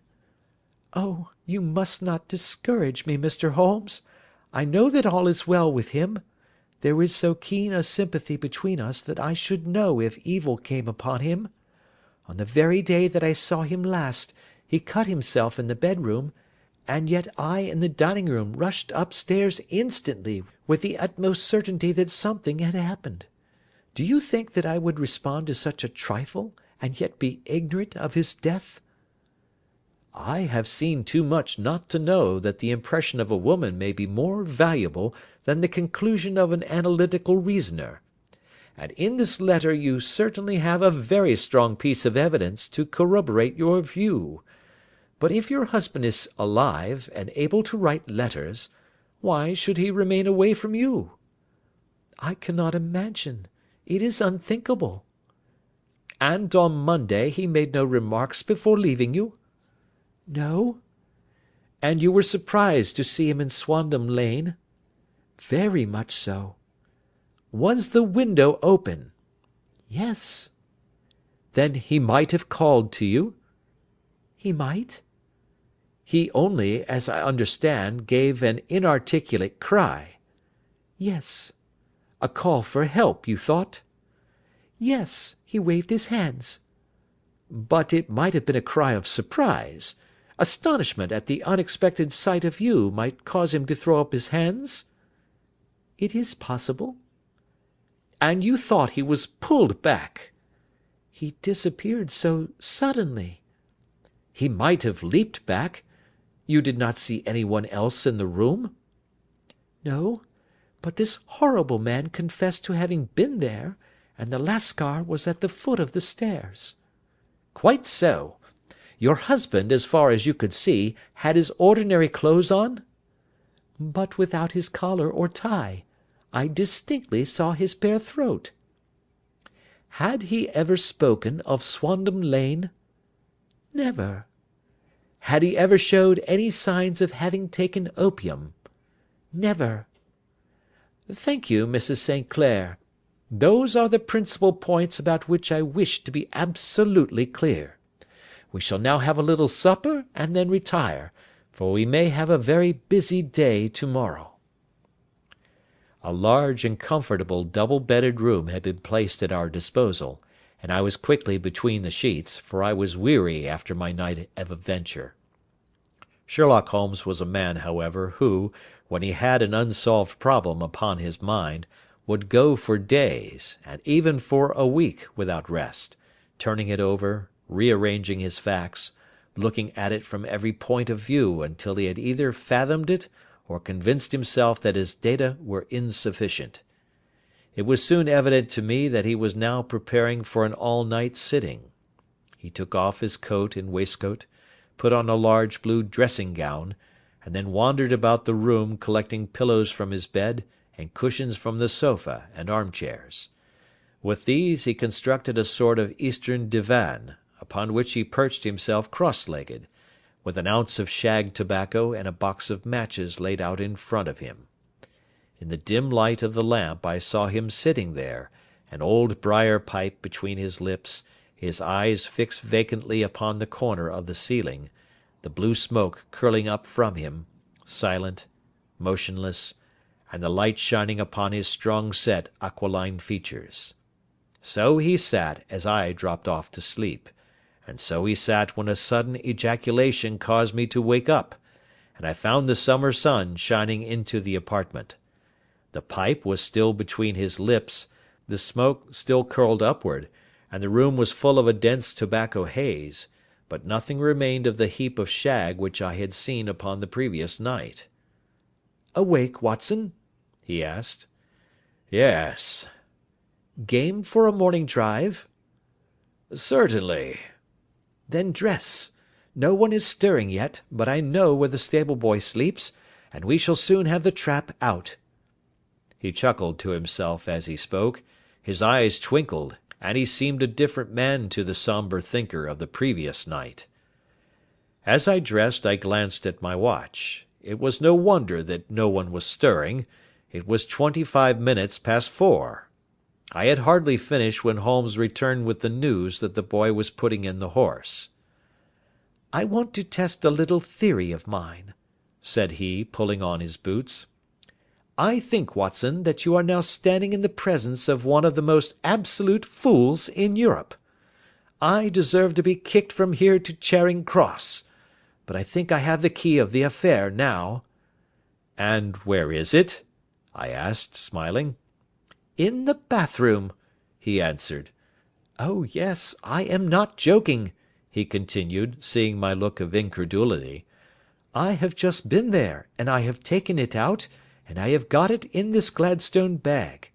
Come on, my boy, and we shall see whether it will fit the lock." We made our way downstairs as quietly as possible, and out into the bright morning sunshine. In the road stood our horse and trap, with the half-clad stable-boy waiting at the head. We both sprang in, and away we dashed down the London road. A few country carts were stirring, bearing in vegetables to the metropolis, but the lines of villas on either side were as silent and lifeless as some city in a dream. "It has been in some points a singular case," said Holmes, flicking the horse on into a gallop. "I confess that I have been as blind as a mole, but it is better to learn wisdom late than never to learn it at all." In town the earliest risers were just beginning to look sleepily from their windows as we drove through the streets of the Surrey side. Passing down the Waterloo Bridge Road we crossed over the river, and dashing up Wellington Street, wheeled sharply to the right and found ourselves in Bow Street. Sherlock Holmes was well known to the force, and the two constables at the door saluted him. One of them held the horse's head while the other led us in. "Who is on duty?" asked Holmes. "Inspector Bradstreet, sir." "Ah, Bradstreet, how are you?" A tall, stout official had come down the stone-flagged passage in a peaked cap and frogged jacket.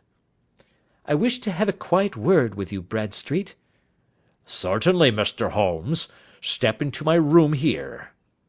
It was a small office-like room, with a huge ledger upon the table, and a telephone projecting from the wall. The inspector sat down at his desk. "What can I do for you, Mr. Holmes?" "I called about that beggarman, Boone, the one who was charged with being concerned in the disappearance of Mr. Neville St. Clair, of Lee." "Yes, he was brought up and remanded for further inquiries." "So I heard. You have him here?" "In the cells." "Is he quiet?" "Oh, he gives no trouble, but he is a dirty scoundrel." "Dirty?" "Yes, it is all we can do to make him wash his hands, and his face is as black as a tinker's. Well, when once his case has been settled, he will have a regular prison bath, and I think, if you saw him, you would agree with me that he needed it." "I should like to see him very much." "Would you? That is easily done. Come this way. You can leave your bag." "No, I think that I'll take it." "Very good. Come this way, if you please." He led us down a passage, opened a barred door, passed down a winding stair, and brought us to a whitewashed corridor with a line of doors on each side. "The third on the right is his," said the inspector. "Here it is." He quietly shot back a panel in the upper part of the door and glanced through. "He is asleep," said he. "You can see him very well." We both put our eyes to the grating. The prisoner lay with his face towards us, in a very deep sleep, breathing slowly and heavily. He was a middle-sized man, coarsely clad as became his calling, with a coloured shirt protruding through the rent in his tattered coat. He was, as the inspector had said, extremely dirty, but the grime which covered his face could not conceal its repulsive ugliness. A broad wheal from an old scar ran right across it from eye to chin, and by its contraction had turned up one side of the upper lip, so that 3 teeth were exposed in a perpetual snarl. A shock of very bright red hair grew low over his eyes and forehead. "He's a beauty, isn't he?" said the inspector. "He certainly needs a wash," remarked Holmes. "I had an idea that he might, and I took the liberty of bringing the tools with me." He opened the Gladstone bag as he spoke, and took out, to my astonishment, a very large bath sponge. "Ha! You are a funny one," chuckled the inspector. "Now, if you will have the great goodness to open that door very quietly, we will soon make him cut a much more respectable figure." "Well, I don't know why not," said the inspector. "He doesn't look a credit to the Bow Street cells, does he?" He slipped his key into the lock, and we all very quietly entered the cell. The sleeper half turned, and then settled down once more into a deep slumber. Holmes stooped to the water jug, moistened his sponge, and then rubbed it twice vigorously across and down the prisoner's face. "Let me introduce you," he shouted, "to Mr. Neville St. Clair, of Lee, in the county of Kent." Never in my life had I seen such a sight. The man's face peeled off under the sponge like the bark from a tree. Gone was the coarse brown tint. Gone, too, was the horrid scar which had seamed it across, and the twisted lip which had given the repulsive sneer to the face. A twitch brought away the tangled red hair, and there, sitting up in his bed, was a pale, sad-faced, refined-looking man, black-haired and smooth-skinned, rubbing his eyes and staring about him with sleepy bewilderment. Then suddenly realizing the exposure, he broke into a scream and threw himself down with his face to the pillow. "Good heavens!" cried the inspector. "It is indeed the missing man. I know him from the photograph." The prisoner turned with the reckless air of a man who abandons himself to his destiny. "Be it so," said he. "And pray what am I charged with?" "With making away with Mr. Neville St. Oh, come, you can't be charged with that unless they make a case of attempted suicide of it," said the inspector with a grin. "Well, I've been 27 years in the force, but this takes the cake." "If I am Mr. Neville St. Clair, then it is obvious that no crime has been committed, and that therefore I am illegally detained." "No crime, but a very great error has been committed," said Holmes. "You would have done better to have trusted your wife." "It was not the wife, it was the children," groaned the prisoner. "God help me, I would not have them ashamed of their father. My God, what an exposure! What can I do?" Sherlock Holmes sat down beside him on the couch, and patted him kindly on the shoulder. "If you leave it to a court of law to clear the matter up," said he, "of course you can hardly avoid publicity. On the other hand, if you convince the police authorities that there is no possible case against you, I do not know that there is any reason that the details should find their way into the papers.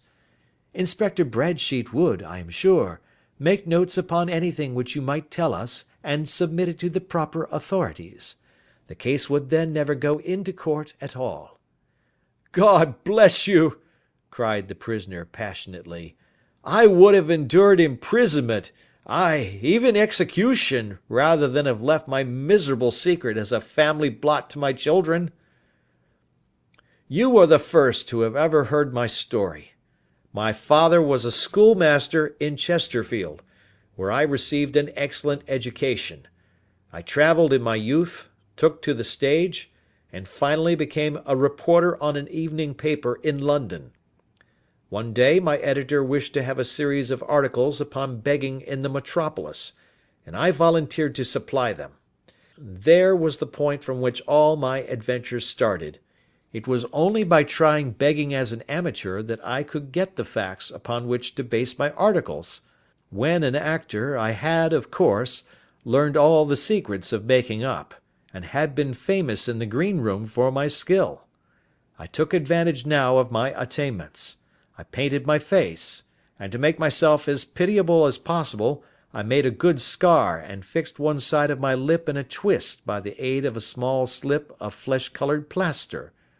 Then, with a red head of hair, and an appropriate dress, I took my station in the business part of the city, ostensibly as a match-seller, but really as a beggar. For 7 hours I plied my trade, and when I returned home in the evening, I found to my surprise that I had received no less than 26 shillings 4 pence. I wrote my articles and thought little more of the matter until, some time later, I backed a bill for a friend and had a writ served upon me for £25. I was at my wits' end where to get the money, but a sudden idea came to me. I begged a fortnight's grace from the creditor, asked for a holiday from my employers, and spent the time in begging in the city under my disguise. In 10 days I had the money and had paid the debt. Well, you can imagine how hard it was to settle down to arduous work at £2 a week, when I knew that I could earn as much in a day by smearing my face with a little paint, laying my cap on the ground, and sitting still. It was a long fight between my pride and the money, but the dollars won at last, and I threw up reporting and sat day after day in the corner which I had first chosen, inspiring pity by my ghastly face, and filling my pockets with coppers. Only one man knew my secret. He was the keeper of a low den in which I used to lodge in Swandam Lane, where I could every morning emerge as a squalid beggar, and in the evenings transform myself into a well-dressed man about town. This fellow, a Lascar, was well paid by me for his rooms, so that I knew that my secret was safe in his possession. Well, very soon I found that I was saving considerable sums of money.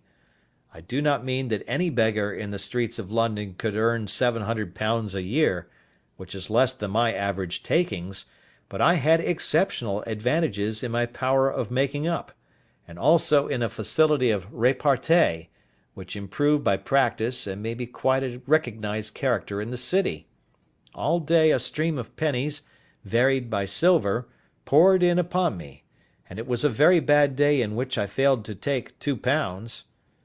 As I grew richer I grew more ambitious, took a house in the country, and eventually married, without anyone having a suspicion as to my real occupation. My dear wife knew that I had business in the city. She little knew what. Last Monday I had finished for the day and was dressing in my room above the opium den, when I looked out of my window and saw, to my horror and astonishment, that my wife was standing in the street, with her eyes fixed full upon me.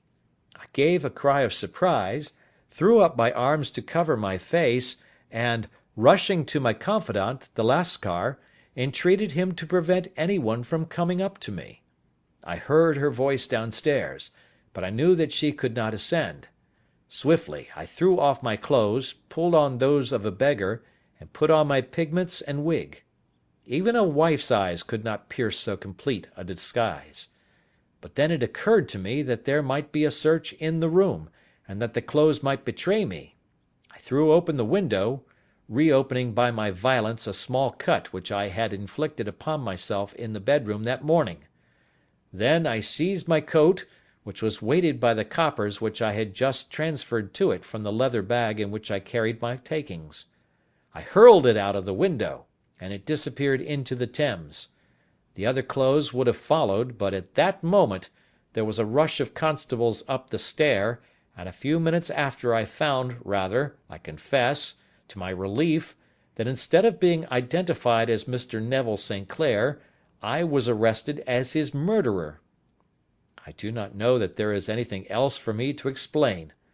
I was determined to preserve my disguise as long as possible, and hence my preference for a dirty face. Knowing that my wife would be terribly anxious, I slipped off my ring and confided it to the Lascar at a moment when no constable was watching me, together with a hurried scrawl, telling her that she had no cause to fear. "That note only reached her yesterday," said Holmes. Good God! What a week she must have spent!" "The police have watched this Lascar," said Inspector Bradstreet, "and I can quite understand that he might find it difficult to post a letter unobserved. Probably he handed it to some sailor customer of his who forgot all about it for some days." "That was it," said Holmes, nodding approvingly. "I have no doubt of it. But have you never been prosecuted for begging?" "Many times. But what was a fine to me?" "It must stop here, however," said Bradstreet. "If the police are to hush this thing up, there must be no more of Hugh Boone." "I have sworn it by the most solemn oaths which a man can take." "In that case, I think that it is probable that no further steps may be taken. But if you are found again, then all must come out. I am sure, Mr. Holmes, that we are very much indebted to you for having cleared the matter up. I wish I knew how you reach your results." "I reach this one," said my friend, "by sitting upon 5 pillows and consuming an ounce of shag. I think, Watson, that if we drive to Baker Street we shall be just in time for breakfast." End of Adventure 6. Adventure 7. The Adventure of the Blue Carbuncle. I had called upon my friend Sherlock Holmes upon the second morning after Christmas, with the intention of wishing him the compliments of the season. He was lounging upon the sofa in a purple dressing-gown, a pipe-rack within his reach upon the right, and a pile of crumpled morning papers, evidently newly studied, near at hand. Beside the couch was a wooden chair, and on the angle of the back hung a very seedy and disreputable hard felt hat, much the worse for wear, and cracked in several places. A lens and a forceps lying upon the seat of the chair suggested that the hat had been suspended in this manner for the purpose of examination. "You are engaged," said I. "Perhaps I interrupt you." "Not at all. I am glad to have a friend with whom I can discuss my results. The matter is a perfectly trivial one." He jerked his thumb in the direction of the old hat. "But there are points in connection with it which are not entirely devoid of interest and even of instruction." I seated myself in his armchair and warmed my hands before his crackling fire, for a sharp frost had set in, and the windows were thick with the ice crystals. "I suppose," I remarked, "that, homely as it looks, this thing has some deadly story linked on to it, that it is the clue which will guide you in the solution of some mystery and the punishment of some crime." "No, no, no crime," said Sherlock Holmes, laughing. "Only one of those whimsical little incidents which will happen when you have 4,000,000 human beings all jostling each other within the space of a few square miles.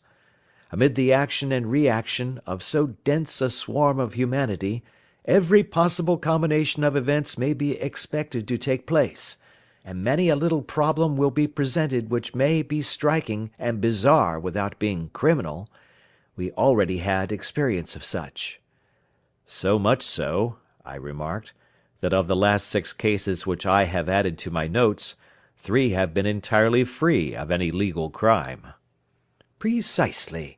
You allude to my attempt to recover the Irene Adler papers, to the singular case of Miss Mary Sutherland, and to the adventure of the man with the twisted lip.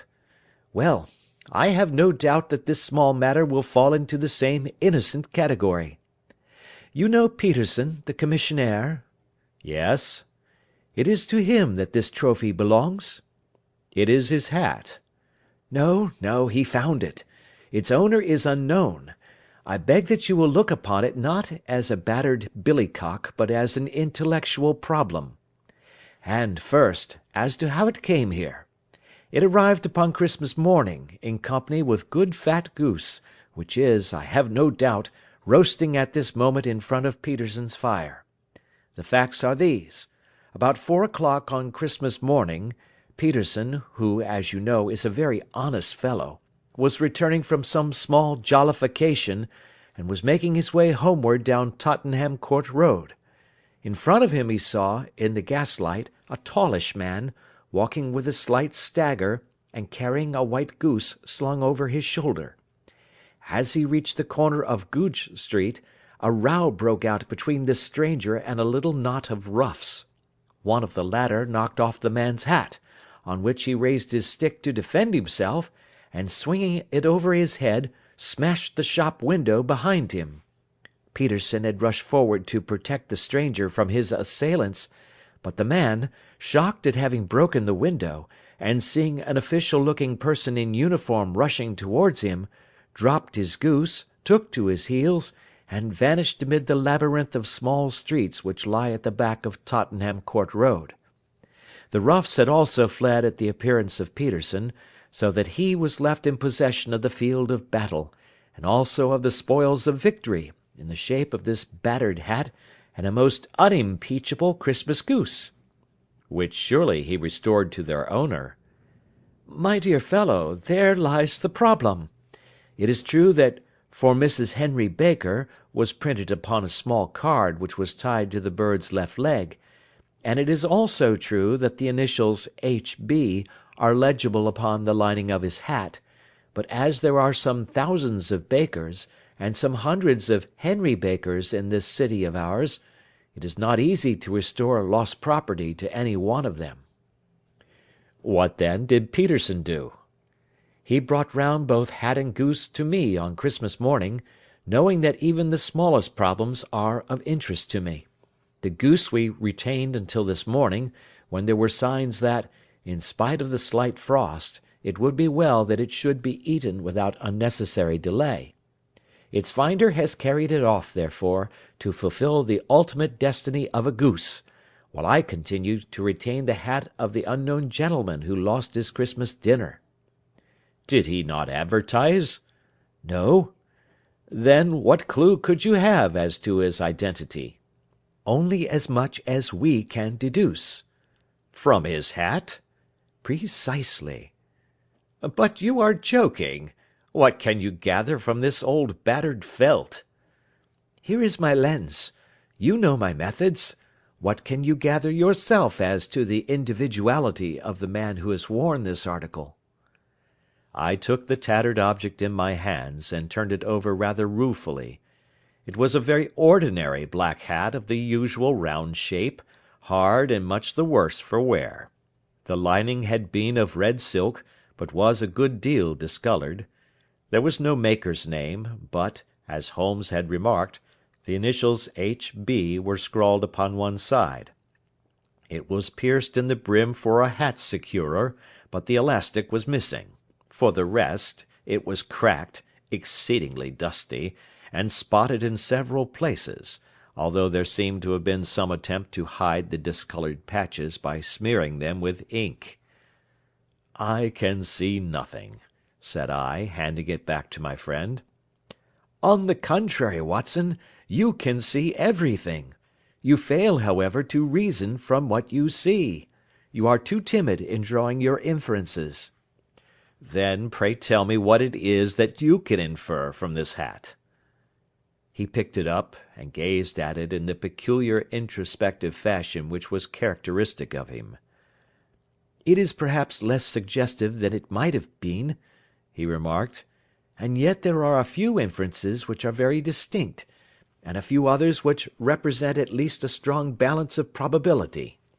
That the man was highly intellectual is of course obvious upon the face of it, and also that he was fairly well to do within the last 3 years, although he has now fallen upon evil days.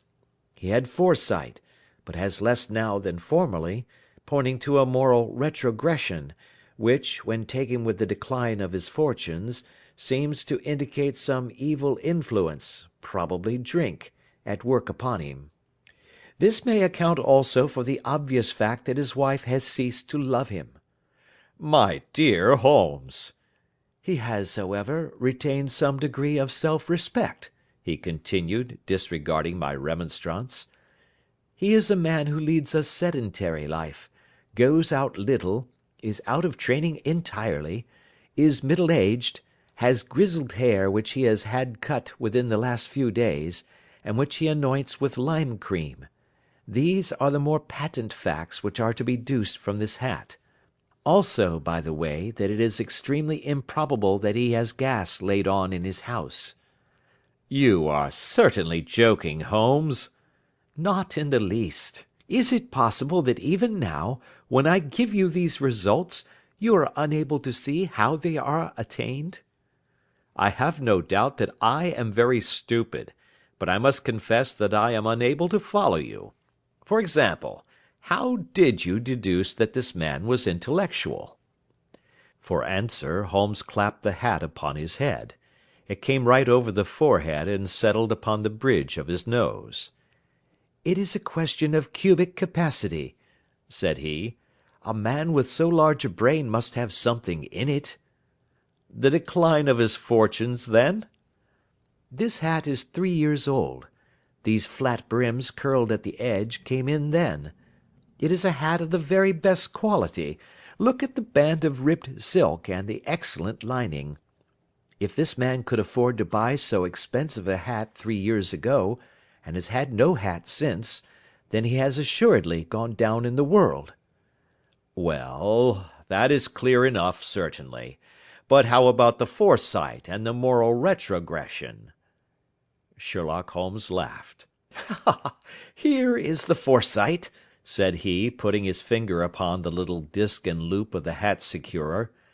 "They are never sold upon hats. If this man ordered one, it is a sign of a certain amount of foresight, since he went out of his way to take this precaution against the wind. But since we see that he has broken the elastic and has not troubled to replace it, it is obvious that he has less foresight now than formerly, which is a distinct proof of a weakening nature.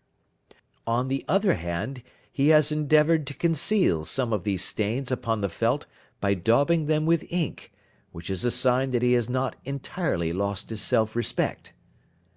"Your reasoning is certainly plausible."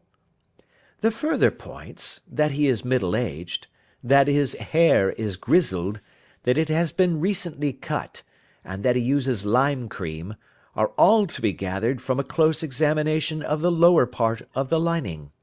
The lens discloses a large number of hair ends, clean cut by the scissors of the barber. They all appear to be adhesive, and there is a distinct odour of lime cream. This dust, you will observe, is not the gritty, grey dust of the street, but the fluffy brown dust of the house, showing that it has been hung up indoors most of the time, while the marks of moisture upon the inside are proof positive that the wearer perspired very freely, and could therefore hardly be in the best of training." "But his wife?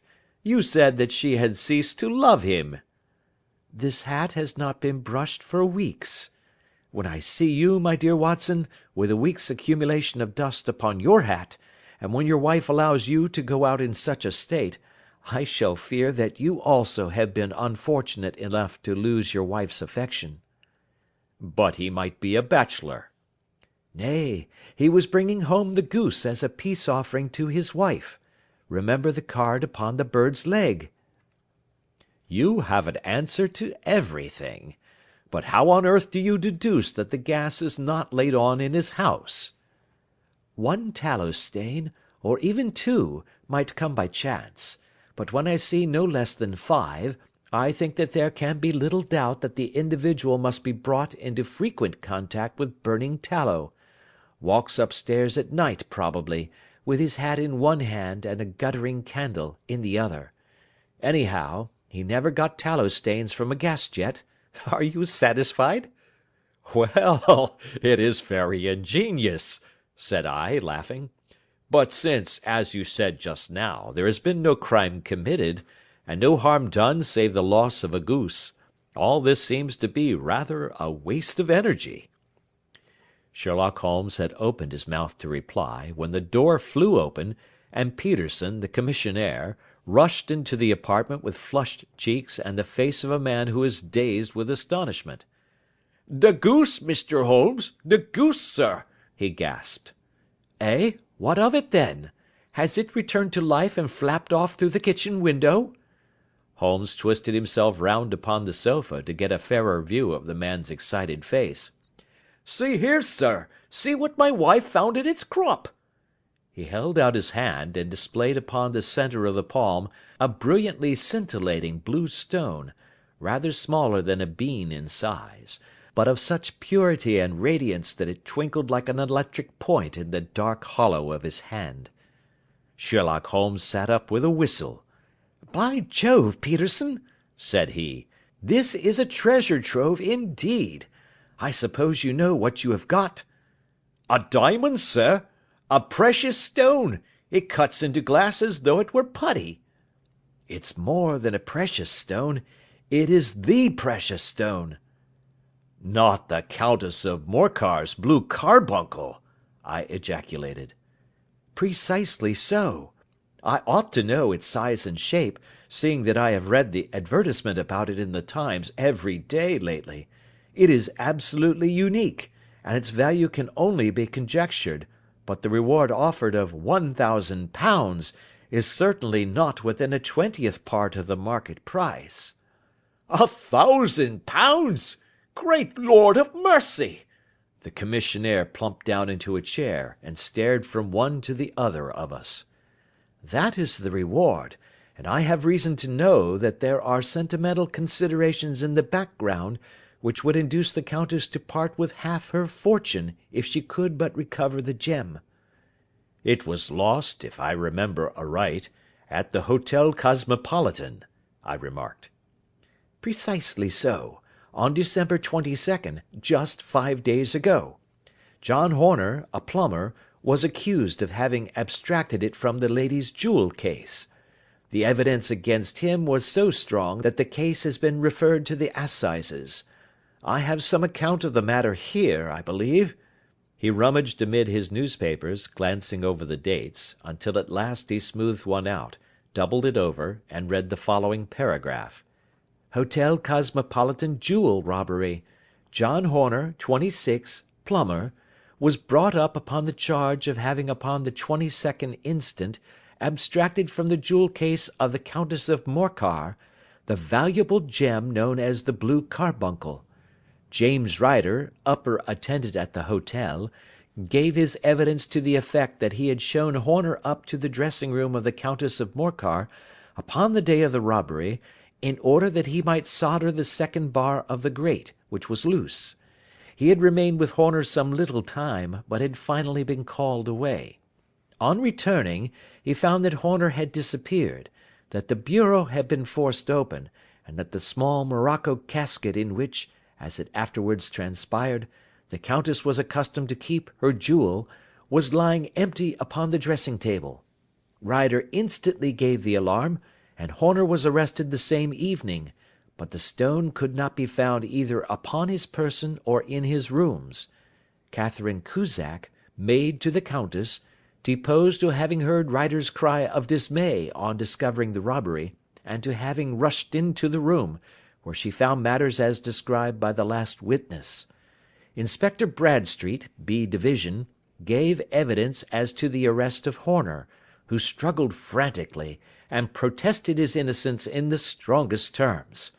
Evidence of a previous conviction for robbery having been given against the prisoner, the magistrate refused to deal summarily with the offence, but referred it to the assizes. Horner, who had shown signs of intense emotion during the proceedings, fainted away at the conclusion, and was carried out of court. So much for the police court," said Holmes thoughtfully, tossing aside the paper. "The question for us now to solve is the sequence of events leading from a rifled jewel case, at one end, to the crop of a goose in Tottenham Court Road, at the other. You see, Watson, our little deductions have suddenly assumed a much more important and less innocent aspect. Here is the stone.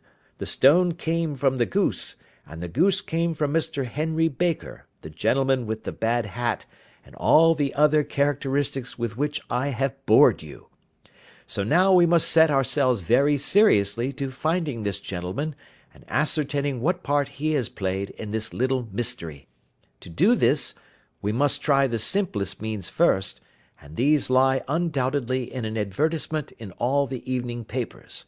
If this fail, I shall have recourse to other methods." "What will you say?" Give me a pencil and that slip of paper. Now then, found at the corner of Goodge Street, a goose and a black felt hat. Mr. Henry Baker can have the same by applying at 6:30 this evening at 221B, Baker Street. That is clear and concise." "Very. But will he see it?" "Well, he is sure to keep an eye on the papers, since, to a poor man, the loss was a heavy one. He was clearly so scared by his mischance in breaking the window, and by the approach of Peterson, that he thought of nothing but flight. But since then he must have bitterly regretted the impulse which caused him to drop his bird. Then again, the introduction of his name will cause him to see it, for every one who knows him will direct his attention to it. Here you are, Peterson. Run down to the advertising agency and have this put in the evening papers." "In which, sir?" "Oh, in the Globe, Star, Pall Mall, St. James's, Evening News, Standard, Echo, and any others that occur to you." "Very well, sir. And this stone?" "Ah, yes. I shall keep the stone. Thank you. And I say, Peterson, just buy a goose on your way back and leave it here with me, for we must have one to give to this gentleman in place of the one which your family is now devouring." When the commissionaire had gone, Holmes took up the stone and held it against the light. "It's a bonny thing," said he. "Just see how it glints and sparkles. Of course it is the nucleus and focus of crime. Every good stone is. They are the devil's pet baits. In the larger and older jewels, every facet may stand for a bloody deed. This stone is not yet 20 years old. It was found in the banks of the Amoy River in southern China, and is remarkable in having every characteristic of the carbuncle, save that it is blue in shade instead of ruby red.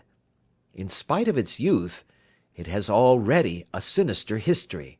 There have been 2 murders, a vitriol throwing, a suicide, and several robberies brought about for the sake of this 40-grain weight of crystallized charcoal.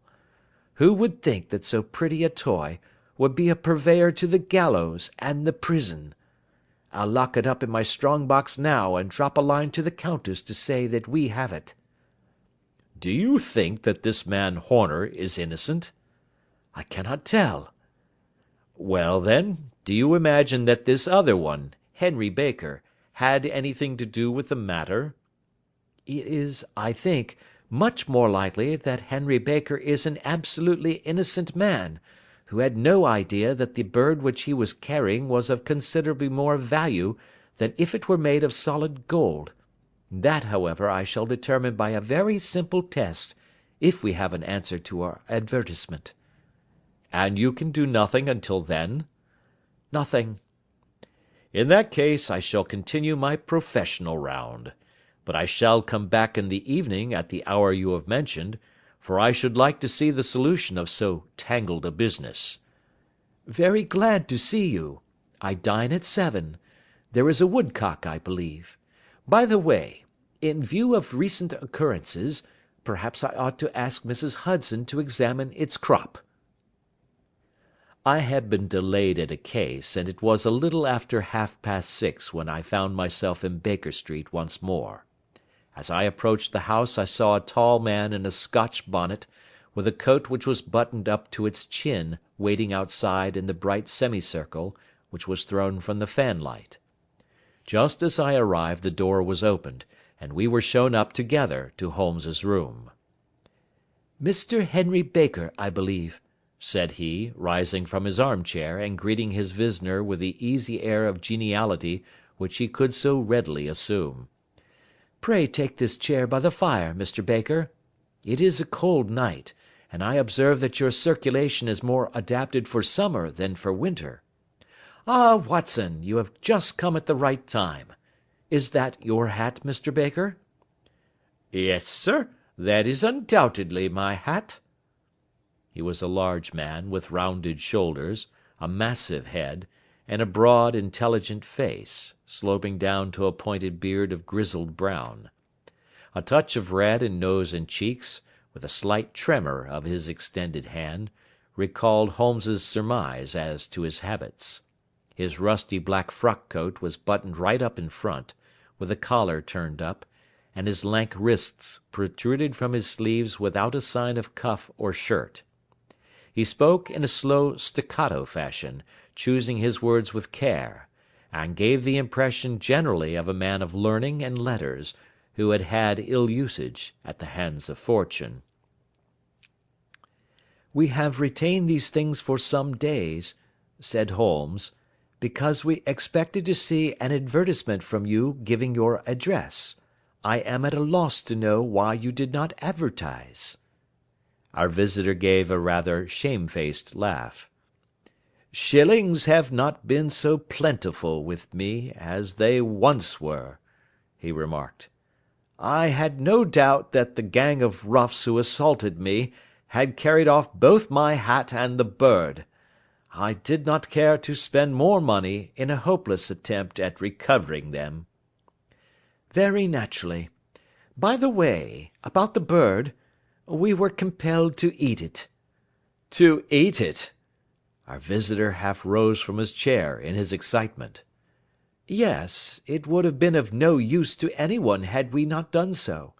But I presume that this other goose upon the sideboard, which is about the same weight and perfectly fresh, will answer your purpose equally well?"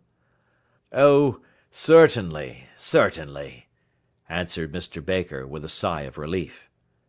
"Of course, we still have the feathers, legs, crop, and so on of your own bird, so if you wish—" The man burst into a hearty laugh.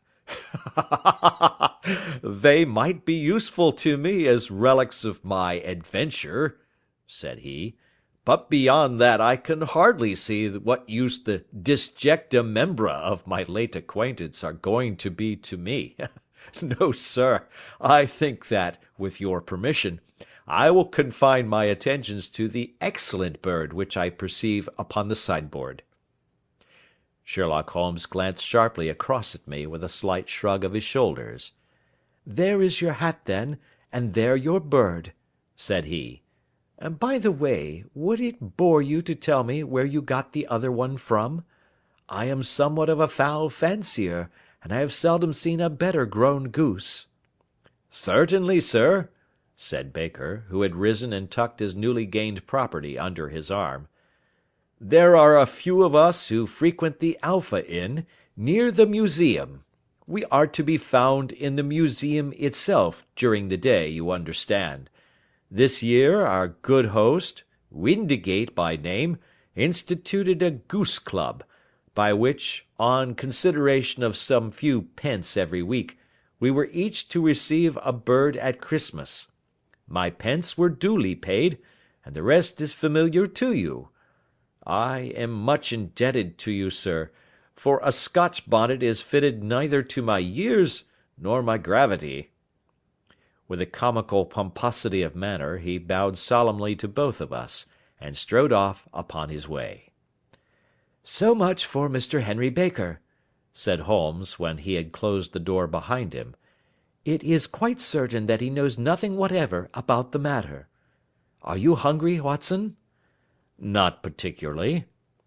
"Then I suggest that we turn our dinner into a supper, and follow up this clue while it is still hot." "By all means." It was a bitter night, so we drew on our ulsters and wrapped cravats about our throats. Outside, the stars were shining coldly in a cloudless sky, and the breath of the passers-by blew out into smoke like so many pistol shots.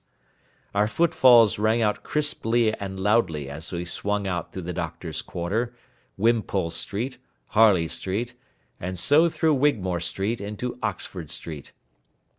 In a quarter of an hour we were in Bloomsbury at the Alpha Inn, which is a small public house at the corner of one of the streets which runs down into Holborn.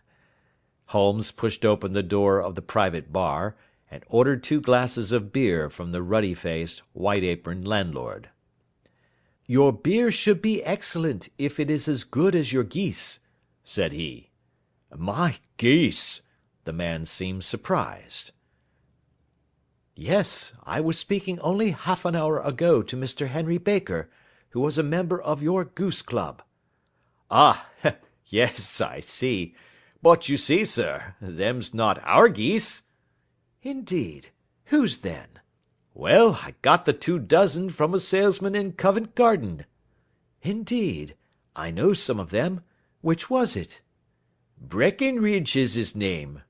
Ah, I don't know him. Well, here's your good health, landlord, and prosperity to your house. Good night. Now for Mr. Breckenridge, he continued, buttoning up his coat as we came out into the frosty air. Remember, Watson, that though we have so homely a thing as a goose at one end of this chain, we have at the other a man who will certainly get 7 years' penal servitude unless we can establish his innocence. It is possible that our inquiry may but confirm his guilt, but in any case we have a line of investigation which has been missed by the police, and which a singular chance has placed in our hands. Let us follow it out to the bitter end. Faces to the south, then, and quick march!" We passed across Holborn, down Endell Street, and so through a zigzag of slums to Covent Garden Market. One of the largest stalls bore the name of Breckenridge upon it, and the proprietor, a horsey-looking man, with a sharp face and trim side-whiskers, was helping a boy to put up the shutters. "Good evening. It's a cold night," said Holmes. The salesman nodded, and shot a questioning glance at my companion. "Sold out of geese, I see," continued Holmes, pointing at the bare slabs of marble. "Let you have 500 tomorrow morning." "That's no good." "Well, there are some on the stall with the gas flare." "Ah, but I was recommended to you." "Who by?" "The landlord of the Alpha." "Oh, yes, I sent him a couple of dozen." "Fine birds they were, too. Now where did you get them from?" To my surprise, the question provoked a burst of anger from the salesman. "Now then, mister," said he, with his head cocked and his arms akimbo, "what are you driving at? Let's have it straight now." "It is straight enough. I should like to know who sold you the geese which you supplied to the Alpha." "Well then, I shan't tell you. So now." "Oh, it is a matter of no importance, but I don't know why you should be so warm over such a trifle." "Warm? You'd be as warm, maybe, if you were as pestered as I am. When I pay good money for a good article there should be an end of the business. But it's 'Where are the geese?' and 'Who did you sell the geese to?' and 'What will you take for the geese?' One would think they were the only geese in the world, to hear the fuss that is made over them." "Well, I have no connection with any other people who have been making inquiries," said Holmes carelessly. "If you won't tell us, the bet is off, that is all. But I'm always ready to back my opinion on a matter of fowls, and I have a fiver on it that the bird I ate is country bred." "Well, then, you've lost your fiver, for it's town bred," snapped the salesman. "It's nothing of the kind." "I say it is." "I don't believe it." "Do you think you know more about fowls than I, who have handled them ever since I was a nipper? I tell you, all those birds that went to the Alpha were town bred." "You'll never persuade me to believe that." "Will you bet, then?" "It's merely taking your money, for I know that I am right. But I'll have a sovereign on with you just to teach you not to be obstinate." The salesman chuckled grimly. "Bring me the books, Bill," said he. The small boy brought round a small thin volume, and a great greasy-backed one, laying them out together beneath the hanging lamp. "Now then, Mr. Cocksure," said the salesman, "I thought that I was out of geese, but before I finish you'll find that there is still one left in my shop. You see this little book?" "Well?" "That's the list of the folk from whom I buy. Do you see? Well, then, here on this page are the country folk, and the numbers after their names are where their accounts are in the big ledger. Now then, you see this other page in red ink? Well, that is a list of my town suppliers. Now, look at that third name. Just read it out to me." "Mrs. Oakshott, 117 Brixton Road, 249, read Holmes. "Quite so. Now turn that up in the ledger." Holmes turned to the page indicated. "Here you are. Mrs. Oakshott, 117 Brixton Road, egg and poultry supplier." "Now then, what's the last entry?" "December 22nd, 24 geese at 7 shillings 6 pence." "Quite so. There you are. And underneath?" "Sold to Mr. Windigate of the Alpha at 12 shillings." "What have you to say now?" Sherlock Holmes looked deeply chagrined. He drew a sovereign from his pocket and threw it down upon the slab, turning away with the air of a man whose disgust is too deep for words. A few yards off he stopped under a lamp post, and laughed in the hearty, noiseless fashion which was peculiar to him. "When you see a man with whiskers of that cut, and the pink 'un protruding out of his pocket, you can always draw him by a bet," said he. "I dare say that if I had put £100 down in front of him, that man would not have given me such complete information as was drawn from him by the idea that he was doing me on a wager. Well, Watson, we are, I fancy, nearing the end of our quest, and the only point which remains to be determined is whether we should go on to this Mrs. Oakshott to-night, or whether we should reserve it for to-morrow. It is clear from what that surly fellow said that there are others beside ourselves who are anxious about the matter, and I should—" His remarks were suddenly cut short by a loud hubbub which broke out from the stall which we had just left. Turning round we saw a little rat-faced fellow standing in the centre of the circle of yellow light which was thrown by the swinging lamp, while Breckenridge, the salesman, framed in the door of his stall, was shaking his fists fiercely at the cringing figure. "I've had enough of you and your geese," he shouted. "I wish you were all at the devil together. If you come pestering me any more with your silly talk, I'll set the dog at you. You bring Mrs. Oakshott here, and I'll answer her. But what have you to do with it? Did I buy the geese off you?" "No, but one of them was mine all the same," whined the little man. "Well, then, ask Mrs. Oakshott for it." "She told me to ask you." "Well, you can ask the King of Prussia for all I care. I've had enough of it. Get out of this." He rushed fiercely forward, and the inquirer flitted away into the darkness. "Ha! This may save us a visit to Brixton Road," whispered Holmes. "Come with me, and we will see what is to be made of this fellow."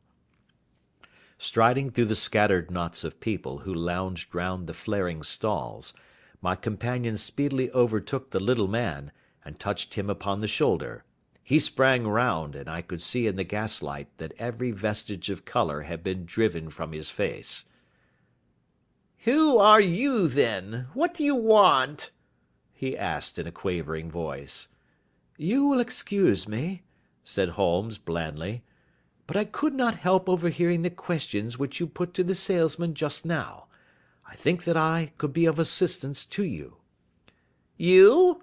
Who are you? How could you know anything of the matter?" "My name is Sherlock Holmes. It is my business to know what other people don't know." "But you can know nothing of this."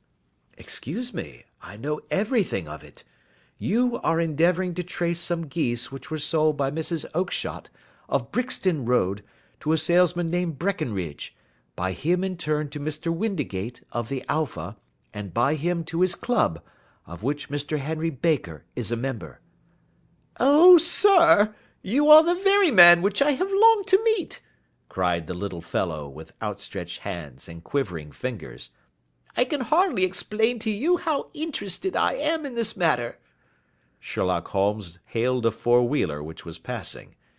In that case we had better discuss it in a cosy room, rather than in this wind-swept market-place," said he. "But pray tell me, before we go farther, who it is that I have the pleasure of assisting."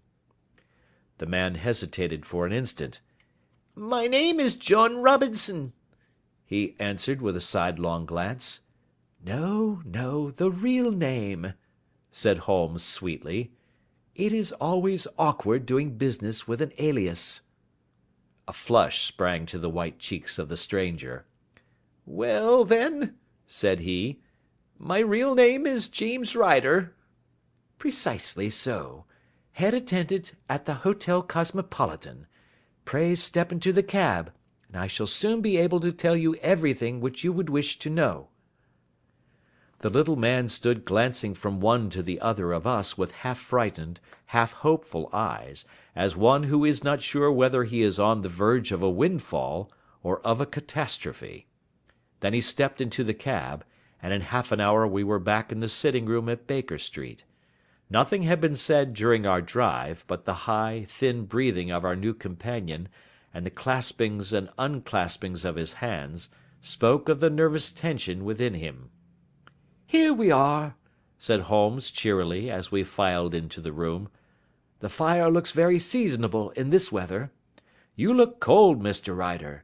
Pray take the basket chair. I will just put on my slippers before we settle this little matter of yours. Now then, you want to know what became of those geese?" "Yes, sir." "Or rather, I fancy, of that goose. It was one bird, I imagine, in which you were interested, white, with a black bar across the tail?" Ryder quivered with emotion. "Oh, sir," he cried, "can you tell me where it went to?" "It came here." "Here?" "Yes, and a most remarkable bird it proved. I don't wonder that you should take an interest in it. It laid an egg after it was dead, the bonniest, brightest little blue egg that ever was seen. I have it here in my museum." Our visitor staggered to his feet, and clutched the mantelpiece with his right hand. Holmes unlocked his strong box, and held up the blue carbuncle, which shone out like a star, with a cold, brilliant, many-pointed radiance. Ryder stood glaring with a drawn face, uncertain whether to claim or to disown it. "The game's up, Ryder," said Holmes quietly. "Hold up, man, or you'll be into the fire. Give him an arm back into his chair, Watson. He's not got blood enough to go in for felony with impunity. Give him a dash of brandy. So. Now he looks a little more human. What a shrimp it is, to be sure." For a moment he had staggered and nearly fallen, but the brandy brought a tinge of colour into his cheeks, and he sat staring with frightened eyes at his accuser. "I have almost every link in my hands, and all the proofs which I could possibly need, so there is little which you need tell me. Still, that little may as well be cleared up to make the case complete. You had heard, Ryder, of this blue stone of the Countess of Morcar's?"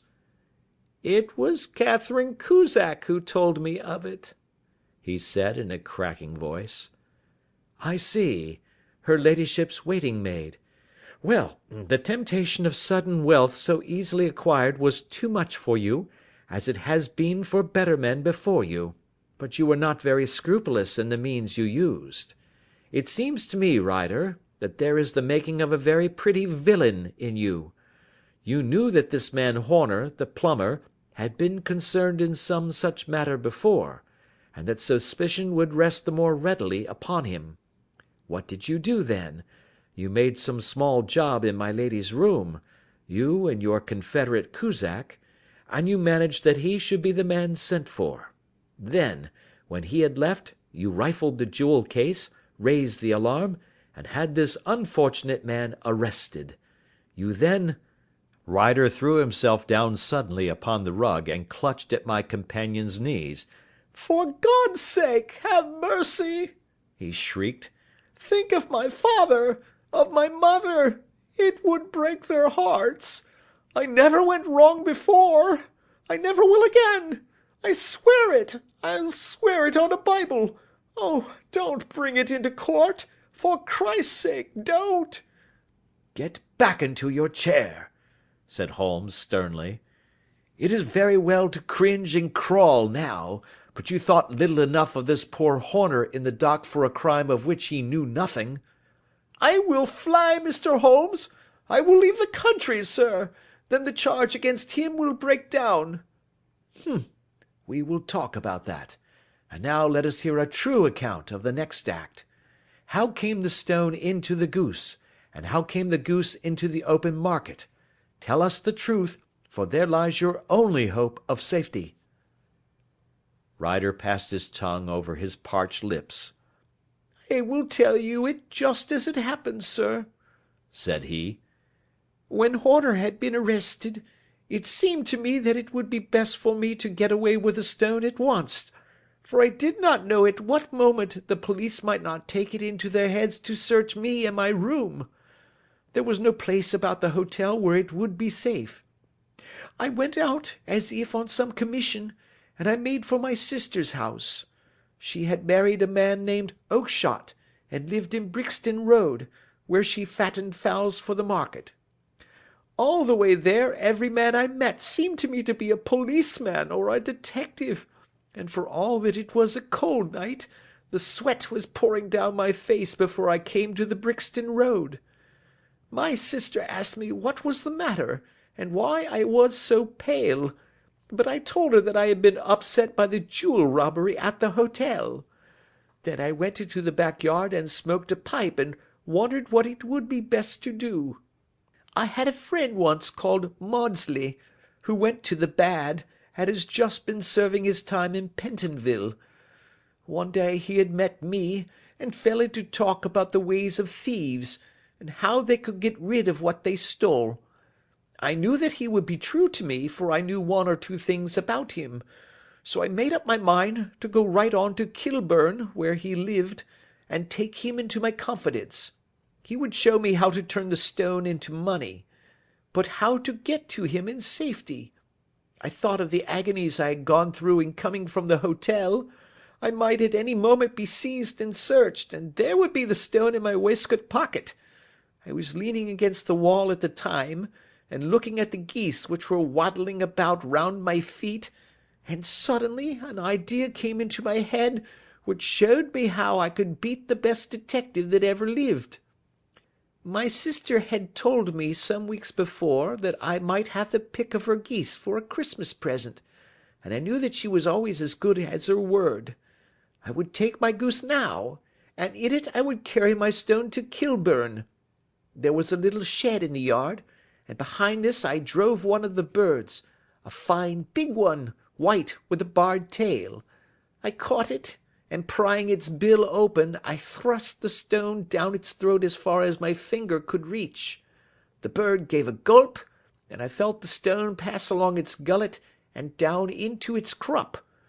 But the creature flapped and struggled, and out came my sister to know what was the matter. As I turned to speak to her, the brute broke loose and fluttered off among the others. 'Whatever were you doing with that bird, Jim?' says she. 'Well,' says I, 'you said you'd give me one for Christmas, and I was feeling which was the fattest.' 'Oh,' says she, 'we've set yours aside for you. Jem's bird, we call it. It's the big white one over yonder. There's 26 of them, which makes one for you, and one for us, and 24 for the market.' 'Thank you, Maggie,' says I, 'but if it is all the same to you, I'd rather have that one I was handling just now.' 'The other is a good 3 pound heavier,' said she, 'and we fattened it expressly for you.' 'Never mind, I'll have the other, and I'll take it now,' said I. 'Oh, just as you like,' said she, a little huffed. 'Which is it you want, then?' 'That white one with the barred tail, right in the middle of the flock.' 'Oh, very well, kill it and take it with you.' Well, I did what she said, Mr. Holmes, and I carried the bird all the way to Kilburn. I told my pal what I had done, for he was a man that it was easy to tell a thing like that to. He laughed until he choked, and we got a knife and opened the goose. My heart turned to water, for there was no sign of the stone, and I knew that some terrible mistake had occurred. I left the bird, rushed back to my sisters, and hurried into the backyard. There was not a bird to be seen there. "Where are they all, Maggie?" I cried. "Gone to the dealers, Jem." "Which dealers?" "Breckenridge, of Covent Garden." "But was there another with a barred tail?" I asked. "The same as the one I chose?" "Yes, Jem, there were two barred-tailed ones, and I never could tell them apart. Well, then, of course I saw it all, and I ran off as hard as my feet would carry me to this man Breckenridge, but he had sold the lot at once, and not one word would he tell me as to where they had gone. You heard him yourselves to-night. Well, he has always answered me like that. My sister thinks that I am going mad. Sometimes I think that I am myself. And now I am myself a branded thief, without ever having touched the wealth for which I sold my character. God help me! God help me!" He burst into convulsive sobbing, with his face buried in his hands. There was a long silence, broken only by his heavy breathing and by the measured tapping of Sherlock Holmes's finger-tips upon the edge of the table. Then my friend rose and threw open the door. "Get out," said he. "What, sir? Oh, heaven bless you!" "No more words. Get out." And no more words were needed. There was a rush, a clatter upon the stairs, the bang of a door, and the crisp rattle of running footfalls from the street. "After all, Watson," said Holmes, reaching up his hand for his clay pipe, "I am not retained by the police to supply their deficiencies. If Horner were in danger it would be another thing, but this fellow will not appear against him, and the case must collapse. I suppose that I am commuting a felony, but it is just possible that I am saving a soul. This fellow will not go wrong again. He is too terribly frightened. Send him to jail now, and you will make him a jailbird for life. Besides, it is the season of forgiveness. Chance has put in our way a most singular and whimsical problem, and its solution is its own reward. If you will have the goodness to touch the bell, Doctor, we will begin another investigation, in which also a bird will be the chief feature." End of Adventure 7. Adventure 8. The Adventure of the Speckled Band. On glancing over my notes of the 70-odd cases in which I have during the last 8 years studied the methods of my friend Sherlock Holmes, I find many tragic, some comic, a large number merely strange, but none commonplace. For, working as he did rather for the love of his art than for the acquirement of wealth, he refused to associate himself with any investigation which did not tend towards the unusual, and even the fantastic. Of all these varied cases, however, I cannot recall any which presented more singular features than that which was associated with the well-known Surrey family of the Roylotts of Stoke Moran. The events in question occurred in the early days of my association with Holmes, when we were sharing rooms as bachelors in Baker Street. It is possible that I might have placed them upon record before, but a promise of secrecy was made at the time, from which I have only been freed during the last month by the untimely death of the lady to whom the pledge was given. It is perhaps as well that the fact should now come to light, for I have reasons to know that there are widespread rumours as to the death of Dr. Grimesby Roylott, which tend to make the matter even more terrible than the truth. It was early in April in the year '83 that I woke one morning to find Sherlock Holmes standing, fully dressed, by the side of my bed. He was a late riser, as a rule, and as the clock on the mantelpiece showed me that it was only 7:15, I blinked up at him in some surprise, and perhaps just a little resentment, for I was myself regular in my habits. "Very sorry to knock you up, Watson," said he, "but it's the common lot this morning. Mrs. Hudson has been knocked up, she retorted upon me, and I on you." "What is it, then? A fire?" "No, a client. It seems that a young lady has arrived in a considerable state of excitement, who insists upon seeing me. She is waiting now in the sitting-room. Now, when young ladies wander about the metropolis at this hour of the morning, and knock sleepy people up out of their beds, I presume that it is something very pressing which they have to communicate. Should it prove to be an interesting case, you would, I am sure, wish to follow it from the outset. I thought, at any rate, that I should call you and give you the chance." "My dear fellow, I would not miss it for anything." I had no keener pleasure than in following Holmes in his professional investigations, and in admiring the rapid deductions, as swift as intuitions, and yet always founded on a logical basis, with which he unravelled the problems which were submitted to him. I rapidly threw on my clothes, and was ready in a few minutes to accompany my friend down to the sitting-room. A lady, dressed in black, and heavily veiled, who had been sitting in the window, rose as we entered. "Good morning, madam," said Holmes cheerily. "My name is Sherlock Holmes. This is my intimate friend and associate, Dr. Watson, before whom you can speak as freely as before myself. Ha! I am glad to see that Mrs. Hudson has had the good sense to light the fire. Pray draw up to it, and I shall order you a cup of hot coffee, for I observe that you are shivering." "It is not cold which makes me shiver," said the woman in a low voice, changing her seat as requested. "What then?" "It is fear, Mr. Holmes. It is terror." She raised her veil as she spoke, and we could see that she was indeed in a pitiable state of agitation, her face all drawn and grey, with restless, frightened eyes, like those of some hunted animal. Her features and figure were those of a woman of 30, but her hair was shot with premature grey, and her expression was weary and haggard. Sherlock Holmes ran her over with one of his quick, all-comprehensive glances. "You must not fear," said he, soothingly, bending forward and patting her forearm. "We shall soon set matters right, I have no doubt. You have come in by train this morning, I see." "You know me, then?" "No, but I observed the second half of a return ticket in the palm of your left glove. You must have started early, and yet you had a good drive in a dog-cart, along heavy roads, before you reached the station." The lady gave a violent start and stared in bewilderment at my companion. "There is no mystery, my dear madam," said he, smiling. "The left arm of your jacket is spattered with mud in no less than 7 places. The marks are perfectly fresh.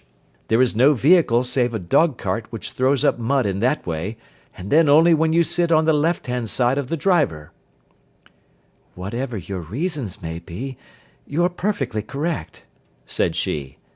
"I started from home before 6, reached Leatherwood at 20 past, and came in by the first train to Waterloo. Sir, I can stand this strain no longer. I shall go mad if it continues.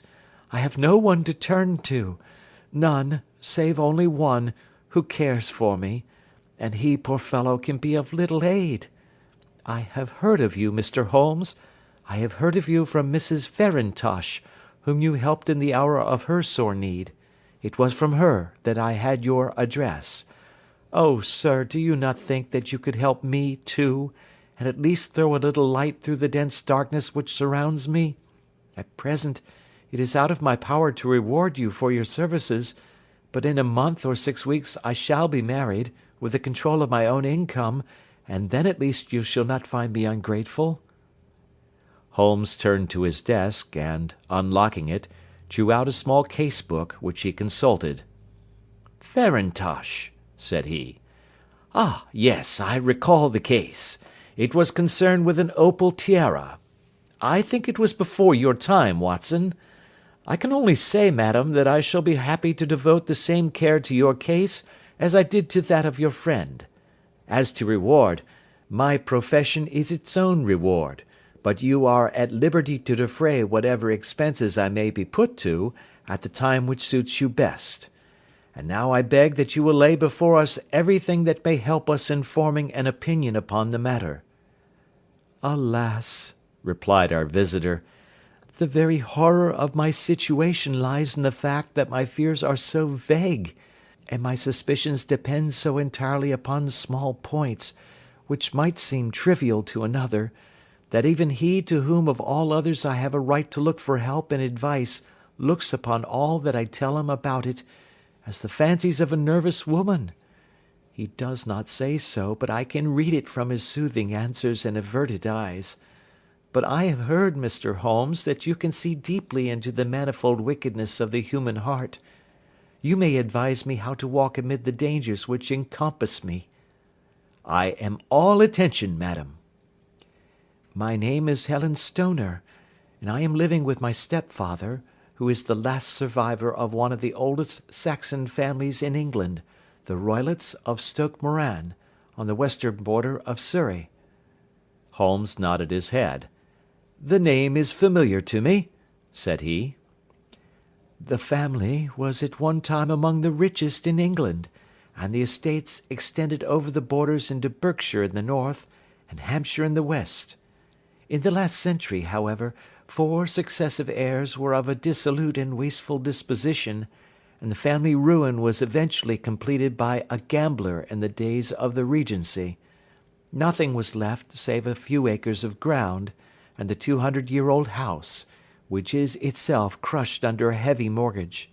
The last squire dragged out his existence there, living the horrible life of an aristocratic pauper, but his only son, my stepfather, seeing that he must adapt himself to the new conditions, obtained an advance from a relative, which enabled him to take a medical degree, and went out to Calcutta, where, by his professional skill and his force of character, he established a large practice.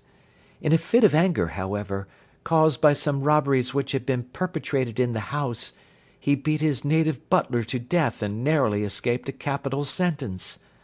As it was, he suffered a long term of imprisonment, and afterwards returned to England a morose and disappointed man.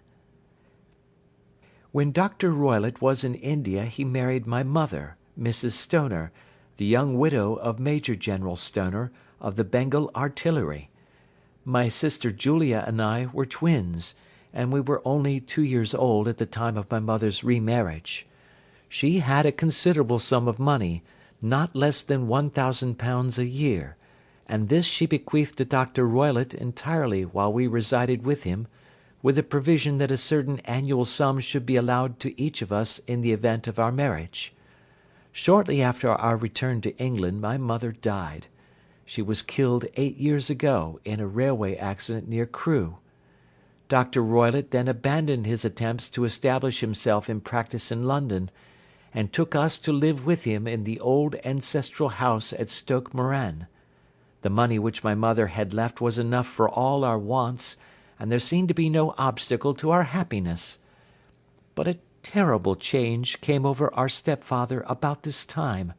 Instead of making friends and exchanging visits with our neighbours, who had at first been overjoyed to see a Roylott of Stoke Moran back in the old family seat, he shut himself up in his house, and seldom came out save to indulge in ferocious quarrels with whoever might cross his path.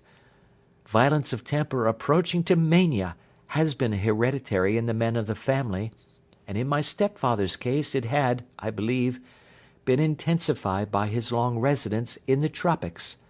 A series of disgraceful brawls took place, 2 of which ended in the police court, until at last he became the terror of the village, and the folks would fly at his approach, for he is a man of immense strength, and absolutely uncontrollable in his anger.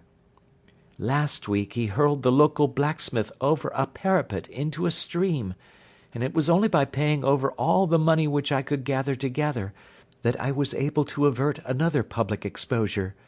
He had no friends at all save the wandering gipsies, and he would give these vagabonds leave to encamp upon the few acres of bramble-covered land which represent the family estate, and would accept in return the hospitality of their tents, wandering away with them sometimes for weeks on end.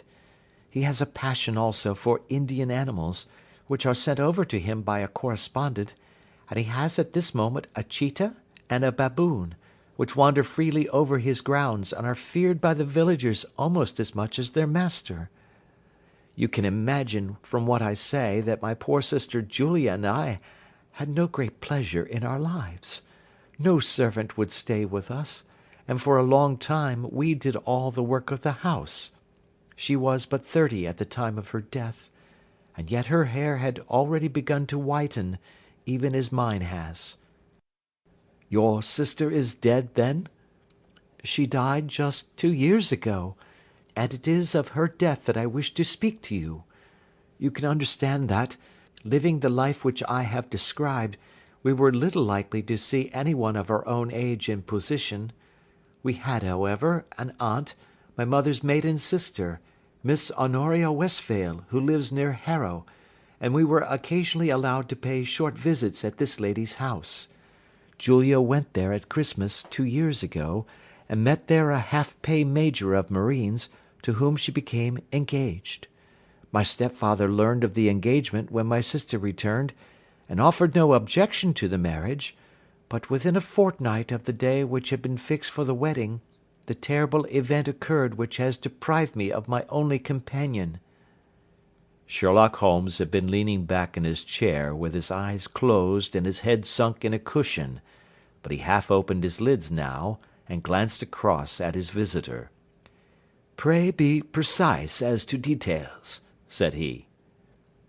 "It is easy for me to be so, for every event of that dreadful time is seared into my memory. The manor house is, as I have already said, very old, and only one wing is now inhabited. The bedrooms in this wing are on the ground floor, the sitting rooms being in the central block of the buildings. Of these bedrooms the first is Dr. Roylott's, the second my sister's, and the third my own. There is no communication between them, but they all open out into the same corridor. Do I make myself plain?" "Perfectly so." "The windows of the 3 rooms opened out upon the lawn.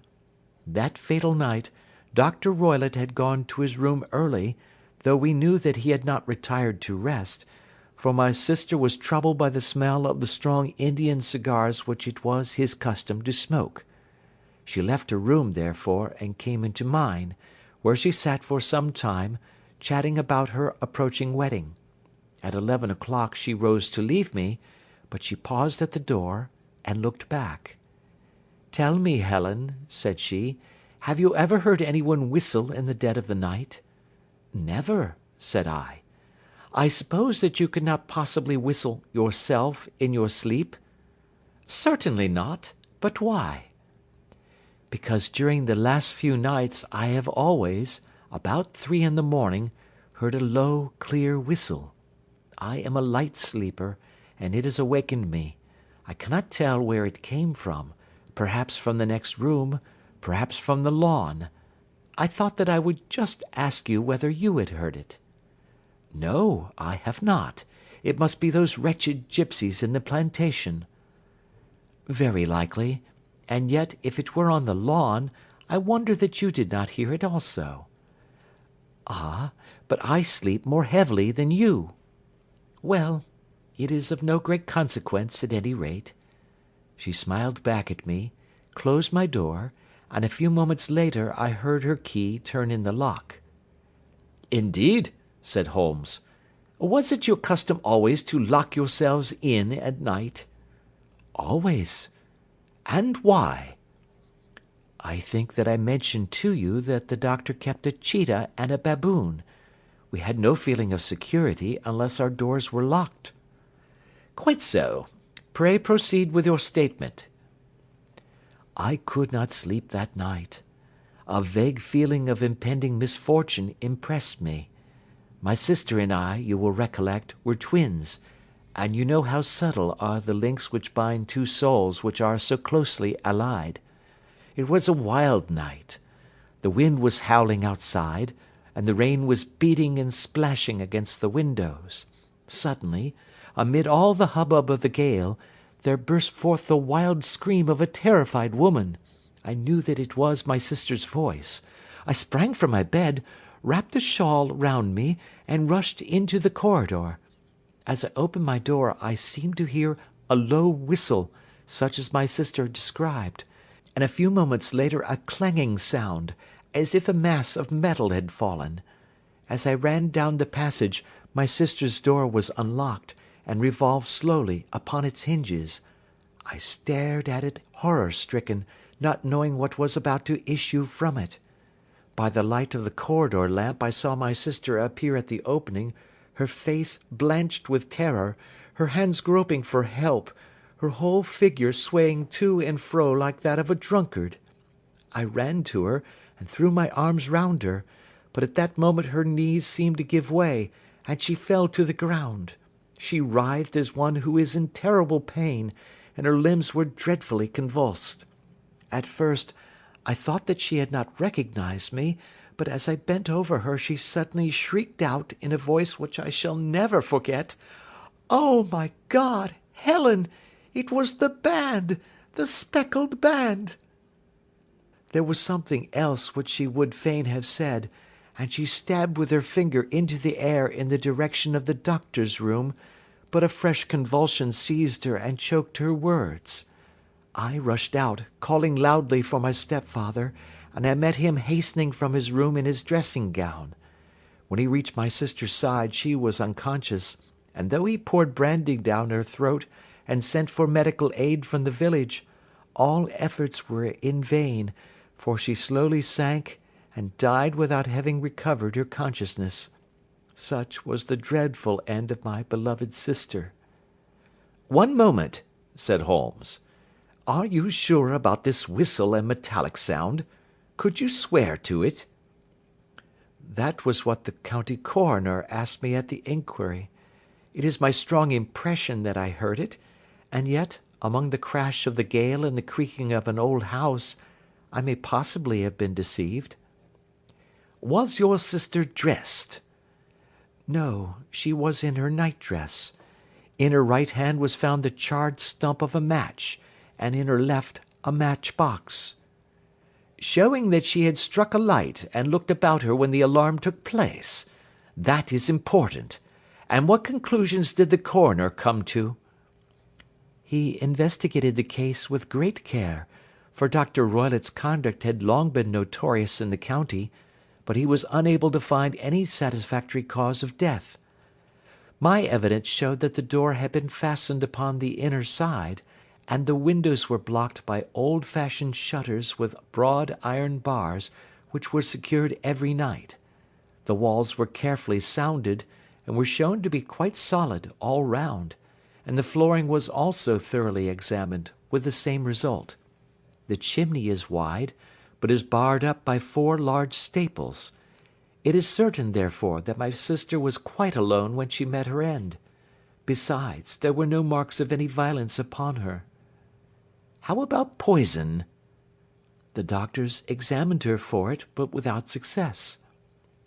"What do you think that this unfortunate lady died of, then?" "It is my belief that she died of pure fear and nervous shock, though what it was that frightened her, I cannot imagine." "Were there gipsies in the plantation at the time?" "Yes, there were nearly always some there." "Ah, and what did you gather from this allusion to a band, a speckled band?"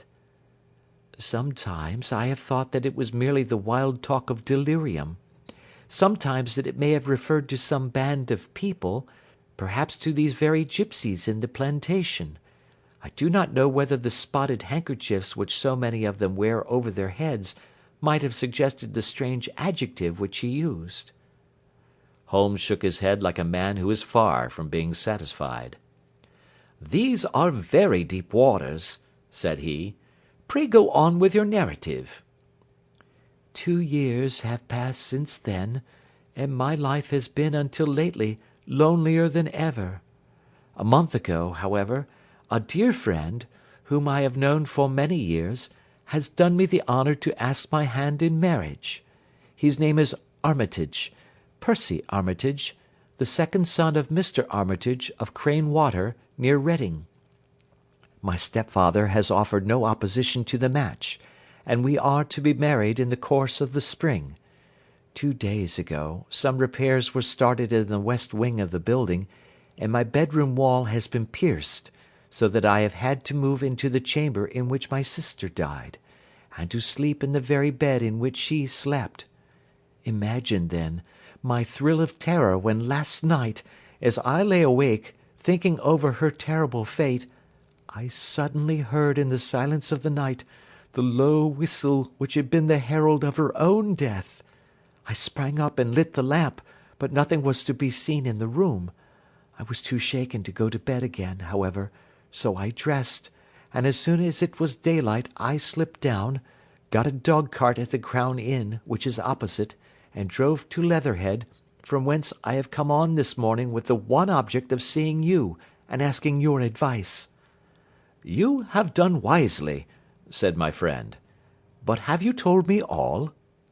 "Yes, all." "Miss Roylott, you have not. You are screening your stepfather." "Why, what do you mean?" For answer Holmes pushed back the frill of black lace which fringed the hand that lay upon our visitor's knee. 5 little livid spots, the marks of 4 fingers and a thumb, were printed upon the white wrist. "You have been cruelly used," said Holmes. The lady coloured deeply, and covered over her injured wrist. "He is a hard man," she said, "and perhaps he hardly knows his own strength." There was a long silence, during which Holmes leaned his chin upon his hands, and stared into the crackling fire. "This is a very deep business," he said at last. "There are 1,000 details which I should desire to know before I decide upon our course of action. Yet we have not a moment to lose. If we were to come to Stoke Moran to-day, would it be possible for us to see over these rooms without the knowledge of your stepfather?" "As it happens, he spoke of coming into town to-day upon some most important business. It is probable that he will be away all day, and that there will be nothing to disturb you. We have a housekeeper now, but she is old and foolish, and I could easily get her out of the way." "Excellent. You are not averse to this trip, Watson?" "By no means." "Then we shall both come. What are you going to do yourself?" "I have 1 or 2 things which I would wish to do now that I am in town, but I shall return by the 12 o'clock train, so as to be there in time for your coming." "And you may expect us early in the afternoon. I have myself some small business matters to attend to. Will you not wait and breakfast?" "No, I must go. My heart is lightened already since I have confided my trouble to you. I shall look forward to seeing you again this afternoon." She dropped her thick black veil over her face and glided from the room. "And what do you think of it all, Watson?" asked Sherlock Holmes, leaning back in his chair. "It seems to me to be a most dark and sinister business." "Dark enough and sinister enough." "Yet if the lady is correct in saying that the flooring and walls are sound, and that the door, window, and chimney are impassable, then her sister must have been undoubtedly alone when she met her mysterious end." "What becomes then of these nocturnal whistles, and what of the very peculiar words of the dying woman?" "I cannot think." "When you combine the ideas of whistles at night, the presence of a band of gipsies who are on intimate terms with this old doctor, the fact that we have every reason to believe that the doctor has an interest in preventing his stepdaughter's marriage, the dying allusion to a band, and finally, the fact that Miss Helen Stoner heard a metallic clang, which might have been caused by one of those metal bars that secured the shutters falling back into its place, I think that there is good ground to think that the mystery may be cleared along those lines." "But what, then, did the gipsies do?" "I cannot imagine." "I see many objections to any such theory." "And so do I. It is precisely for that reason that we are going to Stoke Moran this day. I want to see whether the objections are fatal, or if they may be explained away. But what in the name of the devil—" The ejaculation had been drawn from my companion by the fact that our door had been suddenly dashed open, and that a huge man had framed himself in the aperture. His costume was a peculiar mixture of the professional and of the agricultural, having a black top hat, a long frock coat, and a pair of high gaiters, with a hunting crop swinging in his hand. So tall was he that his hat actually brushed the crossbar of the doorway, and his breadth seemed to span it across from side to side. A large face, seared with 1,000 wrinkles, burned yellow with the sun, and marked with every evil passion, was turned from one to the other of us, while his deep-set, bile-shot eyes, and his high, thin, fleshless nose gave him somewhat the resemblance to a fierce old bird of prey. "Which of you is Holmes?" asked this apparition. "My name, sir, but you have the advantage of me," said my companion quietly. "I am Dr. Grimesby Roylott of Stoke Moran." "Indeed, doctor," said Holmes blandly. "Pray take a seat." "I will do nothing of the kind. My stepdaughter has been here. I have traced her. What has she been saying to you?" "It is a little cold for the time of the year," said Holmes. "What has she been saying to you?" cried the old man furiously. "But I have heard that the crocuses promise well," continued my companion imperturbably. "Ha! You put me off, do you?" said our new visitor, taking a step forward and shaking his hunting crop. "I know you, you scoundrel. I have heard of you before. You are Holmes the meddler." My friend smiled. "Holmes the busybody." His smile broadened. "Holmes the Scotland Yard Jack-in-Office." Holmes chuckled heartily. "Your conversation is most entertaining," said he. "When you go out, close the door, for there is a decided draught." "I will go when I have said my say. Don't you dare to meddle with my affairs. I know that Miss Stoner has been here. I traced her. I am a dangerous man to fall foul of. See here." He stepped swiftly forward, seized the poker, and bent it into a curve with his huge brown hands. "See that you keep yourself out of my grip," he snarled, and hurling the twisted poker into the fireplace, he strode out of the room. "He seems a very amiable person," said Holmes, laughing. "Ha, ha! I am not quite so bulky, but if he had remained I might have shown him that my grip was not much more feeble than his own." As he spoke he picked up the steel poker and, with a sudden effort, straightened it out again. "Fancy his having the insolence to confound me with the official detective force! This incident gives zest to our investigation, however, and I only trust that our little friend will not suffer from her imprudence in allowing this brute to trace her. And now, Watson, we shall order breakfast, and afterwards I shall walk down to Doctors' Commons, where I hope to get some data which may help us in this matter." It was nearly 1 o'clock when Sherlock Holmes returned from his excursion. He held in his hand a sheet of blue paper, scrawled over with notes and figures. "I have seen the will of the deceased wife," said he.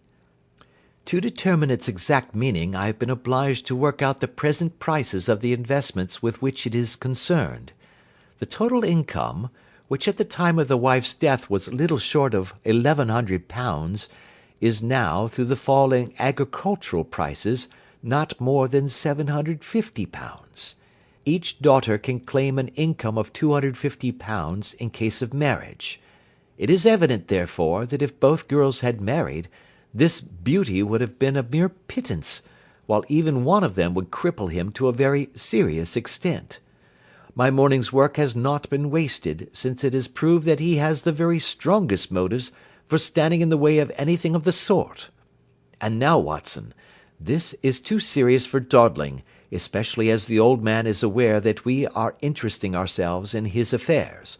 So if you are ready, we shall call a cab and drive to Waterloo. I should be very much obliged if you would slip your revolver into your pocket. and Ely's number 2 is an excellent argument with gentlemen who can twist steel pokers into knots. That and a toothbrush are, I think, all that we need."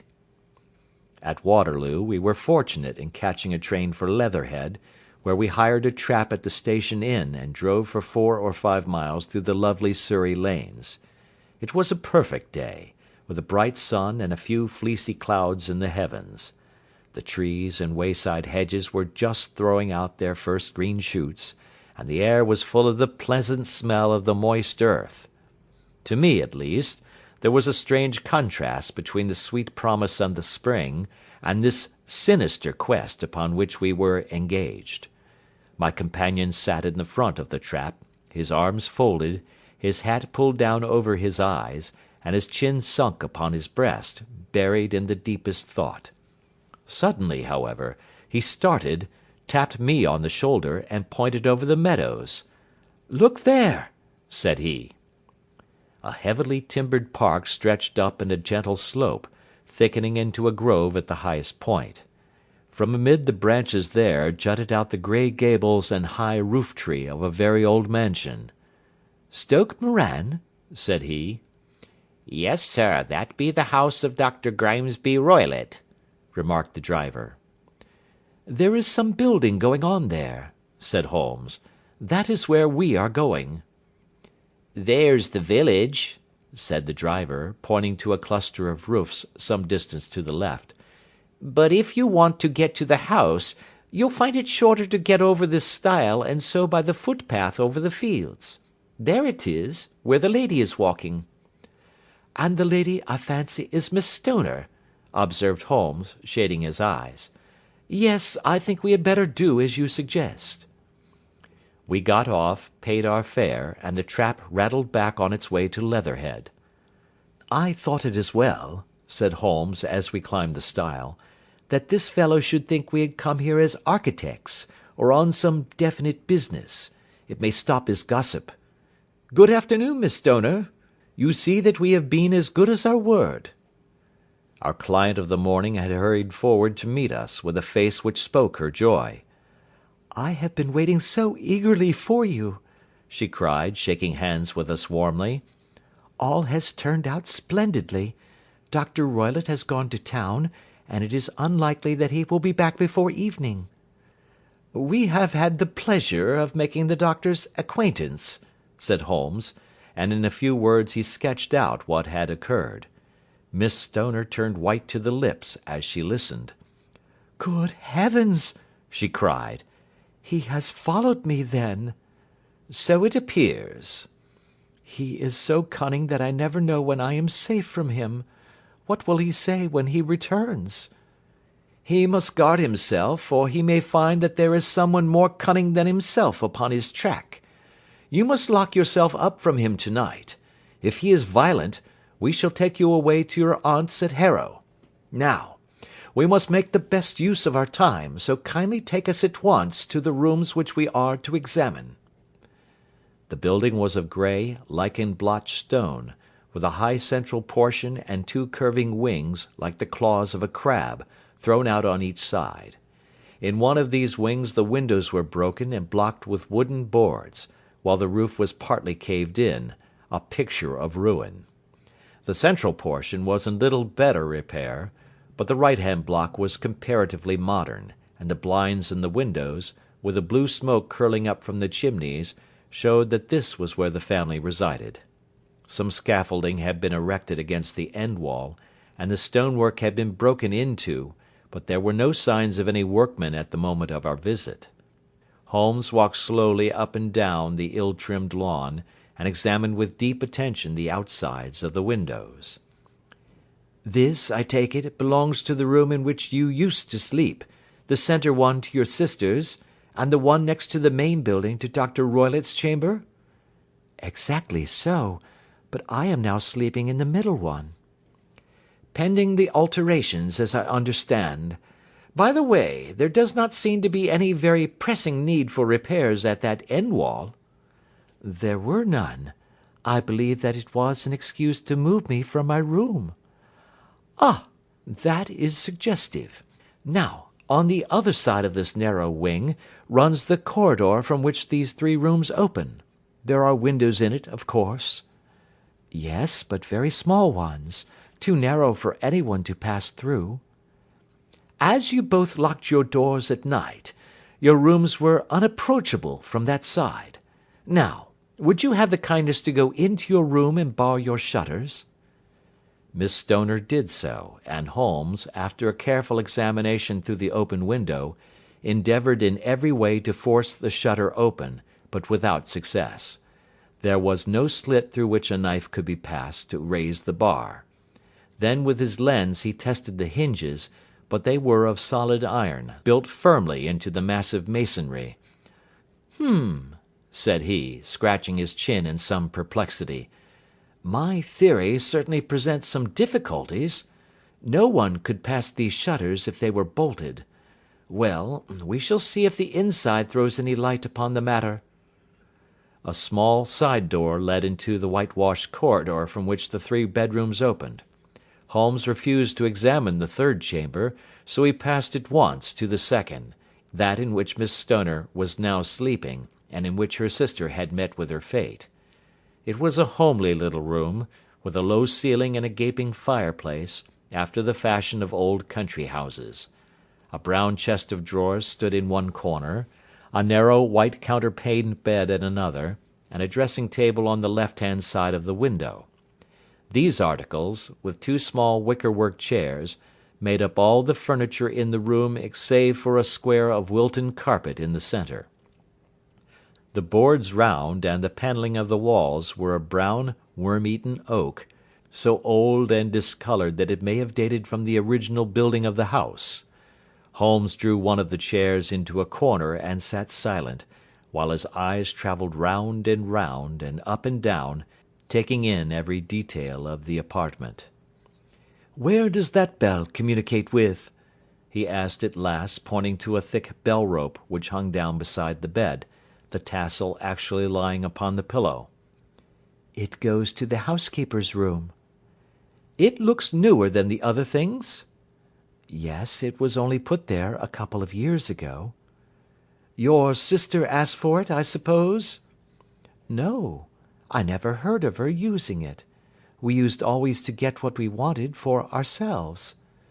"Indeed! It seemed unnecessary to put so nice a bell-pull there. You will excuse me for a few minutes while I satisfy myself as to this floor." He threw himself down upon his face with his lens in his hand, and crawled swiftly backward and forward, examining minutely the cracks between the boards. Then he did the same with the woodwork with which the chamber was panelled. Finally he walked over to the bed, and spent some time in staring at it, and in running his eye up and down the wall. Finally he took the bell rope in his hand, and gave it a brisk tug. "Why, it's a dummy," said he.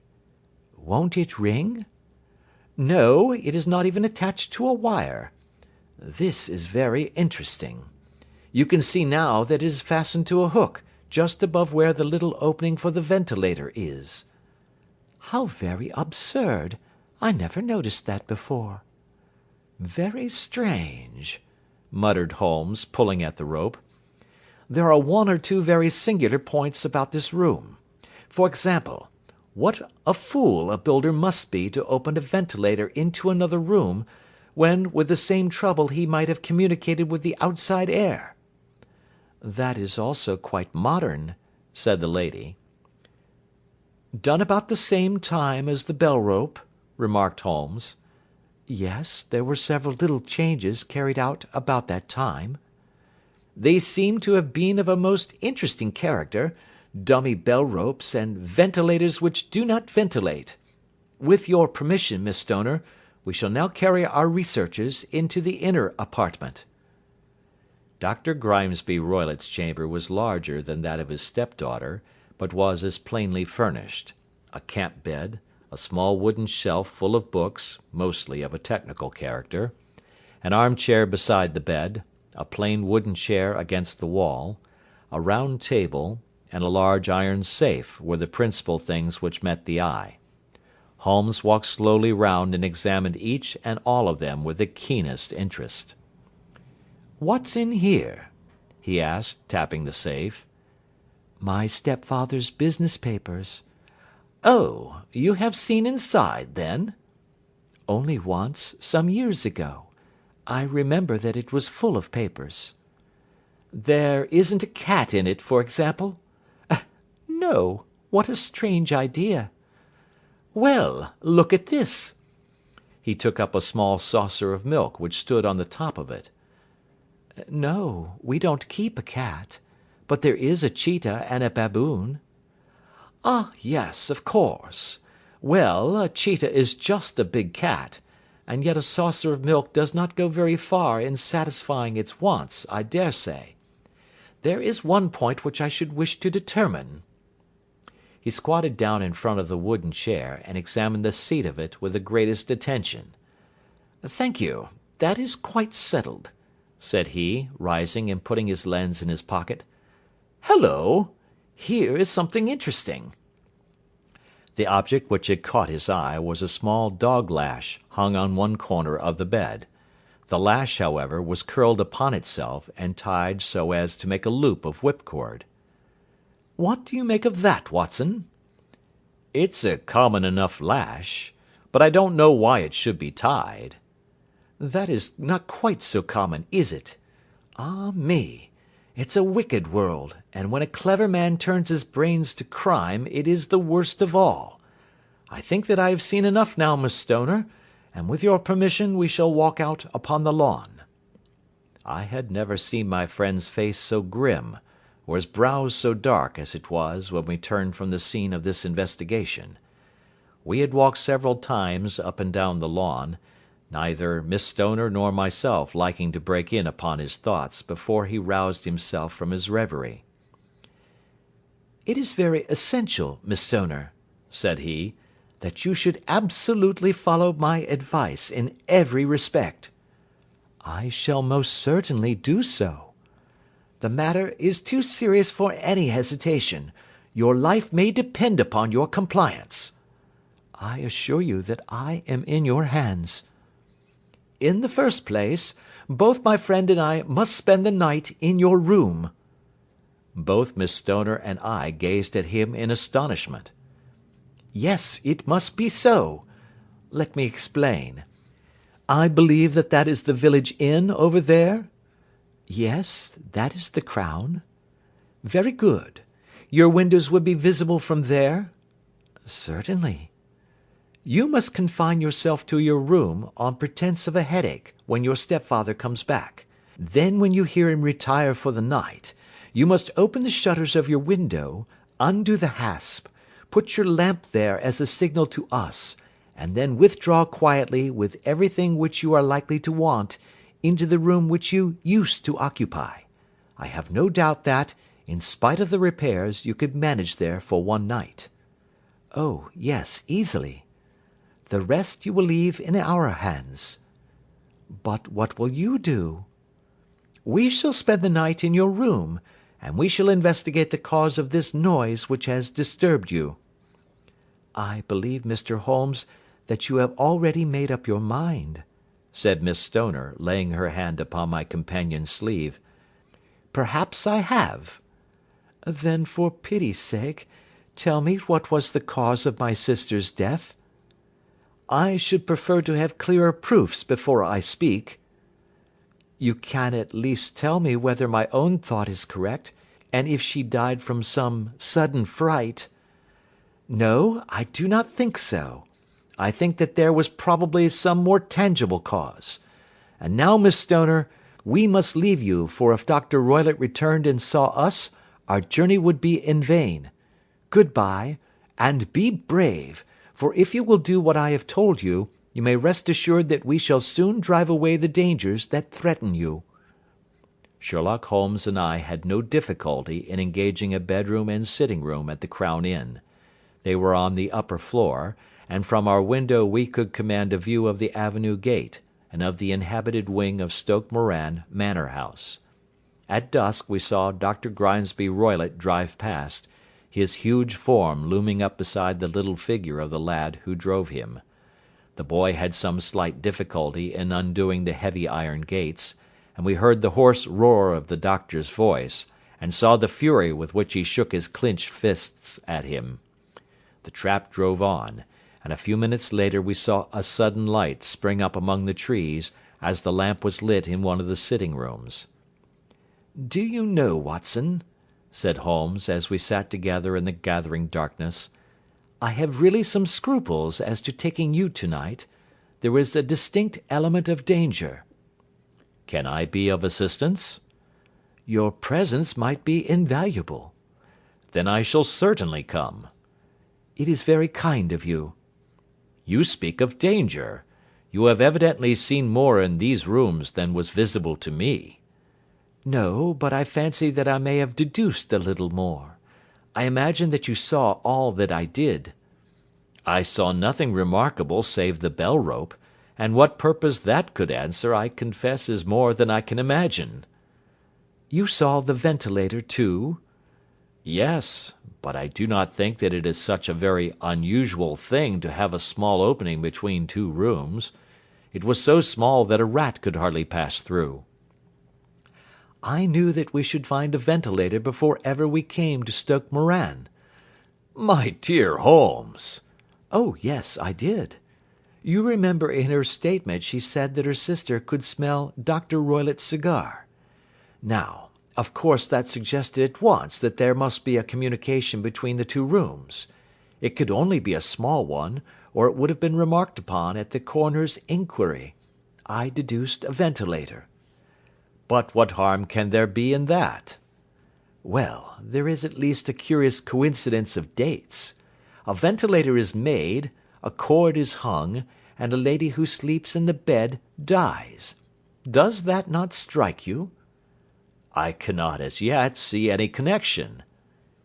"Did you observe anything very peculiar about that bed?" "No." "It was clamped to the floor. Did you ever see a bed fastened like that before?" "I cannot say that I have." "The lady could not move her bed. It must always be in the same relative position to the ventilator and to the rope. Or so we may call it, since it was clearly never meant for a bell pull." "Holmes," I cried, "I seem to see dimly what you are hinting at. We are only just in time to prevent some subtle and horrible crime." "Subtle enough, and horrible enough. When a doctor does go wrong he is the first of criminals. He has nerve and he has knowledge. Palmer and Pritchard were among the heads of their profession. This man strikes even deeper, but I think, Watson, that we shall be able to strike deeper still. Yet, we shall have horrors enough before the night is over. For goodness sake let us have a quiet pipe, and turn our minds for a few hours to something more cheerful." About 9 o'clock the light among the trees was extinguished, and all was dark in the direction of the manor house. 2 hours passed slowly away, and then suddenly, just at the stroke of 11, a single bright light shone out right in front of us. "That is our signal," said Holmes, springing to his feet. "It comes from the middle window." As we passed out he exchanged a few words with the landlord, explaining that we were going on a late visit to an acquaintance, and that it was possible that we might spend the night there. A moment later we were out on the dark road, a chill wind blowing in our faces, and one yellow light twinkling in front of us through the gloom, to guide us on our sombre errand. There was little difficulty in entering the grounds, for unrepaired breaches gaped in the old park wall. Making our way among the trees, we reached the lawn, crossed it, and were about to enter through the window, when out from a clump of laurel bushes there darted what seemed to be a hideous and distorted child, who threw itself upon the grass with writhing limbs, and then ran swiftly across the lawn into the darkness. "My God!" I whispered. "Did you see it?" Holmes was for the moment as startled as I. His hand closed like a vice upon my wrist in his agitation. Then he broke into a low laugh and put his lips to my ear. "It is a nice household," he murmured. "That is the baboon." I had forgotten the strange pets which the doctor affected. There was a cheetah, too. Perhaps we might find it upon our shoulders at any moment. I confess that I felt easier in my mind when, after following Holmes's example and slipping off my shoes, I found myself inside the bedroom. My companion noiselessly closed the shutters, moved the lamp onto the table, and cast his eyes round the room. All was as we had seen it in the daytime. Then creeping up to me and making a trumpet of his hand, he whispered into my ear again so gently that it was all that I could do to distinguish the words. "The least sound would be fatal to our plans." I nodded to show that I had heard. "We must sit without light. He would see it through the ventilator." I nodded again. "Do not go asleep. Your very life may depend upon it. Have your pistol ready in case we should need it. I will sit on the side of the bed, and you in that chair." I took out my revolver and laid it on the corner of the table. Holmes had brought up a long thin cane, and this he placed upon the bed beside him. By it he laid the box of matches and the stump of a candle. Then he turned down the lamp, and we were left in darkness. How shall I ever forget that dreadful vigil? I could not hear a sound, not even the drawing of a breath, and yet I knew that my companion sat open-eyed, within a few feet of me, in the same state of nervous tension in which I was myself. The shutters cut off the least ray of light, and we waited in absolute darkness. From outside came the occasional cry of a night bird, and once at our very window a long-drawn cat-like whine, which told us that the cheetah was indeed at liberty. Far away we could hear the deep tones of the parish clock, which boomed out every quarter of an hour. How long they seemed, those quarters! 12 struck, and 1, and 2, and 3, and still we sat waiting silently for whatever might befall. Suddenly there was the momentary gleam of a light up in the direction of the ventilator, which vanished immediately, but was succeeded by a strong smell of burning oil and heated metal. Someone in the next room had lit a dark lantern. I heard a gentle sound of movement, and then all was silent once more, though the smell grew stronger. For half an hour I sat with straining ears. Then suddenly another sound became audible, a very gentle, soothing sound, like that of a small jet of steam escaping continually from a kettle. The instant that we heard it, Holmes sprang from the bed, struck a match, and lashed furiously with his cane at the bell-pull. "You see it, Watson?" he yelled. "You see it?" But I saw nothing. At the moment when Holmes struck the light, I heard a low, clear whistle, but the sudden glare flashing into my weary eyes made it impossible for me to tell what it was at which my friend lashed so savagely. I could, however, see that his face was deadly pale and filled with horror and loathing. He had ceased to strike and was gazing up at the ventilator, when suddenly there broke from the silence of the night the most horrible cry to which I have ever listened. It swelled up louder and louder, a hoarse yell of pain and fear and anger all mingled in the one dreadful shriek. They say that away down in the village, and even in the distant parsonage, that cry raised the sleepers from their beds. It struck cold to our hearts, and I stood gazing at Holmes, and he at me, until the last echoes of it had died away into the silence from which it rose. "What can it mean?" I gasped. "It means that it is all over," Holmes answered. "And perhaps, after all, it is for the best. Take your pistol and we will enter Dr. Roylott's room." With a grave face he lit the lamp and led the way down the corridor. Twice he struck at the chamber door without any reply from within. Then he turned the handle and entered, I at his heels, with the cocked pistol in my hand. It was a singular sight which met our eyes. On the table stood a dark lantern with the shutter half open, throwing a brilliant beam of light upon the iron safe, the door of which was ajar. Beside this table, on the wooden chair, sat Dr. Grimesby Roylott, clad in a long grey dressing-gown, his bare ankles protruding beneath, and his feet thrust into red heelless Turkish slippers. Across his lap lay the short stock with the long lash which we had noticed during the day. His chin was cocked upward, and his eyes were fixed in a dreadful, rigid stare at the corner of the ceiling.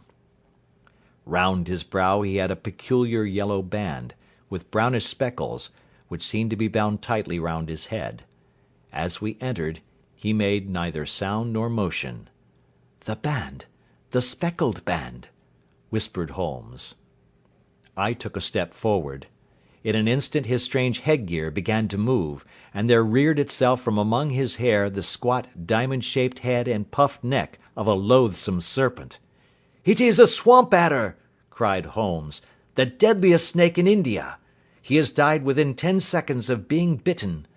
Violence does in truth recoil upon the violent, and the schemer falls into the pit which he digs for another.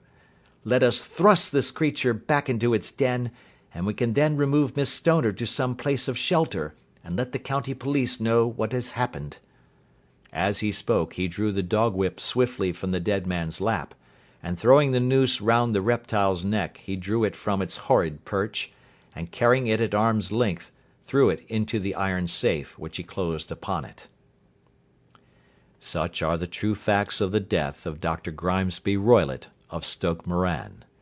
It is not necessary that I should prolong a narrative which has already run to too great a length by telling how we broke the sad news to the terrified girl, how we conveyed her by the morning train to the care of her good aunt at Harrow, of how the slow process of official inquiry came to the conclusion that the doctor met his fate while indiscreetly playing with a dangerous pet. The little which I had yet to learn of the case was told me by Sherlock Holmes as we travelled back next day. "I had," said he, "come to an entirely erroneous conclusion which shows, my dear Watson, how dangerous it always is to reason from insufficient data. The presence of the gipsies, and the use of the word band, which was used by the poor girl, no doubt, to explain the appearance which she had caught a hurried glimpse of by the light of her match, were sufficient to put me upon an entirely wrong scent. I can only claim the merit that I instantly reconsidered my position when, however, it became clear to me that whatever danger threatened an occupant of the room could not come either from the window or the door. My attention was speedily drawn, as I have already remarked to you, to this ventilator, and to the bell rope which hung down to the bed. The discovery that this was a dummy, and that the bed was clamped to the floor, instantly gave rise to the suspicion that the rope was there as a bridge for something passing through the hole and coming to the bed. The idea of a snake instantly occurred to me, and when I coupled it with my knowledge that the doctor was furnished with a supply of creatures from India, I felt that I was probably on the right track. The idea of using a form of poison which could not possibly be discovered by any chemical test was just such a one as would occur to a clever and ruthless man who had had an Eastern training. The rapidity with which such a poison would take effect would also, from his point of view, be an advantage.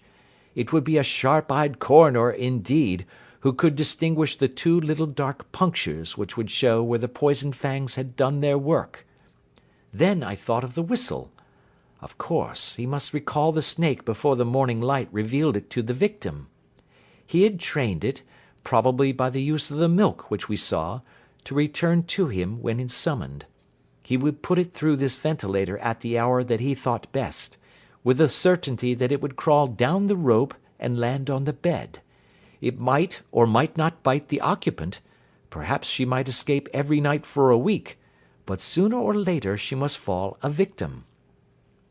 I had come to these conclusions before ever I had entered his room. An inspection of his chair showed me that he had been in the habit of standing on it, which of course would be necessary in order that he should reach the ventilator. The sight of the safe, the saucer of milk, and the loop of whipcord were enough to finally dispel any doubts which may have remained.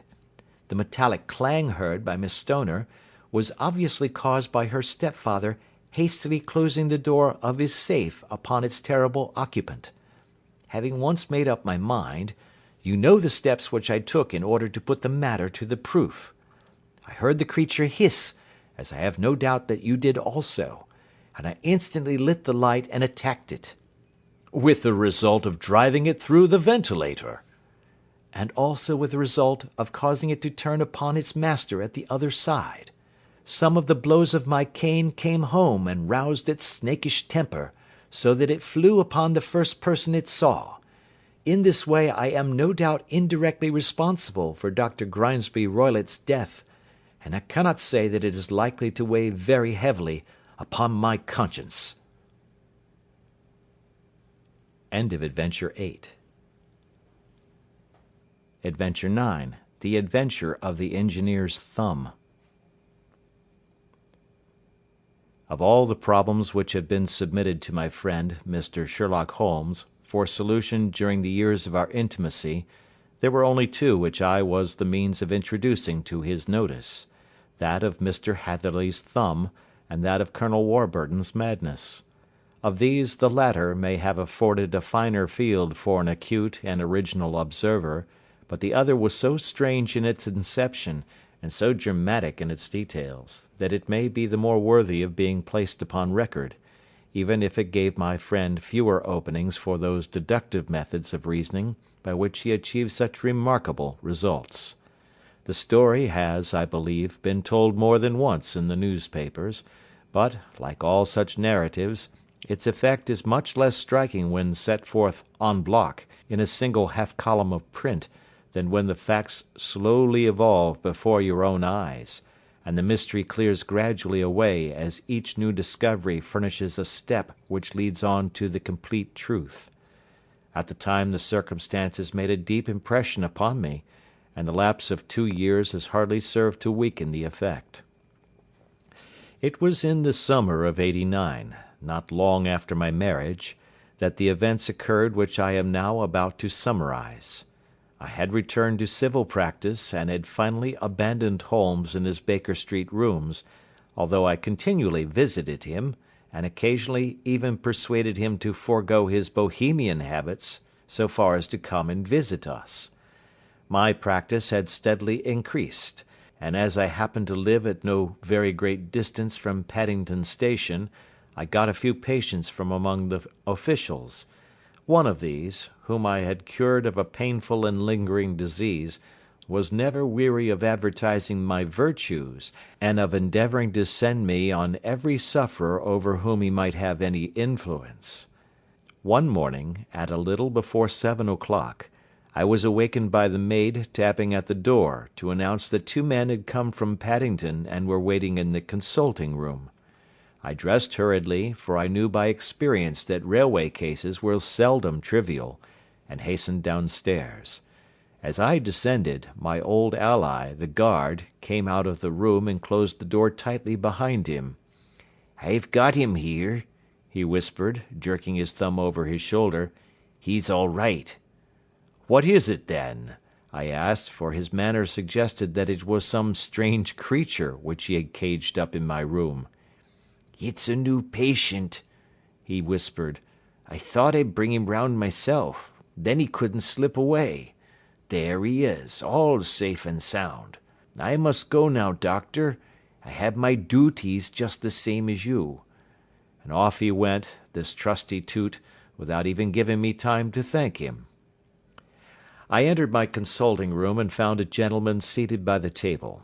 He was quietly dressed in a suit of heather tweed, with a soft cloth cap which he had laid down upon my books. Round one of his hands he had a handkerchief wrapped, which was mottled all over with blood stains. He was young, not more than 25, I should say, with a strong masculine face, but he was exceedingly pale, and gave me the impression of a man who was suffering from some strong agitation, which it took all his strength of mind to control. "I am sorry to knock you up so early, doctor," said he, "but I have had a very serious accident during the night. I came in by train this morning, and on inquiring at Paddington as to where I might find a doctor, a worthy fellow very kindly escorted me here. I gave the maid a card, but I see that she has left it upon the side table." I took it up and glanced at it. Mr. Victor Hatherley, Hydraulic Engineer, 16A, Victoria Street, 3rd floor. That was the name, style, and abode of my morning visitor. "I regret that I have kept you waiting," said I, sitting down in my library chair. "You are fresh from a night journey, I understand, which is in itself a monotonous occupation." "Oh, my night could not be called monotonous," said he, and laughed. He laughed very heartily, with a high, ringing note, leaning back in his chair and shaking his sides. All my medical instincts rose up against that laugh. "Stop it!" I cried.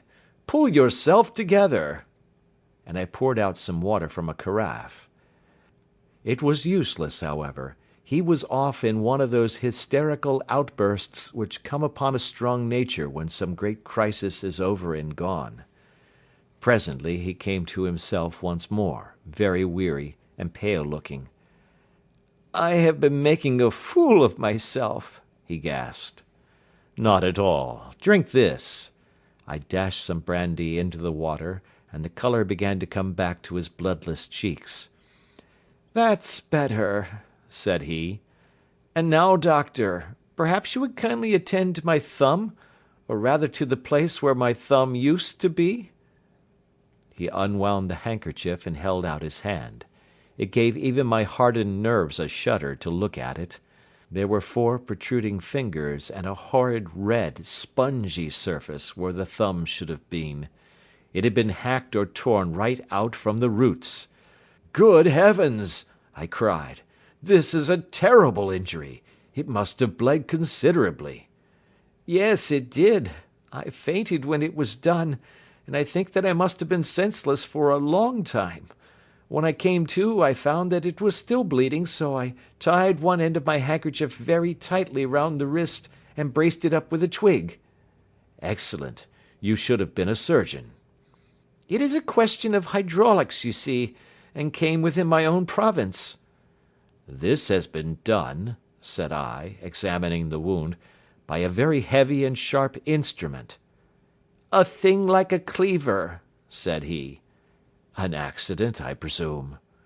"By no means." "What? A murderous attack?" "Very murderous indeed." "You horrify me."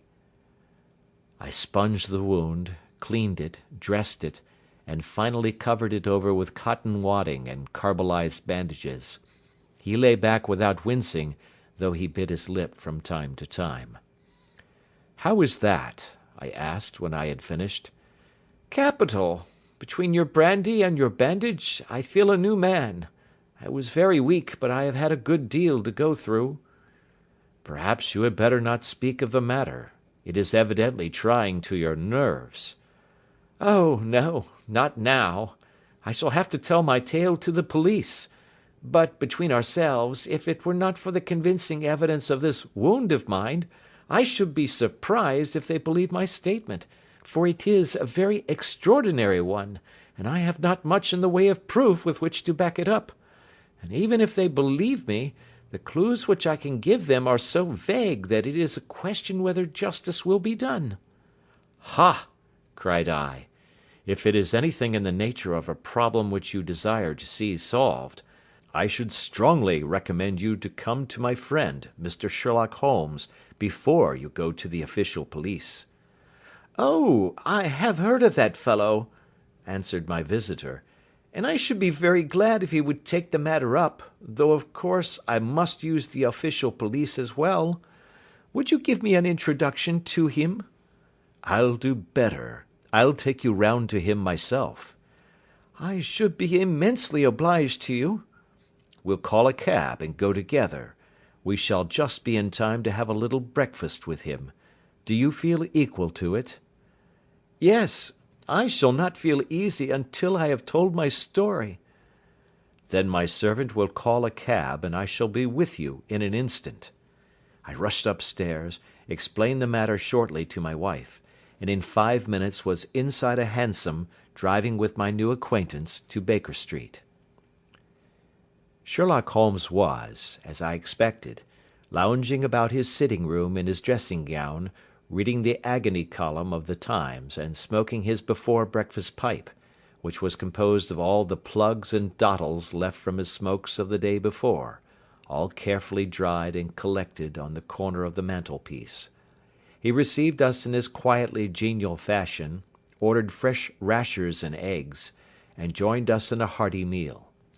When it was concluded he settled our new acquaintance upon the sofa, placed a pillow beneath his head, and laid a glass of brandy and water within his reach.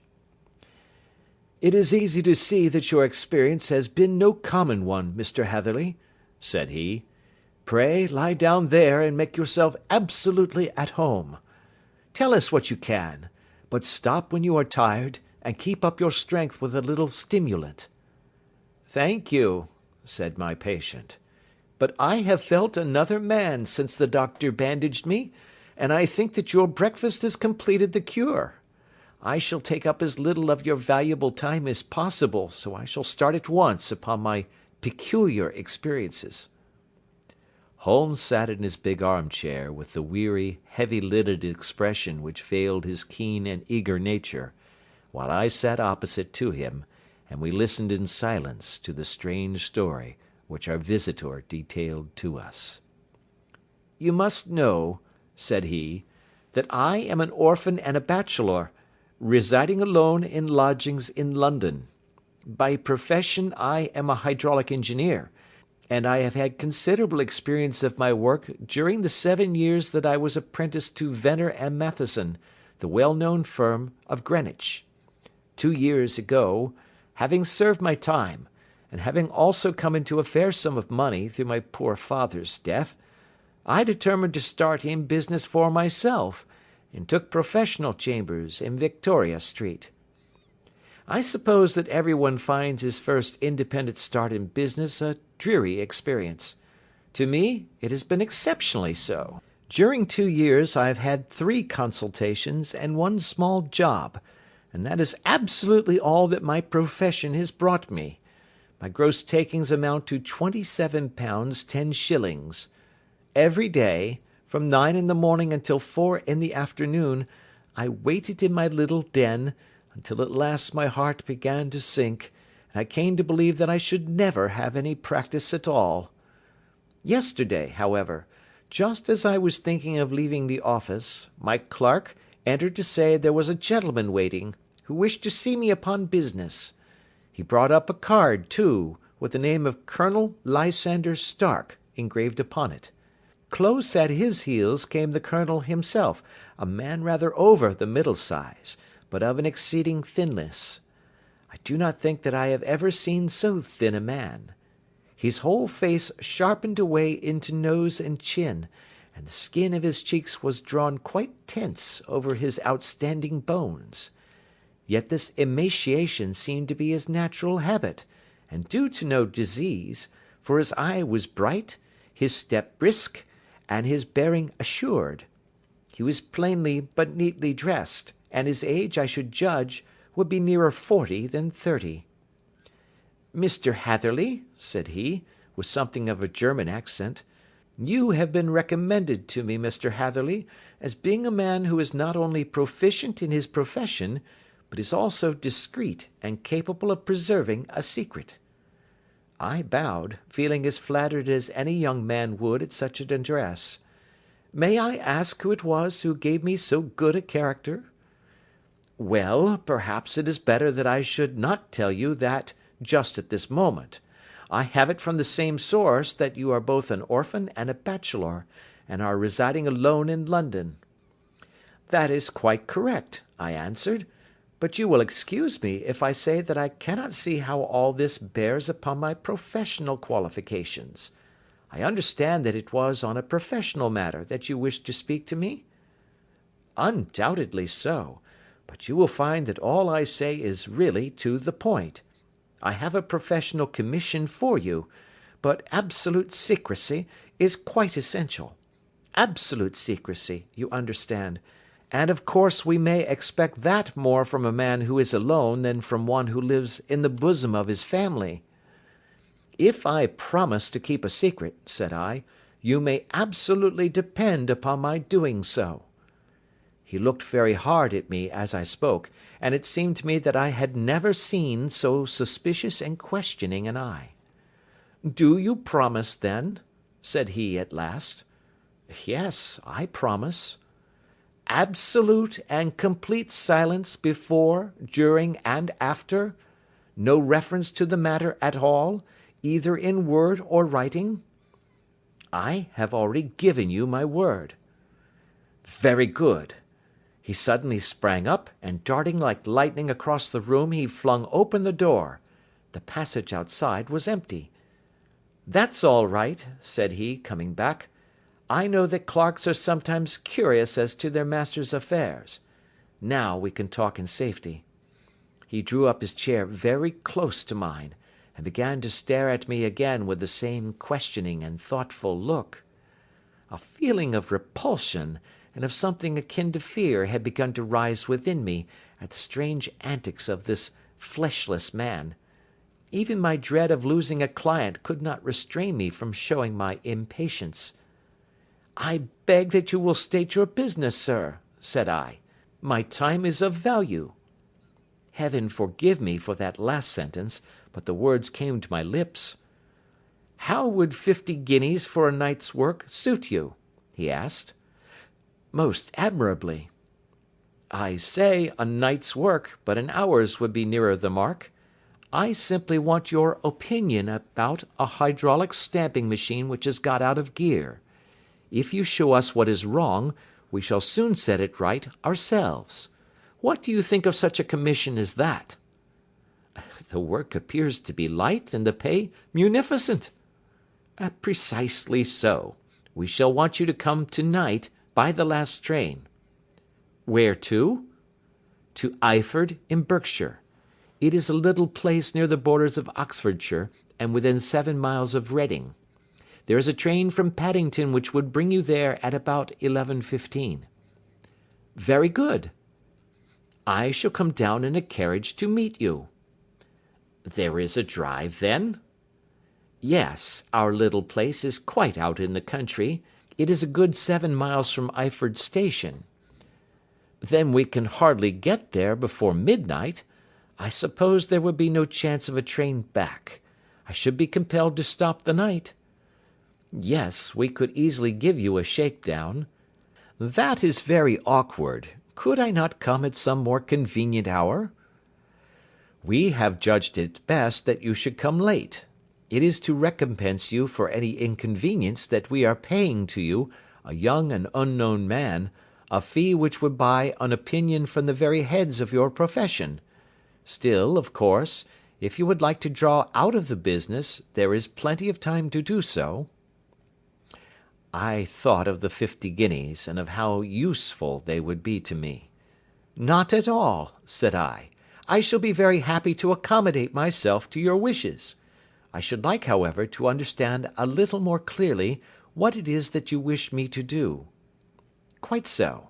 It is very natural that the pledge of secrecy which we have exacted from you should have aroused your curiosity.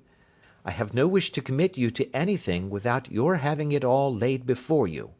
I suppose that we are absolutely safe from eavesdroppers? Entirely. Then the matter stands thus. You are probably aware that Fuller's earth is a valuable product, and that it is only found in 1 or 2 places in England? I have heard so. Some little time ago I bought a small place, a very small place, within 10 miles of Reading. I was fortunate enough to discover that there was a deposit of Fuller's earth in one of my fields. On examining it, however, I found that this deposit was a comparatively small one, and that it formed a link between 2 very much larger ones upon the right and left, both of them, however, in the grounds of my neighbours.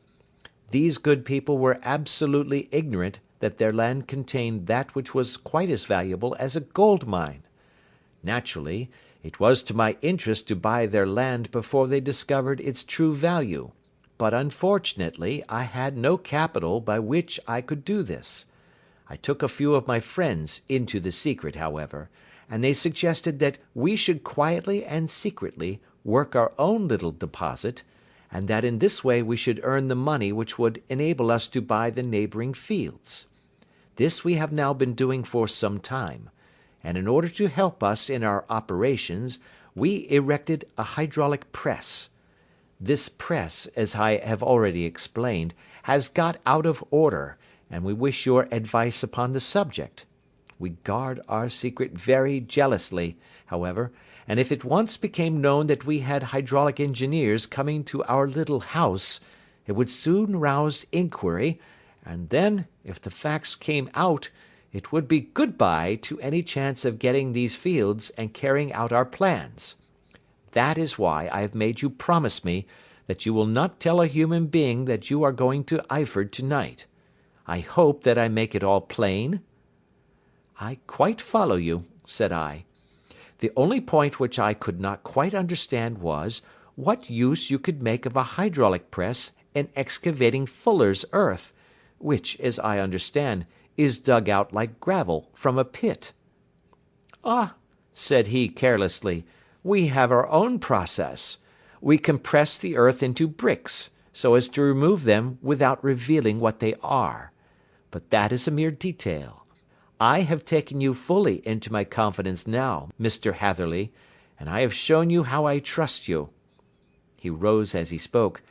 "I shall expect you, then, at Eyford at 11:15.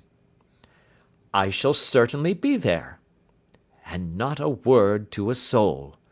He looked at me with a last long, questioning gaze, and then, pressing my hand in a cold, dank grasp, he hurried from the room. Well, when I came to think it all over in cool blood, I was very much astonished, as you may both think, at this sudden commission which has been entrusted to me. On the one hand, of course, I was glad, for the fee was at least tenfold what I should have asked had I set a price upon my own services, and it was possible that this order might lead to other ones. On the other hand, the face and manner of my patron had made an unpleasant impression upon me, and I could not think that his explanation of the fuller's earth was sufficient to explain the necessity of my coming at midnight, and his extreme anxiety lest I should tell any one of my errand.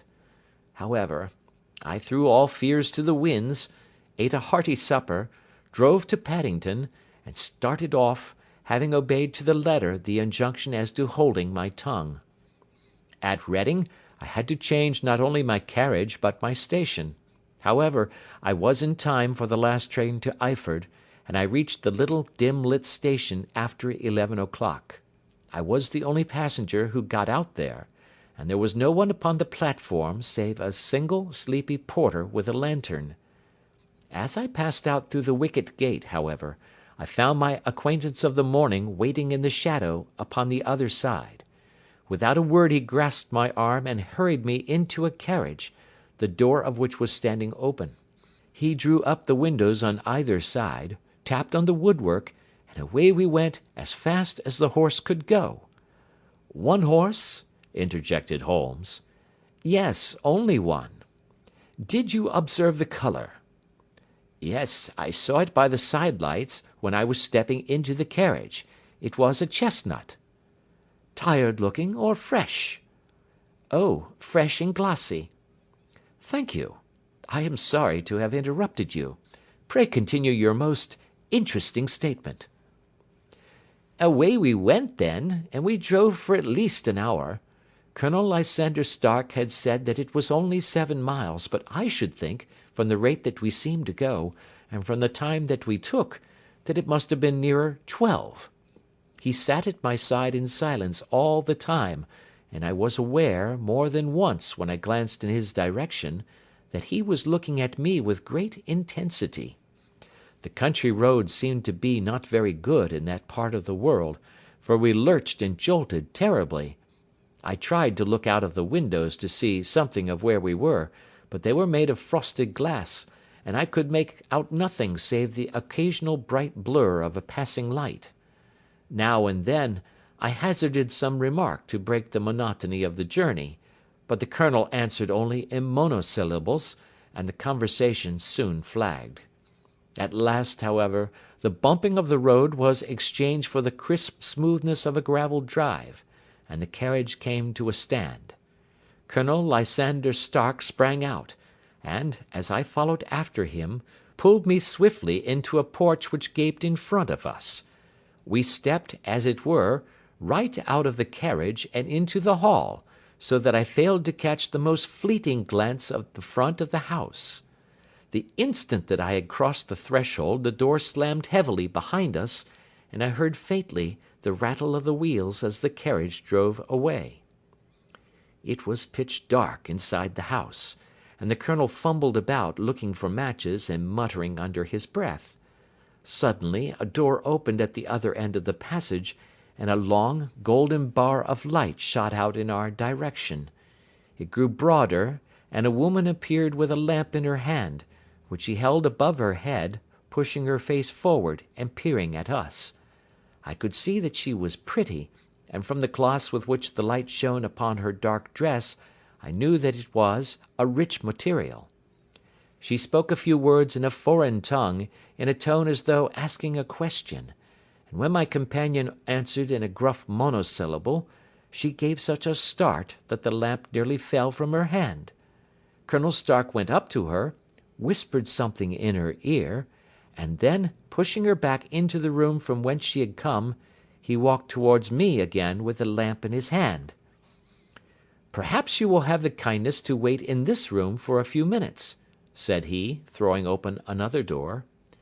It was a quiet, little, plainly furnished room, with a round table in the centre, on which several German books were scattered. Colonel Stark laid down the lamp on the top of a harmonium beside the door. "I shall not keep you waiting an instant," said he, and vanished into the darkness. I glanced at the books upon the table, and in spite of my ignorance of German I could see that 2 of them were treatises on science, the others being volumes of poetry. Then I walked across to the window, hoping that I might catch some glimpse of the countryside, but an oak shutter, heavily barred, was folded across it. It was a wonderfully silent house. There was an old clock ticking loudly somewhere in the passage, but otherwise everything was deadly still. A vague feeling of uneasiness began to steal over me. Who were these German people, and what were they doing living in this strange, out-of-the-way place? And where was the place? I was 10 miles or so from Eyford, that was all I knew, but whether north, south, east, or west I had no idea. For that matter, Reading, and possibly other large towns, were within that radius, so the place might not be so secluded after all. Yet it was quite certain, from the absolute stillness, that we were in the country. I paced up and down the room, humming a tune under my breath to keep up my spirits, and feeling that I was thoroughly earning my 50-guinea fee. Suddenly, without any preliminary sound in the midst of the utter stillness, the door of my room swung slowly open. The woman was standing in the aperture, the darkness of the hall behind her, the yellow light from my lamp beating upon her eager and beautiful face. I could see at a glance that she was sick with fear, and the sight sent a chill to my own heart. She held up one shaking finger to warn me to be silent, and she shot a few whispered words of broken English at me, her eyes glancing back, like those of a frightened horse, into the gloom behind her. "I would go," said she, trying hard, as it seemed to me, to speak calmly. "I would go. I should not stay here. There is no good for you to do." "But, madam," said I have not yet done what I came for. I cannot possibly leave until I have seen the machine." "It is not worth your while to wait," she went on. "You can pass through the door, no one hinders." And then, seeing that I smiled and shook my head, she suddenly threw aside her constraint and made a step forward, with her hands wrung together. "For the love of heaven," she whispered, "get away from here before it is too late." But I am somewhat headstrong by nature, and the more ready to engage in an affair when there is some obstacle in the way. I thought of my 50-guinea fee, of my wearisome journey, and of the unpleasant night which seemed to be before me. Was it all to go for nothing? Why should I slink away without having carried out my commission, and without the payment which was my due? This woman might, for all I knew, be a monomaniac. With a stout bearing, therefore, though her manner had shaken me more than I cared to confess, I still shook my head, and declared my intention of remaining where I was. She was about to renew her entreaties, when a door slammed overhead, and the sound of several footsteps was heard upon the stairs. She listened for an instant, threw up her hands with a despairing gesture, and vanished as suddenly and as noiselessly as she had come. The newcomers were Colonel Lysander Stark, and a short, thick man with a chinchilla beard growing out of the creases of his double chin, who was introduced to me as Mr. Ferguson. "This is my secretary and manager," said the colonel. "By the way, I was under the impression that I left this door shut just now. I fear that you have felt the draught." "On the contrary," said I opened the door myself because I felt the room to be a little close." He shot one of his suspicious looks at me. "Perhaps we had better proceed to business then," said he. "Mr. Ferguson and I will take you up to see the machine." "I had better put my hat on, I suppose." "Oh, no, it is in the house." "What? You dig fuller's earth in the house?" No, this is only where we compress it. But never mind that. All we wish you to do is to examine the machine, and to let us know what is wrong with it." We went upstairs together, the colonel first with the lamp, the fat manager and I behind him. It was a labyrinth of an old house, with corridors, passages, narrow winding staircases, and little low doors, the thresholds of which were hollowed out by the generations who had crossed them. There were no carpets, and no signs of any furniture above the ground floor, while the plaster was peeling off the walls, and the damp was breaking through in green, unhealthy blotches. I tried to put on as unconcerned an air as possible, but I had not forgotten the warnings of the lady, even though I disregarded them, and I kept a keen eye upon my two companions. Ferguson appeared to be a morose and silent man, but I could see from the little that he said that he was at least a fellow countryman. Colonel Lysander Stark stopped at last before a low door, which he unlocked. Within was a small square room, in which the three of us could hardly get at one time. Ferguson remained outside, and the colonel ushered me in. "We are now," said he, "actually within the hydraulic press, and it would be a particularly unpleasant thing for us if anyone were to turn it on. The ceiling of this small chamber is really the end of the descending piston, and it comes down with the force of many tons upon this metal floor. There are small lateral columns of water outside which receive the force, and which transmit and multiply it in the manner which is familiar to you. The machine goes readily enough, but there is some stiffness in the working of it, and it has lost a little of its force. Perhaps you will have the goodness to look it over, and to show us how we can set it right." I took the lamp from him, and I examined the machine very thoroughly. It was, indeed, a gigantic one, and capable of exercising enormous pressure. When I passed outside, however, and pressed down the levers which controlled it, I knew at once by the whishing sound that there was a slight leakage, which allowed a regurgitation of water through one of the side cylinders. An examination showed that one of the india rubber bands which was round the head of a driving rod had shrunk so as to not quite fill the socket along which it worked.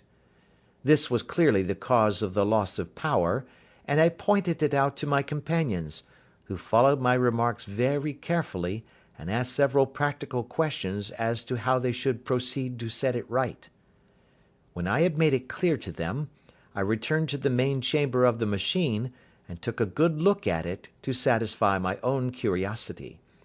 It was obvious at a glance that the story of the fuller's earth was the merest fabrication, for it would be absurd to suppose that so powerful an engine could be designed for so inadequate a purpose.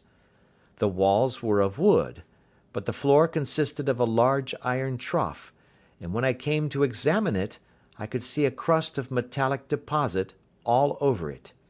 I had stooped and was scraping at this to see exactly what it was, when I heard a muttered exclamation in German, and saw the cadaverous face of the Colonel looking down at me. "What are you doing there?" he asked. I felt angry at having been tricked by so elaborate a story as that which he had told me. "I was admiring your fuller's earth," said I. "I think that I should be better able to advise you as to your machine, if I knew what the exact purpose was for which it was used." The instant that I uttered the words I regretted the rashness of my speech. His face set hard, and a baleful light sprang up in his grey eyes.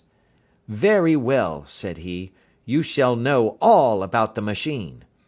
He took a step backward, slammed the little door, and turned the key in the lock. I rushed towards it and pulled at the handle, but it was quite secure, and did not give in the least to my kicks and shoves. "Hello!" I yelled. "Hullo! Colonel, let me out!" And then suddenly in the silence I heard a sound which set my heart into my mouth. It was the clank of the levers and the swish of the leaking cylinder. He had set the engine at work. The lamp still stood upon the floor where I had placed it when examining the trough. By its light I saw that the black ceiling was coming down upon me, slowly, jerkily, but, as none knew better than myself, with a force which must within a minute grind me to a shapeless pulp. I threw myself screaming against the door, and dragged with my nails at the lock. I implored the Colonel to let me out, but the remorseless clanking of the levers drowned my cries. The ceiling was only a foot or two above my head, and with my hand upraised I could feel its hard, rough surface. Then it flashed through my mind that the pain of my death would depend very much upon the position in which I met it. If I lay on my face, the weight would come upon my spine, and I shuddered to think of that dreadful snap. Easier the other way, perhaps, and yet, had I the nerve to lie and look up at that deadly black shadow wavering down upon me? Already I was unable to stand erect, when my eye caught something which brought a gush of hope back to my heart. I have said that though the floor and ceiling were of iron, the walls were of wood. As I gave a last hurried glance around, I saw a thin line of yellow light between two of the boards, which broadened and broadened as a small panel was pushed backwards. For an instant I could hardly believe that here was indeed a door which led away from death. The next instant I threw myself through, and lay half fainting upon the other side. The panel had closed again behind me, but the crash of the lamp, and a few moments afterwards the clang of the two slabs of metal, told me how narrow had been my escape. I was recalled to myself by a frantic plucking at my wrist, and I found myself lying upon the stone floor of a narrow corridor, while a woman bent over me and tugged at me with her left hand, while she held a candle in her right. It was the same good friend whose warning I had so foolishly rejected. "Come, come," she cried breathlessly. "They will be here in a moment. They will see that you are not there. Oh, do not waste the so precious time, but come." This time, at least, I did not scorn her advice. I staggered to my feet, and ran with her along the corridor and down a winding stair. The latter led to another broad passage, and just as we reached it we heard the sound of running feet and the shouting of two voices, one answering the other from the floor on which we were, and from the one beneath. My guide stopped and looked about her like one who is at her wits' end. Then she threw open a door which led into a bedroom, through the window of which the moon was shining brightly. "It is your only chance," said she. "It is high, but it may be that you can jump it." As she spoke, a light sprang into view at the further end of the passage, and I saw the lean figure of Colonel Lysander Stark rushing forward with a lantern in one hand and a weapon like a butcher's cleaver in the other. I rushed across the bedroom, flung open the window, and looked out. How quiet and sweet and wholesome the garden looked in the moonlight, and it could not be more than 30 feet down. I clambered out upon the sill, but I hesitated to jump until I should have heard what passed between my saviour and the ruffian who pursued me. If she were ill used, than at any risks I was determined to go back to her assistance. The thought had hardly flashed through my mind before he was at the door, pushing his way past her, and she threw her arms round him and tried to hold him back. "Fritz, Fritz," she cried in English, "remember your promise after the last time. You said it should not be again. He will be silent. Oh, he will be silent." "You are mad, Elise," he shouted, struggling to break away from her. "You will be the ruin of us. He has seen too much. Let me pass, I say." He dashed her to one side, and rushing to the window, cut at me with his heavy weapon. I had let myself go, and was hanging by the hands to the sill, when his blow fell. I was conscious of a dull pain, my grip loosened, and I fell into the garden below. I was shaken, but not hurt by the fall, so I picked myself up and rushed off among the bushes as hard as I could run, for I understood that I was far from being out of danger yet. Suddenly, however, as I ran, a deadly dizziness and sickness came over me. I glanced down at my hand, which was throbbing painfully, and then for the first time saw that my thumb had been cut off, and that the blood was pouring from my wound. I endeavoured to tie my handkerchief round it, but there came a sudden buzzing in my ears, and next moment I fell in a dead faint among the rose bushes. How long I remained unconscious I cannot tell. It must have been a very long time, for the moon had sunk, and a bright morning was breaking when I came to myself. My clothes were all sodden with dew, and my coat sleeve was drenched with blood from my wounded thumb. The smarting of it recalled in an instant all the particulars of my night's adventure, and I sprang to my feet with the feeling that I might hardly yet be safe from my pursuers. But to my astonishment, when I came to look round me, neither house nor garden were to be seen. I had been lying in an angle of the hedge close by the high road, and just a little lower down was a long building, which proved, upon my approaching it, to be the very station at which I had arrived upon the previous night. Were it not for the ugly wound upon my hand, all that had passed during those dreadful hours might have been an evil dream. Half dazed, I went into the station and asked about the morning train. There would be one to Reading in less than an hour. The same porter was on duty, I found, as had been there when I arrived. I inquired of him whether he had ever heard of Colonel Lysander Stark. The name was strange to him. Had he observed a carriage the night before waiting for me? No, he had not. Was there a police station anywhere near? There was one about 3 miles off. It was too far for me to go, weak and ill as I was. I determined to wait until I got back to town before telling my story to the police. It was a little past 6 when I arrived, so I went first to have my wound dressed, and then the doctor was kind enough to bring me along here. I put the case into your hands, and shall do exactly what you advise." We both sat in silence for some little time after listening to this extraordinary narrative. Then Sherlock Holmes pulled down from the shelf one of the ponderous commonplace books in which he placed his cuttings. "Here is an advertisement which will interest you," said he. "It appeared in all the papers about a year ago. Listen to this. Lost, on the 9th instant, Mr. Jeremiah Hayling, aged 26, a hydraulic engineer. Left his lodgings at 10 o'clock at night, and has not been heard of since. Was dressed in, etc., etc. Ha!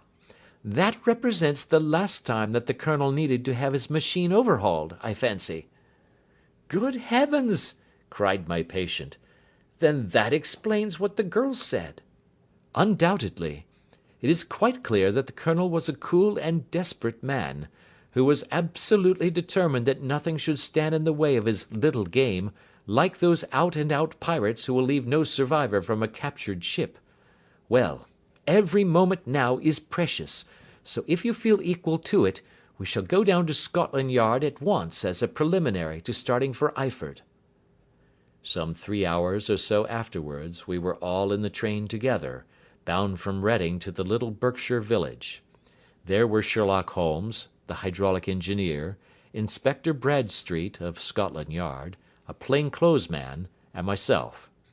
Bradstreet had spread an ordnance map of the county out upon the seat, and was busy with his compasses drawing a circle with Eyford for its centre.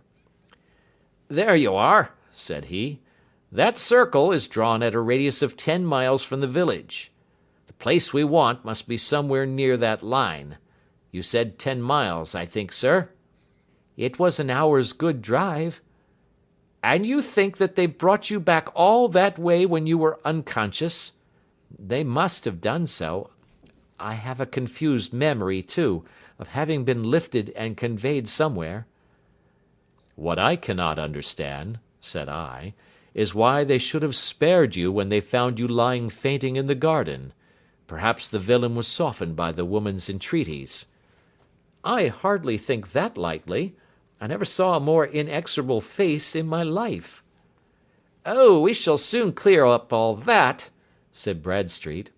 "Well, I have drawn my circle, and I only wish I knew at what point upon it the folk that we are in search of are to be found."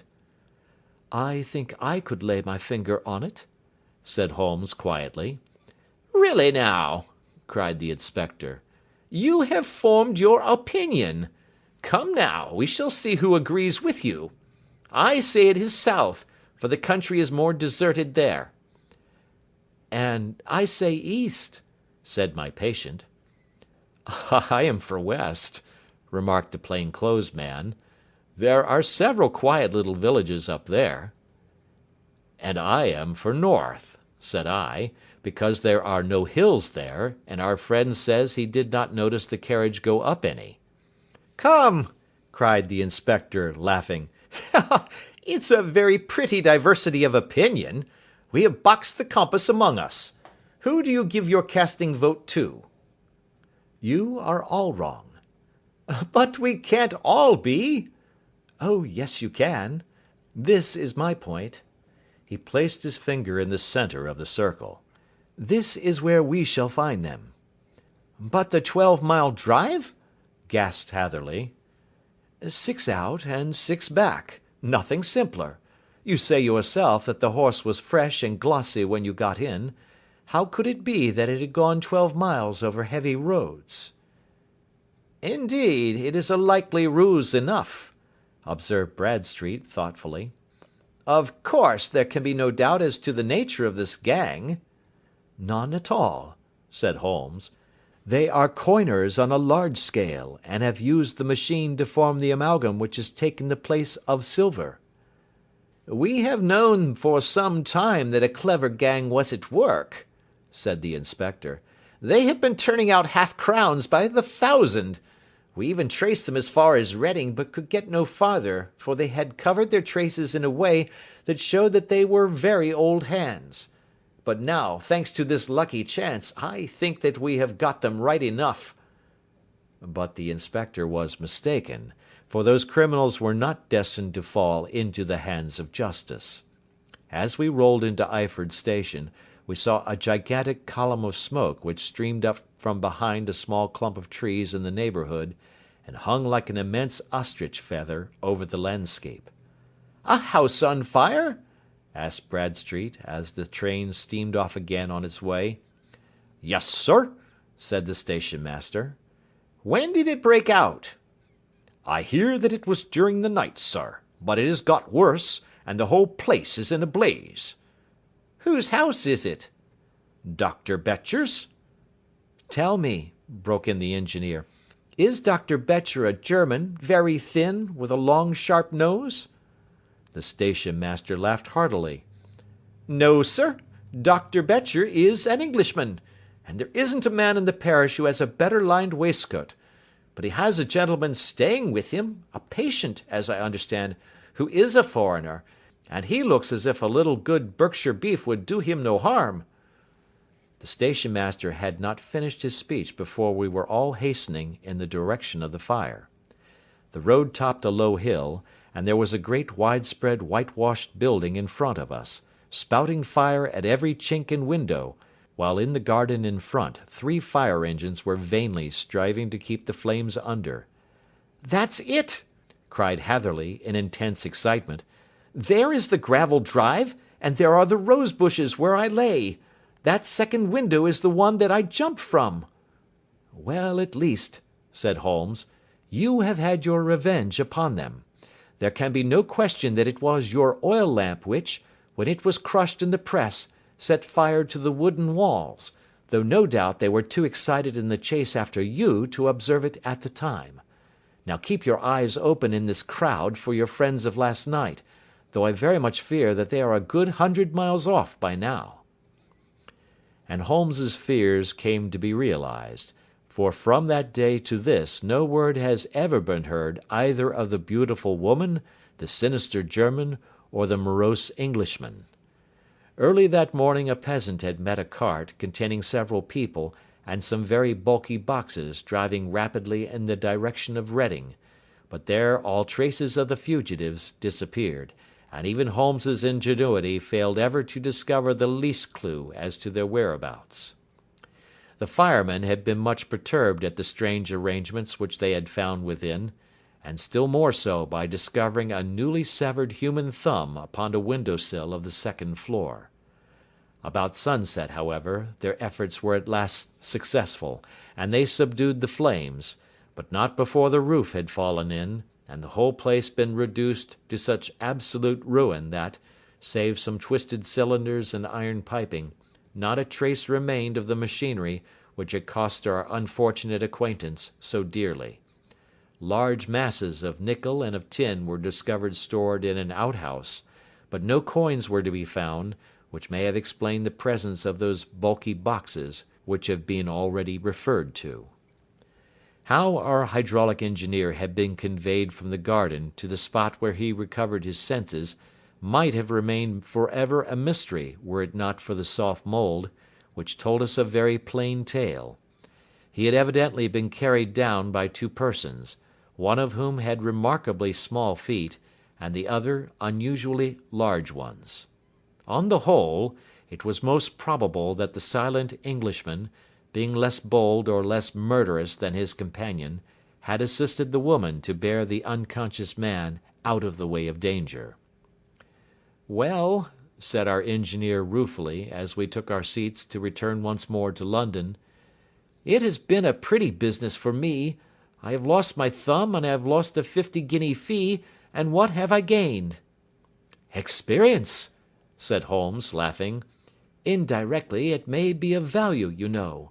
You have only to put it into words to gain the reputation of being excellent company for the remainder of your existence." End of Adventure 9. Adventure 10. The Adventure of the Noble Bachelor. The Lord St. Simon marriage, and its curious termination, have long ceased to be a subject of interest in those exalted circles in which the unfortunate bridegroom moves, and their more piquant details have drawn the gossips away from this 4-year-old drama. As I have reason to believe, however, that the full facts have never been revealed to the general public, and as my friend Sherlock Holmes had a considerable share in clearing the matter up, I feel that no memoir of him would be complete without some little sketch of this remarkable episode. It was a few weeks before my own marriage, during the days when I was still sharing rooms with Holmes in Baker Street, that he came home from an afternoon stroll to find a letter on the table waiting for him. I had remained indoors all day, for the weather had taken a sudden turn to rain, with high autumnal winds, and the Jezail bullet which I had brought back in one of my limbs as a relic of my Afghan campaign throbbed with dull persistence. With my body in one easy chair and my legs upon another, I had surrounded myself with a cloud of newspapers, until at last, saturated with the news of the day, I tossed them all aside and lay listless, watching the huge crest and monogram upon the envelope upon the table, and wondering lazily who my friend's noble correspondent could be. "Here is a very fashionable epistle," I remarked as he entered. "Your morning letters, if I remember right, were from a fishmonger and a tide-waiter." "Yes, my correspondence has certainly the charm of variety," he answered, smiling, "and the humbler are usually the more interesting. This looks like one of those unwelcome social summonses which call upon a man either to be bored or to lie." He broke the seal and glanced over the contents. "Oh, come, it may prove to be something of interest after all." "Not social, then?" "No, distinctly professional." "And from a noble client?" "One of the highest in England." "My dear fellow, I congratulate you." "I assure you, Watson, without affectation, that the status of my client is a matter of less moment to me than the interest of his case. It is just possible, however, that also may not be wanting in this new investigation. You have been reading the papers diligently of late, have you not?" "It looks like it," said I, ruefully, pointing to a huge bundle in the corner. "I have had nothing else to do." "It is fortunate, for you will perhaps be able to post me up. I read nothing except the criminal news and the agony column. The latter is always instructive. But if you have followed recent events so closely, you must have read about Lord St. Simon and his wedding?" "Oh, yes, with the deepest interest." "That is well. The letter which I hold in my hand is from Lord St. Simon. I will read it to you, and in return you must turn over these papers and let me have whatever bears upon the matter. This is what he says: "My dear Mr. Sherlock Holmes, Lord Backwater tells me that I may place implicit reliance upon your judgment and discretion. I have determined, therefore, to call upon you and to consult you in reference to the very painful event which has occurred in connection with my wedding.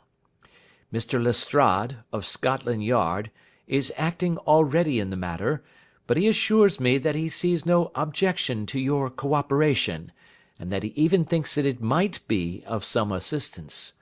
I will call at 4 o'clock in the afternoon, and should you have any other engagement at that time, I hope that you will postpone it, as this matter is of paramount importance.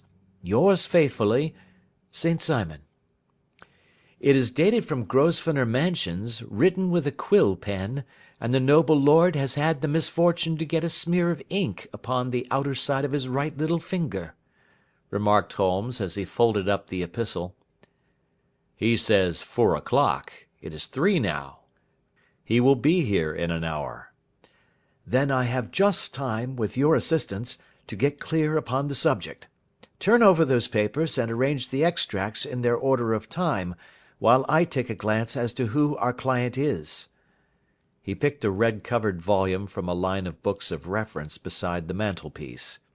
"Here he is," said he, sitting down and flattening out upon his knee. "Lord Robert Walsingham de Vere St. Simon, second son of the Duke of Balmoral.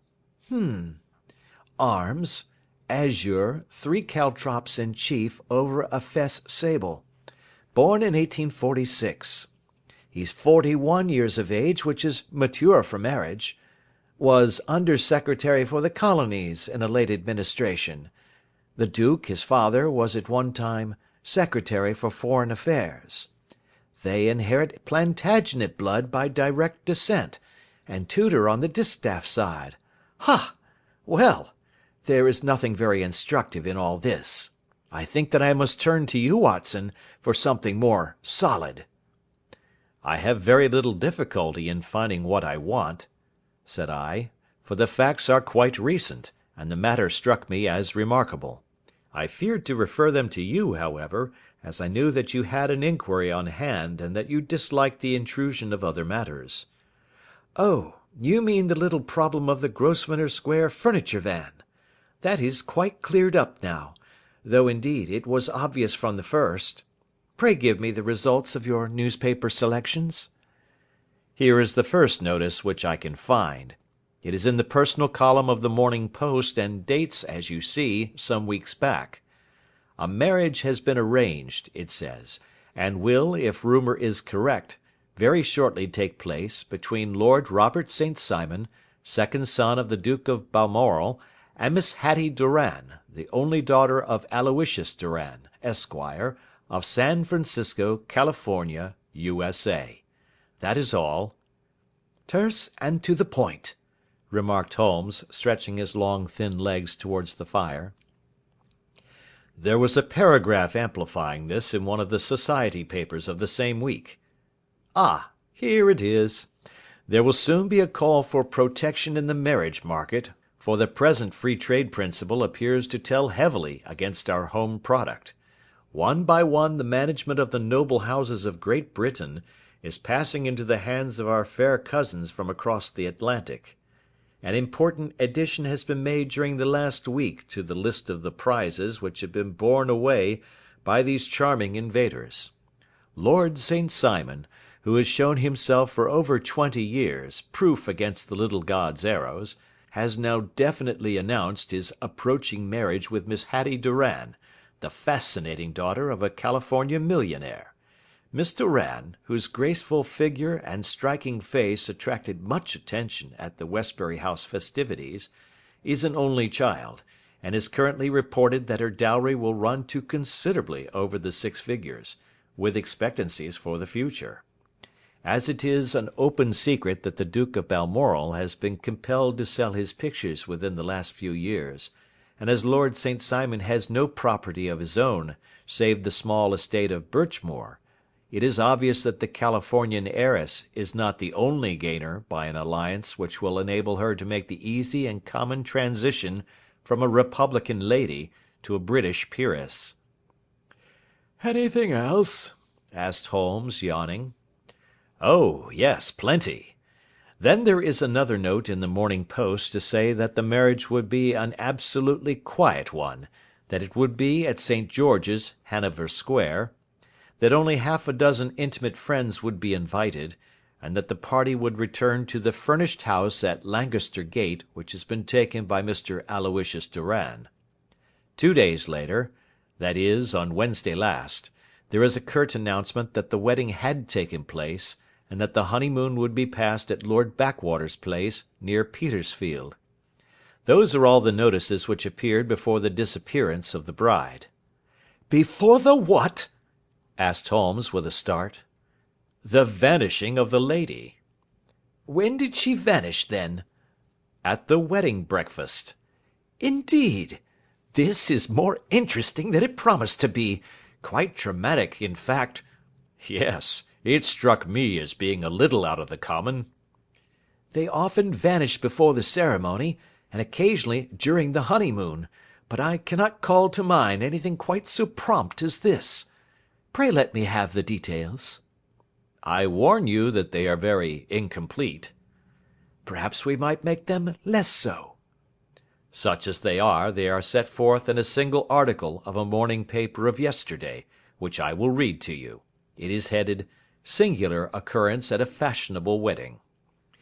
The family of Lord Robert St. Simon has been thrown into the greatest consternation by the strange and painful episodes which have taken place in connection with his wedding. The ceremony, as shortly announced in the papers of yesterday, occurred on the previous morning, but it is only now that it has been possible to confirm the strange rumours which have been so persistently floating about. In spite of the attempts of the friends to hush the matter up, so much public attention has now been drawn to it that no good purpose can be served by affecting to disregard what is a common subject for conversation. The ceremony, which was performed at St. George's, Hanover Square, was a very quiet one, no one being present save the father of the bride, Mr. Aloysius Doran, the Duchess of Balmoral, Lord Backwater, Lord Eustace and Lady Clara St. Simon, the younger brother and sister of the bridegroom, and Lady Alicia Whittington. The whole party proceeded afterwards to the house of Mr. Aloysius Doran, at Lancaster Gate, where breakfast had been prepared. It appears that some little trouble was caused by a woman, whose name has not been ascertained, who endeavoured to force her way into the house after the bridal party, alleging that she had some claim upon Lord St. Simon. It was only after a painful and prolonged scene that she was ejected by the butler and the footman. The bride, who had fortunately entered the house before this unpleasant interruption, had sat down to breakfast with the rest, when she complained of a sudden indisposition and retired to her room. Her prolonged absence having caused some comment, Her father followed her, but learned from her maid that she had only come up to her chamber for an instant, caught up an ulster and bonnet, and hurried down to the passage. One of the footmen declared that he had seen a lady leave the house thus apparelled, but had refused to credit that it was his mistress, believing her to be with the company. On ascertaining that his daughter had disappeared, Mr. Aloysius Doran, in conjunction with the bridegroom, instantly put themselves in communication with the police, and very energetic inquiries are being made, which will probably result in a speedy clearing up of this very singular business. Up to a late hour last night, however, nothing had transpired as to the whereabouts of the missing lady. There are rumours of foul play in the matter, and it is said that the police have caused the arrest of the woman who had caused the original disturbance, in the belief that, from jealousy or some other motive, she may have been concerned in the strange disappearance of the bride. And is that all? Only one little item in another of the morning papers, but it is a suggestive one. And it is? That Miss Flora Millar, the lady who had caused the disturbance, has actually been arrested. It appears that she was formerly a danseuse at the Allegro, and that she has known the bridegroom for some years. There are no further particulars, and the whole case is in your hands now, so far as it has been set forth in the public press. And an exceedingly interesting case it appears to be. I would not have missed it for worlds. But there is the ring at the bell, Watson, and as the clock makes it a few minutes after 4, I have no doubt that this will prove to be our noble client. Do not dream of going, Watson, for I very much prefer having a witness, if only as a check to my own memory. Lord Robert St. Simon, announced our page boy, throwing open the door. A gentleman entered, with a pleasant cultured face, high-nosed and pale, with something perhaps of petulance about the mouth, and with the steady, well-opened eye of a man whose pleasant lot it had ever been to command and to be obeyed. His manner was brisk, and yet his general appearance gave an undue impression of age, for he had a slight forward stoop and a little bend of the knees as he walked. His hair, too, as he swept off his very curly-brimmed hat, was grizzled round the edges and thin upon the top. As to his dress, it was careful to the verge of foppishness, with high collar, black frock-coat, white waistcoat, yellow gloves, patent leather shoes, and light-coloured gaiters. He advanced slowly into the room, turning his head from left to right, and swinging in his right hand the cord which held his golden eyeglasses. "Good day, Lord St. Simon," said Holmes, rising and bowing. "Pray take the basket chair. This is my friend and colleague, Dr. Watson. Draw up a little to the fire, and we will talk this matter over." "A most painful matter to me, as you might most readily imagine, Mr. Holmes. I have been cut to the quick. I understand that you have already managed several delicate cases of this sort, sir, though I presume that they were hardly from the same class of society." "No, I am descending." "I beg pardon?" "My last client of the sort was a king." "Oh, really? I had no idea. And which king?" "The king of Scandinavia." "What? Had he lost his wife?"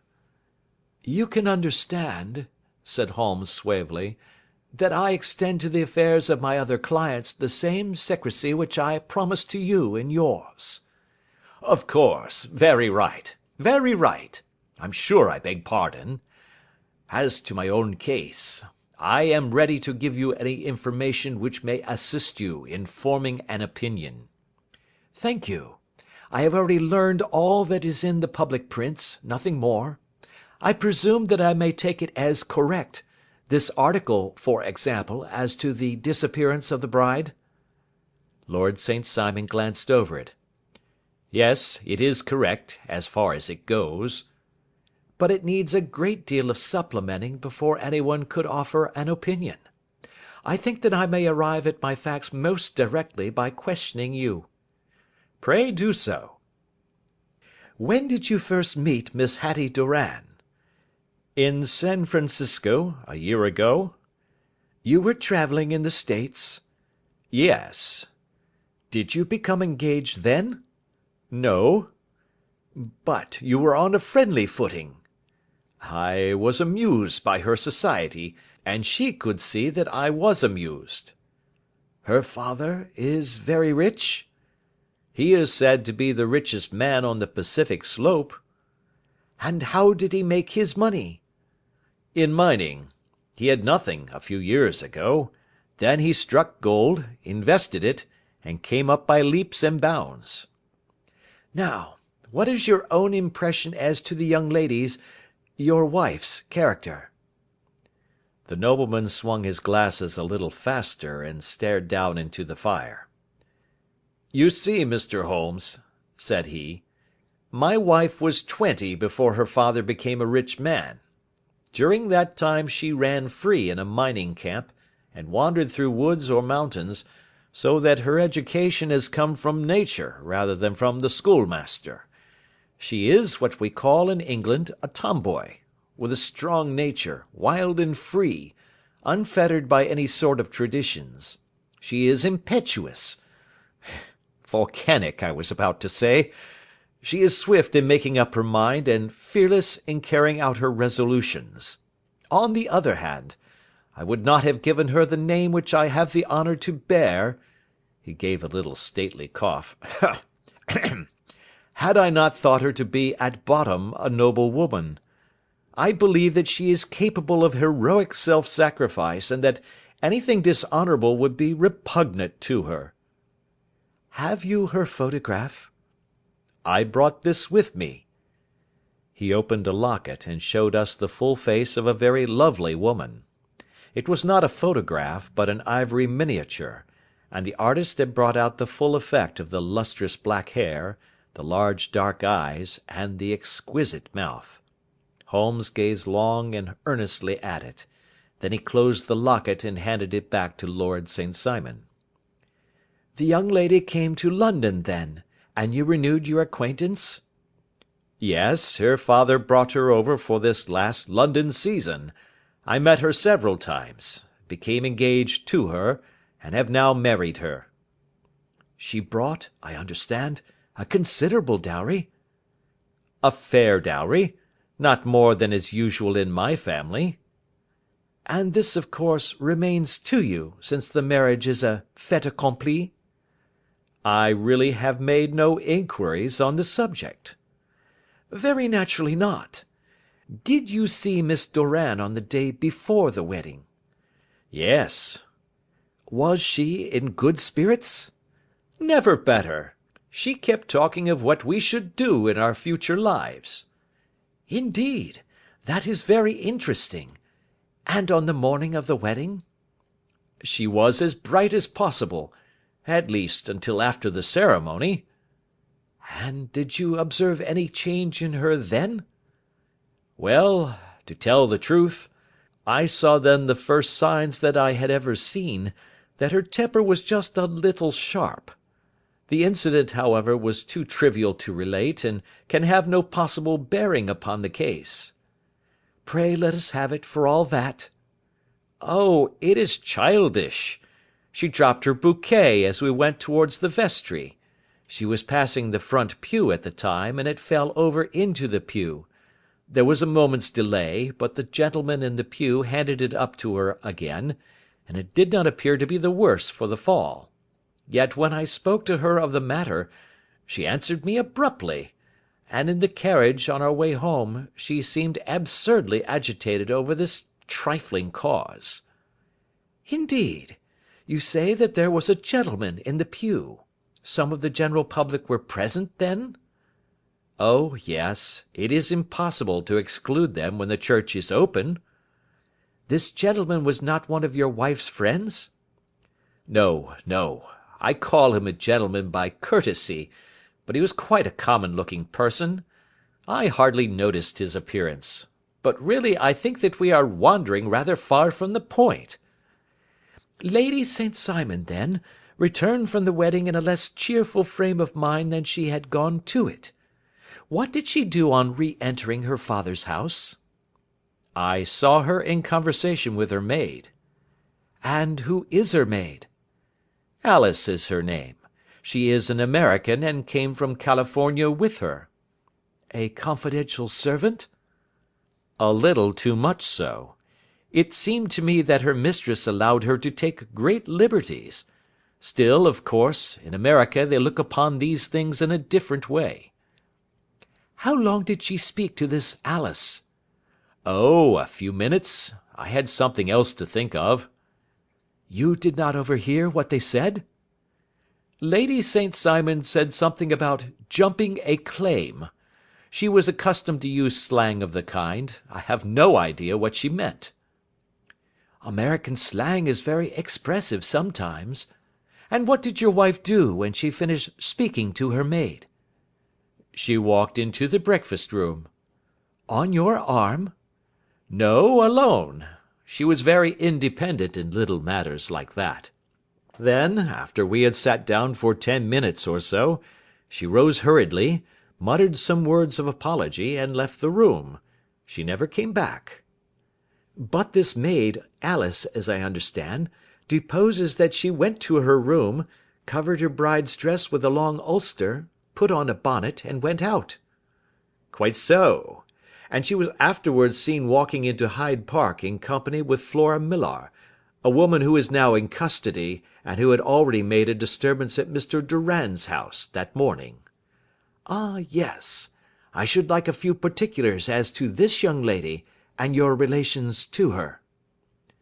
Lord St. Simon shrugged his shoulders and raised his eyebrows. We have been on a friendly footing for some years. I may say on a very friendly footing. She used to be at the Allegro. I have not treated her ungenerously, and she had no just cause of complaint against me, but you know what women are, Mr. Holmes. Flora was a dear little thing, but exceedingly hot-headed, and devotedly attached to me. She wrote me dreadful letters when she heard that I was about to be married, and, to tell the truth, the reason why I had the marriage celebrated so quietly was that I feared lest there might be a scandal in the church. She came to Mr. Durand's door just after we returned, and she endeavoured to push her way in, uttering very abusive expressions towards my wife, and even threatening her, but I had foreseen the possibility of something of the sort, and I had 2 police fellows there in private clothes who soon pushed her out again. She was quiet when she saw that there was no good in making a row. Did your wife hear all this? No, thank goodness, she did not. And she was seen walking with this very woman afterwards? Yes, that is what Mr. Lestrade, of Scotland Yard, looks upon as so serious. It is thought that Flora decoyed my wife out and laid some terrible trap for her. Well, it is a possible supposition. You think so, too? I did not say a probable one. But you did not yourself look upon this as likely? I do not think Flora would hurt a fly. Still, jealousy is a strange transformer of characters. Pray, what is your own theory as to what took place? Well, really, I came to seek a theory, not to propound one. I have given you all the facts. Since you ask me, however, I may say that it has occurred to me as possible that the excitement of this affair, the consciousness that she had made so immense a social stride, had the effect of causing some little nervous disturbance in my wife. In short, that she had become suddenly deranged? Well, really, when I consider that she has turned her back, I will not say upon me, but upon so much that many have aspired to without success, I can hardly explain it in any other fashion. Well, certainly that is also a conceivable hypothesis, said Holmes, smiling. And now, Lord St. Simon, I think that I have nearly all my data. May I ask whether you were seated at the breakfast table so that you could see out of the window? We could see the other side of the road and the park. Quite so. Then I do not think that I need to detain you longer. I shall communicate with you. Should you be fortunate enough to solve this problem, said our client, rising. I have solved it. Eh? What was that? I say that I have solved it. Where, then, is my wife? That is a detail which I shall speedily supply. Lord St. Simon shook his head. I am afraid that it will take wiser heads than yours or mine, he remarked, and bowing in a stately, old-fashioned manner, he departed. It is very good of Lord St. Simon to honour my head by putting it on a level with his own, said Sherlock Holmes, laughing. I think that I shall have a whisky and soda and a cigar after all this cross-questioning. I had formed my conclusions as to the case before our client came into the room. My dear Holmes! I have notes of several similar cases, though none, as I remarked before, which were quite as prompt. My whole examination served to turn my conjecture into a certainty. Circumstantial evidence is occasionally very convincing, as when you find a trout in the milk, to quote Thoreau's example. But I have heard all that you have heard. Without, however, the knowledge of pre-existing cases which serves me so well. There was a parallel instance in Aberdeen some years back, and something on very much the same lines at Munich the year after the Franco-Prussian War. It is one of these cases. But hello, here is Lestrade. Good afternoon, Lestrade. You will find an extra tumbler upon the sideboard, and there are cigars in the box. The official detective was attired in a pea-jacket and cravat, which gave him a decidedly nautical appearance, and he carried a black canvas bag in his hand. With a short greeting he seated himself, and lit the cigar which had been offered to him. "What's up, then?" asked Holmes, with a twinkle in his eye. "You look dissatisfied." And I feel dissatisfied. It is this infernal St. Simon marriage case. I can make neither head nor tail of the business. Really, you surprise me. Who ever heard of such a mixed affair? Every clue seems to slip through my fingers. I have been at work upon it all day.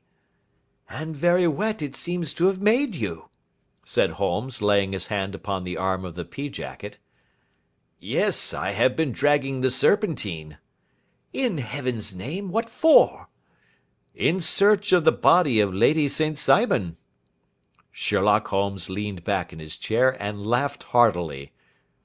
Have you dragged the basin of Trafalgar Square fountain? He asked. Why? What do you mean? Because you have just as good a chance of finding this lady in the one as in the other. Lestrade shot an angry glance at my companion. I suppose you know all about it, he snarled. Well, I have only just heard the facts, but my mind is made up. Oh, indeed. Then you think that the Serpentine plays no part in the matter? I think it very unlikely. Then perhaps you will kindly explain how it is that we found this in it? He opened his bag as he spoke, and tumbled on to the floor a wedding dress of watered silk, a pair of white satin shoes, and a bride's wreath and veil, all discoloured and soaked in water. There, said he, putting a new wedding ring upon the top of the pile, there is a little nut for you to crack, Master Holmes. Oh, indeed, said my friend, blowing blue rings into the air. You dragged them from the Serpentine? No, they were found floating near the margin by a park keeper. They had been identified as her clothes, and it seemed to me that if the clothes were there, the body would not be far off. By the same brilliant reasoning, every man's body is to be found in the neighbourhood of his wardrobe. And, pray, what did you hope to arrive at through this? At some evidence implicating Flora Millar in the disappearance. I'm afraid that you will find it difficult. Are you indeed, now? Cried Lestrade with some bitterness. I am afraid, Holmes, that you are not very practical with your deductions and your inferences. You have made 2 blunders in as many minutes. This dress does implicate Miss Flora Millar. And how? In the dress is a pocket. In the pocket is a card case. In the card case is a note, and here is the very note." He slapped it down upon the table in front of him. "Listen to this. You will see me when all is ready. Come at once. F.H.M. Now, my theory all along has been that Lady St. Simon was decoyed away by Flora Millar, and that she, with confederates no doubt, was responsible for her disappearance. Here, signed with her initials, is the very note which was no doubt quietly slipped into her hand at the door, and which lured her within their reach." "Very good, Lestrade," said Holmes, laughing. "You really are very fine indeed. Let me see it." He took up the paper in a listless way, but his attention instantly became riveted, and he gave a little cry of satisfaction. "This is indeed important," said he. "Ha! You find it so?" "Extremely so. I congratulate you warmly." Lestrade rose in his triumph and bent his head to look. "Why," he shrieked, "you're looking at the wrong side." "On the contrary, this is the right side." "The right side? You're mad. Here is the note written in pencil over here." "And over here is what appears to be the fragment of a hotel bill, which interests me deeply." "There's nothing in it. I looked at it before," said Lestrade. "October 4th, rooms 8 shillings, breakfast 2 shillings 6 pence, cocktail 1 shilling, lunch 2 shillings 6 pence, glass sherry 8 pence. I see nothing in that." "Very likely not. It is most important all the same. As to the note, it is important also, or at least the initials are, so I congratulate you again." "I've wasted time enough," said Lestrade, rising. "I believe in hard work and not in sitting by the fire spinning fine theories. Good day, Mr. Holmes, and we shall see which gets to the bottom of the matter first." He gathered up the garments, thrust them into the bag, and made for the door. "Just one hint to you, Lestrade," drawled Holmes before his rival vanished. "I will tell you the true solution of the matter. Lady St. Simon is a myth. There is not, and there never has been, any such person." Lestrade looked sadly at my companion. Then he turned to me, tapped his forehead 3 times, shook his head solemnly, and hurried away. He had hardly shut the door behind him when Holmes rose to put on his overcoat. "There is something in what the fellow says about outdoor work," he remarked. "So I think, Watson, that I must leave you to your papers for a little." It was after 5 o'clock when Sherlock Holmes left me, but I had no time to be lonely, for within an hour there arrived a confectioner's man with a very large flat box. This he unpacked with the help of a youth whom he had brought with him, and presently, to my very great astonishment, a quite epicurean little cold supper began to be laid out upon our humble lodging-house mahogany. There were a couple of brace of cold woodcock, a pheasant, a pâté de foie gras pie with a group of ancient and cobwebby bottles. Having laid out all these luxuries, my 2 visitors vanished away, like the genii of the Arabian Nights, with no explanation save that the things had been paid for, and were ordered to this address. Just before 9 o'clock, Sherlock Holmes stepped briskly into the room. His features were gravely set, but there was a light in his eye which made me think that he had not been disappointed in his conclusions. "They have laid the supper, then," he said, rubbing his hands. "You seem to expect company. They have laid for 5. "Yes, I fancy we may have some company dropping in," said he. "I am surprised that Lord St. Simon has not already arrived. Ha! I fancy that I hear his step now upon the stairs." It was indeed our visitor of the afternoon who came bustling in, dangling his glasses more vigorously than ever, and with a very perturbed expression upon his aristocratic features. "My messenger reached you, then?" asked Holmes. Yes, and I confess that the contents startled me beyond measure. Have you good authority for what you say?" "The best possible." Lord St. Simon sank into a chair and passed his hand over his forehead. "What will the duke say," he murmured, "when he hears that one of the family has been subjected to such humiliation?" "It is the purest accident. I cannot allow that there is any humiliation." "Ah, you look on these things from another standpoint." "I fail to see that any one is to blame. I can hardly see how the lady could have acted otherwise, though her abrupt method of doing it was undoubtedly to be regretted. Having no mother, she had no one to advise her at such a crisis." "It was a slight, sir, a public slight," said Lord St. Simon, tapping his fingers upon the table. "You must make allowance for this poor girl, placed in so unprecedented a position." "I will make no allowance. I am very angry indeed, and I have been shamefully used." "I think that I heard a ring," said Holmes. "Yes, there are steps on the landing.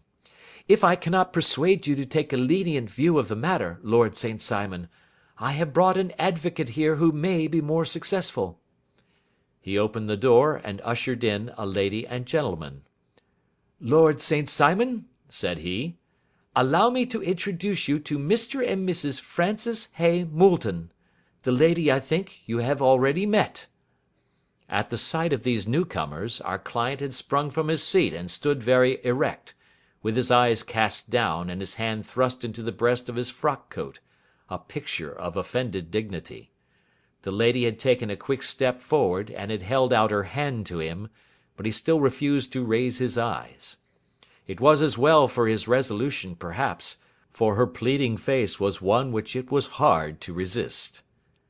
"You're angry, Robert," said she. "Well, I guess you have every cause to be." "Pray make no apology to me," said Lord St. Simon, bitterly.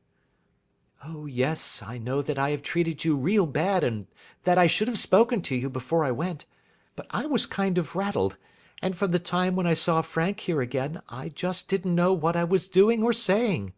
I only wonder I didn't fall down and do a faint right there before the altar. Perhaps, Mrs. Moulton, you would like my friend and me to leave the room while you explain this matter?" "If I may give an opinion," remarked the strange gentleman, "we've just had a little too much secrecy over this business already. For my part, I should like all Europe and America to hear the rights of it." He was a small, wiry, sunburnt man, clean shaven, with a sharp face and alert manner. "Then I'll tell our story right away," said the lady. "Frank here and I met in '84, in McQuire's camp near the Rockies, where Pa was working a claim.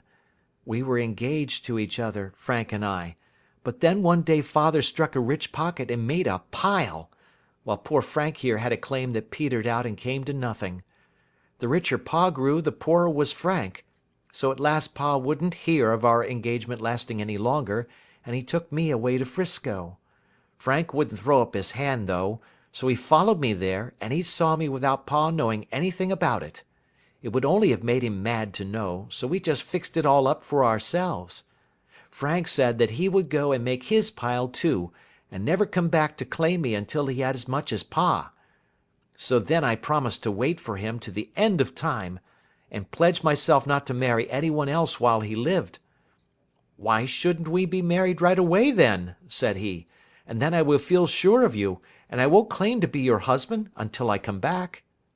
Well, we talked it over, and he had fixed it all up so nicely, with a clergyman all ready and waiting, that we just did it right there, and then Frank went off to seek his fortune, and I went back to Pa. The next I heard of Frank was that he was in Montana, and then he went prospecting in Arizona, and then I heard of him from New Mexico. After that came a long newspaper story about how a miners' camp had been attacked by Apache Indians, and there was my Frank's name among the killed. I fainted dead away, and I was very sick for months after. Pa thought I had a decline and took me to half the doctors in Frisco. Not a word of news came for a year and more, so that I never doubted that Frank was really dead. Then Lord St. Simon came to Frisco, and we came to London, and a marriage was arranged, and Pa was very pleased, but I felt all the time that no man on this earth would ever take the place in my heart that had been given to my poor Frank. Still, if I had married Lord St. Simon, of course I'd have done my duty by him. We can't command our love, but we can our actions. I went to the altar with him with the intention to make him just as good a wife as it was in me to be. But you may imagine what I felt when, just as I came to the altar rails, I glanced back and saw Frank standing and looking at me out of the first pew. I thought it was his ghost at first, but when I looked again, there he was still, with a kind of question in his eyes, as if to ask me whether I was glad or sorry to see him. I wonder I didn't drop. I know that everything was turning round, and the words of the clergyman were just like the buzz of a bee in my ear. I didn't know what to do. Should I stop the service and make a scene in the church? I glanced at him again, and he seemed to know what I was thinking, for he raised his finger to his lips to tell me to be still. Then I saw him scribble on a piece of paper, and I knew that he was writing me a note. As I passed his pew on the way out, I dropped my bouquet over to him, and he slipped the note into my hand when he returned me the flowers. It was only a line asking me to join him when he made the sign to me to do so. Of course I never doubted for a moment that my first duty was now to him, and I determined to do just whatever he might direct. When I got back I told my maid, who had known him in California, and had always been his friend. I ordered her to say nothing but to get a few things packed and my ulster ready. I know I ought to have spoken to Lord St. Simon, but it was dreadful hard before his mother and all those great people. I just made up my mind to run away and explain afterwards. I hadn't been at the table 10 minutes before I saw Frank out of the window at the other side of the road. He beckoned to me and then began walking into the park. I slipped out, put on my things, and followed him. Some woman came talking something or other about Lord St. Simon to me. Seemed to me from the little I heard as if he had a little secret of his own before marriage also. But I managed to get away from her, and soon overtook Frank. We got into a cab together, and away we drove to some lodgings he had taken in Gordon Square, and that was my true wedding after all those years of waiting. Frank had been a prisoner among the Apaches, had escaped, come on to Frisco, found that I had given him up for dead and had gone to England, followed me there, and had come upon me at last on the very morning of my second wedding. I saw it in a paper, explained the American. It gave the name in the church, but not where the lady lived. Then we had a talk as to what we should do, and Frank was all for openness. But I was so ashamed of it all that I felt as if I should like to vanish away and never see any of them again. Just sending a line to Pa, perhaps, to show him that I was alive. It was awful to me to think of all those lords and ladies sitting round that breakfast table and waiting for me to come back. So Frank took my wedding clothes and things and made a bundle of them, so that I should not be traced, and dropped them away somewhere where no one could find them.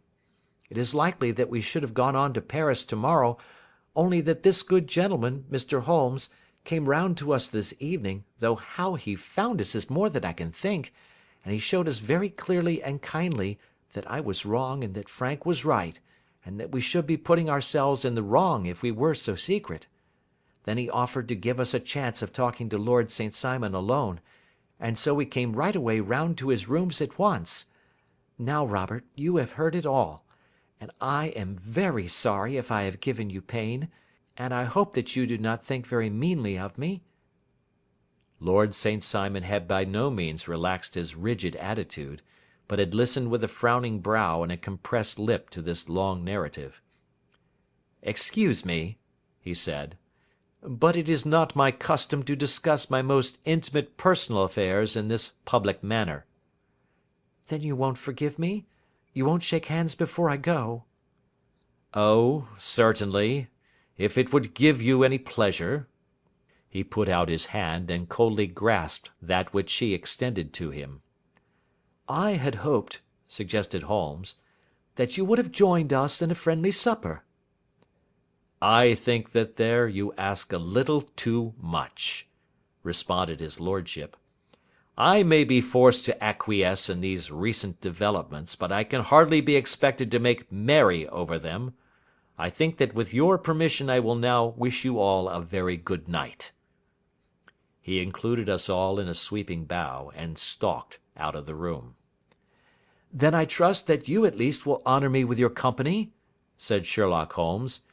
"It is always a joy to meet an American, Mr. Moulton, for I am one of those who believe that the folly of a monarch and the blundering of a minister in far gone years will not prevent our children from being some day citizens of the same world-wide country under a flag which shall be a quartering of the Union Jack with the stars and stripes." "The case has been an interesting one," remarked Holmes when our visitors had left us, "because it serves to show very clearly how simple the explanation may be of an affair which at first sight seems to be almost inexplicable. Nothing could be more natural than the sequence of events as narrated by this lady, and nothing stranger than the result when viewed, for instance, by Mr. Lestrade of Scotland Yard." "You were not yourself at fault at all, then?" "From the first, two facts were very obvious to me. The one, that the lady had been quite willing to undergo the wedding ceremony. The other, that she had repented of it within a few minutes of returning home. Obviously something had occurred during the morning, then, to cause her to change her mind. What could that something be? She could not have spoken to anyone when she was out, for she had been in the company of the bridegroom. Had she seen someone then? If she had, it must be someone from America, because she had spent so short a time in this country that she could hardly have allowed anyone to acquire so deep an influence over her that the mere sight of him would induce her to change her plans so completely. You see, we have already arrived, by a process of exclusion, at the idea that she might have seen an American. Then who could this American be, and why should he possess so much influence over her? It might be a lover. It might be a husband. Her young womanhood had, I knew, been spent in rough scenes and under strange conditions. So far I had got before I ever heard Lord St. Simon's narrative. When he told us of a man in a pew, of the change in the bride's manner, of so transparent a device for obtaining a note as the dropping of a bouquet, of her resort to her confidential maid, and of her very significant allusion to claim-jumping, which in miners' parlance means taking possession of that which another person has a prior claim to, the whole situation became absolutely clear. She had gone off with a man, and the man was either a lover or a previous husband, the chances being in favour of the latter. "And how in the world did you find them?" It might have been difficult, but friend Lestrade held information in his hands the value of which he did not himself know. The initials were, of course, of the highest importance, but more valuable still was it to know that within a week he had settled his bill at one of the most select London hotels. "How did you deduce the select?" "By the select prices. 8 shillings for a bed and 8 pence for a glass of sherry pointed to one of the most expensive hotels. There are not many in London which charge at that rate. In the second one which I visited in Northumberland Avenue, I learned by an inspection of the book that Francis H. Moulton, an American gentleman, had left only the day before, and on looking over the entries against him I came upon the very items which I had seen in the duplicate bill. His letters were to be forwarded to 226 Gordon Square, so thither I travelled, and being fortunate enough to find the loving couple at home, I ventured to give them some paternal advice, and to point out to them that it would be better in every way that they should make their position a little clearer both to the general public and to Lord St. Simon in particular. I invited them to meet him here, and, as you see, I made him keep the appointment." "But with no very good result," I remarked. "His conduct was certainly not very gracious." "Ah, Watson," said Holmes, smiling, "perhaps you would not be very gracious either, if, after all the trouble of wooing and wedding, You found yourself deprived in an instant of wife and of fortune. I think that we may judge Lord St. Simon very mercifully, and thank our stars that we are never likely to find ourselves in the same position. Draw your chair up, and hand me my violin, for the only problem we have still to solve is how to while away these bleak autumnal evenings. End of Adventure 10. Adventure 11, The Adventure of the Beryl Coronet. Holmes, said I, as I stood one morning in our bow window looking down the street, here is a madman coming along. It seems rather sad that his relatives should allow him to come out alone. My friend rose lazily from his armchair and stood with his hands in the pockets of his dressing gown, looking over my shoulder. It was a bright, crisp February morning, and the snow of the day before still lay deep upon the ground, shimmering brightly in the wintry sun. Down the centre of Baker Street it had been ploughed into a brown crumbly band by the traffic, but at either side and on the heaped-up edges of the footpaths it still lay as white as when it fell. The grey pavement had been cleaned and scraped, but was still dangerously slippery, so that there were fewer passengers than usual. Indeed, from the direction of the Metropolitan Station no one was coming save the single gentleman whose eccentric conduct had drawn my attention. He was a man of about 50, tall, portly, and imposing, with a massive, strongly marked face and a commanding figure. He was dressed in a sombre yet rich style, in black frock-coat, shining hat, neat brown gaiters, and well-cut pearl-grey trousers. Yet his actions were in absurd contrast to the dignity of his dress and features, for he was running hard, with occasional little springs, such as a weary man gives who is little accustomed to set any tax upon his legs. As he ran he jerked his hands up and down, waggled his head, and writhed his face into the most extraordinary contortions. "What on earth can be the matter with him?" I asked. "He is looking up at the numbers of the houses." "I believe that he is coming here," said Holmes, rubbing his hands. "Here?" "Yes. I rather think he is coming to consult me professionally. I think that I recognise the symptoms. Ha! Did I not tell you?" As he spoke, the man, puffing and blowing, rushed at our door, and pulled at our bell until the whole house resounded with the clanging. A few moments later he was in our room, still puffing, still gesticulating, but with so fixed a look of grief and despair in his eyes that our smiles were turned in an instant to horror and pity. For a while he could not get his words out, but swayed his body and plucked at his hair like one who has been driven to the extreme limits of his reason.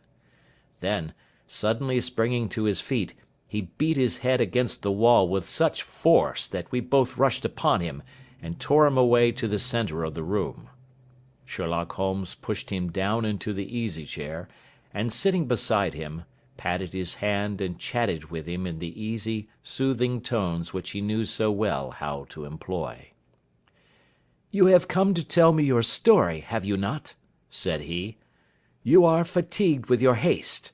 Pray wait until you have recovered yourself, and then I shall be most happy to look into any little problem which you may submit to me." The man sat for a minute or more with a heaving chest, fighting against his emotion. Then he passed his handkerchief over his brow, set his lips tight, and turned his face towards us. "No doubt you think me mad," said he. "I see that you have had some great trouble," responded Holmes. "God knows I have.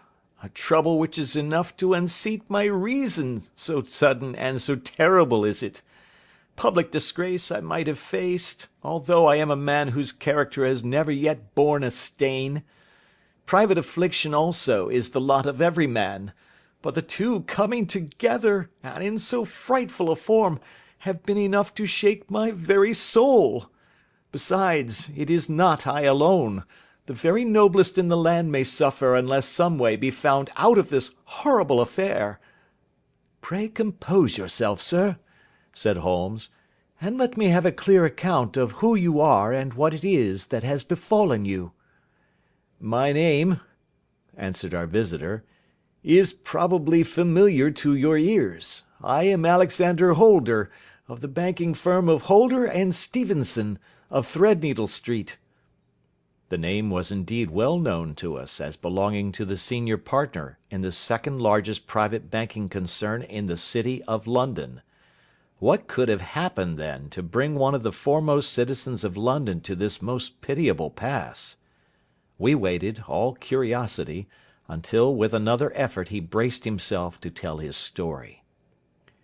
"I feel that time is of value," said he. "That is why I hastened here when the police inspector suggested that I should secure your cooperation. I came to Baker Street by the Underground and hurried from there on foot, for the cabs go slowly through the snow. That is why I was so out of breath, for I am a man who takes very little exercise. I feel better now, and I will put the facts before you as shortly and yet as clearly as I can. It is, of course, well known to you that in a successful banking business as much depends upon our being able to find remunerative investments for our funds as upon our increasing our connection and the number of our depositors. One of our most lucrative means of laying out money is in the shape of loans, where the security is unimpeachable. We have done a good deal in this direction during the last few years, and there are many noble families to whom we have advanced large sums upon the security of their pictures, libraries, or plate. Yesterday morning I was seated in my office at the bank, when a card was brought in to me by one of the clerks. I started when I saw the name, for it was that of none other than— well, perhaps even to you I had better say no more than that it was a name which is a household word all over the earth, one of the highest, noblest, most exalted names in England. I was overwhelmed by the honour, and attempted, when he entered, to say so, but he plunged at once into business with the air of a man who wishes to hurry quickly through a disagreeable task. "Mr. Holder," said he, "I have been informed that you are in the habit of advancing money." "The firm does so when the security is good," I answered. "It is absolutely essential to me," said he, "that I should have £50,000 at once. I could, of course, borrow so trifling a sum 10 times over from my friends, but I much prefer to make it a matter of business, and to carry out that business myself. In my position you can readily understand that it is unwise to place oneself under obligations." "For how long, may I ask, do you want this sum?" I asked. "Next Monday I have a large sum due to me, and I shall then most certainly repay what you advance, with whatever interest you think it right to charge. But it is very essential to me that the money should be paid at once." "I should be happy to advance it without further parley from my own private purse," said I, "were it not that the strain would be rather more than it could bear. If, on the other hand, I am to do it in the name of the firm, then in justice to my partner I must insist that, even in your case, every businesslike precaution should be taken." "I should much prefer to have it so," said he, raising up a square black morocco case which he had laid beside his chair. "You have doubtless heard of the Beryl coronet?" "One of the most precious public possessions of the empire," said I. "Precisely." He opened the case, and there, embedded in soft flesh-coloured velvet, lay the magnificent piece of jewellery which he had named. "There are 39 enormous beryls," said he, "and the price of the gold chasing is incalculable. The lowest estimate would put the worth of the coronet at double the sum which I have asked. I am prepared to leave it with you as my security." I took the precious case into my hands, and looked in some perplexity from it to my illustrious client. "You doubt its value?" he asked. "Not at all. I only doubt—" "The propriety of my leaving it. You may set your mind at rest about that. I should not dream of doing so were it not absolutely certain that I should be able in 4 days to reclaim it. It is a pure matter of form. Is the security sufficient?" "Ample." "You understand, Mr. Holder, that I am giving you a strong proof of the confidence which I have in you, founded upon all that I have heard of you.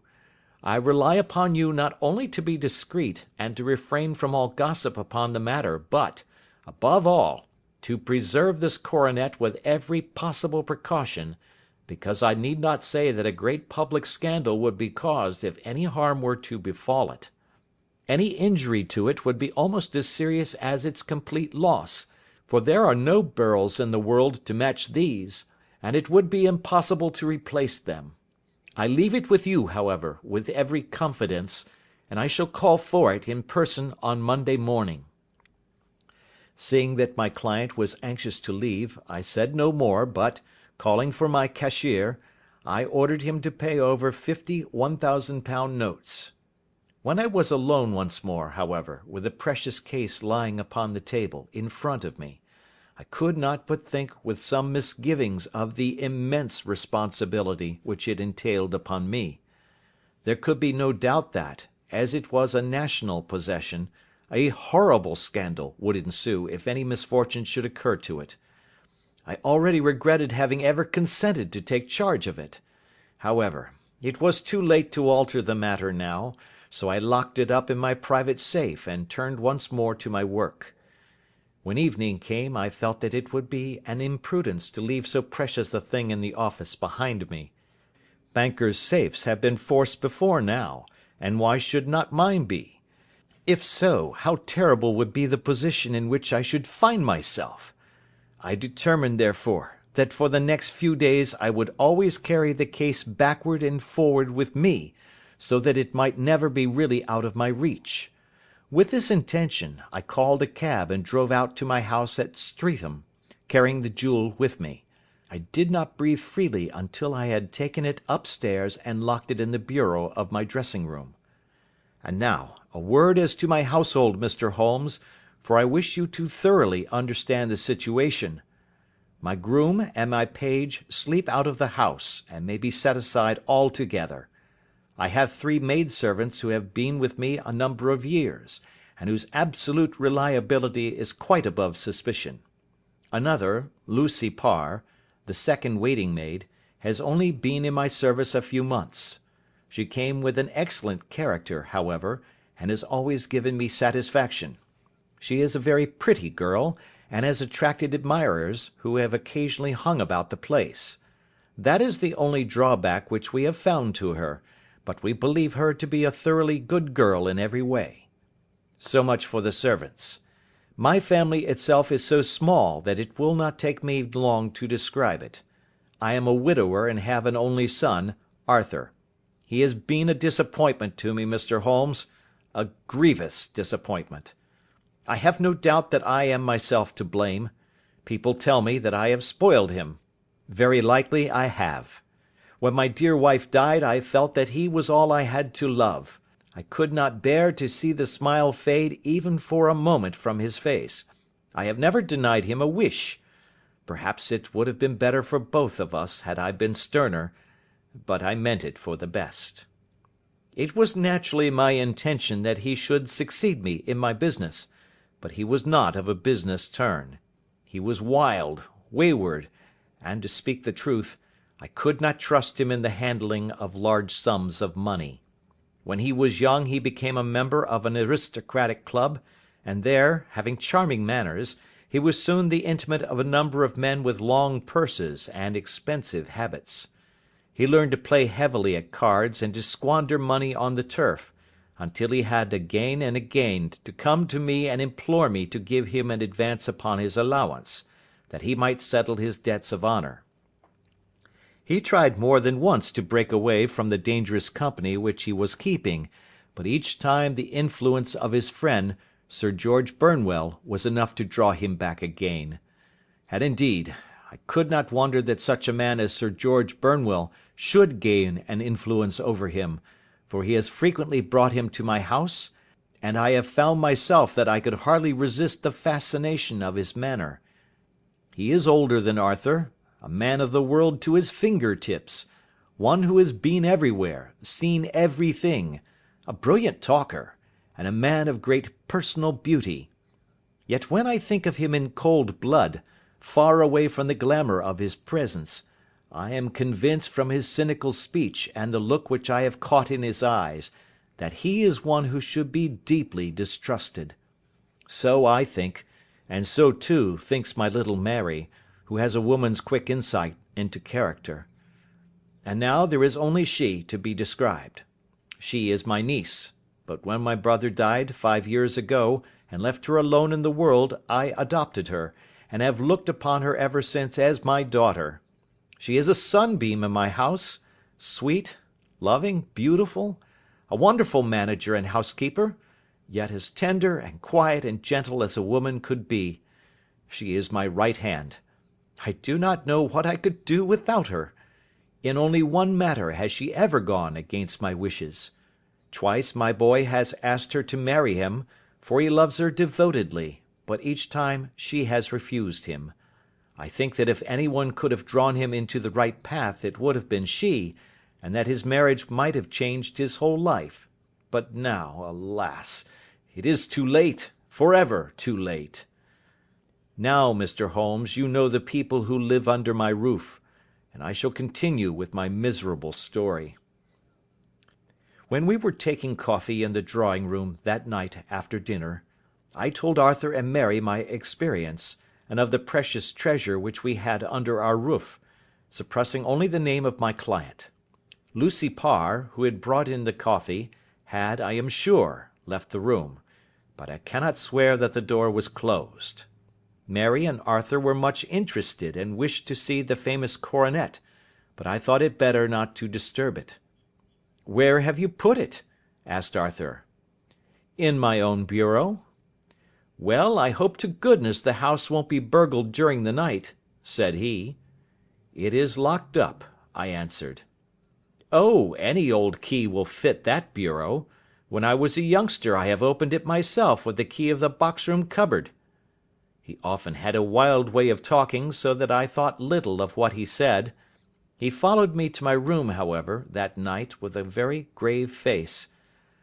"Look here, Dad," said he, with his eyes cast down, "can you let me have £200? "No, I cannot," I answered sharply. "I have been far too generous with you in money matters." "You have been very kind," said he, "but I must have this money, or else I can never show my face inside the club again." "And a very good thing too," I cried. "Yes, but you would not have me leave it a dishonoured man," said he. "I could not bear the disgrace. I must raise the money in some way, and if you will not let me have it, then I must try other means." I was very angry, for this was the third demand during the month. "You shall not have a farthing from me," I cried, on which he bowed and left the room without another word. When he was gone, I unlocked my bureau, made sure that my treasure was safe, and locked it again. Then I started to go round the house to see that all was secure, a duty which I usually leave to Mary, but which I thought it well to perform myself that night. As I came down the stairs, I saw Mary herself at the side window of the hall, which she closed and fastened as I approached. "Tell me, Dad," said she, looking, I thought, a little disturbed, "did you give Lucy the maid leave to go out to-night?" "Certainly not. She came in just now by the back door. I have no doubt that she has only been to the side gate to see someone, but I think that it is hardly safe and should be stopped." "You must speak to her in the morning, or I will if you prefer it. Are you sure that everything is fastened?" "Quite sure, Dad." "Then, good night." I kissed her, and went up to my bedroom again, where I was soon asleep. I am endeavouring to tell you everything, Mr. Holmes, which may have any bearing upon the case, but I beg that you will question me upon any point which I do not make clear. "On the contrary, your statement is singularly lucid." "I come to a part of my story now in which I should wish to be particularly so. I am not a very heavy sleeper, and the anxiety in my mind tended, no doubt, to make me even less so than usual. About 2 in the morning, then, I was awakened by some sound in the house. It had ceased ere I was wide awake, but it had left an impression behind it as though a window had gently closed somewhere. I lay listening with all my ears. Suddenly, to my horror, there was a distinct sound of footsteps moving softly in the next room. I slipped out of bed, all palpitating with fear, and peeped round the corner of my dressing-room door. "Arthur!" I screamed. "You villain! You thief! How dare you touch that coronet?" The gas was half up, as I had left it, and my unhappy boy, dressed only in his shirt and trousers, was standing beside the light, holding the coronet in his hands. He appeared to be wrenching at it, or bending it with all his strength. At my cry he dropped it from his grasp and turned as pale as death. I snatched it up and examined it. One of the gold corners, with 3 of the beryls in it, was missing. "You blackguard!" I shouted, beside myself with rage. "You have destroyed it! You have dishonoured me for ever! Where are the jewels which you have stolen?" "Stolen?" he cried. "Yes, thief!" I roared, shaking him by the shoulder. "There are none missing. There cannot be any missing," said he. "There are 3 missing, and you know where they are. Must I call you a liar as well as a thief? Did I not see you trying to tear off another piece?" "You have called me names enough," said he. "I will not stand it any longer.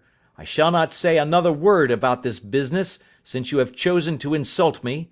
I will leave your house in the morning, and make my own way in the world." "You shall leave it in the hands of the police," I cried, half mad with grief and rage. "I shall have this matter probed to the bottom." "You shall learn nothing from me," said he, with a passion such as I should not have thought was in his nature. "If you choose to call the police, let the police find what they can." By this time the whole house was astir, for I had raised my voice in my anger. Mary was the first to rush into my room, and, at the sight of the coronet and of Arthur's face, she read the whole story, and, with a scream, fell down senseless on the ground. I sent the housemaid for the police, and put the investigation into their hands at once. When the inspector and a constable entered the house, Arthur, who had stood sullenly with his arms folded, asked me whether it was my intention to charge him with theft. I answered that it had ceased to be a private matter, but had become a public one, since the ruined coronet was national property. I was determined that the law should have its way in everything. "At least," said he, "you will not have me arrested at once. It would be to your advantage as well as mine if I might leave the house for 5 minutes." "That you may get away, and perhaps that you may conceal what you have stolen," said I. And then, realizing the dreadful position in which I was placed, I implored him to remember that not only my honour but that of one who was far greater than I was at stake, and that he threatened to raise a scandal which would convulse the nation.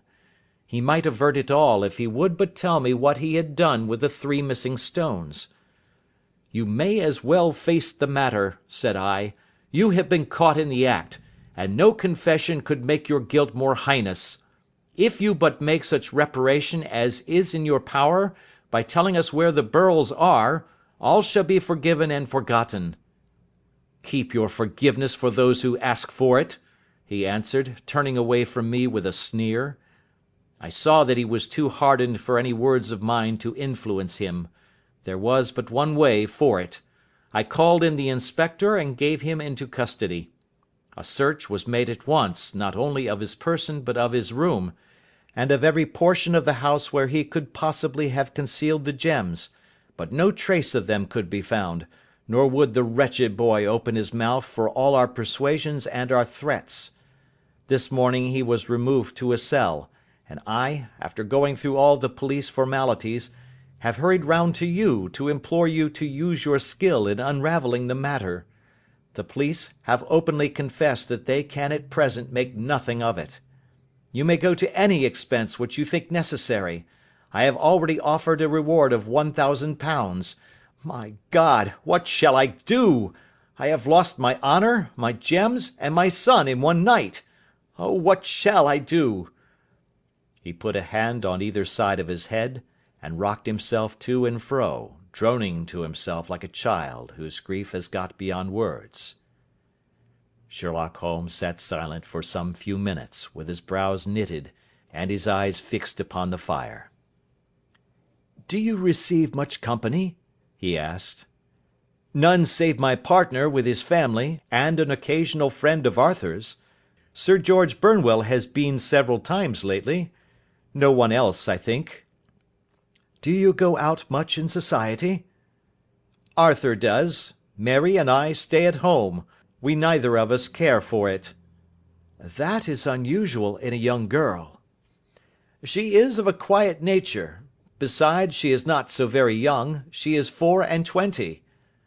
This matter, from what you say, seems to have been a shock to her also." "Terrible. She is even more affected than I." "You have neither of you any doubt as to your son's guilt?" "How can we have, when I saw him with my own eyes with the coronet in his hands?" "I hardly consider that a conclusive proof. Was the remainder of the coronet at all injured?" "Yes, it was twisted." "Do you not think, then, that he might have been trying to straighten it?" "God bless you! You are doing what you can for him and for me. But it is too heavy a task. What was he doing there at all? If his purpose were innocent, why did he not say so?" "Precisely. And if it were guilty, why did he not invent a lie? His silence appears to me to cut both ways. There are several singular points about the case. What did the police think of the noise which awoke you from your sleep?" "They considered that it might be caused by Arthur's closing his bedroom door." "A likely story. As if a man bent on felony would slam his door so as to wake a household. What did they say then of the disappearance of these gems?" "They are still sounding the planking and probing the furniture in the hope of finding them." "Have they thought of looking outside the house?" "Yes, they have shown extraordinary energy. The whole garden has already been minutely examined." "Now, my dear sir," said Holmes, "is it not obvious to you now that this matter really strikes very much deeper than either you or the police were at first inclined to think? It appeared to you to be a simple case. To me, it seems exceedingly complex. Consider what is involved by your theory. You suppose that your son came down from his bed, went, at great risk, to your dressing room, opened your bureau, took out your coronet, broke off by main force a small portion of it, went to some other place, concealed 3 gems out of the 39, with such skill that nobody can find them, and then returned with the other 36 into the room in which he exposed himself to the greatest danger of being discovered. I ask you now, is such a theory tenable?" "But what other is there?" cried the banker, with a gesture of despair. "If his motives were innocent, why does he not explain them?" "It is our task to find that out," replied Holmes. "So now, if you please, Mr. Holder, we will set off for Streatham together, and devote an hour to glancing a little more closely into details." My friend insisted upon my accompanying them in their expedition, which I was eager enough to do, for my curiosity and sympathy were deeply stirred by the story to which we had listened. I confess that the guilt of the banker's son appeared to me to be as obvious as it did to his unhappy father, but still I had such faith in Holmes's judgment that I felt there must be some grounds for hope, as long as he was dissatisfied with the accepted explanation. He hardly spoke a word the whole way out to the southern suburb, but sat with his chin upon his breast and his hat drawn over his eyes, sunk in the deepest thought. Our client appeared to have taken fresh heart at the little glimpse of hope which had been presented to him, and he even broke into a desultory chat with me over his business affairs. A short railway journey and a shorter walk brought us to Fairbank, the modest residence of the great financier. Fairbank was a good-sized, square house of white stone, standing back a little from the road. A double carriage sweep, with a snow-clad lawn, stretched down in front to 2 large iron gates which closed the entrance. On the right side was a small wooden thicket, which led into a narrow path between two neat hedges stretching from the road to the kitchen door, and forming the tradesmen's entrance. On the left ran a lane which led to the stables, and was not itself within the grounds at all, being a public, though little used, thoroughfare. Holmes left us standing at the door, and walked slowly all round the house, across the front, down the tradesmen's path, and so round by the garden behind into the stable lane. So long was he that Mr. Holder and I went into the dining room and waited by the fire until he should return. We were sitting there in silence when the door opened, and a young lady came in.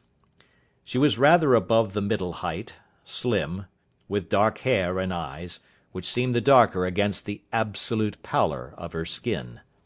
I do not think that I have ever seen such deadly paleness in a woman's face.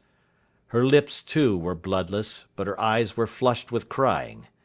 As she swept silently into the room, she impressed me with a greater sense of grief than the banker had done in the morning, and it was the more striking in her as she was evidently a woman of strong character, with immense capacity for self-restraint. Disregarding my presence, she went straight to her uncle and passed her hand over his head with a sweet womanly caress. "You have given orders that Arthur should be liberated, have you not, Dad?" she asked. "No, no, my girl, the matter must be probed to the bottom." "But I am so sure that he is innocent. You know what women's instincts are. I know that he has done no harm, and that you will be sorry for having acted so harshly." "Why is he silent, then, if he is innocent?" "Who knows? Perhaps because he was so angry that you should suspect him." "How could I help suspecting him, when I actually saw him with the coronet in his hand?" "Oh, but he had only picked it up to look at it. Oh, do take my word for it, that he is innocent. Let the matter drop and say no more. It is so dreadful to think of our dear Arthur in prison." "I shall never let it drop until the gems are found. Never, Mary. Your affection for Arthur blinds you as to the awful consequences to me. Far from hushing the thing up, I have brought a gentleman down from London to inquire more deeply into it." "This gentleman?" she asked, facing round to me. "No, his friend. He wished us to leave him alone. He is round in the stable lane now." "The stable lane?" She raised her dark eyebrows. "What can he hope to find there? Ah, this, I suppose, is he. I trust, sir, that you will succeed in proving what I feel sure is the truth, that my cousin Arthur is innocent of this crime." "I fully share your opinion, and I trust, with you, that we may prove it," returned Holmes, going back to the mat to knock the snow from his shoes. "I believe I have the honour of addressing Miss Mary Holder. Might I ask you a question or two?" "Pray do, sir, if it may help to clear this horrible affair up." "You heard nothing yourself last night?" "Nothing, until my uncle here began to speak loudly. I heard that, and I came down." "You shut up the windows and doors the night before. Did you fasten all the windows?" "Yes." "Were they all fastened this morning?" "Yes." "You have a maid who has a sweetheart. I think that you remarked to your uncle last night that she had been out to see him?" "Yes, and she was the girl who waited in the drawing room, and who may have heard uncle's remarks about the coronet." "I see.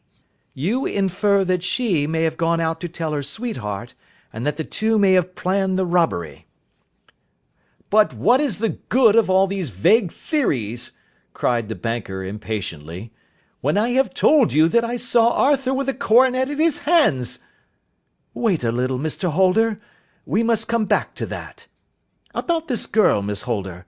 You saw her return by the kitchen door, I presume?" "Yes. When I went to see if the door was fastened for the night, I met her slipping in. I saw the man, too, in the gloom." "Do you know him?" "Oh, yes. He is the greengrocer who brings our vegetables round. His name is Francis Prosper." "He stood," said Holmes, To the left of the door. That is to say, farther up the path than is necessary to reach the door?" "Yes, he did." "And he is a man with a wooden leg?" Something like fear sprang up in the young lady's expressive black eyes. "Why, you are like a magician," said she. "How do you know that?" She smiled, but there was no answering smile in Holmes's thin, eager face. "I should be very glad now to go upstairs," said he. "I shall probably wish to go over the outside of the house again. Perhaps I had better take a look at the lower windows before I go up." He walked swiftly round from one to the other, pausing only at the large one which looked from the hall on to the stable lane. This he opened, and made a very careful examination of the sill with his powerful magnifying lens. "Now we shall go upstairs," said he at last. The banker's dressing room was a plainly furnished little chamber, with a grey carpet, a large bureau, and a long mirror. Holmes went to the bureau first and looked hard at the lock. "Which key was used to open it?" he asked. "That which my son himself indicated, that of the cupboard of the lumber room." "Have you it here?" "That is it on the dressing table." Sherlock Holmes took it up and opened the bureau.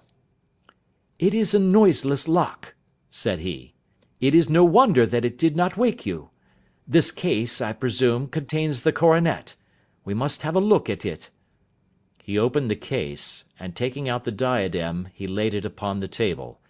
It was a magnificent specimen of the jeweller's art, and the 36 stones were the finest that I have ever seen. At one side of the coronet was a cracked edge, where a corner holding 3 gems had been torn away. "Now, Mr. Holder," said Holmes, "here is the corner which corresponds to that which has been so unfortunately lost. Might I beg that you will break it off?" The banker recoiled in horror.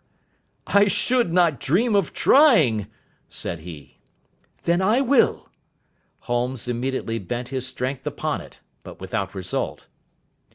"I feel it give a little," said he, "but, though I am exceptionally strong in the fingers, it would take all my time to break it. An ordinary man could not do it. Now, what do you think would happen if I did break it, Mr. Holder? There would be a noise like a pistol shot. Do you tell me that all this happened within a few yards of your bed, and that you heard nothing of it?" "I do not know what to think. It is all dark to me." "But perhaps it may grow lighter as we go. What do you think, Miss Holder?"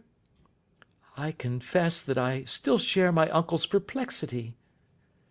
"Your son had no shoes or slippers on when you saw him?"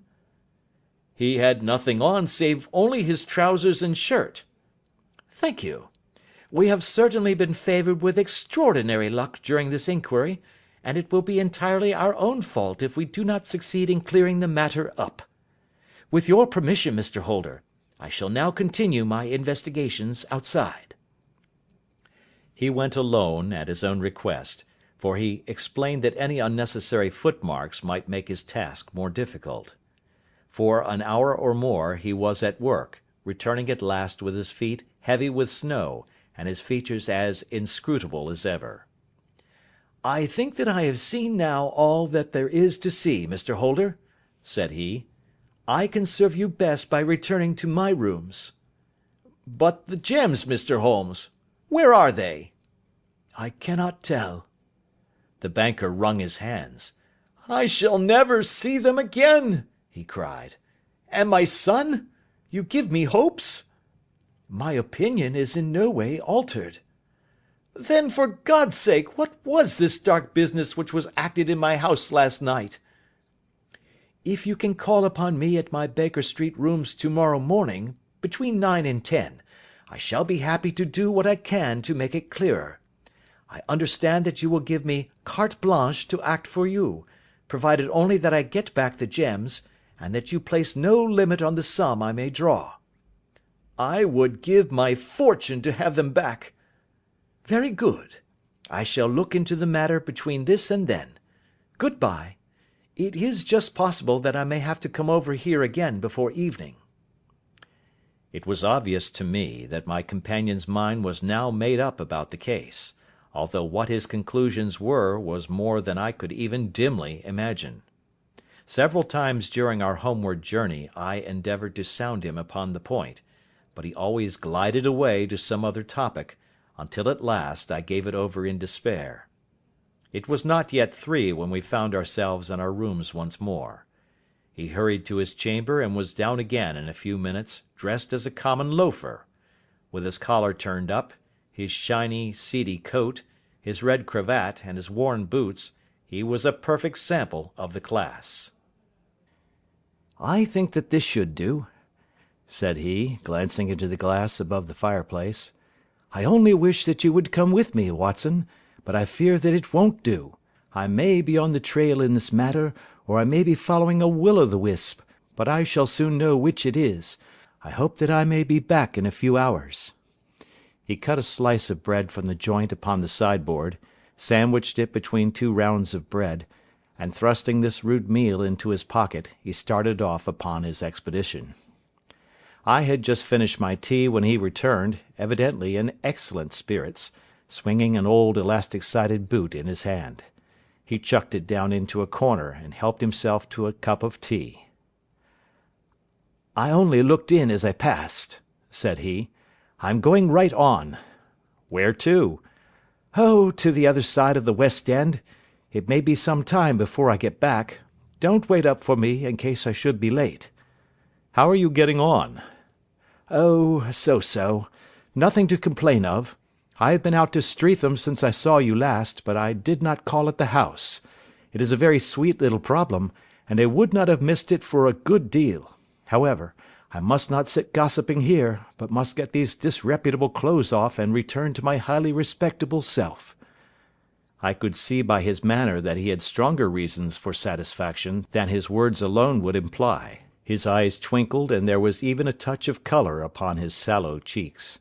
He hastened upstairs, and a few minutes later I heard the slam of the hall door, which told me that he was off once more upon his congenial hunt.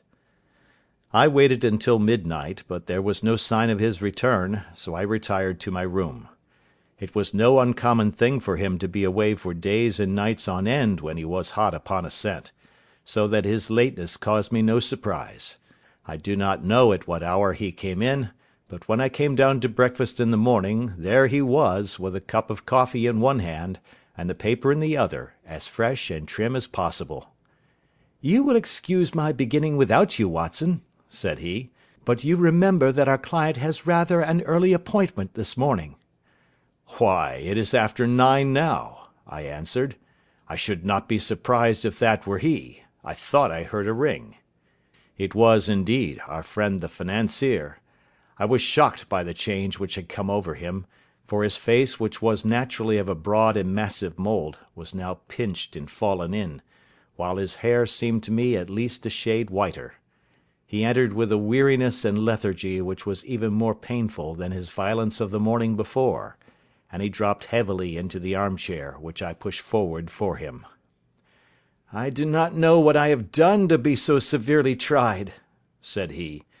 "Only 2 days ago I was a happy and prosperous man, without a care in the world. Now I am left to a lonely and dishonoured age. One sorrow comes close upon the heels of another. My niece, Mary, has deserted me." "Deserted you?" "Yes. Her bed this morning had not been slept in. Her room was empty, and a note for me lay upon the hall table. I had said to her last night, in sorrow and not in anger, that if she had married my boy all might have been well with him. Perhaps it was thoughtless of me to say so. It is to that remark that she refers in this note. My dearest uncle, I feel that I have brought trouble upon you, and that if I had acted differently this terrible misfortune might never have occurred. I cannot, with this thought in my mind, ever again be happy under your roof, and I feel that I must leave you for ever. Do not worry about my future, for that is provided for, and above all, do not search for me, for it will be fruitless labour and an ill service to me. In life or in death, I am ever your loving Mary. What could she mean by that note, Mr. Holmes? Do you think it points to suicide? No, no, nothing of the kind. It is perhaps the best possible solution. I trust, Mr. Holder, that you are nearing the end of your troubles. Ha! You say so. You have heard something, Mr. Holmes? You have learned something.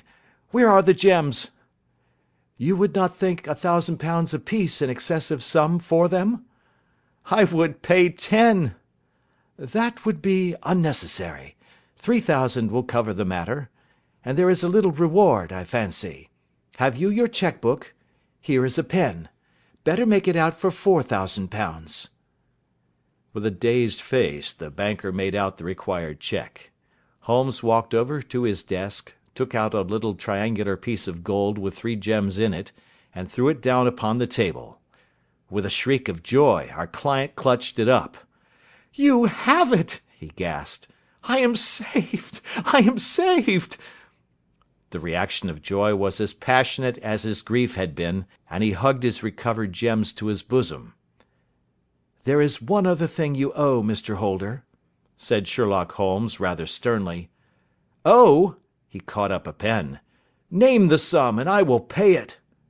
"No, the debt is not to me. You owe a very humble apology to that noble lad, your son, who has carried himself in this matter as I should be proud to see my own son do, should I ever chance to have one." "Then it was not Arthur who took them?" "I told you yesterday, and I repeat today, that it was not." "You are sure of it? Then let us hurry to him at once to let him know that the truth is known." "He knows it already.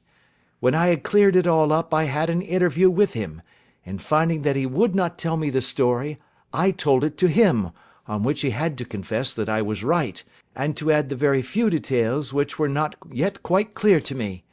Your news of this morning, however, may open his lips."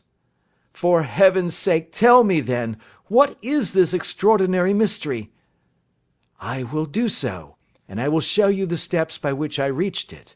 And let me say to you first, that which is hardest for me to say, and for you to hear.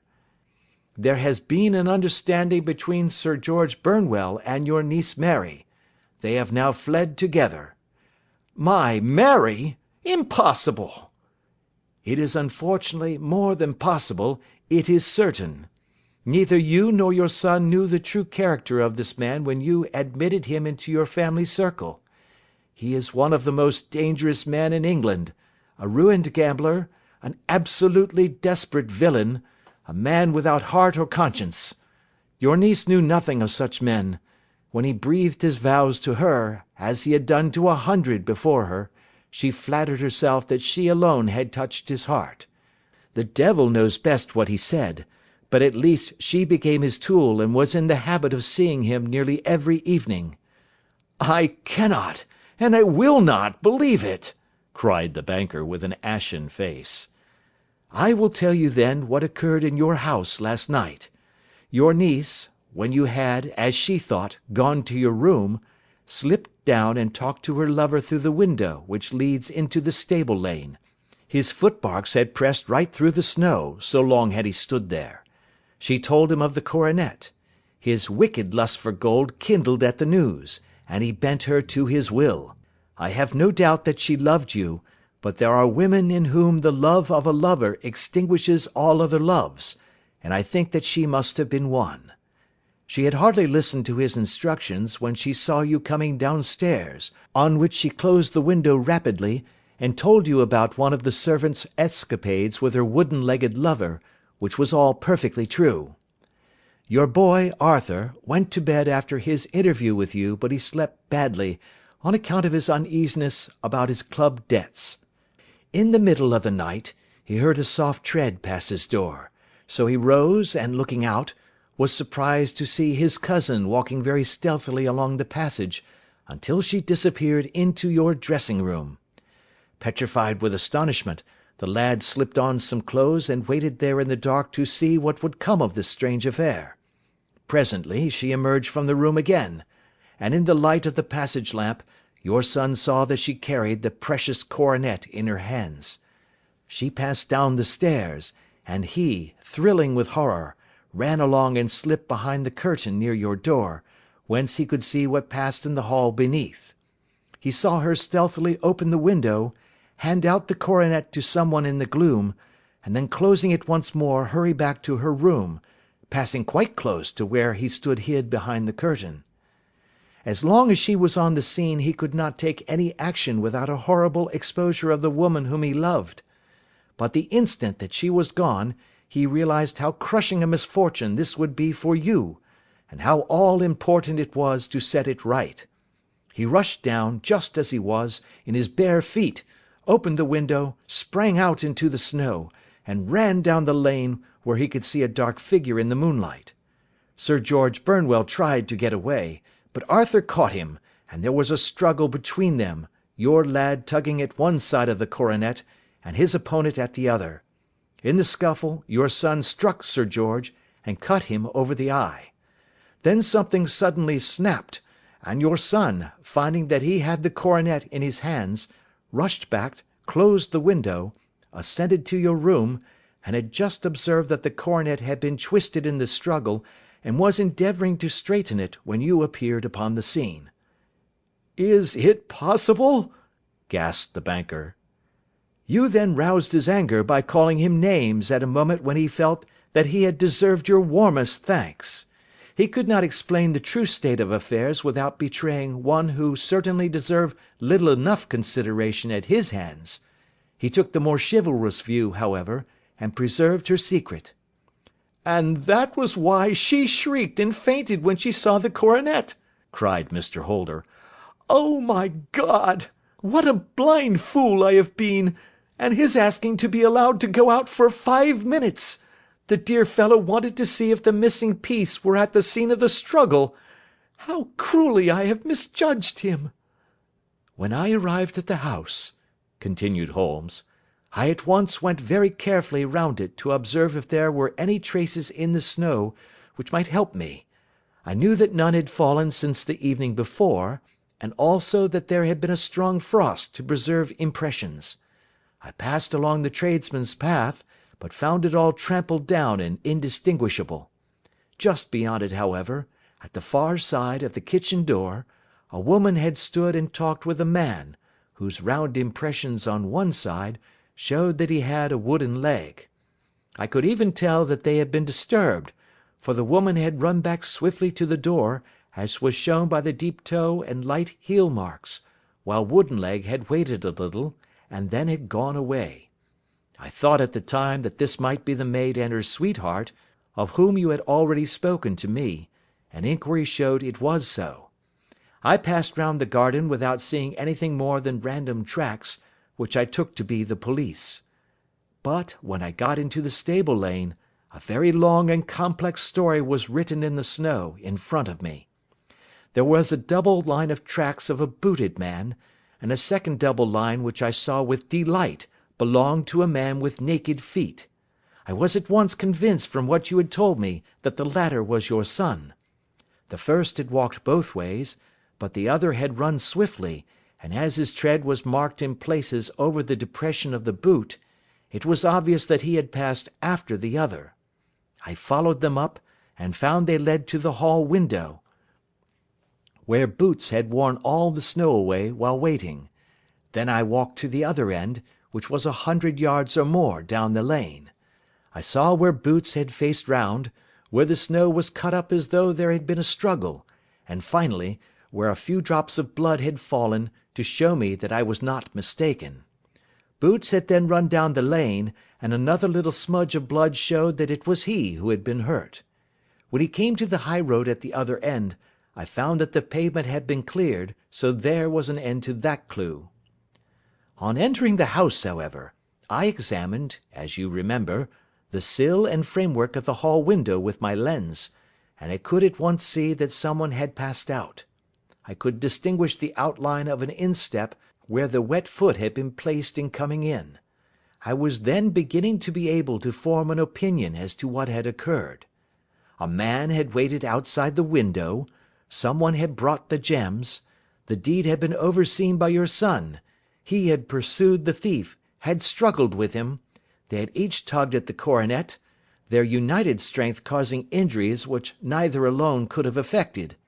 He had returned with the prize, but had left a fragment in the grasp of his opponent. So far I was clear. The question now was, who was the man, and who was it brought him the coronet? It is an old maxim of mine that when you have excluded the impossible, whatever remains, however improbable, must be the truth. Now, I knew that it was not you who had brought it down, so there only remained your niece and the maids. But if it were the maids, why should your son allow himself to be accused in their place? There could be no possible reason. As he loved his cousin, however, there was an excellent explanation why he should retain her secret, the more so as the secret was a disgraceful one.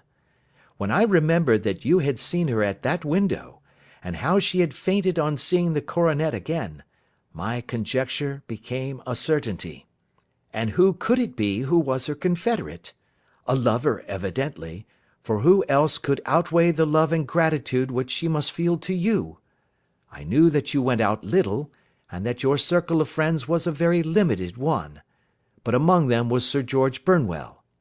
I had heard of him before as being a man of evil reputation among women. It must have been he who wore those boots and retained the missing gems. Even though he knew that Arthur had discovered him, he might still flatter himself that he was safe, for the lad could not say a word without compromising his own family. Well, your own good sense will suggest what measures I took next. I went in the shape of a loafer to Sir George's house, managed to pick up an acquaintance with his valet, learned that his master had cut his head the night before, and finally, at the expense of 6 shillings, made all sure by buying a pair of his cast-off shoes. With these I journeyed down to Streatham and saw that they exactly fitted the tracks. "I saw an ill-dressed vagabond in the lane yesterday evening," said Mr. Holder. "Precisely. It was I. I found that I had my man, so I came home and changed my clothes. It was a delicate part which I had to play then, for I saw that a prosecution must be avoided to avert scandal, and I knew that so astute a villain would see that our hands were tied in the matter. I went and saw him. At first, of course, he denied everything, but when I gave him every particular that had occurred, he tried to bluster and took down a life-preserver from the wall. I knew my man, however, and I clapped a pistol to his head before he could strike. Then he became a little more reasonable. I told him that we would give him a price for the stones he held, £1,000 apiece. That brought out the first signs of grief that he had shown. 'Why, dash it all,' said he, 'I've let them go at 600 for the 3. I soon managed to get the address of the receiver who had them, on promising him that there would be no prosecution. Off I set to him, and after much chaffering I got our stones at £1,000 apiece. Then I looked in upon your son, told him that all was right, and eventually got to my bed about 2 o'clock, after what I may call a really hard day's work." "A day which has saved England from a great public scandal," said the banker, rising. "Sir, I cannot find words to thank you, but you shall not find me ungrateful for what you have done.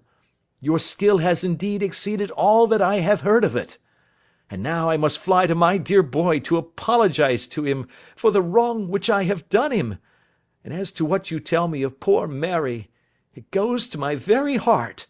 Not even your skill can inform me where she is now." "I think that we may safely say," returned Holmes, "that she is wherever Sir George Burnwell is. It is equally certain, too, that whatever her sins are, they will soon receive a more than sufficient punishment." End of Adventure 11. Adventure 12. The Adventure of the Copper Beeches. "To the man who loves art for its own sake," remarked Sherlock Holmes, tossing aside the advertisement sheet of the Daily Telegraph, "it is frequently in its least important and lowliest manifestations that the keenest pleasure is to be derived. It is pleasant to me to observe, Watson, that you have so far grasped this truth, that in these little records of our cases which you have been good enough to draw up, and, I am bound to say, occasionally to embellish, you have given prominence not so much to the many causes célèbres and sensational trials in which I have figured, but rather to those incidents which may have been trivial in themselves, but which have given room for those faculties of deduction and of logical synthesis which I have made my special province. And yet, said I, smiling, I cannot quite hold myself absolved from the charge of sensationalism which has been urged against my records.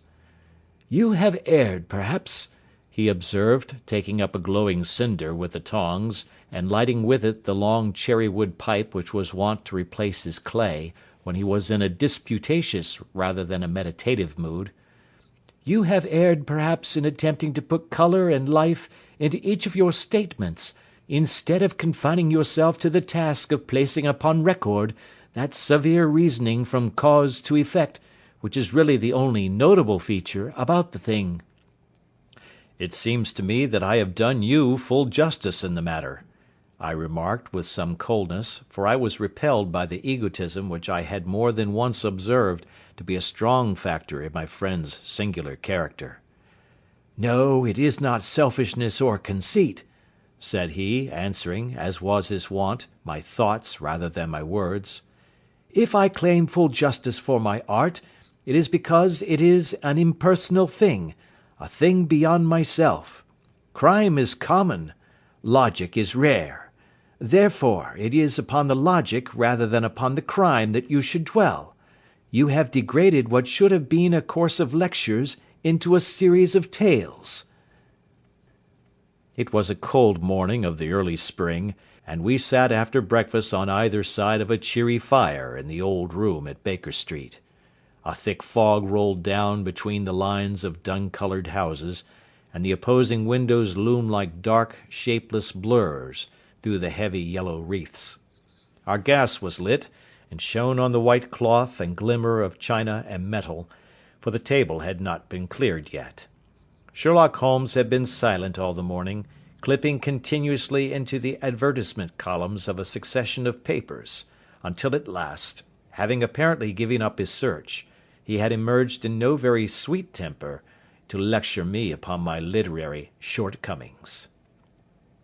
At the same time, he remarked, after a pause, during which he had sat puffing at his long pipe and gazing down into the fire, you can hardly be open to a charge of sensationalism, for out of these causes which you have been so kind as to interest yourself in, a fair proportion do not treat of crime, in its legal sense, at all.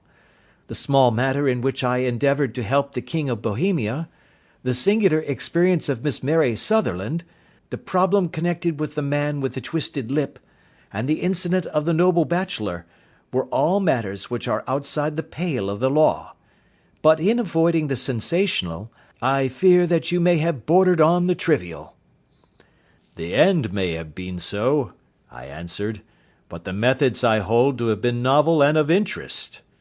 Pshaw, my dear fellow, what do the public, the great unobservant public, who could hardly tell a weaver by his tooth or a compositor by his left thumb, care about the finer shades of analysis and deduction? But, indeed, if you are trivial, I cannot blame you, for the days of the great cases are past. Man, or at least criminal man, has lost all enterprise and originality.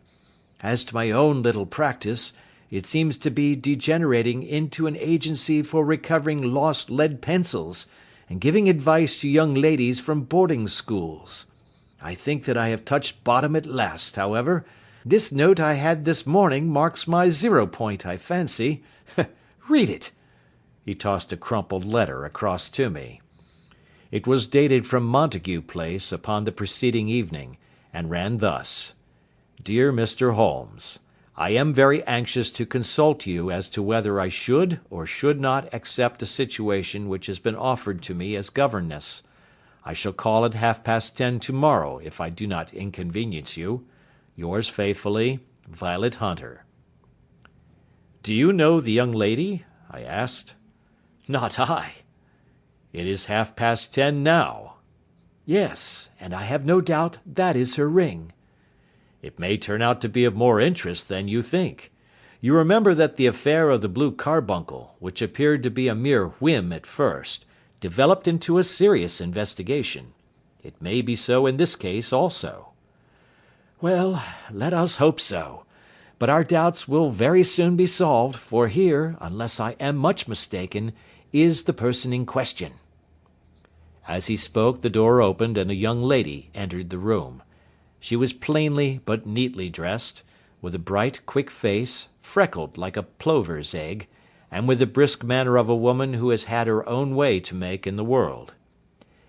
"You will excuse my troubling you, I am sure," said she, as my companion arose to greet her, "but I have had a very strange experience, and as I have no parents or relations of any sort from whom I could ask advice, I thought that perhaps you would be kind enough to tell me what I should do." "Pray take a seat, Miss Hunter. I shall be happy to do anything that I can to serve you." I could see that Holmes was favourably impressed by the manner and speech of his new client. He looked her over in his searching fashion, and then composed himself, with his lids drooping and his finger-tips together, to listen to her story. "I have been a governess for 5 years," said she, "in the family of Colonel Spence Munro, but 2 months ago the Colonel received an appointment at Halifax, in Nova Scotia, and took his children over to America with him, so that I found myself without a situation. I advertised, and I answered advertisements, but without success.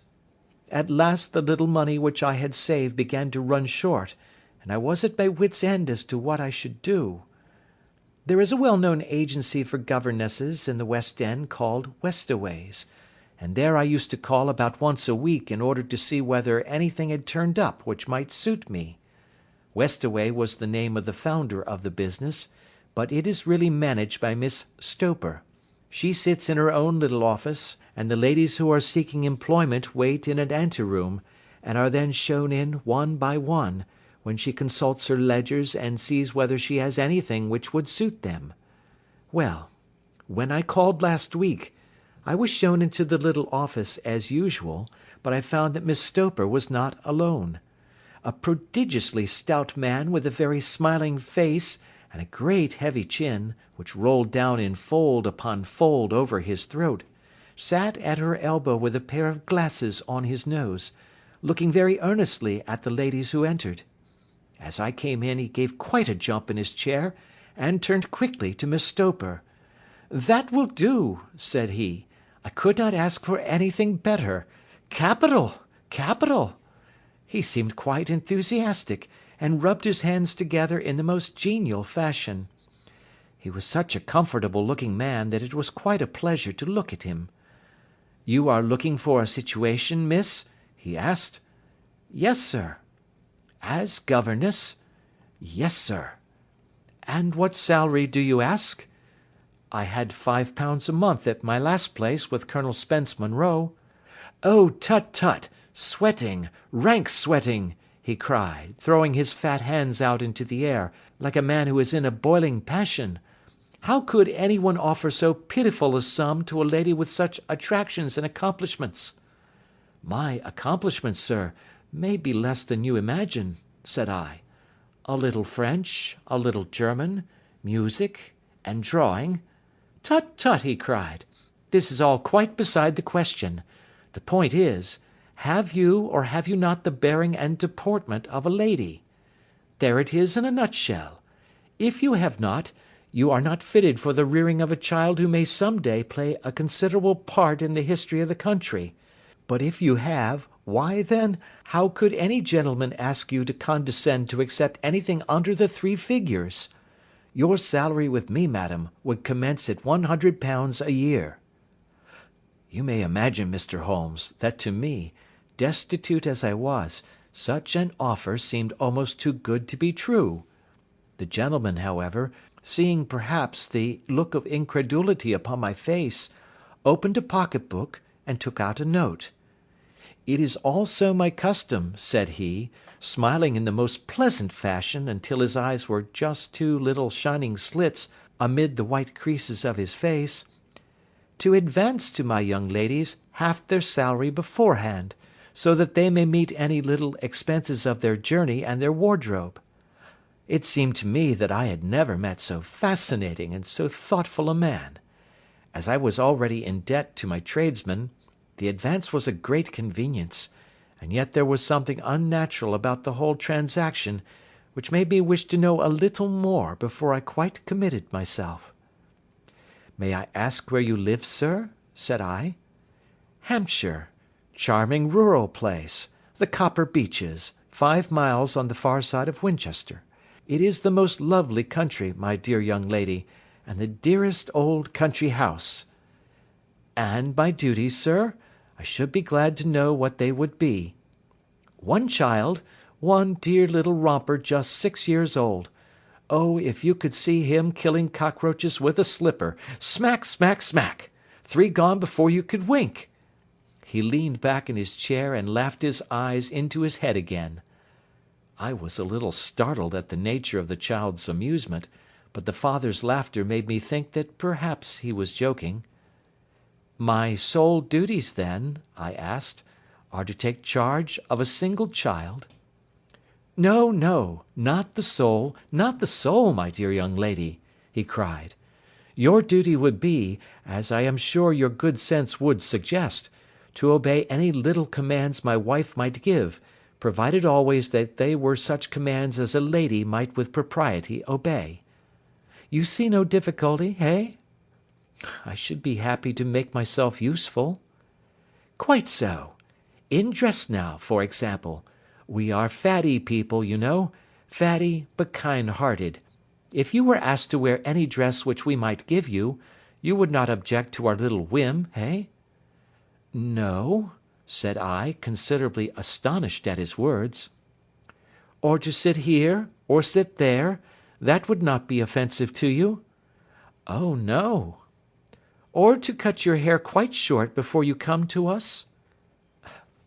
I could hardly believe my ears. As you may observe, Mr. Holmes, my hair is somewhat luxuriant, and of a rather peculiar tint of chestnut. It is being considered artistic. I could not dream of sacrificing it in this off-hand fashion. "I am afraid that that is quite impossible," said I. He had been watching me eagerly out of his small eyes, and I could see a shadow pass over his face as I spoke. "I am afraid that it is quite essential," said he. "It is a little fancy of my wife's, and ladies' fancies, you know, madam, ladies' fancies must be consulted. And so you won't cut your hair?" "No, sir, I really could not," I answered firmly. "Ah, very well. Then that quite settles the matter. It is a pity, because in other respects you would really have done very nicely. In that case, Miss Stoper, I had best inspect a few more of your young ladies." The manageress had sat all this while busy with her papers without a word to either of us, but she glanced at me now with so much annoyance upon her face, that I could not help suspecting that she had lost a handsome commission through my refusal. "Do you desire your name to be kept upon the books?" she asked. "If you please, Miss Stoper." "Well, really, it seems rather useless, since you refuse the most excellent offers in this fashion," said she sharply. "You can hardly expect us to exert ourselves to find another such opening for you. Good day to you, Miss Hunter." She struck a gong upon the table, and I was shown out by the page. Well, Mr. Holmes, when I got back to my lodgings, and found little enough in the cupboard, and 2 or 3 bills upon the table, I began to ask myself whether I had not done a very foolish thing.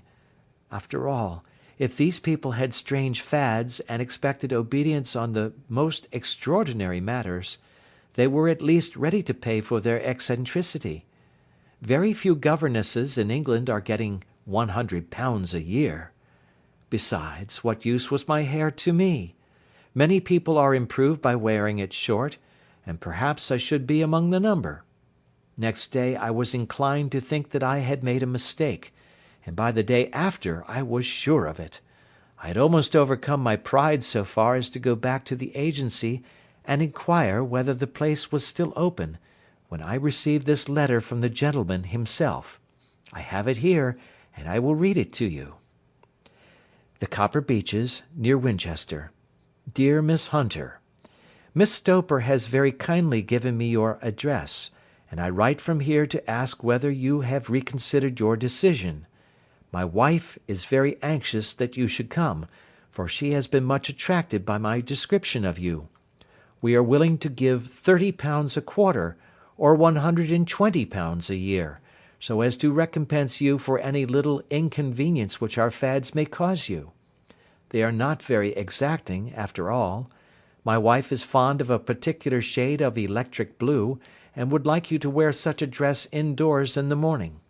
You need not, however, go to the expense of purchasing one, as we have one belonging to my dear daughter Alice, now in Philadelphia, which would, I should think, fit you very well. Then, as to sitting here or there, or amusing yourself in any manner indicated, that need cause you no inconvenience. As regards your hair, it is no doubt a pity, especially as I could not help remarking its beauty during our short interview, but I am afraid that I must remain firm upon this point, and I only hope that the increased salary may recompense you for the loss. Your duties, as far as the child is concerned, are very light. Now do try to come, and I shall meet you with a dog-cart at Winchester. Let me know your train. Yours faithfully, Jeffro Rucastle.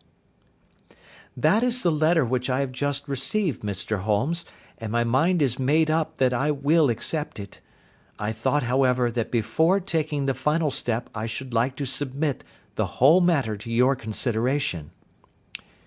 Well, Miss Hunter, if your mind is made up, that settles the question, said Holmes, smiling. But you would not advise me to refuse? I confess that it is not the situation which I should like to see a sister of mine apply for. What is the meaning of it all, Mr. Holmes? Ah, I have no data. I cannot tell. Perhaps you have yourself formed some opinion? Well, there seems to me to be only one possible solution. Mr. Rucastle seemed to be a very kind, good-natured man. Is it not possible that his wife is a lunatic, that he desires to keep the matter quiet for fear she should be taken to an asylum, and that he humours her fancies in every way in order to prevent an outbreak? That is a possible solution. In fact, as matters stand, it is the most probable one. But in any case it does not seem to be a nice household for a young lady. But the money, Mr. Holmes, the money! Well, yes, of course the pay is good. Too good. That is what makes me uneasy. Why should they give you £120 a year, when they could have their pick for £40?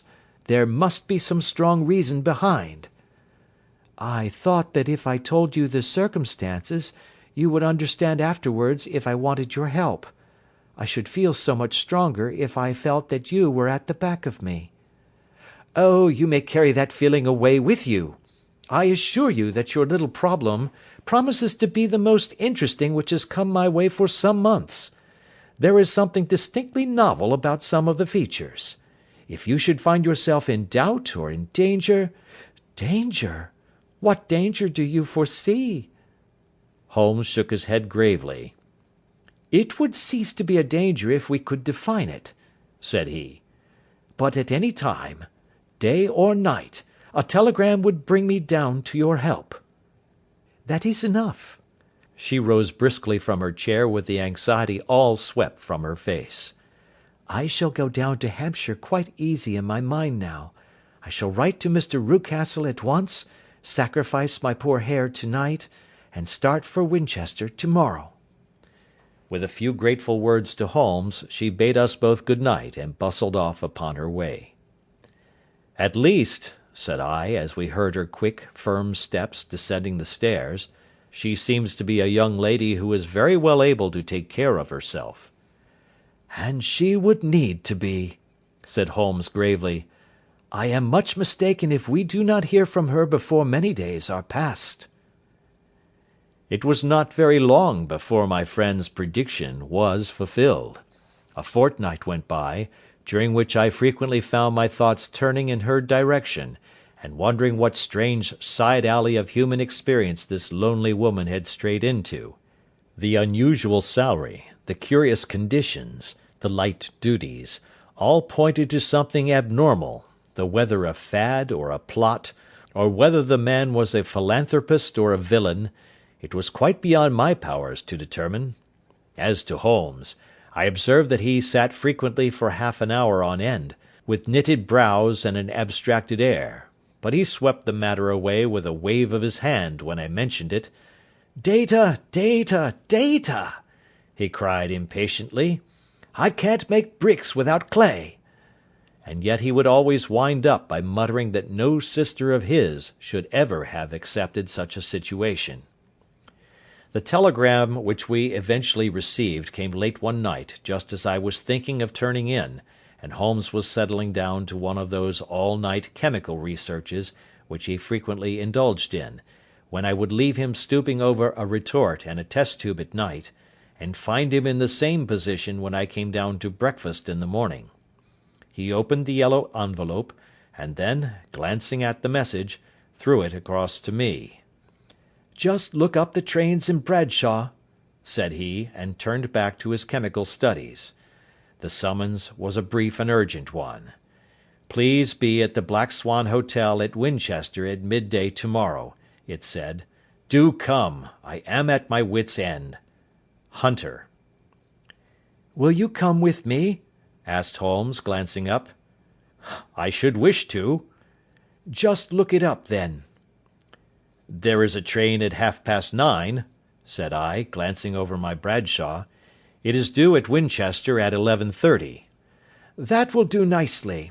Then perhaps I had better postpone my analysis of the acetones, as we may need to be at our best in the morning." By 11 o'clock the next day we were well upon our way to the old English capital. Holmes had been buried in the morning papers all the way down, but after we had passed the Hampshire border he threw them down, and began to admire the scenery. It was an ideal spring day, a light blue sky, flecked with little fleecy white clouds drifting across from west to east. The sun was shining very brightly, and yet there was an exhilarating nip in the air, which set an edge to a man's energy. All over the countryside, away to the rolling hills around Aldershot, the little red and grey roofs of the farmsteadings peeped out from amid the light green of the new foliage. "Are they not fresh and beautiful?" I cried with all the enthusiasm of a man fresh from the fogs of Baker Street. But Holmes shook his head gravely. "Do you know, Watson," said he, "that it is one of the curses of a mind with a turn like mine, that I must look at everything with reference to my own special subject. You look at these scattered houses, and you are impressed by their beauty. I look at them, and the only thought which comes to me is a feeling of their isolation, and of the impunity with which crime may be committed there." "Good heavens!" I cried. "Who would associate crime with these dear old homesteads?" "They always fill me with a certain horror. It is my belief, Watson, founded upon my experience, that the lowest and vilest alleys in London do not present a more dreadful record of sin than does the smiling and beautiful countryside." "You horrify me." "But the reason is very obvious. The pressure of public opinion can do in the town what the law cannot accomplish. There is no lane so vile that the scream of a tortured child, or the thud of a drunkard's blow, does not beget sympathy and indignation among the neighbours, and then the whole machinery of justice is ever so close that a word of complaint can set it going, and there is but a step between the crime and the dock. But look at these lonely houses, each in its own fields, filled for the most part with poor ignorant folk who know little of the law. Think of the deeds of hellish cruelty, the hidden wickedness which may go on, year in, year out, in such places, and none the wiser. Had this lady who appeals to us for help gone to live in Winchester, I should never have had a fear for her. It is the 5 miles of country which makes the danger. Still, it is clear that she is not personally threatened." "No. If she can come to Winchester to meet us, she can get away." "Quite so. She has her freedom." "What can be the matter, then? Can you suggest no explanation?" "I have devised 7 separate explanations, each of which would cover the facts as far as we know them. But which of these is correct can only be determined by the fresh information which we shall no doubt find waiting for us. Well, there is the tower of the cathedral, and we shall soon learn all that Miss Hunter has to tell." The Black Swan is an inn of repute in the High Street, at no distance from the station, and there we found the young lady waiting for us. She had engaged a sitting room, and our lunch awaited us upon the table. "I am so delighted that you have come," she said earnestly. "It is so very kind of you both. But indeed I do not know what I should do. Your advice will be altogether invaluable to me." "Pray tell us what has happened to you." "I will do so, and I must be quick, for I have promised Mr. Rucastle to be back before 3. I got his leave to come into town this morning, though he little knew for what purpose. Let us have everything in its due order." Holmes thrust his long thin legs out towards the fire, and composed himself to listen. "In the first place, I may say that I have met, on the whole, with no actual ill treatment from Mr. and Mrs. Rucastle. It is only fair to them to say that. But I cannot understand them, and I am not easy in my mind about them." "What can you not understand?" "Their reasons for their conduct. But you shall have it all just as it occurred. When I came down, Mr. Rucastle met me here and drove me in his dog-cart to the Copper Beeches. It is, as he said, beautifully situated, but it is not beautiful in itself, for it is a large square block of a house, whitewashed, but all stained and streaked with damp and bad weather.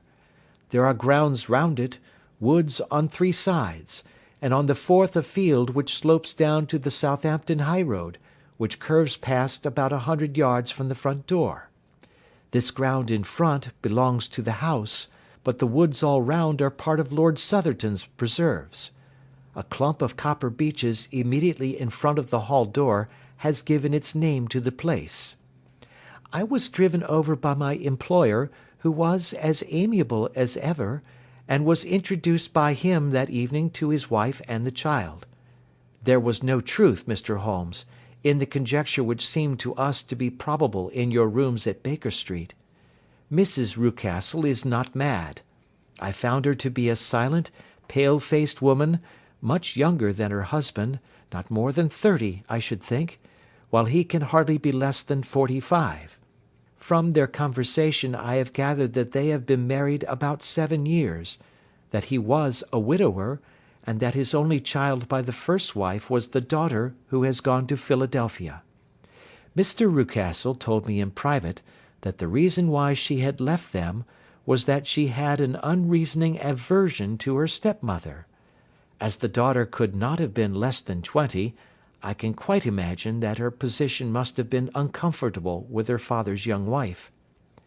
Mrs. Rucastle seemed to me to be colourless in mind as well as in feature. She impressed me neither favourably nor the reverse. She was a nonentity. It was easy to see that she was passionately devoted both to her husband and to her little son. Her light grey eyes wandered continually from one to the other, noting every little want and forestalling it if possible. He was kind to her also in his bluff, boisterous fashion, and on the whole they seemed to be a happy couple. And yet she had some secret sorrow, this woman. She would often be lost in deep thought, with the saddest look upon her face. More than once I have surprised her in tears. I have thought sometimes that it was the disposition of her child which weighed upon her mind, for I have never met so utterly spoiled and so ill-natured a little creature. He is small for his age, with a head which is quite disproportionately large. His whole life appears to be spent in an alternation between savage fits of passion and gloomy intervals of sulking. Giving pain to any creature weaker than himself seems to be his one idea of amusement, and he shows quite remarkable talent in planning the capture of mice, little birds, and insects. But I would rather not talk about the creature, Mr. Holmes, and indeed he has little to do with my story. I am glad of all details, remarked my friend, whether they seem to you to be relevant or not. I shall try not to miss anything of importance. The one unpleasant thing about the house, which struck me at once, was the appearance and conduct of the servants. There are only two, a man and his wife. Toller, for that is his name, is a rough, uncouth man, with grizzled hair and whiskers, and a perpetual smell of drink.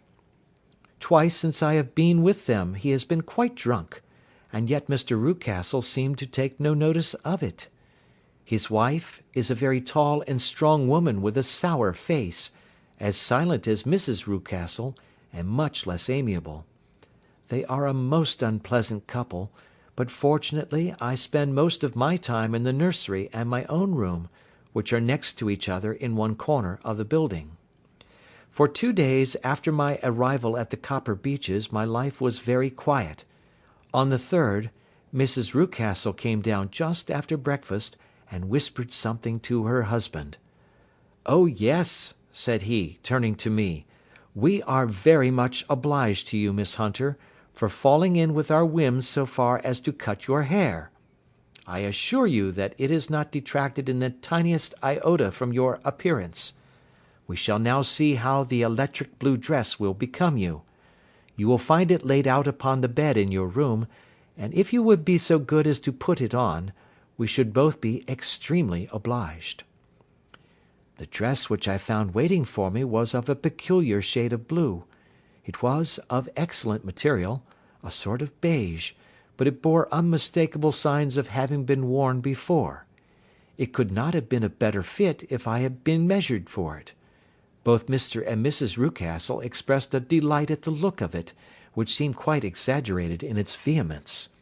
They were waiting for me in the drawing-room, which is a very large room, stretching along the entire front of the house, with 3 long windows reaching down to the floor. A chair had been placed close to the central window, with its back turned towards it. In this I was asked to sit, and then Mr. Rucastle, walking up and down on the other side of the room, began to tell me a series of the funniest stories that I have ever listened to. You cannot imagine how comical he was, and I laughed until I was quite weary. Mrs. Rucastle, however, who has evidently no sense of humour, never so much as smiled, but sat with her hands in her lap, and a sad, anxious look upon her face. After an hour or so, Mr. Rucastle suddenly remarked that it was time to commence the duties of the day, and that I might change my dress and go to little Edward in the nursery. 2 days later the same performance was gone through under exactly similar circumstances. Again I changed my dress, again I sat in the window, and again I laughed very heartily at the funny stories, of which my employer had an immense repertoire, and which he told inimitably. Then he handed me a yellow-backed novel, and moving my chair a little sideways, that my own shadow might not fall upon the page, he begged me to read aloud to him. I read for about 10 minutes, beginning in the heart of a chapter, and then suddenly, in the middle of a sentence, he ordered me to cease and to change my dress. You can easily imagine, Mr. Holmes, how curious I was as to what the meaning of this extraordinary performance could possibly be. They were always very careful, I observed, to turn my face away from the window, so that I became consumed with the desire to see what was going on behind my back. At first it seemed to be impossible, but I soon devised a means. My hand mirror had been broken, so a happy thought seized me, and I concealed a piece of the glass in my handkerchief. On the next occasion, in the midst of my laughter, I put my handkerchief up to my eyes, and was able with a little management to see all that there was behind me. I confess that I was disappointed. There was nothing. At least, that was my first impression. At the second glance, however, I perceived that there was a man standing in the Southampton Road, a small bearded man in a grey suit, who seemed to be looking in my direction. The road is an important highway, and there are usually people there. This man, however, was leaning against the railings which bordered our field, and was looking earnestly up. I lowered my handkerchief, and glanced at Mrs. Rucastle to find her eyes fixed upon me with a most searching gaze. She said nothing, but I am convinced that she had divined that I had a mirror in my hand, and had seen what was behind me. She rose at once. "Jethro," said she, "there is an impertinent fellow upon the road there who stares up at Miss Hunter." "No friend of yours, Miss Hunter?" he asked. "No, I know no one in these parts." "Dear me, how very impertinent! Kindly turn round and motion to him to go away." "Surely it would be better to take no notice." "No, no, we should have him loitering here always. Kindly turn round and wave him away like that." I did as I was told, and at the same instant Mrs. Rucastle drew down the blind. That was a week ago, and from that time I have not sat again in the window, nor have I worn the blue dress, nor seen the man in the road. "Pray continue," said Holmes. "Your narrative promises to be a most interesting one." "You will find it rather disconnected, I fear, and there may prove to be little relation between the different incidents of which I speak. On the very first day that I was at the Copper Beeches, Mr. Rucastle took me to a small outhouse which stands near the kitchen door. As we approached it, I heard the sharp rattling of a chain, and the sound as of a large animal moving about. "Look in here," said Mr. Rucastle, showing me a slit between two planks. "Is he not a beauty?" I looked through and was conscious of two glowing eyes, and of a vague figure huddled up in the darkness. "Don't be frightened," said my employer, laughing at the start which I had given. "It's only Carlo, my mastiff. I call him mine, but really old Toller, my groom, is the only man who can do anything with him. We feed him once a day, and not too much then, so that he is always as keen as mustard. Toller lets him loose every night, and God help the trespasser whom he lays his fangs upon. For goodness' sake, don't you ever, on any pretext, set your foot over the threshold at night, for it's as much as your life is worth." The warning was no idle one, for 2 nights later I happened to look out of my bedroom window about 2 o'clock in the morning. It was a beautiful moonlight night, and the lawn in front of the house was silvered over and almost as bright as day. I was standing, wrapped in the peaceful beauty of the scene, when I was aware that something was moving under the shadow of the Copper Beeches. As it emerged into the moonshine I saw what it was. It was a giant dog, as large as a calf, tawny tinted, with hanging jowl, black muzzle, and huge projecting bones. It walked slowly across the lawn and vanished into the shadow upon the other side. That dreadful sentinel sent a chill to my heart which I do not think that any burglar could have done. And now I have a very strange experience to tell you. I had, as you know, cut off my hair in London, and I had placed it in a great coil at the bottom of my trunk. One evening, after the child was in bed, I began to amuse myself by examining the furniture of my room, and by rearranging my own little things. There was an old chest of drawers in the room, the 2 upper ones empty and open, the lower one locked. I had filled the first 2 with my linen, and as I had still much to pack away, I was naturally annoyed at not having the use of the 3rd drawer. It struck me that it might have been fastened by a mere oversight, so I took out my bunch of keys and tried to open it. The very first key fitted to perfection, and I drew the drawer open. There was only one thing in it, but I am sure that you would never guess what it was. It was my coil of hair. I took it up and examined it. It was of the same peculiar tint and the same thickness. But then the impossibility of the thing obtruded itself upon me. How could my hair have been locked in the drawer? With trembling hands I undid my trunk, turned out the contents, and drew from the bottom my own hair. I laid the two tresses together, and I assure you that they were identical. Was it not extraordinary? Puzzle as I would, I could make nothing at all of what it meant. I returned the strange hair to the drawer, and I said nothing of the matter to the Rucastles, as I felt that I had put myself in the wrong by opening a drawer which they had locked. I am naturally observant, as you may have remarked, Mr. Holmes, and I soon had a pretty good plan of the whole house in my head. There was one wing, however, which appeared not to be inhabited at all. A door which faced that which led into the quarters of the Tollers opened into this suite, but it was invariably locked. One day, however, as I ascended the stair, I met Mr. Rucastle coming out through this door, his keys in his hand, and a look on his face which made him a very different person to the round, jovial man to whom I was accustomed. His cheeks were red, his brow was all crinkled with anger, and the veins stood out at his temples with passion. He locked the door, and hurried past me without a word or a look.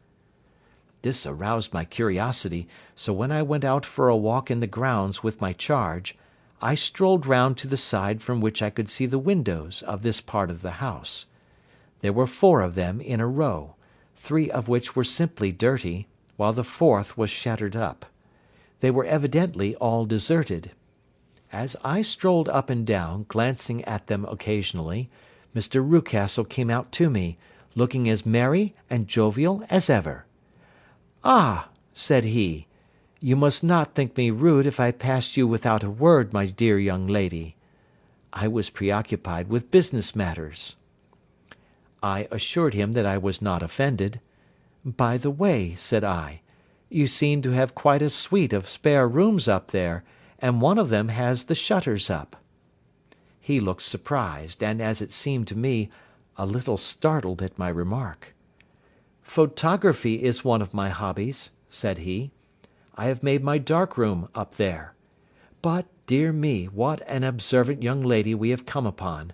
Who would have believed it? Who would have ever believed it?" He spoke in a jesting tone, but there was no jest in his eyes as he looked at me. I read suspicion there and annoyance, but no jest. Well, Mr. Holmes, from the moment that I understood that there was something about that suite of rooms which I was not to know, I was all on fire to go over them. It was not mere curiosity, though I have my share of that. It was more a feeling of duty, a feeling that some good might come from my penetrating to this place. They talk of woman's instinct. Perhaps it was woman's instinct which gave me that feeling. At any rate, it was there, and I was keenly on the lookout for any chance to pass the forbidden door. It was only yesterday that the chance came. I may tell you that, besides Mr. Rucastle, both Toller and his wife find something to do in these deserted rooms, and I once saw him carrying a large black linen bag with him through the door. Recently he has been drinking hard, and yesterday evening he was very drunk, and when I came upstairs there was the key in the door. I have no doubt at all that he had left it there. Mr. and Mrs. Rucastle were both downstairs, and the child was with them, so that I had an admirable opportunity. I turned the key gently in the lock, opened the door, and slipped through. There was a little passage in front of me, unpapered and uncarpeted, which turned at a right angle at the farther end. Round this corner were 3 doors in a line, the first and third of which were open. They each led into an empty room, dusty and cheerless, with 2 windows in the one and one in the other, so thick with dirt that the evening light glimmered dimly through them. The centre door was closed, and across the outside of it had been fastened one of the broad bars of an iron bed, padlocked at one end to a ring in the wall, and fastened at the other with stout cord. The door itself was locked as well, and the key was not there. This barricaded door corresponded clearly with the shuttered window outside, and yet I could see by the glimmer from beneath it that the room was not in darkness. Evidently there was a skylight which let in light from above. As I stood in the passage gazing at the sinister door and wondering what secret it might veil, I suddenly heard the sound of steps within the room, and saw a shadow pass backward and forward against the little slit of dim light which shone out from under the door. A mad, unreasoning terror rose up in me at the sight, Mr. Holmes. My overstrung nerves failed me suddenly, and I turned and ran as though some dreadful hand were behind me clutching at the skirt of my dress. I rushed down the passage, through the door, and straight into the arms of Mr. Rucastle, who was waiting outside. "So," said he, smiling, "it was you, then. I thought that it must be, when I saw the door open." "Oh, I am so frightened!" I panted. "My dear young lady, my dear young lady, you cannot think how caressing and soothing his manner was. And what has frightened you, my dear young lady?" But his voice was just a little too coaxing. He overdid it. I was keenly on my guard against him. "I was foolish enough to go into the empty wing," I answered, "but it is so lonely and eerie in this dim light that I was frightened and ran out again. Oh, it is so dreadfully still in there." "Only that?" said he, looking at me keenly. "Why, what did you think?" I asked. "Why do you think that I locked this door?" "I am sure that I do not know." "It is to keep people out who have no business there, do you see?" He was still smiling in the most amiable manner. "I am sure if I had known—" "Well then, you know now. And if you ever put your foot over that threshold again—" Here in an instant the smile hardened into a grin of rage, and he glared down at me with the face of a demon. "I'll throw you to the mastiff." I was so terrified that I do not know what I did. I suppose that I must have rushed past him into my room. I remember nothing until I found myself lying on my bed, trembling all over. Then I thought of you, Mr. Holmes. I could not live there longer without some advice. I was frightened of the house, of the man, of the woman, of the servants, even of the child. They were all horrible to me. If I could only bring you down, all would be well. Of course I might have fled from the house, but my curiosity was almost as strong as my fears. My mind was soon made up.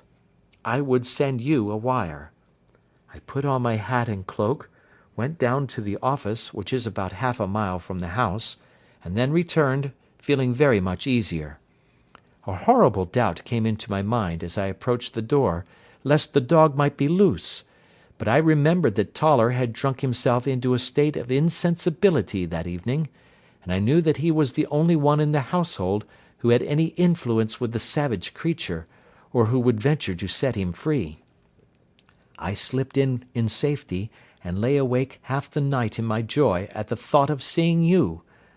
I had no difficulty in getting leave to come into Winchester this morning, but I must be back before 3 o'clock, for Mr. and Mrs. Rucastle are going on a visit, and will be away all the evening, so that I must look after the child. Now I have told you all my adventures, Mr. Holmes, and I should be very glad if you could tell me what it all means, and above all, what I should do." Holmes and I had listened spellbound to this extraordinary story. My friend rose now and paced up and down the room, his hands in his pockets, and an expression of the most profound gravity upon his face. "Is Toller still drunk?" he asked. "Yes, I heard his wife tell Mrs. Rucastle that she could do nothing with him." "That is well. And the Rucastles go out to-night?" "Yes." "Is there a cellar with a good strong lock?" "Yes, the wine cellar." "You seem to me to have acted all through this matter like a very brave and sensible girl, Miss Hunter. Do you think that you could perform one more feat? I should not ask it of you if I did not think you a quite exceptional woman." "I will try. What is it?" "We shall be at the Copper Beeches by 7 o'clock, my friend and I. The Rucastles will be gone by that time, and Toller will, we hope, be incapable. There only remains Mrs. Toller, who might give the alarm. If you could send her into the cellar on some errand, and then turn the key upon her, you would facilitate matters immensely." "I will do it." "Excellent. We shall then look thoroughly into the affair. Of course, there is only one feasible explanation. You have been brought there to personate someone, and the real person is imprisoned in this chamber. That is obvious. As to who this prisoner is, I have no doubt that it is the daughter, Miss Alice Rucastle, if I remember right, who was said to have gone to America. You were chosen, doubtless, as resembling her in height, figure, and the colour of your hair. Hers had been cut off, very possibly in some illness through which she has passed, and so of course yours had to be sacrificed also. By a curious chance you came upon her tresses. The man in the road was undoubtedly some friend of hers, possibly her fiancé, and no doubt, as you wore the girl's dress and were so like her, he was convinced from your laughter, whenever he saw you, and afterwards from your gesture, that Miss Rucastle was perfectly happy, and that she no longer desired his attentions. The dog is let loose at night to prevent him from endeavouring to communicate with her. So much is fairly clear. The most serious point in the case is the disposition of the child." "What on earth has that to do with it?" I ejaculated. "My dear Watson, you as a medical man are continually gaining light as to the tendencies of a child by the study of the parents. Don't you see that the converse is equally valid? I have frequently gained my first real insight into the character of parents by studying their children. This child's disposition is abnormally cruel, merely for cruelty's sake, and whether he derives this from his smiling father, as I should suspect, or from his mother, it bodes evil for the poor girl who is in their power." "I am sure that you are right, Mr. Holmes," cried our client. "A thousand things come back to me which make me certain that you have hit it. Oh, let us lose not an instant in bringing help to this poor creature." "We must be circumspect, for we are dealing with a very cunning man. We can do nothing until 7 o'clock. At that hour we shall be with you, and it will not be long before we solve the mystery." We were as good as our word, for it was just 7 when we reached the Copper Beeches, having put up our trap at a wayside public-house. The group of trees, with their dark leaves shining like burnished metal in the light of the setting sun, were sufficient to mark the house, even had Miss Hunter not been standing smiling on the doorstep. "Have you managed it?" asked Holmes. A loud thudding noise came from somewhere downstairs. "That is Mrs. Toller in the cellar," said she. "Her husband lies snoring on the kitchen rug. Here are his keys, which are the duplicates of Mr. Rucastle's." "You have done well indeed," cried Holmes with enthusiasm. "Now lead the way, and we shall soon see the end of this black business." We passed up the stair, unlocked the door, followed on down a passage, and found ourselves in front of the barricade which Miss Hunter had described. Holmes cut the cord and removed the transverse bar. Then he tried the various keys in the lock, but without success. No sound came from within, and at the silence Holmes's face clouded over. "I trust that we are not too late," said he. "I think, Miss Hunter, that we had better go in without you. Now, Watson, put your shoulder to it, and we shall see whether we cannot make our way in." It was an old rickety door, and gave at once before our united strength. Together we rushed into the room. It was empty. There was no furniture save a little pallet bed, a small table, and a basketful of linen. The skylight above was open, and the prisoner gone. "There has been some villainy here," said Holmes. "This beauty has guessed Miss Hunter's intentions and has carried his victim off." "But how?" "Through the skylight. We shall soon see how he managed it. He swung himself up onto the roof. "Ah, yes," he cried. "Here's the end of a long light ladder against the eaves. That is how he did it." "But it is impossible," said Miss Hunter. "The ladder was not there when the Rucastles went away." "He has come back and done it. I tell you that he is a clever and dangerous man. I should not be very much surprised if this were he whose step I hear now upon the stair. I think, Watson, that it would be as well for you to have your pistol ready."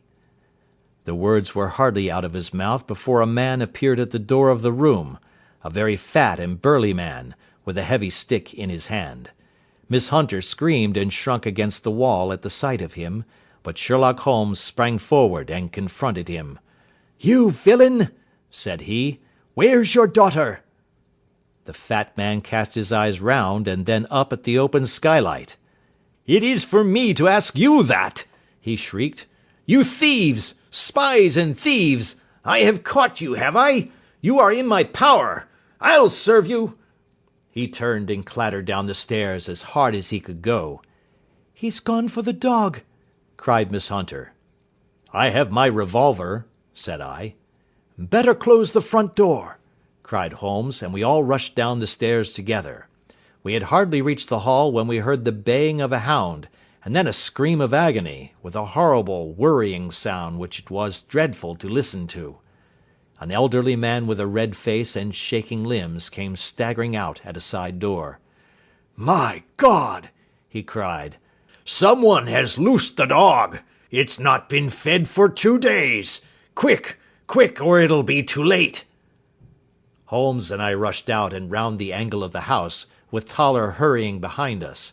There was the huge famished brute, its black muzzle buried in Rucastle's throat, while he writhed and screamed upon the ground. Running up, I blew its brains out, and it fell over with its keen white teeth still meeting in the great creases of his neck. With much labour, we separated them and carried him, living but horribly mangled, into the house. We laid him upon the drawing-room sofa, and having dispatched the sobered Toller to bear the news to his wife, I did what I could to relieve his pain. We were all assembled round him when the door opened, and a tall, gaunt woman entered the room. "Mrs. Toller!" cried Miss Hunter. "Yes, miss. Mr. Rucastle let me out when he came back before he went up to you. Ah, miss, it is a pity you didn't let me know what you were planning, for I would have told you that your pains were wasted." "Ha!" said Holmes, looking keenly at her. "It is clear that Mrs. Toller knows more about this matter than anyone else." "Yes, sir, I do, and I am ready enough to tell what I know." "Then pray sit down, and let us hear it, for there are several points on which I must confess that I am still in the dark." "I will soon make it clear to you," said she, "and I'd have done so before now if I could have got out of the cellar. If there's police court business over this, you'll remember that I was the one that stood your friend, and that I was Miss Alice's friend too. She was never happy at home, Miss Alice wasn't, from the time that her father married again. She was slighted like and had no say in anything, but it never really became bad for her until after she met Mr. Fowler at a friend's house. As well as I could learn, Miss Alice had rights of her own by will, but she was so quiet and patient she was, that she never said a word about them but just left everything in Mr. Rucastle's hands. He knew he was safe with her, but when there was a chance of a husband coming forward who would ask for all that the law would give him, then her father thought it time to put a stop on it. He wanted her to sign a paper, so that whether she married or not, he could use her money. When she wouldn't do it, he kept on worrying her until she got brain fever, and for 6 weeks was at death's door. Then she got better at last, all worn to a shadow, and with her beautiful hair cut off, but that didn't make no change in her young man, and he stuck to her as true as men could be." "Ah," said Holmes, "I think that what you have been good enough to tell us makes the matter fairly clear, and that I can deduce all that remains. Mr. Rucastle, then, I presume, took to the system of imprisonment?" "Yes, sir." and brought Miss Hunter down from London in order to get rid of the disagreeable persistence of Mr. Fowler. That was it, sir. But Mr. Fowler, being a persevering man, as a good seaman should be, blockaded the house, and having met you, succeeded by certain arguments, metallic or otherwise, in convincing you that your interests were the same as his. Mr. Fowler was a very kind-spoken, free-handed gentleman, said Mrs. Toller serenely. And in this way he managed that your good man should have no want of drink, and that a ladder should be ready at the moment when your master had gone out. You have it, sir, just as it happened. I am sure we owe you an apology, Mrs. Toller, said Holmes, for you have certainly cleared up everything which puzzled us. And here comes the country surgeon and Mrs. Rucastle. So I think, Watson, that we had best escort Miss Hunter back to Winchester, as it seems to me that our locus standi now is rather a questionable one.